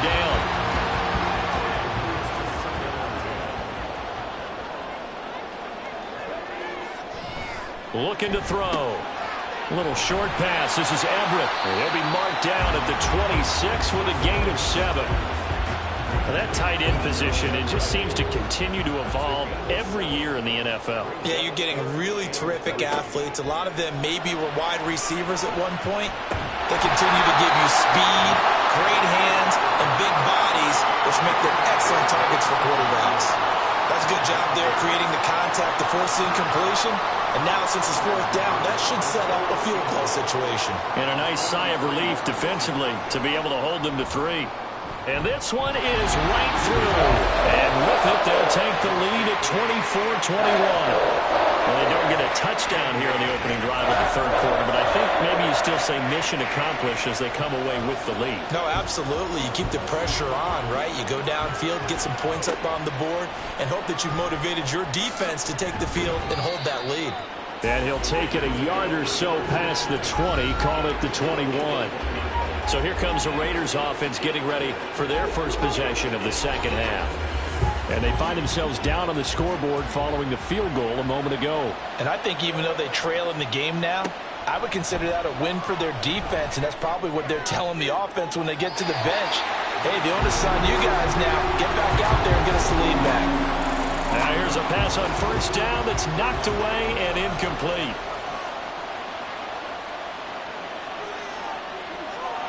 On 2nd and 10, it's Minshew. And that's to the left sideline and incomplete. Well, they approach this drive with a lot of confidence after the last one ended up as a touchdown. But incompletions on their first 2 throws has them huddling up and trying to figure out a big play here on 3rd down to get their momentum going again. He's got a man, complete. And they're going to have this across midfield and inside the 45. Give them 35 yards there on the 3rd down conversion.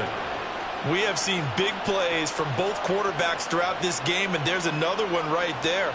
going back and forth, almost like two excellent guitar soloists trying to top each other with each additional play. So the big play gets him across midfield now for 1st and 10. The handoff, Jacobs running to the left. And he's dropped right at the 40. Gain of 3. Give credit to the defense for stringing that play out, and they gave up no cutback angle. You know he was trying to dart through. No place for him to go. A nice job there, only giving up a 3-yard gain. And the Chargers rush is going to get there. Down he goes. Joey Bosa, he's the one to get him, and that is sack number 7 for him on the year. They need a crafty play call here. 14 yards is what they need to try to convert this thing. Now on 3rd and long, they'll look to throw. And this pass broken up. The contact well timed there, and now 4th down. From a defensive perspective, they had exactly what you want anytime they want to throw the football. There was pressure on the quarterback. They were getting after him, and they tightened down on the receivers and forced the incompletion. And no return here. Where will they spot it? They say just outside the 20-yard line. Possession switching back now to the Chargers. And they split the uprights last time for 3. They've got the lead. They're not going to play this conservative. They're not hoping for another field goal. They're hoping for a touchdown. I'm with you on that one. I like where your head is. I like the way you're thinking because you're exactly right. Trying to sit on a lead and play that way, that doesn't work too well for most teams. Run your offense. Yep. Run what you do best. Exactly. Put it all the way down and try to increase your lead in a big way. And the best way to do it, touchdowns.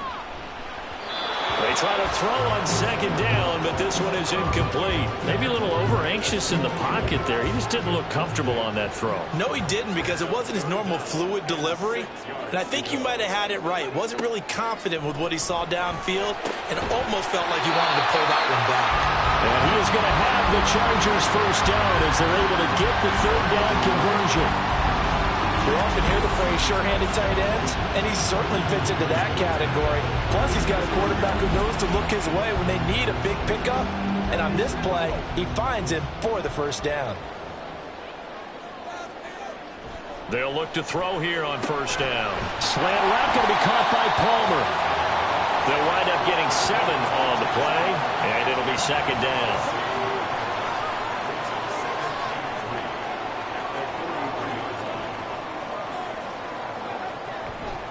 The play-action fake. They'll look to throw. That's complete to the tight end, Everett. And he'll be taken down, but not before he works it past the 50. So here's a 1st and 10 now in Raider territory at the 46. He's going to try and take off with it. Stiff-armed him. And he's free going down the left side. It's a foot race. And all the way inside the 15 before they drop it. A big-time gain there on the keeper, using his legs to hurt him. 1st down.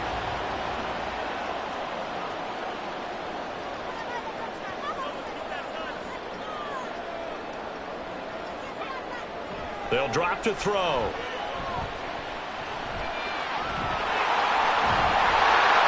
And he's going to be brought down just shy of the 5 at the 6. Nice work to get 7 out of that, and it's 2nd down.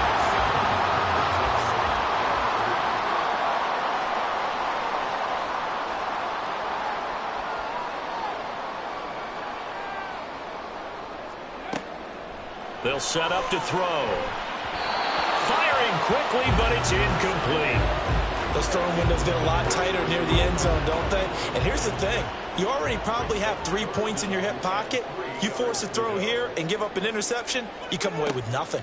Especially tough in the middle 3rd of the field where he threw that one. And the Chargers are going to have 1st and goal as they try to finish off this drive with 6 points. Going old reliable there to the slot on 3rd down. And the slot position has become the bane of just about every defense's existence because how do you cover? Do you go with the bigger guy to try and use size? Can't go with try to go with the and this is caught. He's got it. Touchdown. Gerald Everett, a beast in the red zone with his 2nd touchdown of the game. And the Chargers are able to widen their advantage. That seemed pretty ideal there for the offense, Charles. You take a little bit of time off the clock here in the third quarter, decent length drive, and you pad your lead as well at the end of it. And what it does is lets you feel like you're in control of this game, even more so than a 2-touchdown lead, right? Because you have taken that time off, as you noted, which means they couldn't get you off the field. You ran your playbook the way you wanted to, and you gave your defense some rest. What a big-time drive in that situation. This fielded right at the goal line. And good coverage there on special teams as they'll get him down shy of the 20. The Vegas offense ready for their next possession. See if they can put this drive in the end zone, Charles, because it's been a little bit of a rough go at times. They've had to punt the football a ton in this ball game because of stalled-out drives. So are you saying that you're kind of tired of seeing the punter run out there and do his thing during this game? Is that what you're trying to say? Well, I mean, I'm okay with it. I have a feeling that this offense, they don't want to see the punter again. And frankly, the punter doesn't want to run out there anymore himself. He would love to see his offense put together a drive and give his leg a rest. A second down pass play there, but it's incomplete. This offense in desperate need of a conversion as they come up on third down. Minshew sets to throw. Pass taken in by his big tight end. And he is going to have the Raiders first down as this defense unable to hold. It's a 7-yard gain there on 3rd and 2.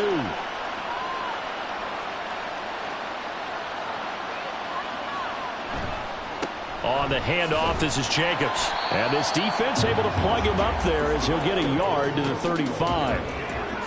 No doubt about it. A really nice job there by the defense, not allowing him to get to the perimeter. But that means your defensive ends, your outside linebackers, the guys that you pay big money to sack the quarterback, they also have to have interest in the running game as well. And they did a nice job there of holding the point of attack and not giving ground. These guys have punted 4 times already, and they're staring at a 5th, barring a conversion here on 3rd down. Throwing there, but this pass is going to wind up incomplete. I have a few questions about that throw because to me there just wasn't a lot there. I thought he tried to do a little bit too much, almost tried to will a receiver open when there was no chance he was going to be. Nice job by the linebacker being all over that one and knocking it away. This is taken at the 18. It's a 39-yard punt, 8 on the return, and they will take over 1st and 10. The Charger drive about to get going. And that last drive was very, very balanced, pretty methodical. You think they go that route again? I'm always of the school that until they stop me from doing something, I'm going to continue. And I think that that's exactly what they'll look to do. But the beauty is the balance that they've created sets up opportunities for big plays. Looks like a run, turn into a play action, and throw one deep. 2nd and 6, just inside the 30. Back now at SoFi Stadium in Inglewood. On 2nd down, Etienne once more. And able to stay on his feet past the 30 to about the 33-yard line. The Chargers on 3rd down. They've been really good, converting 7 of their 10 tries. This time it's 3rd and 3. He'll look to throw. He's got his target. That's complete. And he is going to have the Chargers first down as they're able to get the 3rd down conversion.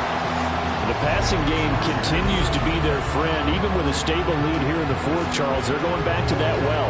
Yeah, with their overall philosophy, you know that they trust their quarterback. He's been able to throw it well. They continue to throw these safe passes. Who can blame them?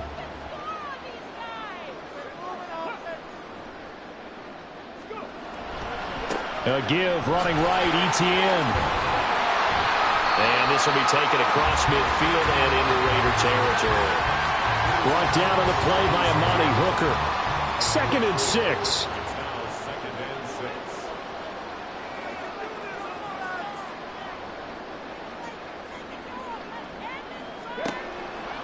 He'll look to throw. That's complete to Travis Etienne out of the backfield. And he's going to have another first down as the tackle comes at the Raiders' 37. A gain of 10 as they look to add on to this 10-point lead. Line of scrimmage, the 37 on 1st and 10. Back to throw. They'll find Williams on the slant. And he'll be marked down at about the 26-yard line.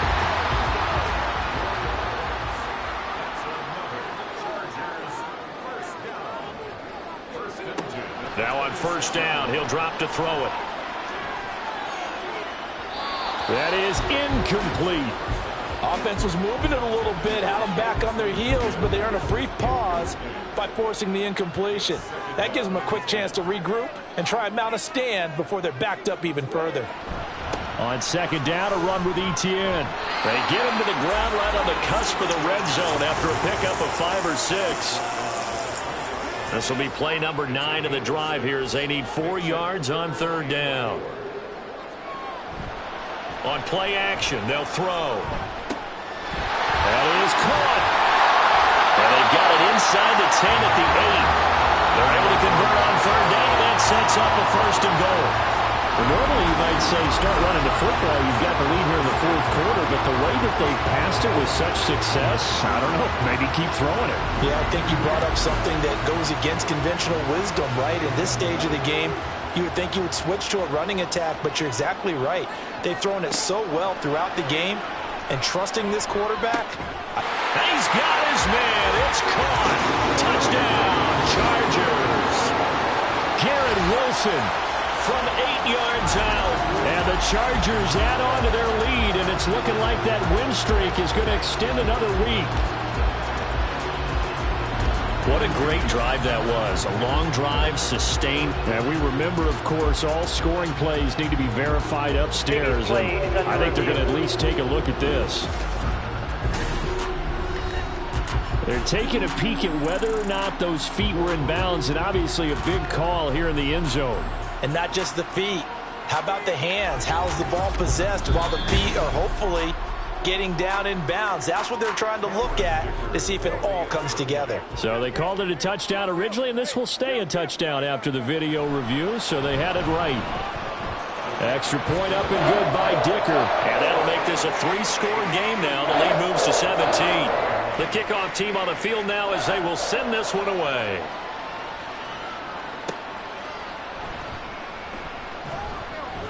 And his guys will get the football right at the 20-yard line. So out come the Raiders. Well, this game, it has had no shortage of offense. They've been able to put up a decent amount of points on this side, Charles. They just have not been able to keep pace with the other offense they're going against here. Yeah, that's a good way of pointing things out, because now it's not a total loss, because as you said, they've scored some points, so there's some plays they can build on, moments where the game plan actually worked. But overall, though, they were just out personnel. They were going up against a team that's playing at an elite level. After the incompletion, here's 2nd and 10 from the 20. Here's Minshew. Open man right side, Myers. And he's going to get this one across the 30-yard line. So signs of life in what's been a dormant offense in this second half. Here's 1st and 10. Now Minshew. And that one drops down, incomplete. Good coverage there, forced the ball free, and it's 2nd down.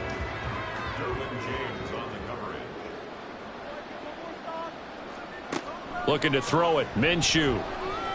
And that's complete to Adams. And he'll be taken down, but not before they work it across midfield. So from Charger territory now, here's a 1st and 10 at the 47. They'll stick with the passing game as he looks to throw. Throw out left, caught by Mayer. And a 5-yard gain gets him to the 42. From the 42-yard line, here's the 2nd and 5. Again, Minshew looking to throw. Renfro bringing it in over the middle. And they just keep marching right along. First down on a pickup of 8 there.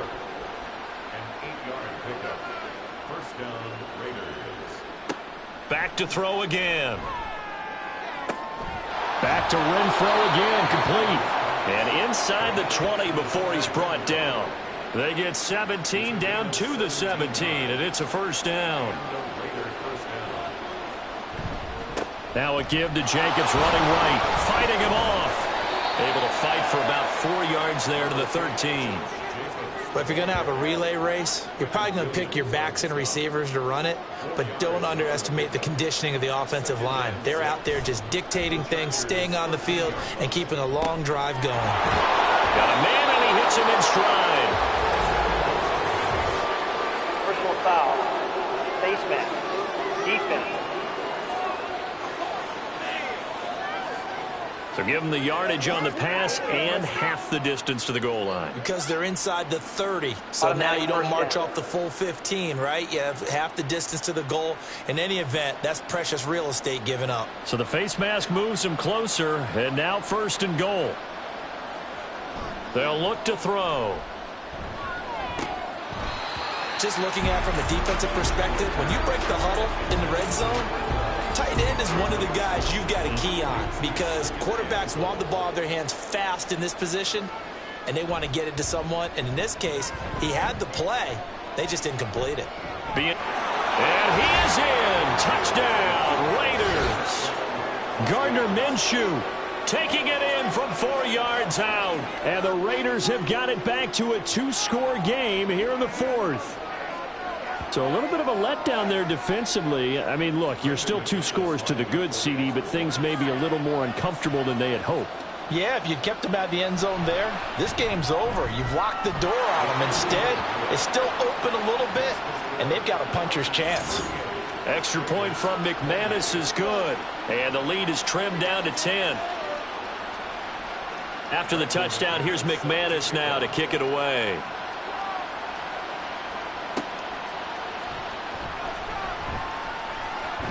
And up to about the 26-yard line, just across the 25.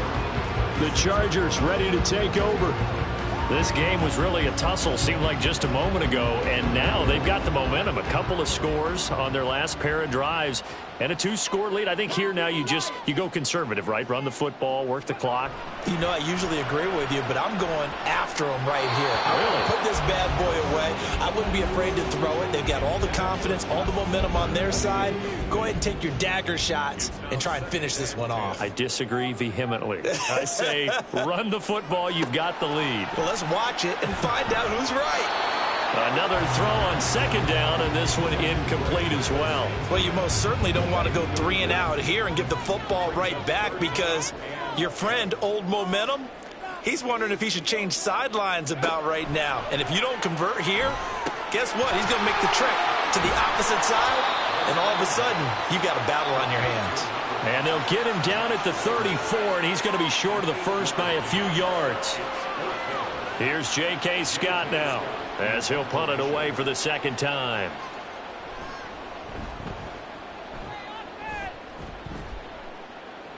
And he'll get credit for putting him inside the 20 as the fair catch is made right at about the 19-yard line. Here's Las Vegas ready to take the field. Their defense was able to force the punt. That's the good news, but this is still a 2-score game, and they need points on this drive and in a relatively quick manner. And he'll get this up to the 34-yard line. And quickly they get to the line. Throwing on 1st down is Minshew. A short throw, and that's hauled in by Mayer. So 5 yards here, 5 on the play. And it'll be 2nd down. He'll drop to throw. Looking deep for Adams. And that will be incomplete. Tried to dial up the long one way out there, but it'll be 3rd down.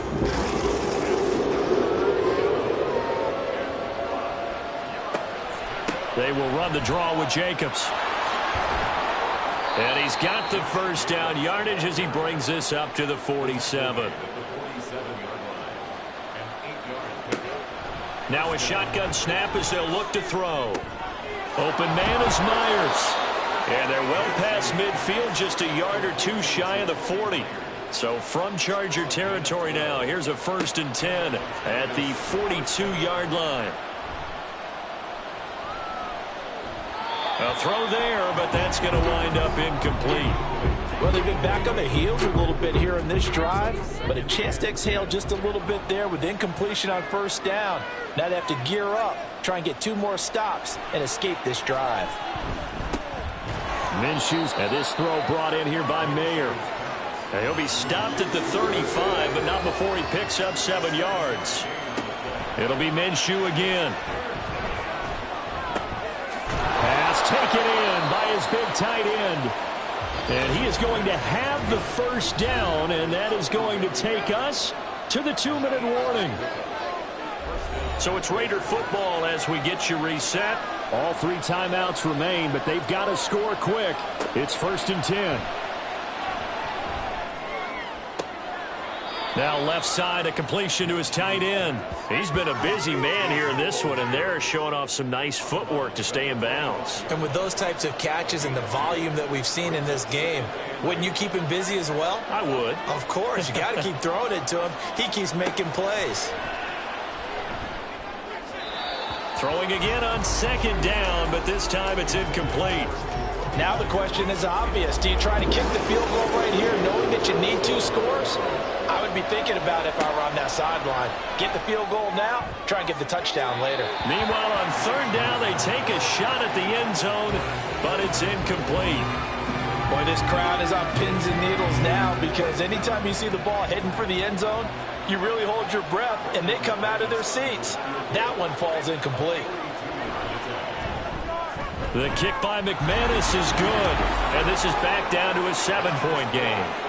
So you knew one way or another that they needed the 2 scores. They get the easy one out of the way. Now they'll get the ball back, hopefully. Yeah, and the question is, how do you accomplish that? Do you onside kick it?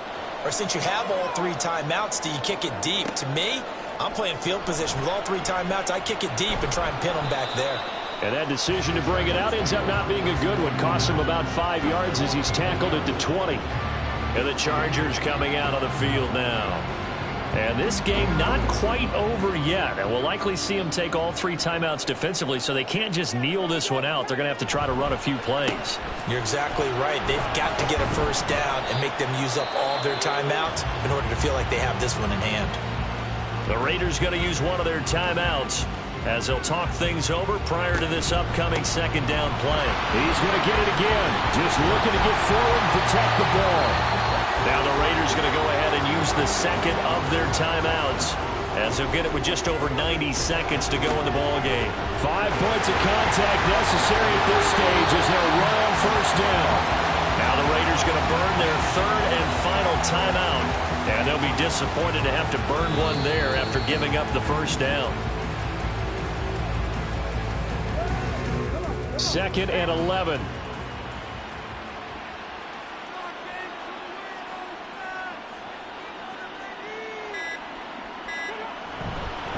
A give to Etienne running right. And he takes it past the 45 and down at the 46. I like that run right there, partner. Not the flashiest run, not the one that's going to break for big yardage, but he understands the situation, and taking care of the football, paramount, and he got it done. Nursing that slim lead, you're exactly right. Hold on to that ball.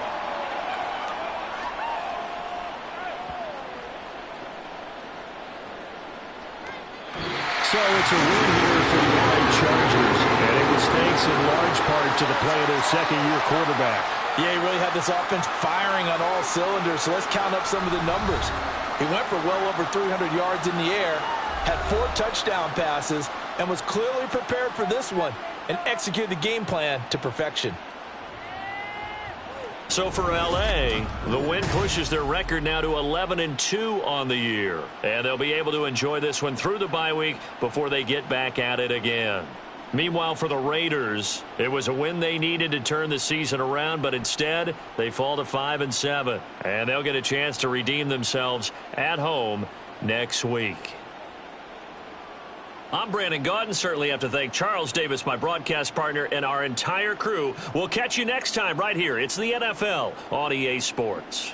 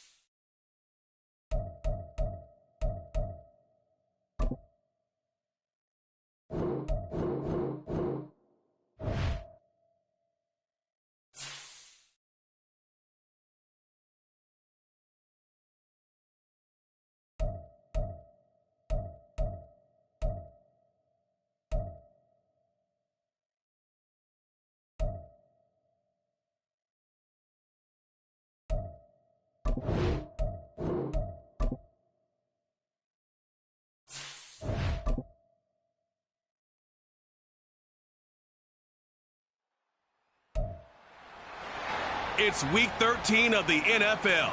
And coming up, it's the 49ers' creative quarterback. After his last game, he's now across 3,000 yards for the season. It's the 49ers and the Bills on Sunday night.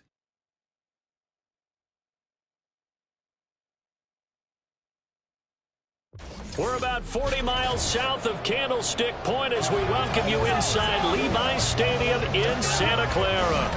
Tonight we've got a great Sunday night matchup on tap as it'll be the Buffalo Bills taking on the San Francisco 49ers. With Trump.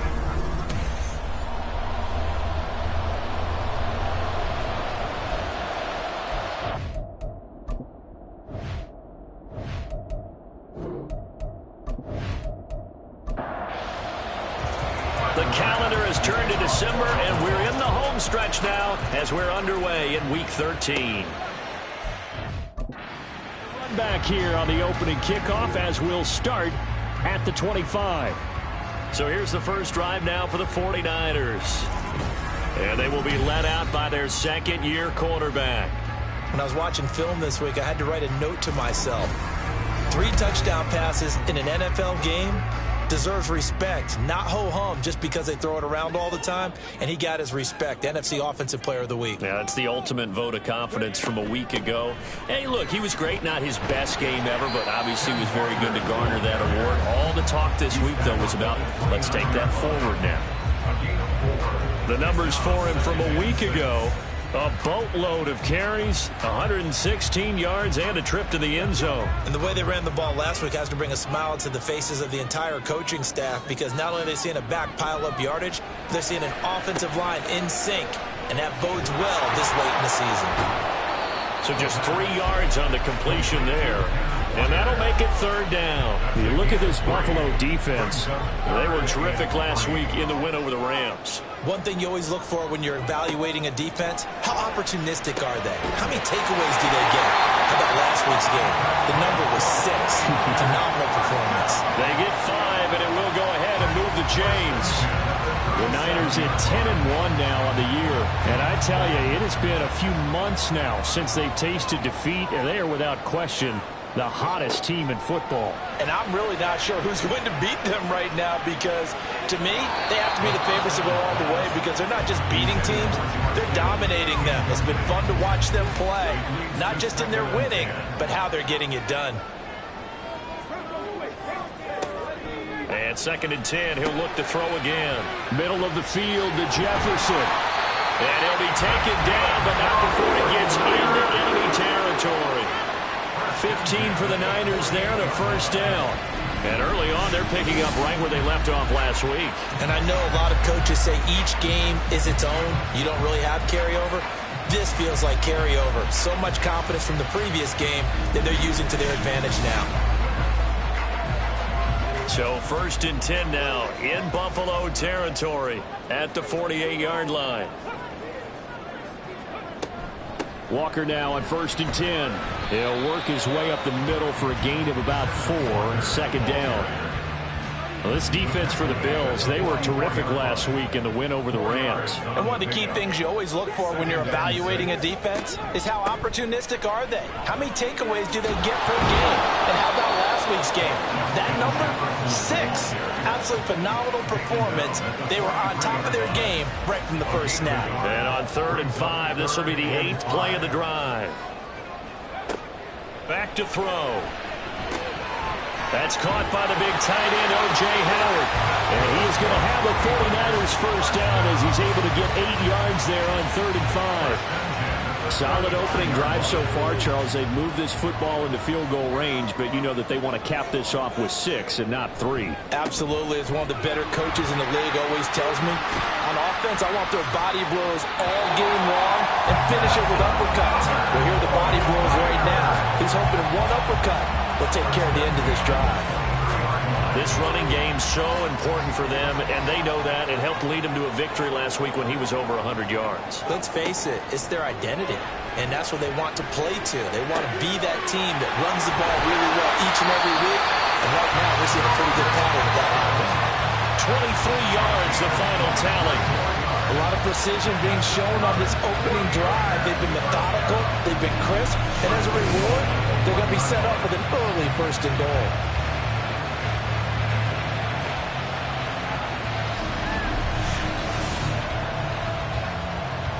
A terrific opening drive has them knocking on the door, first and goal. Walker diving for the end zone, and he is in. Touchdown. And that caps off what was really a balanced opening drive for them, Charles. They work in the rushing game and the aerial attack, and they end it with a touchdown. Strong in so many ways, wasn't it, partner? Their ability to throw it and run it and accomplish their goal, they've got to like the way that they started this ball game. Jake Moody now for the point after.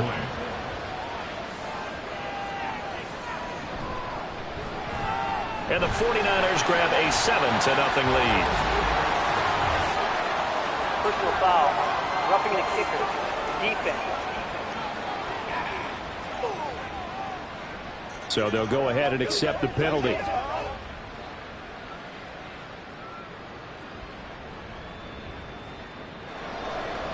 After the roughing penalty on the PAT, they'll kick off from 15 yards further upfield. And this will be a touchback as that sails over the end line. For the Buffalo offense coming out, and it is Josh Allen who is at the helm. And you and I both know that any win is a good win, and that's what they did last week. But there's also plenty for him to work on in his game, wasn't there? Yeah. 2 touchdowns, an interception. Yeah, you know, he wants to increase that a little bit in terms of ratio. But first and foremost, they did win the game. On first down, Allen. Throwing left side here, and it's complete. And they get him down, but not before he takes it across the 40-yard line. This drive starting off on the right foot, 18 yards. One play has him up past the 40 already, and another first and 10. Now Allen. Now he tries to force it in, and it's intercepted. And they take over. They'll set up shop at the 46-yard line. Well, that's a drive killer right there. Not a really confident throw either. This one was kind of up for grabs, and it's going to come down the hands of the wrong team.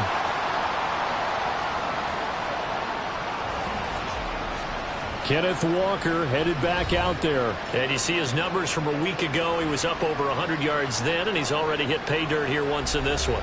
We always talk about quarterbacks and receivers getting into rhythm, right? Really feeling good, finding each other downfield. I think running backs operate the same way. They can hit a good rhythm and a good stride, and he's carrying it over from last week.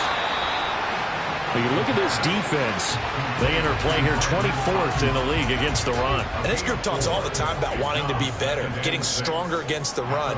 And to me, it all starts up front. You've got to win the line of scrimmage in order to play against the run very well. And they'll have it in the red zone before he crosses over out of bounds. 48 yards rushing for him now on just 6 carries to this point. Well, they're making a real first-quarter statement with a run game, no doubt. For those who remember old-school football, running it, establishing things, seeing backs find holes, get through them, they've got to like what they're seeing from this unit so far. Right now, they've decided to, as you said, establish the run game, and they've been successful doing it. Terrell Bernard is in on the tackle. Now 2nd and 5.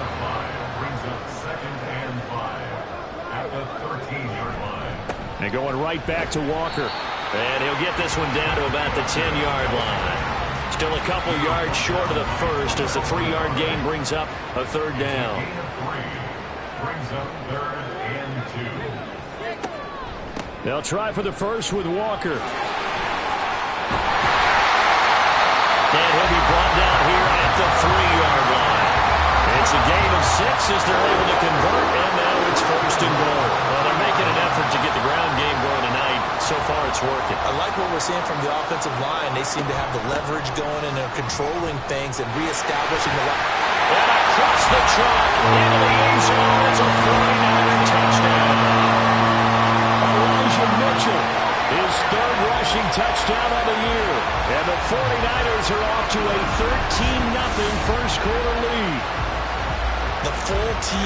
is involved in this game early, aren't they? Go down the field, score on offense, take the ball away on defense, and go right back and score again. You got to like the way that's working for them. That's exactly right. Touchdown, turnover, touchdown, 2-score lead. A little bit like you at breakfast this morning. I got to get this in. You had a perfect omelet, dropped it, so a little bit of a turnover. You went right back, though, and got that omelet and crushed it. You got to do what you got to do. Yeah. You got to do what you got to do. Don't worry about your hands, though. Yeah. And makes it across the 20 as his guys will set up shop at the 23-yard line. So here come the Bills out for their second drive. And they're in an early hole. The first drive, they threw the interception. That led to a touchdown. So decent-sized deficit early on. It is, but I think you hit the key words early on. So they have to decide, do we even need to change game plan? Or do we just need to execute better and try and get back in this game? And that's good for a pickup of 10 yards. And they'll be left with a second and about a foot.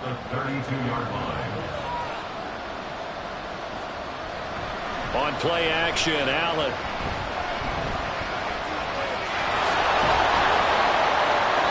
Eight yards that time, able to take off, and the result is a first down. He was certainly quick to atone for his early game interception. Instead of making another mistake forcing something, he reset himself and found a lane to pick up the first down. Throwing on first down is Allen. Well, he short arms that one just a bit. It's low and incomplete. They'll put a check mark in the box where the defense coordinator was saying, how well can we stay with these receivers if we're in man coverage? Because he just did it on that one, forced the incompletion. That allowed him to get bolder with his pass rush, won't it? Absolutely, frees up your guys elsewhere. 4 yards the gain, and it'll bring up a third down.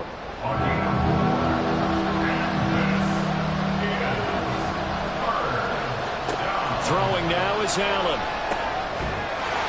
And that's going to be incomplete. The coverage too good there. The contact popped the ball free, and it's fourth down. Against a team coming off a win just as your team did the previous week, you talk about being physical all game long. Sometimes being physical is just being on the spot and helping force the incompletion. Here's Hill on the return. A nice punt, but a good run back as well of 13 yards. And the Niners will go on offense. First and 10.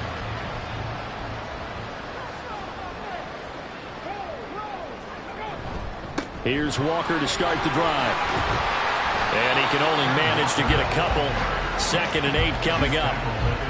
You've got to be impressed by that defensive front on reps like those. They were not being moved off the line, kept their shoulders square, and gave their teammates time to fight to the ball and limit that gain. Now a dump off here complete, and he'll be brought down right around the 37. That one a first down pickup of 8.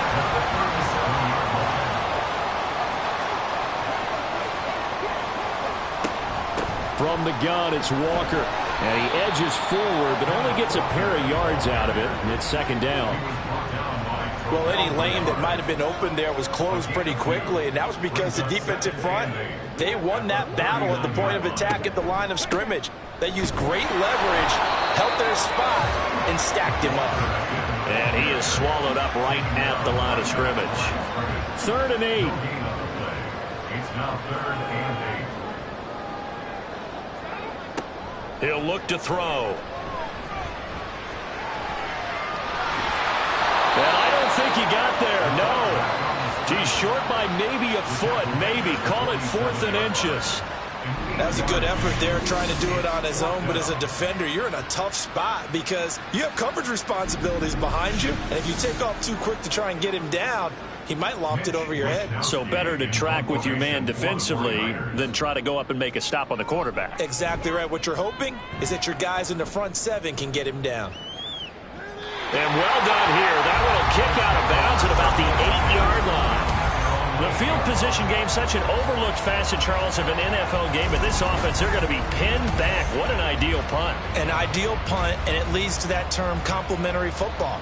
Because them doing that puts their defense in a great spot, doesn't it? Gives them a chance. If they want to be aggressive, try and maybe get a safety out of this whole thing, it puts them in that position. And he's finally taken down, and it's a big gain there on what will turn out to be the final play of this first quarter. 14-0 the score. This is the NFL on EA Sports. The Bills with a football as we start quarter number 2. So 1st and 10 now from the 30 as they've got it as we resume action. Finding space at the 40 and all the way up to the 46. 16 more on that one and another first down. And this offense has been a little slow to get going, but some signs of life here in this second quarter. They're moving it pretty good, and that helps the cause as well. Good yardage and another first down. Running room for Kamara on first down as he takes his forward. It's a gain of 7 there on first down. 2nd and 3 coming up. Brings up 2nd and 3. Allen going to throw. Drops this off to Kamara out of the backfield. And he'll get it down here to the 43. We always talk about having to read defenses and how complicated that is. Well, this was an excellent read. Read the pressure and got rid of the football before it even got to him for a nice game. And when you're blitzing like that, running back usually a good spot to go with a football. Without a doubt, because he's right in your sight line or he's near you. So you're able to just get it to him easily. And once he gets in space, that's usually a good matchup for him. Now a first down carry. It's Kamara. And he'll get this just inside the 30-yard line. Just not a whole lot of room to operate there on that carry. No, not at all. They did a really nice job staying in their proper places and not allowing any lanes to open up. On play action, Allen. He gets away from one. And down inside the 15, shy of the 10. Josh Allen, very athletic at 6'5", showing the versatility, picking up the first on the scramble. I can't be sure how much of that was planned pre-snap, but it certainly opens up some avenues for their offense. And if he can stay a threat to break off those kind of runs, it'll pull defenders away from coverage and open up some choice throwing lanes for him moving forward. This offense finding its legs now. Here's another 1st and 10. Now Allen. Finding Alvin Kamara for the completion. And he'll be brought down this time at the 5-yard line. From the 5, 2nd and 4. At the 49ers 5-yard line. Allen going to try and keep it. 4 yards on the play. That's going to lead to 1st and goal. So that was all you're looking for on a play like that. Get the first down and keep the drive moving. Yeah, it just looked to me like he just said to himself, I've got this. I'll take it. I'll pick it up, and let's keep moving. Get the first. And he'll get in. Touchdown, Buffalo. Alvin Kamara. With career touchdown number 96, he joins Eric Dickerson on the all-time list. And the Bills go coast to coast and finish the drive off with 6 points. Sometimes offensive can get too cute down near the goal line, but there's nothing fancy about this one. As Coach Lombardi would say, we get a seal here, and we get a seal here, and we run this play in the alley. And that's good work to hit the hole hard and finish in the end zone.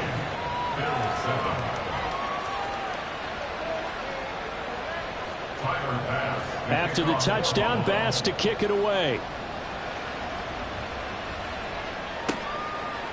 Hill is going to take it out of the end zone.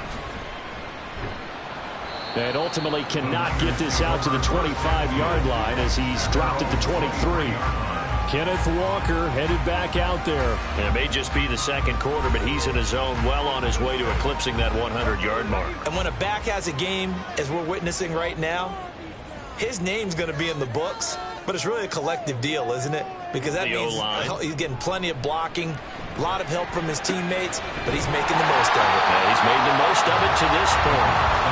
Will go down as a gain of 6, and that'll bring up 2nd down.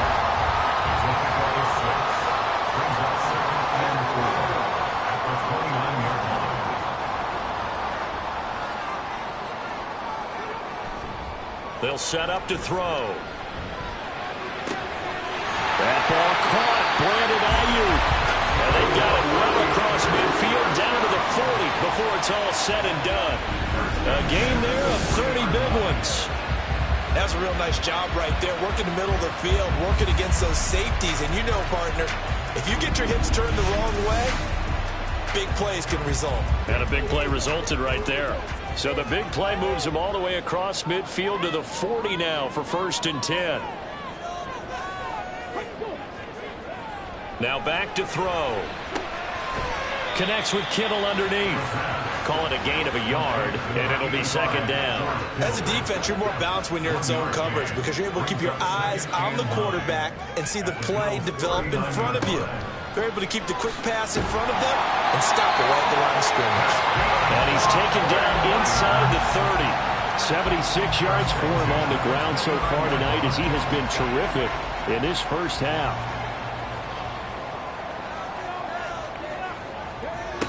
They'll look to throw now on 1st down. This will be caught at Samuel. And he takes it down to the 10-yard line. 19 yards that time for number 19.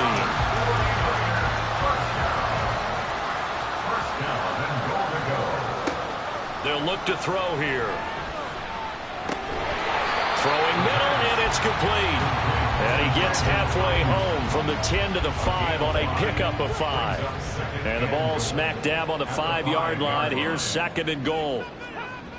Now to the ground. Here's Walker. And he goes backwards on this one. Losing yardage to the 7. It'll go down as a 2-yard loss, and it brings up a 3rd down. The short field shrinks even more with the type of bodies they brought in on that play. Those extra tight ends, they weren't able to secure their blocks, and that one ended up going backwards. Now a 3rd down throw, but it misses the target, incomplete. The Buffalo defense does its job, and it's 4th down. The coverage keyed in on him since that last completion his way. He earned a little more attention on that route, and that made it a lot tougher to get a clean throw his way. And his kick is good. And they will move on by 10 now, 17-7. So that one on target, and it adds to this first half lead.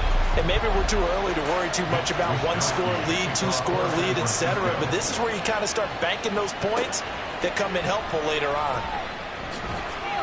And he will make it to the 20-yard line and no further. Back now on offense, the Buffalo Bills. They find themselves down 17-7 as they start this drive 1st and 10.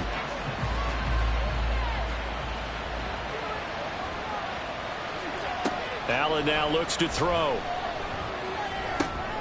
Shakir holds it in. And he's going to get this one across the 30-yard line. The drive starting with a 1st down, 11 yards on that pickup. 1st down, Bills.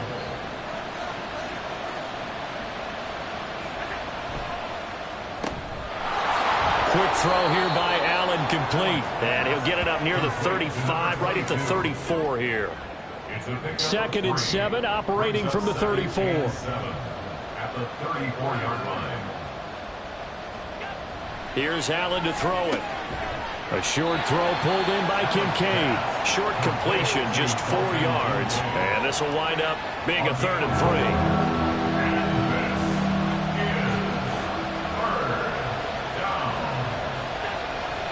Allen off the play fake. And it looked like he got the feet down, did he? Yes, it's a catch.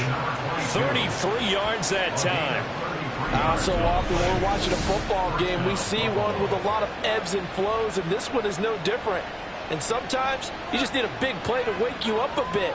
And they get one right there. That shot of caffeine this offense was looking for. So now then, the big play has him all the way inside the 30 now, 1st and 10. And again, it's Allen. Shakes up, but in the end, the pressure too great, and he goes down. Nick Bosa in there to take him down on what will take us to the 2-minute warning. And we've hit the 2-minute mark in this first half of action. So 2nd and long, and got to be careful not to fall out of field goal range. To the air, Allen. Quick slant to Shakir. So the completion good for 6 yards. And that's going to set up a tough 3rd and 9. We'll come to the line here needing 9 yards to pick up the first. Throwing is Allen on third. And he can't find a receiver, and he's brought down. The 49ers now going to use the first of their timeouts as they'll head to the sideline and talk over what to do next. So as it turns out, that sack doesn't wind up costing them, Charles. They at least get points, get 3 of them. Yeah, that's where your kicker can really come to your rescue because, you know, after the sack, there was a little consternation there. Are we out of field goal range? Are we going to be able to get 3? In this case, he stepped right up and gave them exactly what they needed. And he returns this to the 22. The 49ers offense now, they work their way back onto the field.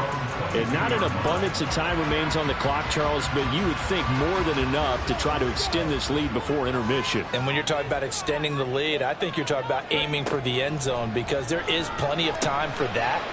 The fallback is to get 3. But in your mind, you put 6 on the board right before the half. That's a heck of a dagger and great momentum to carry into the locker room. Second and 4. That's complete. It's Kyle Juszczyk. Still going inside the 20. And he's got it all the way down to the 12-yard line. A big play there just before halftime. 59 yards. I'll tell you what, this is not going to be a fun discussion at halftime for this defense. They've been absolutely taken advantage of in the first half. And here's another play for big yardage. A real field flipper there as all of a sudden they've got a first down in the red zone. They'll drop to throw. And he just throws this one away. Smart decision here this close to the end zone, and it brings up second down. Second and 10.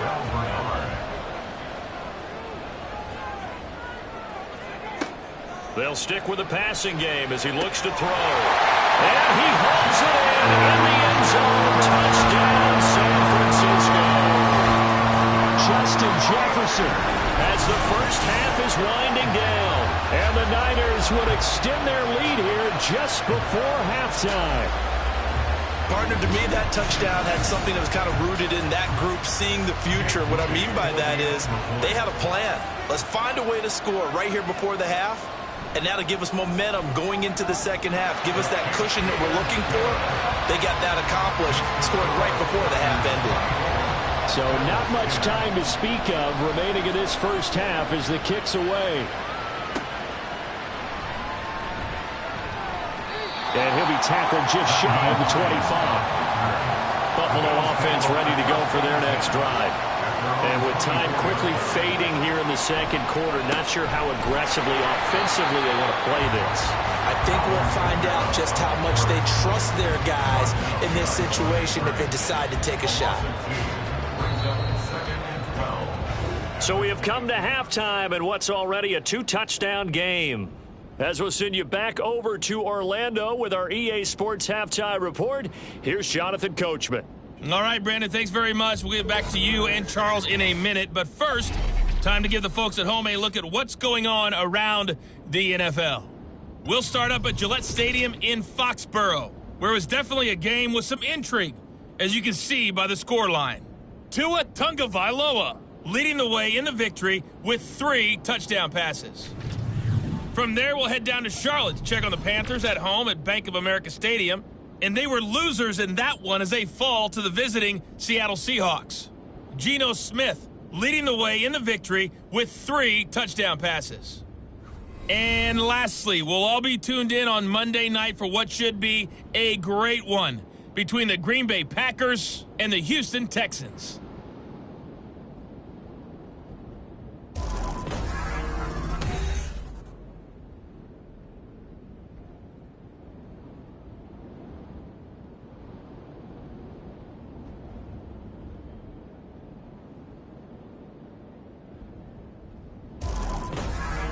All right, Coach, thank you, and we welcome everyone back for quarter number 3. The Bills trail here, but they will get the football first as we are back underway on EA Sports. And it's a pretty good return here as he'll get this up to the 29. Out come the Bills now as they'll go on offense first here in this third quarter. And right out of the gate, they face what you'd think could be a pretty important drive. I would say so. You know, they're down 2 scores. That's not the end of the world. It wasn't the strongest of first halves, but for them to start clawing back, they've got to start putting a little pressure on that defense, start cutting into this deficit. You can't have 3 and outs and expect to get that done. After the incomplete pass, here now is 2nd and 10. To throw, it's Allen. He's got it complete to Stephon Diggs. And they nearly get this all the way to midfield. Mark him down at the 49. That his first catch so far. They've held him under wraps, but he's got a first down there. And that's one of the better plays we've seen this offense put together so far. They haven't been able to get on track much at all. But listen, they're only down a couple of scores with the rest of this quarter, and the entire fourth remaining. So, stranger things have happened. Meanwhile, Allen's throw taken in by Diggs. Now this will leave him a yard short. Nice pickup of 9 yards on first down. From the 43, here's 2nd down and a yard. So they fake the handoff. Now Allen. Quick hitter here. It's complete. And he'll go out of bounds after taking it a little further down inside the 40. So from the 36 now, 1st and 10.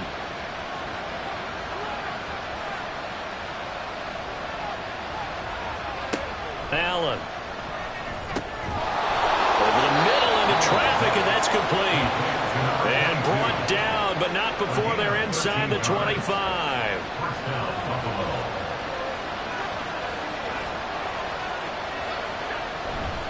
They'll pound it up the middle with Kamara. And he'll manage to pick up about 4. It's 2nd down. Well, it's not time to get him established, but in my estimation, they've got to pick up the urgency here. They've got to get quickly in and out of the huddle and run off a bunch more plays. Kamara gets it again on 2nd down. And just a couple yards there down to the 17. I'd say they've got to find a way to get him going. He's such a big part of their offense. I wonder if they might throw it a little and come back to the run. Anything, because you're right, he's pretty much been completely neutralized. And he's going to have to eat this one as down he goes. Chase Young in there to get him, and on the season now, that is 9 sacks for him. So on 4th down, off goes Allen. On comes Tyler Bass for the Buffalo field goal. He hit his first, this one from 40 yards out. The kick by Bass is good. And that will get the disadvantage now back down to 11. So a good drive there to begin quarter number 3, but they're only able to shave 3 points off the lead. Well, something's better than nothing, all right? They didn't play particularly well in the first half, but they definitely need him to step on the accelerator now and play a whole lot better. And he won't get this to the 20-yard line as he's down at the 19. Here's a look at the 49ers offense as they make their way out for their first possession of the second half.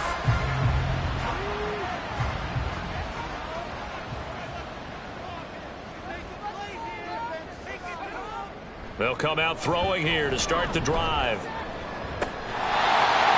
he'll be out right at the 35. 16 yards right off the bat with a first down.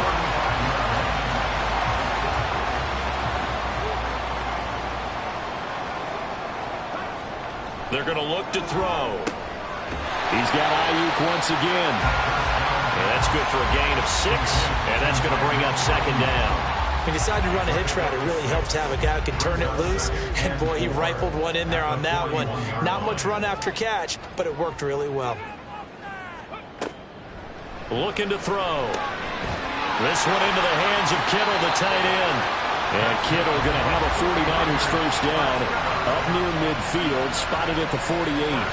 Call it a gain of 7, and it gets him a new set of downs. Up the middle, here's Walker. And the result here, a pickup of 8. Leaves him with 2 to go on 2nd down. Good yardage there on first down. Exactly what you want. Get yourself set up to keep making first downs, keep the clock running. And if they're smart, you're starting to milk the clock. No hurry before you run your 2nd down play. And he goes down, but not before getting this inside the 25. yards rushing for him now as he's carried it 16 times. Well, that last run makes this a 100-yard night. I've loved the way he's hit the holes. He's been quick, he's been decisive, and he's been a whole lot of fun to watch.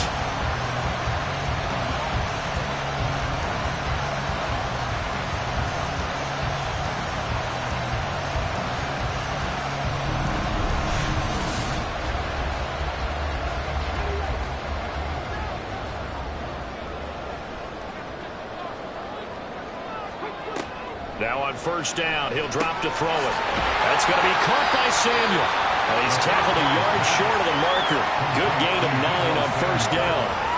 And they'll employ the jumbo set now on 2nd and 1. At the 16-yard line.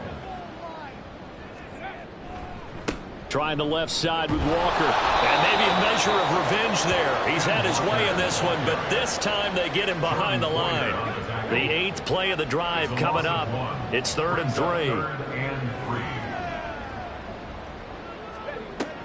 They'll set up a throw. He's got his target. That's complete. And he'll be taken down at the 2-yard line.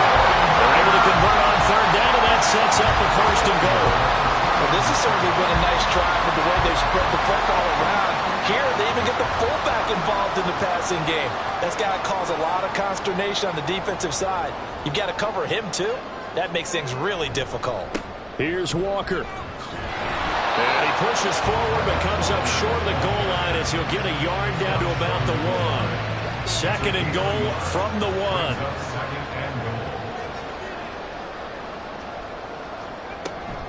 Walker once more. And he's going to take it in. Touchdown, San Francisco. Kenneth Walker with touchdown number 20 on the year, as his guys have opened up a very comfortable lead. A 1-yard run on first down, another one on 2nd. Tell you, it doesn't do much for the yards per carry average, but it gets them 6 points. And I just wonder in contract negotiations, do you show the 6 points scored, or do you show the yards per carry? I'm showing the 6 points. No doubt about it. And his team benefits. They don't care about yards per carry. They just care about points up on the board.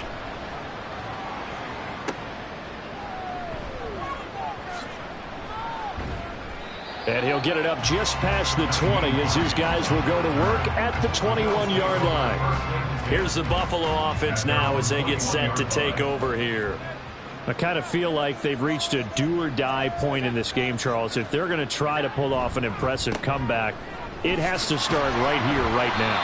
Yeah, now they've got a final chance to get out of this situation, but they also understand they've got to move the ball and move it fast. In addition, they need to save as much time so they can get 2 more possessions. On 2nd down, here's Allen. Oh, he tried to fit it in on the slant, and it's intercepted. And they will take over at the 29-yard line. All right, Brandon, normally when you hear about guys making 2 interceptions in the game, you're thinking must be a free safety, maybe a corner. How about getting 2 picks out of one of your linebackers?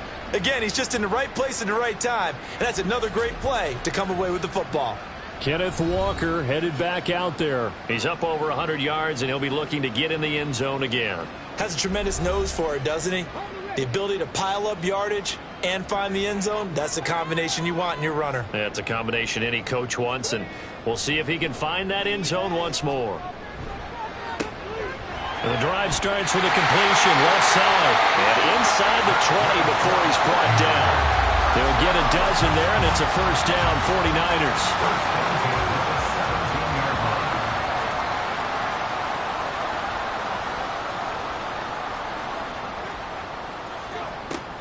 Now back to throw. Over the middle, and it's incomplete. Something we haven't really seen much of from him, an incomplete pass. Yeah, last week he finished at 70%. This week he's up over 80%. I don't know how you slow him down. Pass rush is usually the best way because a quarterback on his back usually can't complete a pass. Another throw on 2nd down, and this one incomplete as well. He was trying to get that one out to his running back out in the backfield, but that one was read and timed perfectly, and they were able to break it up. They'll look to throw again. And the throw there going to be incomplete. Give them credit for excellent coverage, tight coverage. They're doing a lot of things that we talk about in basketball. They're causing disruptions in the passing game. And as long as that continues, it'll be tough for them to gain any momentum throwing the ball downfield. And his kick is right there. It's good, and that will extend their lead even further. So they got the turnover started with great field position, but in the end, the defense able to hold firm, and they only get 3 out of it. And I like what you said right there. That defense able to hold firm, backed up into the shadow of their own end zone. There he goes, right side. Still going inside the 30.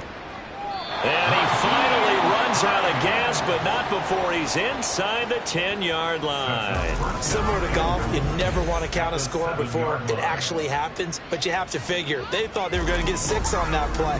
Great effort to keep them out of the end zone, but a big-time return.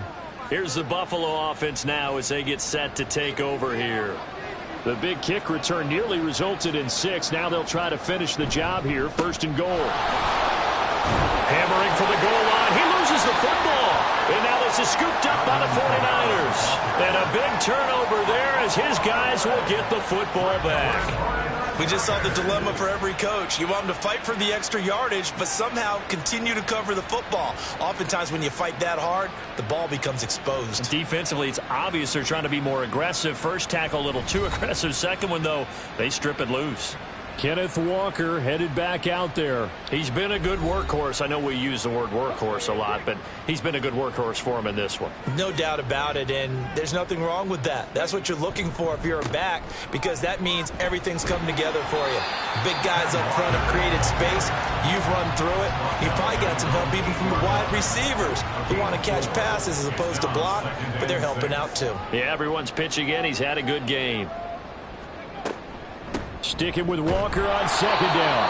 And maybe a measure of revenge there. He's had his way in this one, but this time they get him behind the line. A loss of 1. It's now 3rd down and 6. On 3rd down, he'll drop to throw. Work in the middle of the field, and he's got a man complete. And he'll be taken down, but they've got this one up to the 35-yard line. That gain on 3rd down, good for 28. That's another beautiful throw right there. It gets it to his man right in stride. And I think that throw kind of exemplifies what we've seen from this offense throughout this game. They've been in rhythm. They've been sharp. They've been on it. And they pick up another 1st down there. Ball up to the 35 now as they come up on 1st and 10. Up the middle they run. It's Walker. Muscles him off. And he slips up past the 45 before being tackled. 116 yards rushing for him now with a couple of touchdown runs to boot. Couple of 1st downs to kick off the drive. Here's 1st and 10 up at the 46. He'll keep it himself. And he'll take it across midfield and into Buffalo territory. It'll be a gain of 5 on the play, and it'll also be the final play of this 3rd quarter. 1 quarter remains here on a Sunday night. You are watching the NFL on EA Sports. Back now here in Santa Clara. 2nd and 5. A lot of happy faces in the crowd at this point as their guys have a big lead here to start quarter number 4. And he'll be taken down at the 44-yard line. A gain of 5, good enough for the 1st down.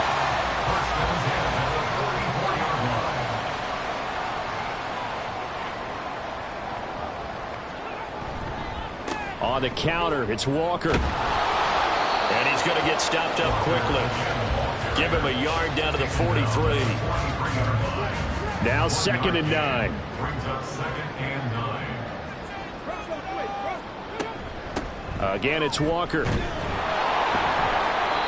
A minimal gain there on the 8th play of the drive. They know that old expression, it's not my night.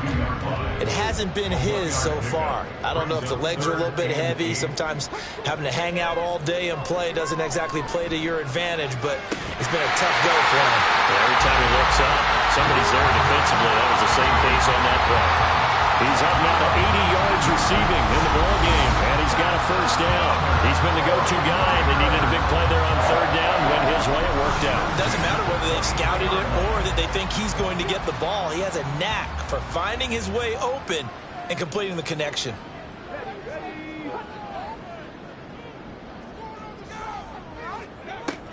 On first down, he'll drop to throw. Open man is Samuel, complete. Yeah, he's going to get a solid gain of 9 before being brought down. Second and right at a yard. One thing you're hoping for when you run drag routes, you're able to hit a receiver in stride, and he can pick up a lot of yardage after the catch. But in this situation, the defense was effective, able to stop him before he could get a good head of steam going. Middle of the field to Jefferson. And the 49ers are going to have a first and goal as he'll be taken down at the 7-yard line.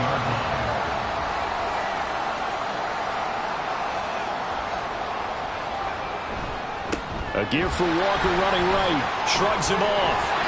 A nice pickup of 6 there to get him closer to the end zone, and it'll be second and goal. Good gain there on first down. It keeps him in a running situation probably. They did everything right on that play, didn't they? They got the leverage up front, good blocking. And across the goal line into the end zone. Touchdown 49ers. Ken Walker. A touchdown run there from a yard out. And the 49ers add on to their lead, and it's looking like that win streak is going to extend another week. And this is where you can't help but think about our friend, the coach, the late John Madden, because this was his kind of football right here. Line them up and let them get after it down in the trenches. And as a running back, you just need that one crease, one sign of daylight. He finds it, and he barrels into the end zone. Touchdown, coach, just like you would draw it up. Moody good with the extra point. And that'll increase their lead to 28. Here is Wisnowski to boot it away following the touchdown. Nyheim Hines now out of his end zone. And this return will net positive as he gets past the 25 and up to the 27-yard line. Here's the Buffalo offense now as they get set to take over here. We certainly had a sense coming in here that these guys were in for a tough one on the road. That has been how this ball game has played out. They trail big as we continue on now here in this fourth quarter. And he can't get rid of it. He's taken down. Chase Young in there to get him yet again. That is his third sack tonight. They can't figure him out. Guys with his talent in the pocket aren't supposed to be getting hit like this, and you know an intense conversation with the offensive line is going to occur after this one. Might not be from him, but the offensive line coach will have plenty to say about this game. And he'll get this up past the 25 before he's out of bounds. It'll go as a gain of 4, and that'll bring up a 3rd and 11 situation. Here's Kamara off the draw. And he'll be brought down at the 28, and that is well short of the first. Seems pretty obvious defensively a key was stopping the run game. How have they done it so successfully? To me, it seems that these guys really did a nice job of paying attention during the scouting report meeting. And you know, Brandon, when they do those, they talk about the top plays that these guys like to run. The best runs for the top running back. Those are the ones you focus on and want to take away, and they've done that pretty successfully in this game. Now Allen, gotta have this one. And Allen going to be intercepted for the 3rd time. Picked off by Fred Warner. And his guys are going to get the football at the 37-yard line. Well, that's 3 picks he's now thrown in this game. And I know this, the holiday season, because here we are in December, right? It is the season of giving. Maybe for his own sake after the game, he may have to announce that he's donating certain amounts to charity for each interception that he threw. The 49ers ready to set up shop again offensively. And after the interception, they are sitting in an even better spot with the ball and a comfortable 4th quarter lead. Straight ahead, Walker. And he'll maneuver his way forward for about 4. 2nd and 6. Nice chunk of yards on first down. It really opens up your options for what you want to do on second. You go right back to him and hope he explodes, or sucker the defense in before throwing over the top. And that one blown up quickly, as he's going to be stopped before he could even get started. He'll wind up losing 3. And now it's 3rd down. This offense has had a lot to like in this game. I don't know that that last play, though, is going to make the highlight reel. It's not going to make the highlight reel, but it will be the focus of the film session that the team has to sit through. I've sat through those before. Never any fun. You're always excited about your good plays, and they actually fast forward through those. All right, that was good. All right, great. They get to the bad ones and really illuminate them. Not cool.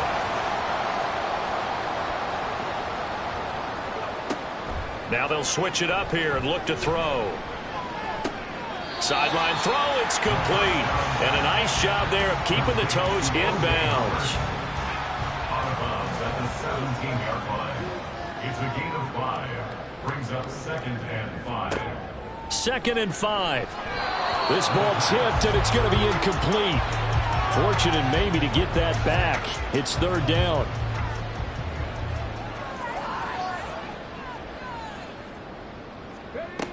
They'll set up to throw.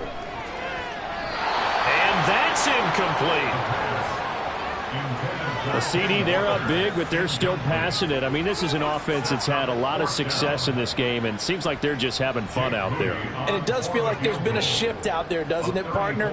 Listen, if you're up, you can continue to do what you want to do. It's up to the other team to make you change how you do things. They'll continue to go around until stopped. Well, the only silver lining on the other sideline, CD, is that they kept him out of the end zone, but still, that's another 3 points added on to this large lead. Yeah, no shortage of scoring or big plays on defense in this one. And even up by 4 possessions, still finding ways to create opportunities and capitalize with points.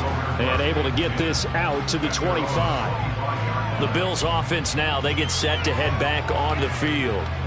Where we stand right now in the 4th quarter, this one pretty much out of reach. And, Charles, I know they're going to be disappointed about several things with this ball game, but the self-inflicted wounds, they've had several turnovers. You would have to think that's going to be something they're going to discuss heavily in the film session in the coming days. You're absolutely right about that, partner, because they're going to have to sit in that film room and watch every error that they made and figure out how to not do it in the future. And mentally, I think a lot of the guys are already starting to think about, okay, how do we put this behind us and get better for the next. And for the 4th time tonight, it's an interception. Picked off by Fred Warner. And his guys are going to get the football at the 28-yard line. The utter domination here just continues. This defense, I don't know what more we can say all around about their performance. Well, it certainly feels in this game like maybe they're facing a Canadian defense. 12 guys on the field. It feels like there's an extra on every snap because they have really struggled to make headway through the air.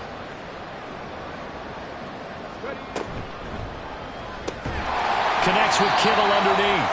Heck of a broken tackle and able to work this down near the 23. From the 23, here's 2nd down and 5. Back to throw here.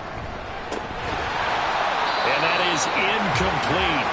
A lot of force bearing down on him there. He could not hang on. It's 3rd down.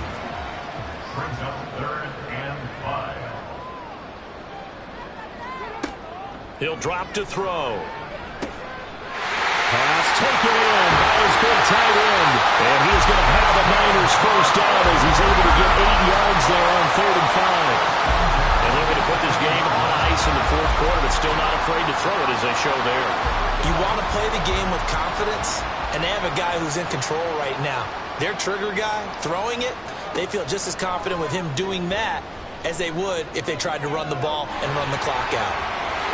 And across the chalk into the end zone. It's a 49er touchdown. A 15-yard touchdown run. And the 49ers extend this 4th quarter lead, and they are getting closer and closer to win number 11.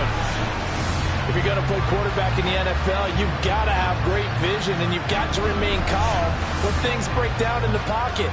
Both of those traits were on display there. He surveys the situation, sees the middle of the field open, so he's just going to step up and take it himself.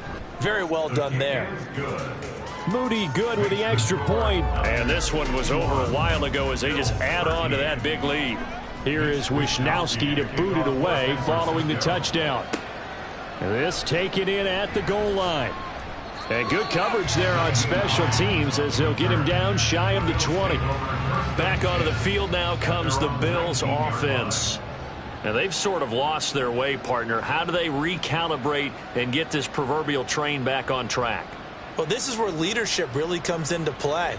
How's the head coach handling it? The offensive coordinator? Sometimes they just make a joke. All right, guys, had your fun? All right, throw it out the window. Yeah, let's get back on track here. And sometimes that'll work just fine. I guess it's time now to lean on that leadership. Pass protection has been a problem all night long as they come up facing second and a bundle. Allen's throw complete to Shakir. And able to break one tackle, but then quickly brought down. But a nice little gain. The offense on third down tonight, just 1 for 5 to this point. This is 3rd and 4. Here's Allen. They'll set up the screen now to Kamara. And he'll be stopped up as he could only muster a yard. So 4th down coming up on the other side as we have reached the 2-minute warning. So it's Bills football here as we get you reset. They come up on a 4th down situation with things not looking particularly rosy. And on 4th down, on is the punt team sending this one away. And this returnable for Hill. And a 7-yard return following a punt of 45 yards. And it will be 1st and 10 as they take over. From the 34 now, here's 1st and 10.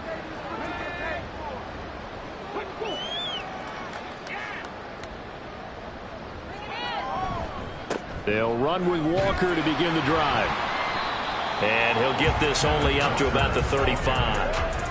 Credit him with a 1-yard gain there to make it 2nd and 9. A gain of a yard brings up 2nd and 9.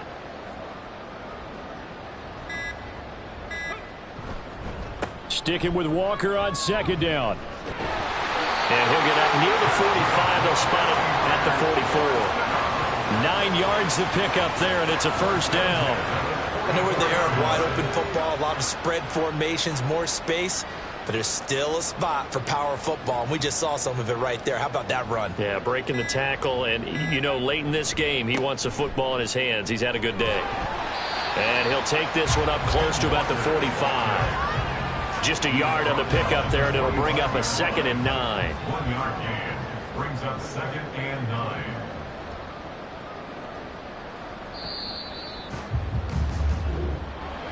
Well, partner, under the lights in primetime, this offense, they gave the nation quite a show, putting up that many points to come away with what will certainly be a memorable win for them. And, Brandon, I think it's as simple as this. Some players, some teams, they're just meant for the big stage. And when they get a chance to play in this type of atmosphere, where all eyes are on them and all the lights are shining brightly, they show up and they show out. So for San Francisco, they continue to keep pace for that first-round bye as they move to 11-1. And they'll get to stay home again next week. Meanwhile, for Buffalo, the playoffs look to be out of reach now as they drop to 4-8. And they'll be on the road next week as they get a date with the Seahawks in Seattle. And for Charles Davis and our entire crew, I'm Brandon Gaudin. You've been watching the NFL on EA Sports.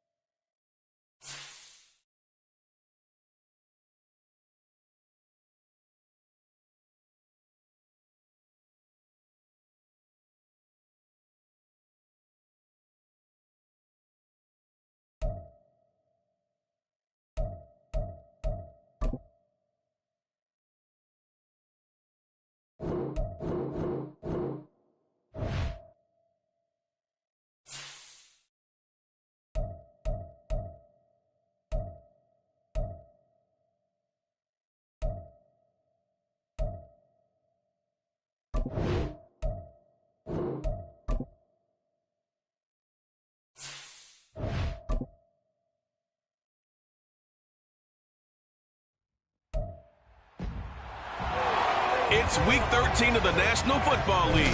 And up next, we'll see Jalen Hurts. After his last game, he's now across 3,000 yards for the season. It's the Eagles and the Commanders under the lights on Thursday night.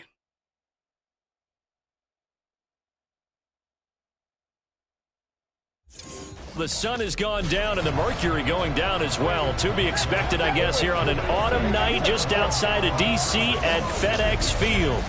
But tonight we kick off Week 13 with a great Thursday night matchup, as it'll be the Philadelphia Eagles taking on the Washington Commanders. Alongside Charles Davis, I'm Brandon Gaudin. And Charles, you talk about this Commanders team coming into play here today.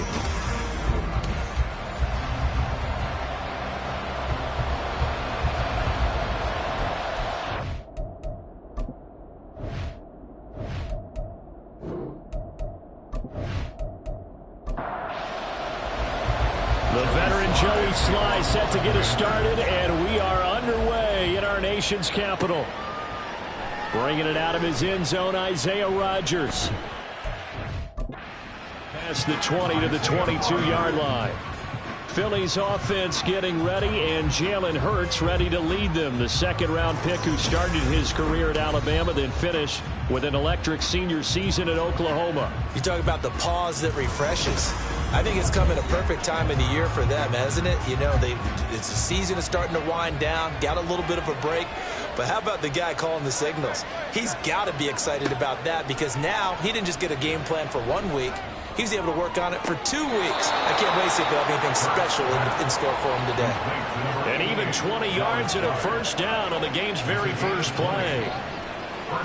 A lot of tight ends just use their size and their strength, try to occupy some space and kind of body people away and catch the football. But not this guy. He's a refined route runner. Makes me wonder if he took some dance classes in his background with his footwork. And he'll take this ahead for about 4. Second down coming up. Second down and 6 now. Hurts sets up to throw it. And that's out to the flat for Swift. And he'll be brought down at the 48-yard line. 7 yards there and a first down. A gain of 7. First down, Philadelphia.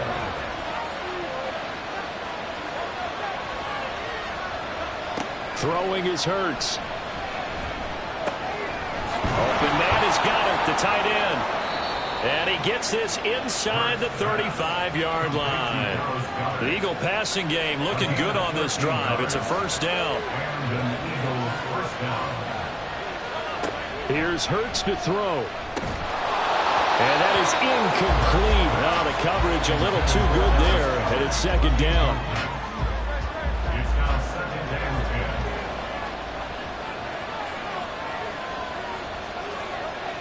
10. Hurts. And this throw a bit late as he couldn't reach back for it. He was trying to get it to A.J. Brown that time. But now it's third down. You talk about this Washington defense.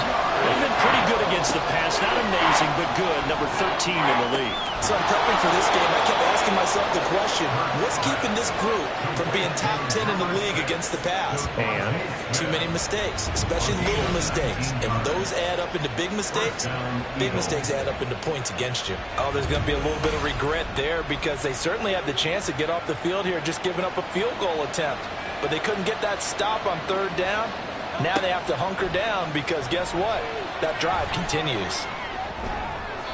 And now a throw on first down there, but it's incomplete. Was trying to get it to Terry McLaurin, but it's going to be second down.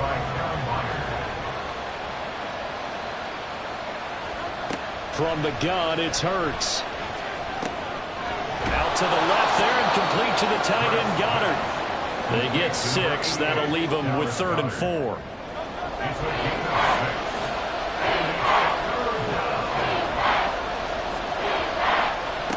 Throwing from the gun, it's Hurts. Able to find the open man. That's complete. And the Eagles are going to have 1st and goal as they try to finish off this drive with 6 points. Charles, Thursday night game, I think a lot of teams probably say shrink the playbook somewhat. Is that correct? I think you're right about that because you just don't have the amount of time that you have in an... And he's in for an Eagles touchdown. DeAndre Swift. His 11th rushing touchdown on the year. And the Eagles will claim the early lead as they're on the board first here tonight. Well, just about an ideal start to this one offensively because on the road, you want to make sure you quiet the home crowd early. And how do they do it? Nice march to start things off. Let the run game find its footing early. That drive certainly checked a lot of boxes, and they finished it off with a touchdown run. Elliott good on the extra point, and that makes the score 7-0. Now after the touchdown, here's Elliott on to kick it away.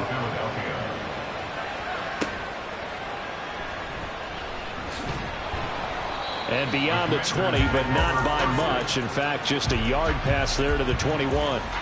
So here are the Commanders making their way out. And they'll be led out by their 3rd-year quarterback. So no advantage in this game for either quarterback in terms of coming off that open week, huh? Yeah, they both had buys. Both had them, so you got to figure both of them went back, watched some extra tape, polished up their game, checked out their fundamentals, but they also both had an extra week to prepare for each other's defenses. This could be a whole lot of fun. There's Robinson showing the flash. And they'll get him down after a pickup of 8, 2nd and 2. Ball on the 30 now. Here's 2nd and a couple. Brings up 2nd and 2. Robinson with another carry. They find some open field here. And this is going to be a Commander's first down as he'll get this up to about the 42. Now, look, that wasn't a huge gain, but those are the types of carries I think they were missing in their loss last week. They couldn't get him going on the ground. Did you get the same feeling I did during our meetings, that they kind of regretted that he didn't touch the ball? Absolutely. You know, hey, he should have touched it more last week. They weren't going to make that same mistake, and they've taken care of that early. Throwing on first down, but this one winds up to be incomplete. Here's 2nd and 10.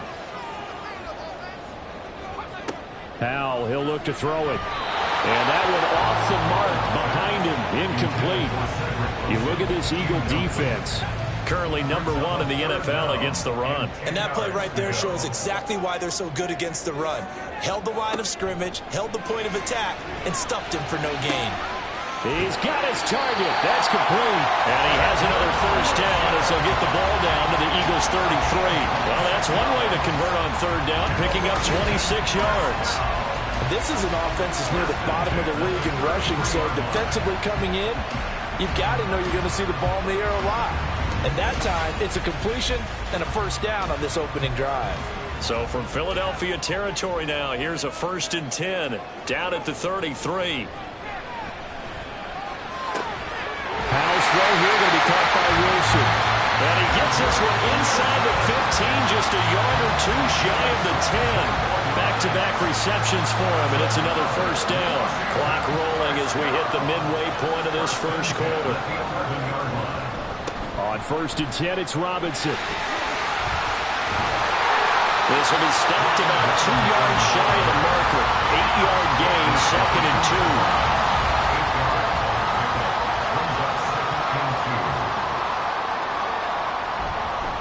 Straight ahead, it's Robinson. And he will fight his way into the end zone for a touchdown.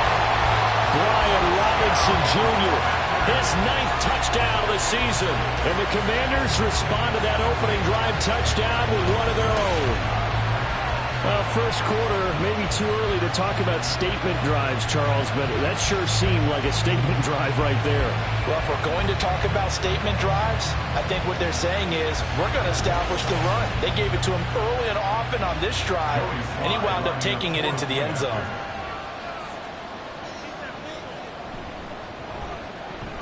The extra point by Sly is up and good. And we are tied at 7.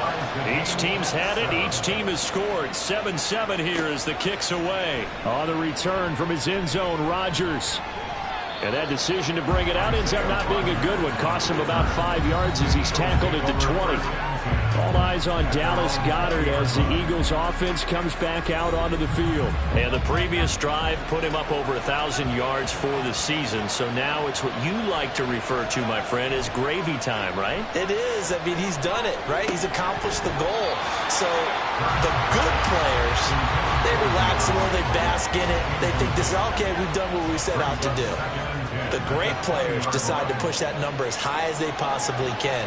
I don't expect him to have any let-up in his game the rest of the way. Great thing if you're on the opposite side. He's such a weapon. He just opens things up for the other guys around him. Yeah, if you're the opposite receiver, you should expect a few passes coming your way, too, because I've got to get coverage in his direction.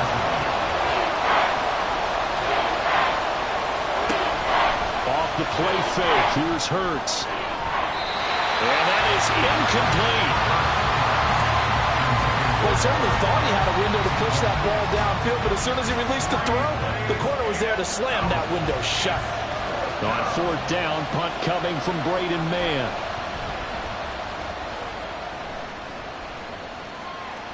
Fair catch called for and made at about the 32-yard line. So a change of possession here on the punt. And the Commanders will take over with a 1st and 10. First down, Howell to throw. Got this complete to Jahan Dotson. And the result here, a pickup of 8. Leaves him with 2 to go on 2nd down. And from the 42 now, here's 2nd and 2. Howell from the gun. And that one too wide and incomplete. I think he had to unload that one before he wanted to. He was right up in his grill. I think he was a dentist there without a license, don't you? Just not enough time for the play to develop. Just lucky it wasn't a fumble, really. And Robinson will not get there. Great defense at the point of attack, going to stop him short of the first. No gain on the play there. A nice job defensively. And it likely forces a punt situation on 4th. I apologize in advance, partner, but the beefeaters on the interior of this D-line, you just know they were licking their chops on 3rd and short. And yes, they were rewarded with a tasty dish, stuffing that one short of a first down. And a fair catch signaled for and taken at about the 18-yard line. 36 yards on the punt with no return. And it will be Eagles football, 1st and 10.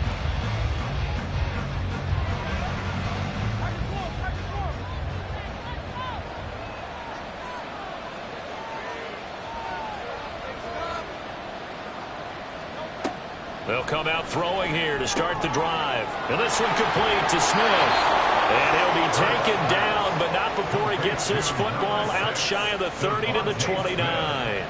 A gain of 11 on the play. First down, Philadelphia. On 1st and 10, it's Swift. And now off to the races, down the right side. And able to get this one across the 45 before he's brought down. Another nice gain. That's now 30 yards between those last two plays. Back-to-back good plays have him on the move on 1st down. Once again, it's Swift. And not able to break away this time as they're going to stop him right around the line of scrimmage. Now a 2nd and 10. Brings up 2nd and 10 at their 48-yard line. They'll drop the throw. And this one incomplete. Too much contact to hold on to that one, and it's 3rd down.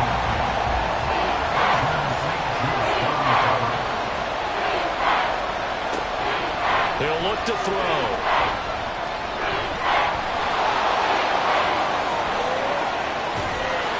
They'll get this one down near the 20-yard line, just shy of the 20.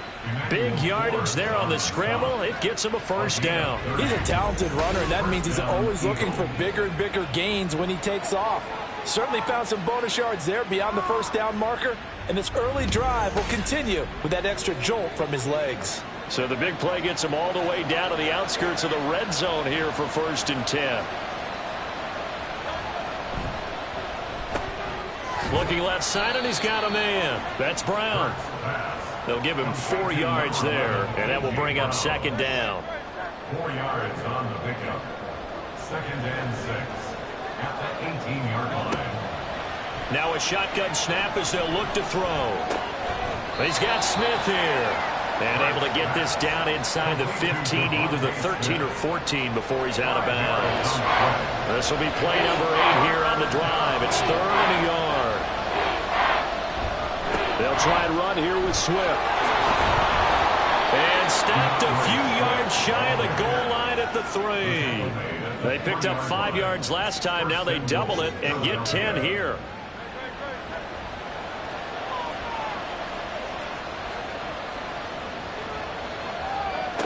They're going to look to throw. Open man, he's got him. That's Smith for the Philadelphia touchdown. A 3-yard touchdown pass. And the Eagles have taken the lead. They went 5 wide in that offensive set. And racing, going 3 wide's a big deal. To go 5, how about the way that they finish things off? Did you just fit a race car reference into the game? Zoom, zoom. How about the way that you play? When you go 5 wide, that means you're going fast now. Zoom, zoom indeed. Elliott on for the extra point.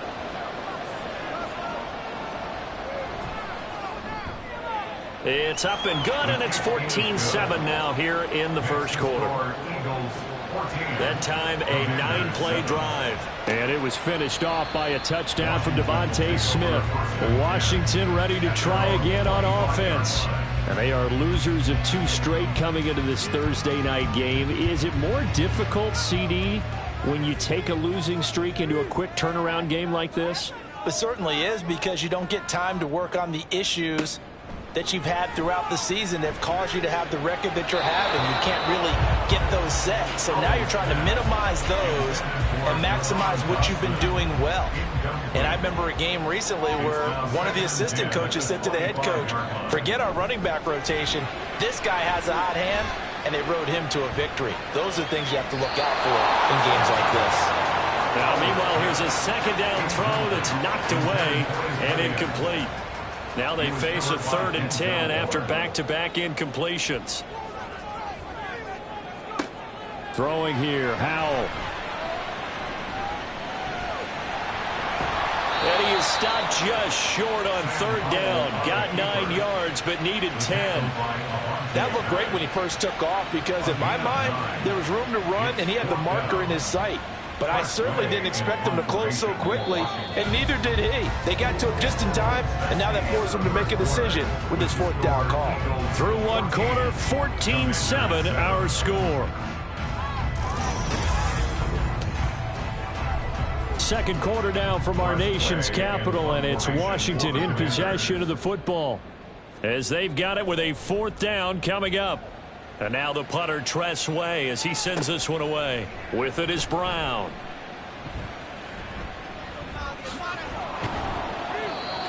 Nearly a huge return, as it is still a very good one. 24 yards. And the Eagles will have it, taking over 1st and 10. The Eagles offense set to begin their next drive. And they had lost 2 in a row prior to getting the open week last weekend, so potentially a chance for them to get away for a bit, heal up, and come back strong. That's what the hope is anyway, because you're going to find out now with your team, are you still focused on being the best you can be for the rest of the season with the things going the way they have earlier this year?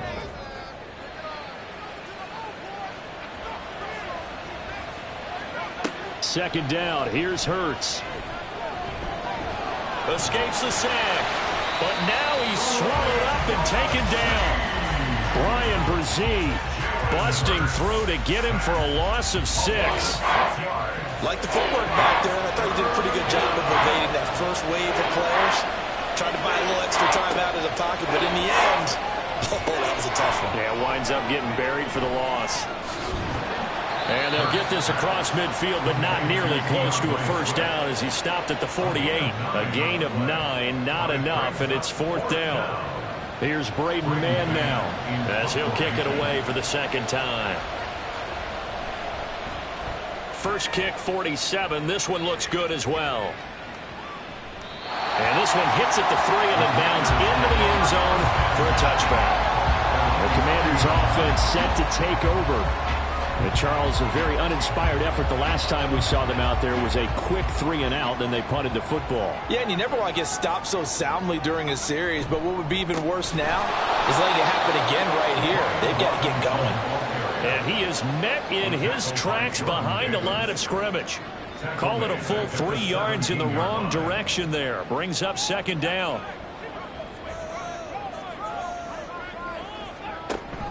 They'll go play action. Howell. Eagle pressure, too much this time. Down he goes. The corner blitz pays off there as they sack him for a loss of 5. The offense on 3rd down tonight, just 1 for 3 thus far. This will be a tough 3rd and 18. They take a shot downfield there, but it winds up falling incomplete. 2 things you can do in that situation: run and punt the football, or try and take your shot at getting the first down. They chose the latter, but they'll have to punt all the same.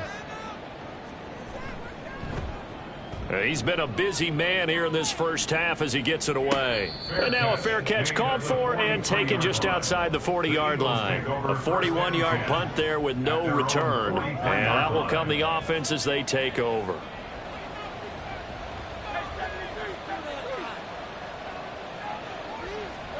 They'll throw on 1st down with Hurts. Batted at the line, but he still brought it in. And able to break 1 tackle, but then quickly brought down. But a nice little gain. 2nd down and 3. Brings up 2nd and 3 at the 50-yard line. From the midfield stripe, they'll look to throw. Oh, he'll want that one back. Incomplete. He doesn't drop too many in that department. 3rd down.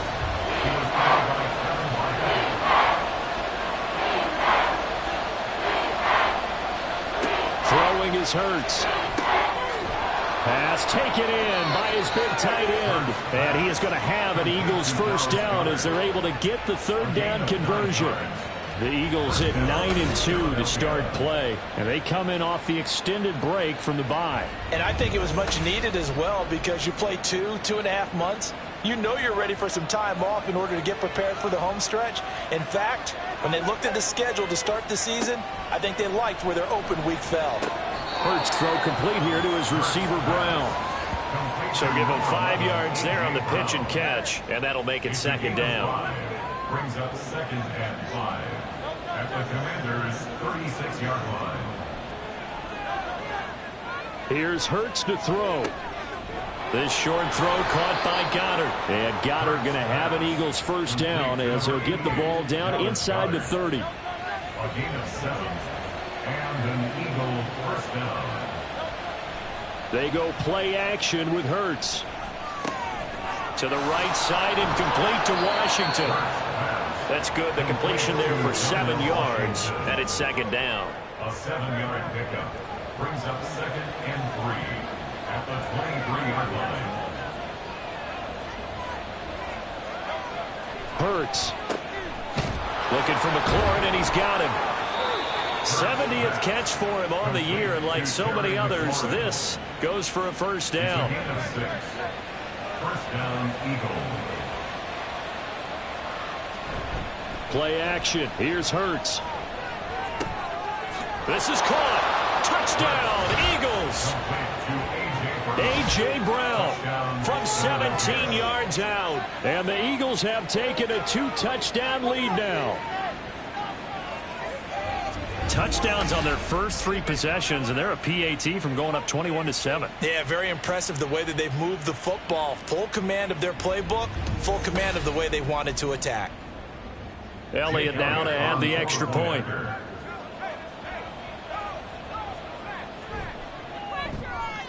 It's good, and it is now 21-7. So that drive goes 8 plays. And it's capped off by an A.J. Brown touchdown. And this will be a touchback, so they'll bring it out to the 25. And the Washington offense going back to work. And right now these guys, they're shuffling a little bit, maybe doubting, because 3 straight drives have ended with them punting the football away. Yeah, so you start pointing fingers at each other a little bit, asking a lot of questions. What are you seeing? What are you getting? Maybe trying to narrow down your playbook a little bit and maybe get simpler rather than more complex in order to try and fashion together a drive. Give him 9 on the carry that time, and they're set up with a 2nd and 1. Brings up 2nd and 1 at the 34-yard Powell. line. Pressure comes, and down he goes. The Eagles get there for the sack. Brian Burns flying in there and dropping him for the sack. Well, you're already up a couple of scores here in the first half defensively, and Charles, they just seem to be playing really free on that side of the football. I love the observation because with that type of a lead, they feel like they can take a few more chances and be even more aggressive, and it's been paying off for them so far this game. And they'll take him down at the 31-yard line. They'll get only a yard out of that, and it'll bring up 4th down. Now the former Oklahoma Sooner Tress Way on to punt the football.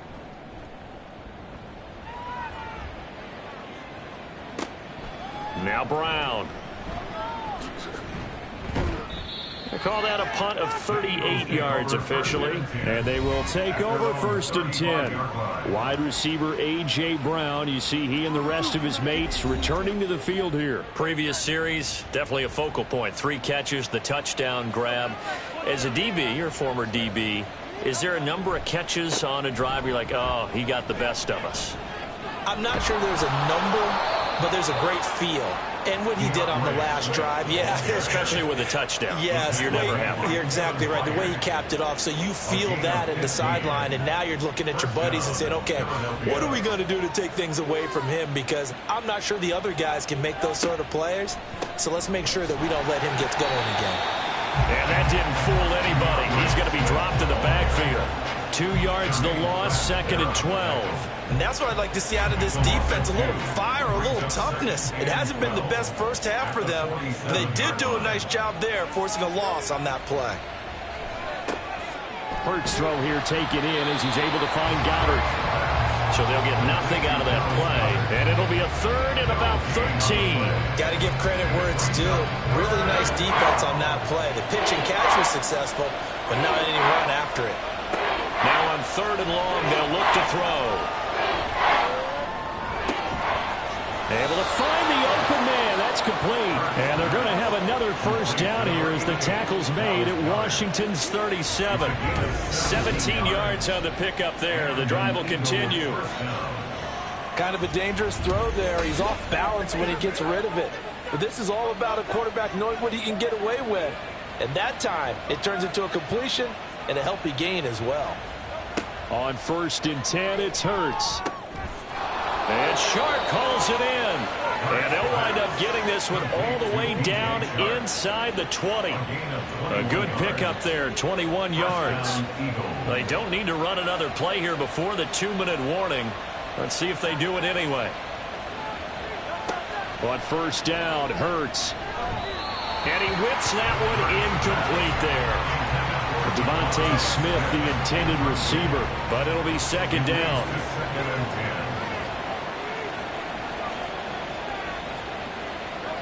Hurts sets up to throw it. He finds his tight end, Goddard, and the ball is knocked out. But it looks like one of the DBs has it. And a big turnover there as his guys will get the football back. The Washington offense at the line and ready to roll. The last series for him, a little disappointing, forced a punt. And now they'll try to do better here and come away with some points as they begin this drive. 1st and 10. So now 2nd and 10 after the incompletion on first down. Now Howell. And this is incomplete. Oh, he looked like he had a pretty good line on that one. That would have been a big play, but he could not pull it in.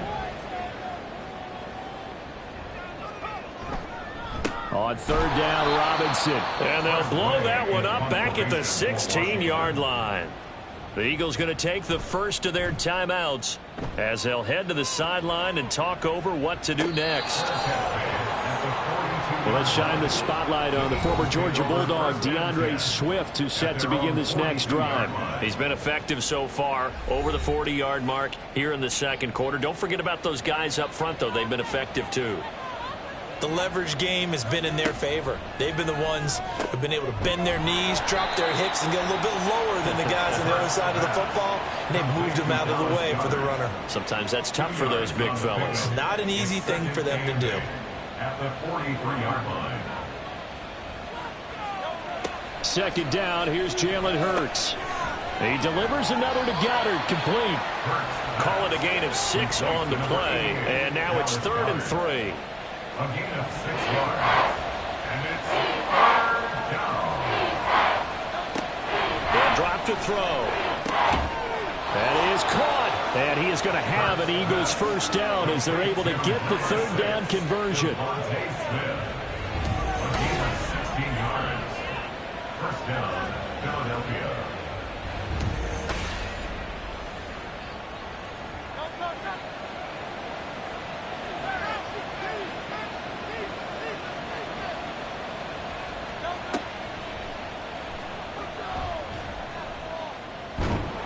And they're going to stop him right at the line of scrimmage. Just no cutback lane to be found whatsoever. 2nd and 10.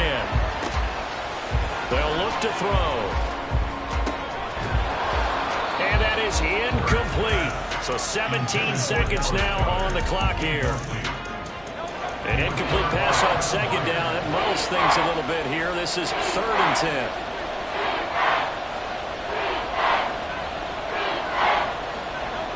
Throwing from the gun, it's Hurts. That's complete to his receiver, McLaurin. And they will stop him short. They get him to the ground at the 27. No first down. A gain of 8 there on the play. And it'll be 4th down. And we're going to get a timeout with 2 seconds remaining in the second quarter. So with 2 ticks left here in the half, on is the field goal unit. From the right hash, this from 44 yards out. The kick by Elliott is good, and that will do it for this first half. So we have come upon halftime, and it's the visiting group from Washington who are out on top. As we'll get you down the coast to Orlando for Jonathan Coachman at our EA Sports Halftime Report. Coach! Okay, Brandon, thanks very much. We'll get back to you and CD in a minute. First, it's time to take a look at what we've got coming your way this weekend in the NFL. We'll start over in Texas at AT&T Stadium in Arlington, where it was the Cowboys who get the win at home. The Cowboys looking to get one of those top 2 seeds, and at 10-2, they're in a good position to get one.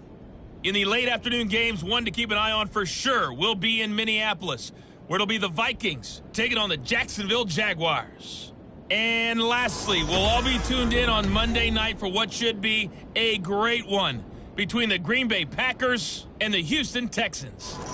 We watched a solid performance out of running back DeAndre Swift. He wound up finding the end zone on a touchdown run to help give his guys the advantage here at the break. Taken at the goal line. Well, now how about this return? And they're going to have good starting field position. He's out of bounds, but not before he's across the 35. The Washington offense ready to go to begin the third quarter. Well, they look up at the scoreboard facing that deficit. A 3-score game, Charles, but look, there's plenty of time to go here. The old football cliche that comes to my mind is you can't get it all back at once. They probably need something, though, out of this drive, at least 3 points. Are you trying to say that there's no 3-score drive on that play sheet for any one of those coordinators? They just don't have it, right? You're trying to get it all back. You know you can't get it back in one drive, but maybe cut into it a little bit as you just suggested. Try and create a little bit of momentum, a little bit of a spark, and then maybe that'll carry over. This offense in desperate need of a conversion as they come up on third down. Howell out of the shotgun. Oh, he had him. He was open, but he couldn't get it to him. It's incomplete. And there's another stop. One of the league's best defenses is certainly bringing it again this week. Here's Tressway now as he'll come on to kick for a 6th time tonight.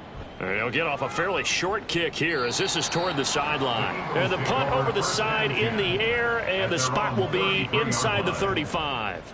Hurts and the Eagles come up here 1st and 10 at the 33-yard line. They'll come out throwing here to start the drive. This short throw caught by Goddard. Call it a gain of 3 on the play, and it's 2nd down. 3-yard pickup brings up 2nd and 7 at the 36-yard line. From the gun, it's Hurts. He completes this one to Terry McLaurin. And he'll be taken down across the 50 at the 45 in enemy territory. And an Eagle first down.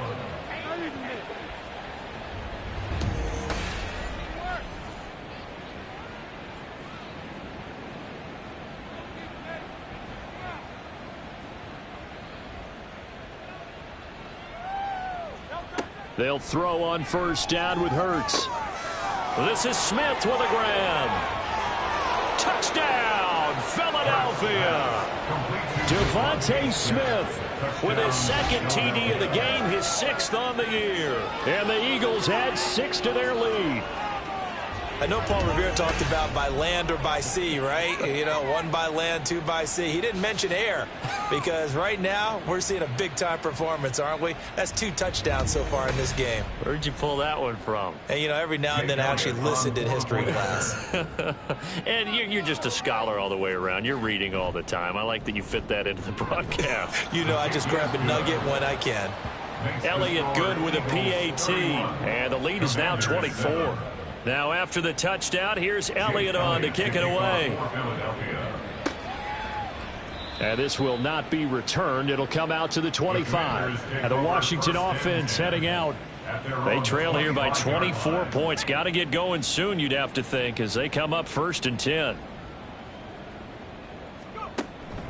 They start on the ground with Robinson here. And forget about finding a lane. He barely had time to look up before he was planted in the backfield. It's a loss of 4 on the 1st down play. You've got to figure the further they fall behind, the more you think that they'll get away from the run. They're trying to stick with it, but the results, they just aren't there. Here's Howell to throw on 2nd down. Over the middle, complete. That's Wilson. They'll wind up getting 10 back as that sets them up for 3rd down. A gain of 10 brings up 3rd and 4.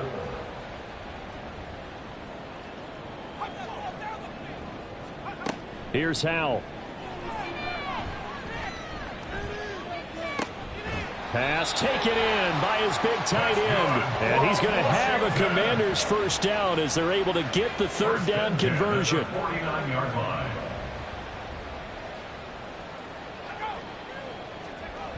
They run the jet sweep. Dotson. Oh, and this one may need to go back to the drawing board. He's going to be swallowed up right away. 2 yards the loss, 2nd and 12. That's the danger, Charles, of running plays like this for your wide receiver. They can hit big or they can be duds. Yeah, you're exactly right about that, because if they're forced to try and go around defenders behind the line of scrimmage, sometimes you can give yardage in order to gain it. But in this case, they gave yardage and didn't get it back. They'll wind up getting 10 back as that sets them up for 3rd down. That's a gain of 10. brings up 3rd and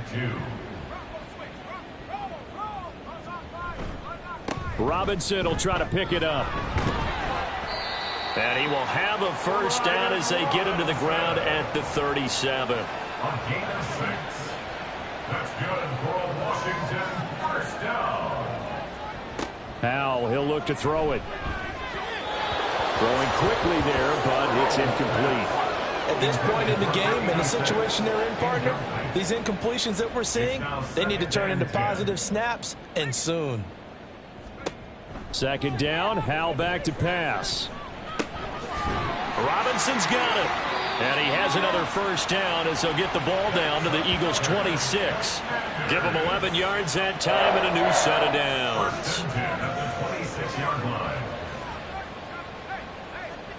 First down, Howell to throw. A quick throw there is incomplete.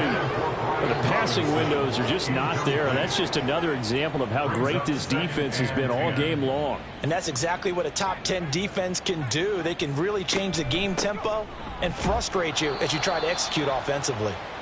They do get a couple, but they'll be left staring at a 3rd and 8 coming up. By Jordan Davis. A 2-yard pickup makes it 3rd and 8. Back to throw, Howell. Under pressure, and he'll go down. Sacked back at the 31. A well-designed corner blitz that gets him for a loss of 8 yards. He found his way into the backfield, and he simply would not be denied. Well, they say that life's all about opportunities, and that holds true when you're playing defense as well. How about him seeing that chance, making the most of it, did a great job of wrapping him up and bringing him down. Joey Sly on for the field goal. A 48-yard attempt. Sly able to put this one through. And they get a little bit closer here as the lead's down to 3 touchdowns. So the 3 points there, and CD, that helps them inch a bit closer. Yeah, partner, when you're losing, any points you see go on the board in your favor, you're happy to take them. Rodgers going to return it from his end zone. And that decision to bring it out ends up not being a good one. Costs him about 5 yards as he's tackled at the 20. Philadelphia's offense ready to go again. This drive here beginning probably with a pair of motivated groups. Remember, the offense scored a touchdown on their last time out. Looking to repeat that in Charles's defense. They were very frustrated after giving up 6 the last time on the field. And frankly, it's just a battle of wills in a lot of ways because you know they're both motivated. They both game plan for this drive, and they both have specific outcomes in mind. To me, it just comes down to who can execute better and which side can step up and assert its will over the other.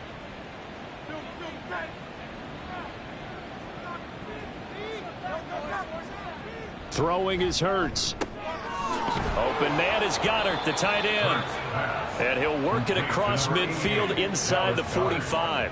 18 more yards there and another first down. First down, Philadelphia.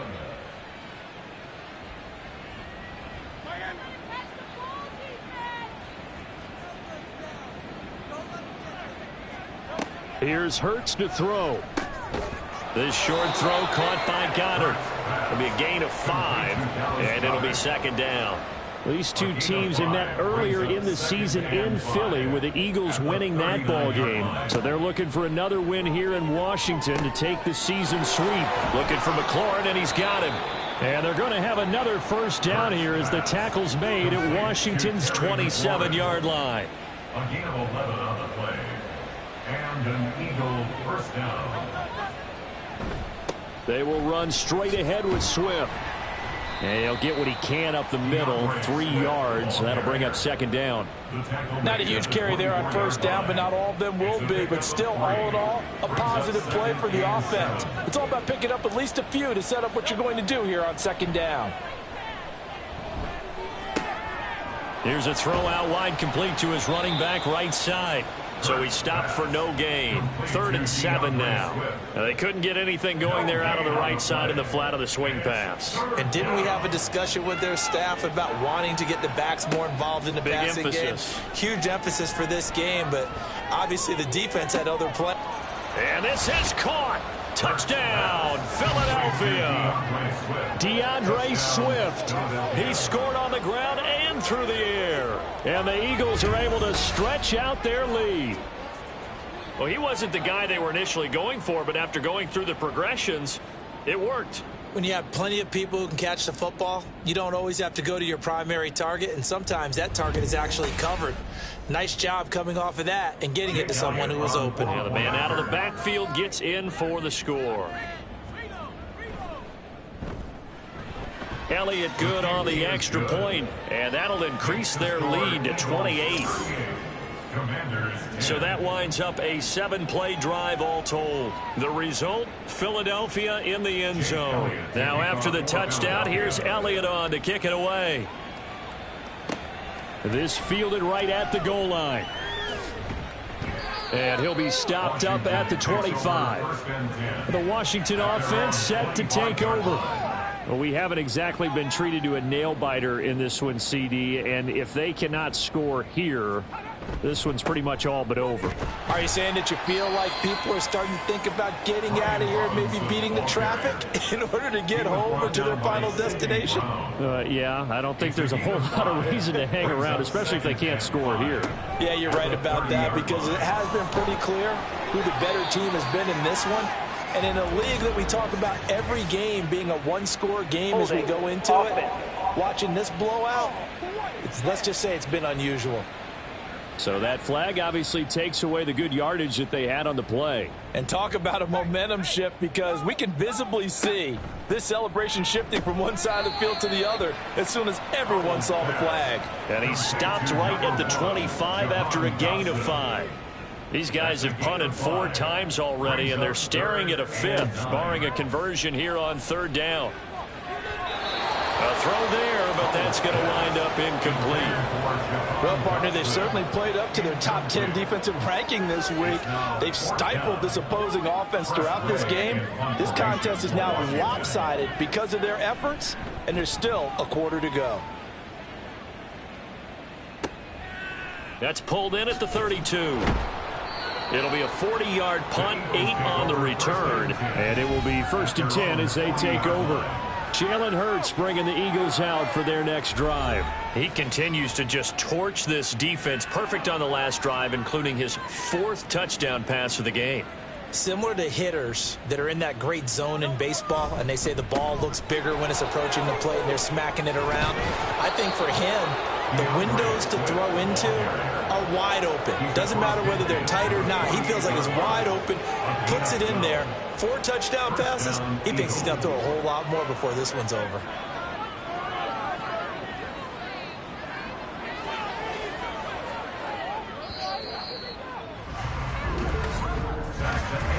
One quarter remains here in this Thursday night matchup. We'll return with more after this. This is the NFL, and it's on EA Sports.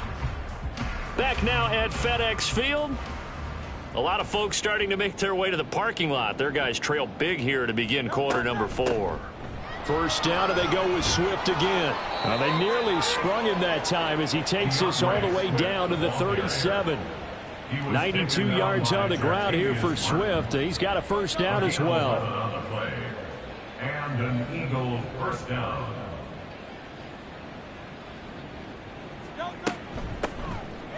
Here's a handoff out of the gun.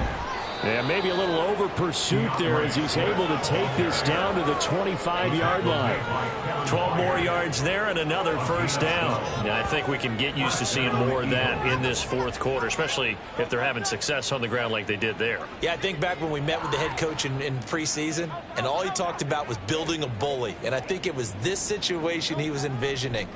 Trying to ice a game, plenty of time left, but being able to give the ball to... There he goes left side. And he'll take it into the end zone for an Eagles touchdown. Jalen Hurts halfway to 100 now with career touchdown number 50. And the Eagles look like they're going to get back in the win column as they extend their lead here in this 4th quarter.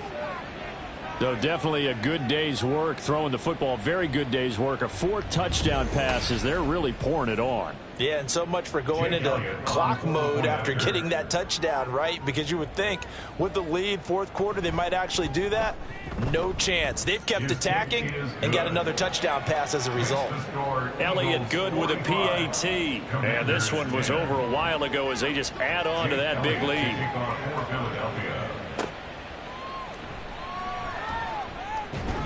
And he brings us out past the 20 to the 24. The Washington offense back out there.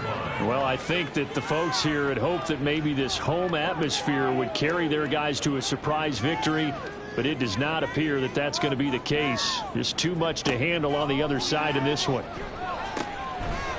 And that's going to be incomplete. Too tough to hold on to that one. It's second down.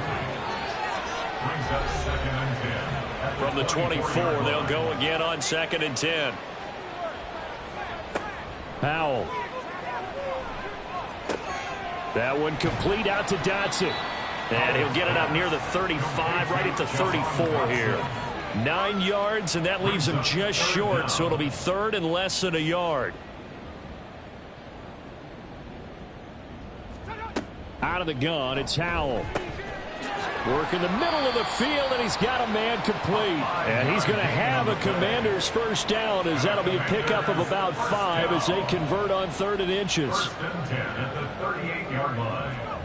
And once more, Howell back to the air. That's into the hands of Reynolds. It'll go down as a gain of 6, and it'll be 2nd down. Brings up 2nd and 4 at the 45-yard line. Throwing here, Howell. Trying to get it to Robinson, and it's intercepted. Picked up by Denzel Ward. And he takes this one back into the end zone, and the Eagles defense gets a pick-6 TD. Well, this one was already ugly, and now it's just kind of becoming a feast on the defensive side of the football. Yeah, partner, this is a unit that knows they've got this game in the bag with this huge lead. And it's going to drive their coaches crazy because they're telling them play it straight, do all the right things. But these guys are going to be freewheeling now. All of them are going to take chances. And that one pays off with an INT and a return for 6. Elliott on for the extra point. Now this one was over a while ago as they just add on to their big lead. So the defense creating some points, not only getting the interception, but then returning it to the end zone for the pick-6. So they'll get another shot on offense following that pick-6, and now the kick is away. Taking it about the 1. And he'll be brought down right on the chalk of the 20. So out comes Washington's offense to take over.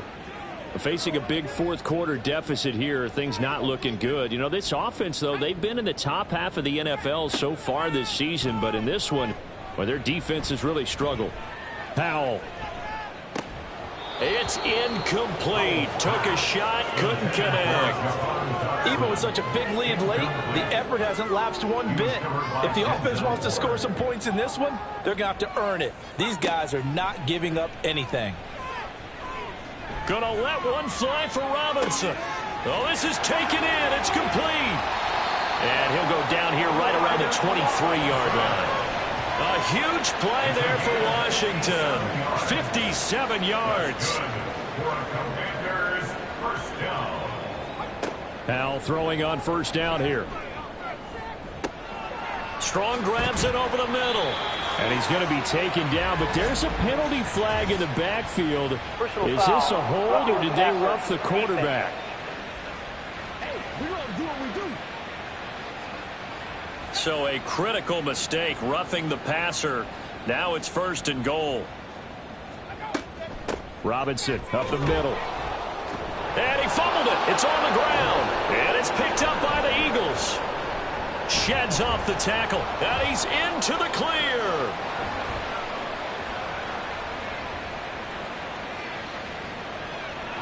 And he's into the end zone. It's a fumble return and an Eagle touchdown. How about that for a momentum swing? You had it goal to go. Not only do you cough it up, but they pick it up and return it all the way for a touchdown. And now you have to give oxygen to the entire team because what a letdown that was. Terrific drive. Looked like you're going to get points. Instead, the other team registers them on the scoreboard.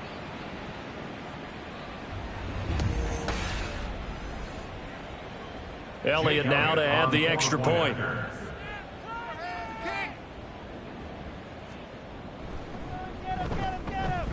And this one was over a while ago as they just add on to their big lead.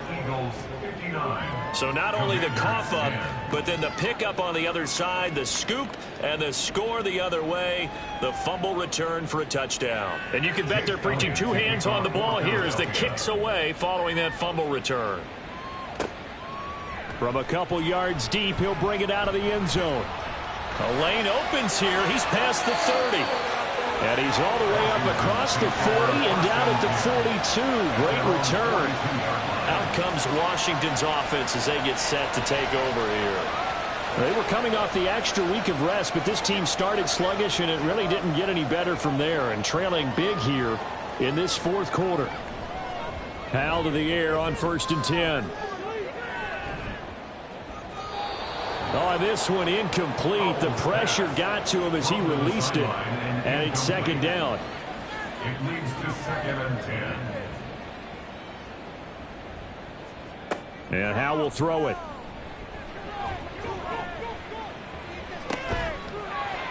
And that'll be incomplete. Took a pretty good shot as he tried to pull that one in. Couldn't hang on. 3rd down. Brings up a 3rd down and 10 yards to go. Now Howell. Quick slant, Dotson. And he's not quite going to get to the marker. It'll be a gain of 8 on 3rd and 10. Receivers love having the reputation of being go-to guys on 3rd down. And he was fighting like he really wanted to have that reputation, didn't he? I mean, he came very close to making that a 1st down. Broke the one tackle, but couldn't spring himself free. And there's a work of art right there. Out of bounds at the 2-yard line. Here's the Philadelphia offensive unit now as they head out to take over possession. We find ourselves here in the midst of a one-sided affair. A lot of fill time down the stretch, Mr. Davis. So we could talk about food because that is something that you and I both enjoy. We share that. We enjoy our time at the table. So maybe the best steakhouses in the city, but in all seriousness, the performances that we've seen this year, we've seen a bunch of great ones, and it's going to be hard to parse who's going to win the MVP. Yeah, it really is. Is it going to be a runner? Is it going to be a thrower? Can a defender finally win it this season? Those are the things that we could probably discuss. And collectively, this is about as dominant of a performance as you could have hoped for on both sides of the football. Might have to put it #1 for what we've seen this season. Hurts sets up to throw it. Able to find the open man. That's complete. And he'll be out of bounds near the 30. In fact, right on the 30. That's a 3rd down conversion of 24 yards there. Nice play. They have the nice cushion. They just want to pour it on right now, still throwing the football. And I know my background says, why do you need to do this? Just go ahead and run out the clock and get a win. But as many people pointed out to me, this is a video game, man. Go ahead and put the numbers up. Sportsmanship, not an issue. Exercise those fingers. Swift going to try up the middle.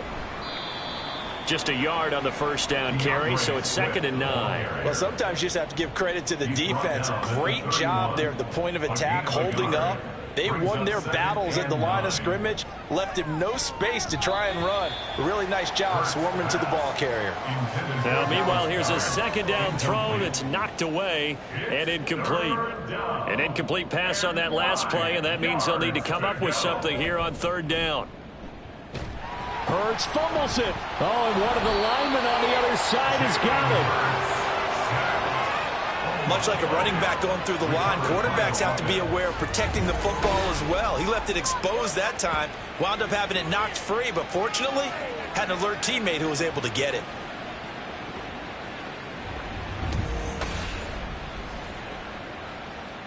The Eagles send out their punter now as he'll come on to kick this one away.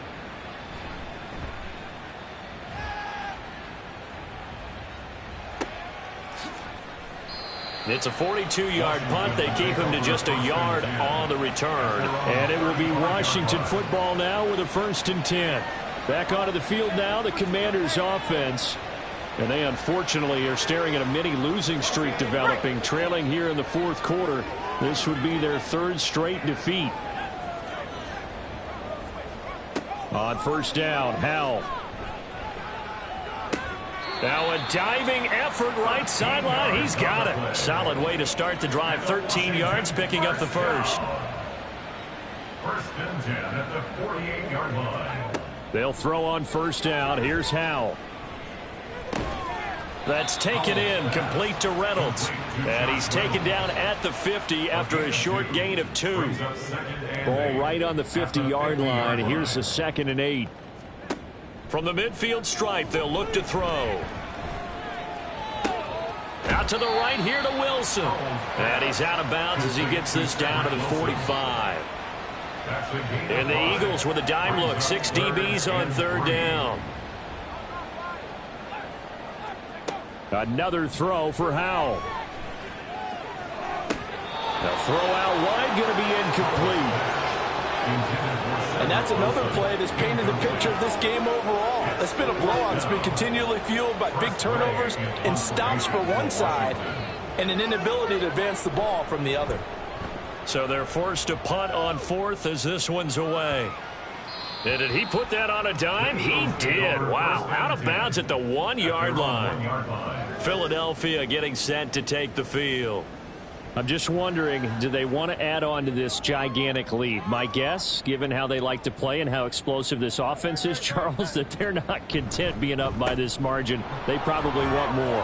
And if they do go and get more, oh, look out. At that point, let's just aim the camera for the post-game handshake, because that one might be a little bit on the tense side, the way that this one is turning out. Brandon, every great running backs coach I've talked with has always talked about when you have great vision, you're not consciously thinking about your cuts and your moves. You're just doing them. And I think that's what we're seeing tonight. He's about to run them into submission, hasn't he? You took the words right out of my mouth. I was just going to use that phrase. He has run them into submission. Wave the white flag. A gain of 3, 2nd down. Just 2 minutes remaining here in the 4th quarter of what has been a one-sided affair. Here's 2nd and 7.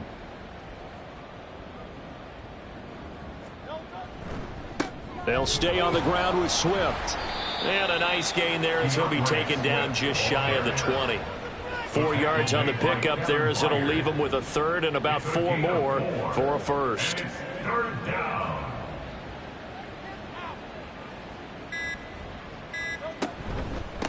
From the gun, here's Swift. And he gets the 1st down here as he's taken down at the 24. Just 4 yards on the pickup, but that's good enough to extend the drive. 1st down, Eagles.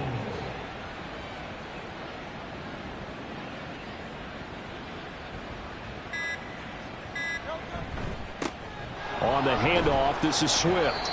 Jabril Cox there on the tackle. This drive is pretty clear. Almost feels like old school fundamentals, doesn't it? Want to impose their will on the defense. Was that 5 straight runs? Yeah, 5 straight carries to start this drive. And like you said, the way it's working, they may just stick with it. Well, fans usually love to see scoring, and there was no shortage of it today. What a dominant showing from an offense that was truly playing at an elite level in this contest. Partner, this game was over a long time ago, and you noticed they did not want to slow down anything. Absolutely a dream scenario for everyone on that offense, and they took advantage of every second. Guaranteed popcorn for everyone in their film session. So for Philadelphia, they continue to be one of the best teams around as they move to 10-2. And they'll get a few extra days to get ready for next week, where they take on the Tampa Bay Buccaneers. Meanwhile, for the Commanders, it's another week with more questions than answers as they fall to 3-9. And they'll try to get back on the beam next week as they'll head to Cleveland to take on the Browns. Thanks for tuning in, everybody. Alongside Charles Davis, we thank our entire crew. I'm Brandon Gaudin. This is the NFL on EA Sports.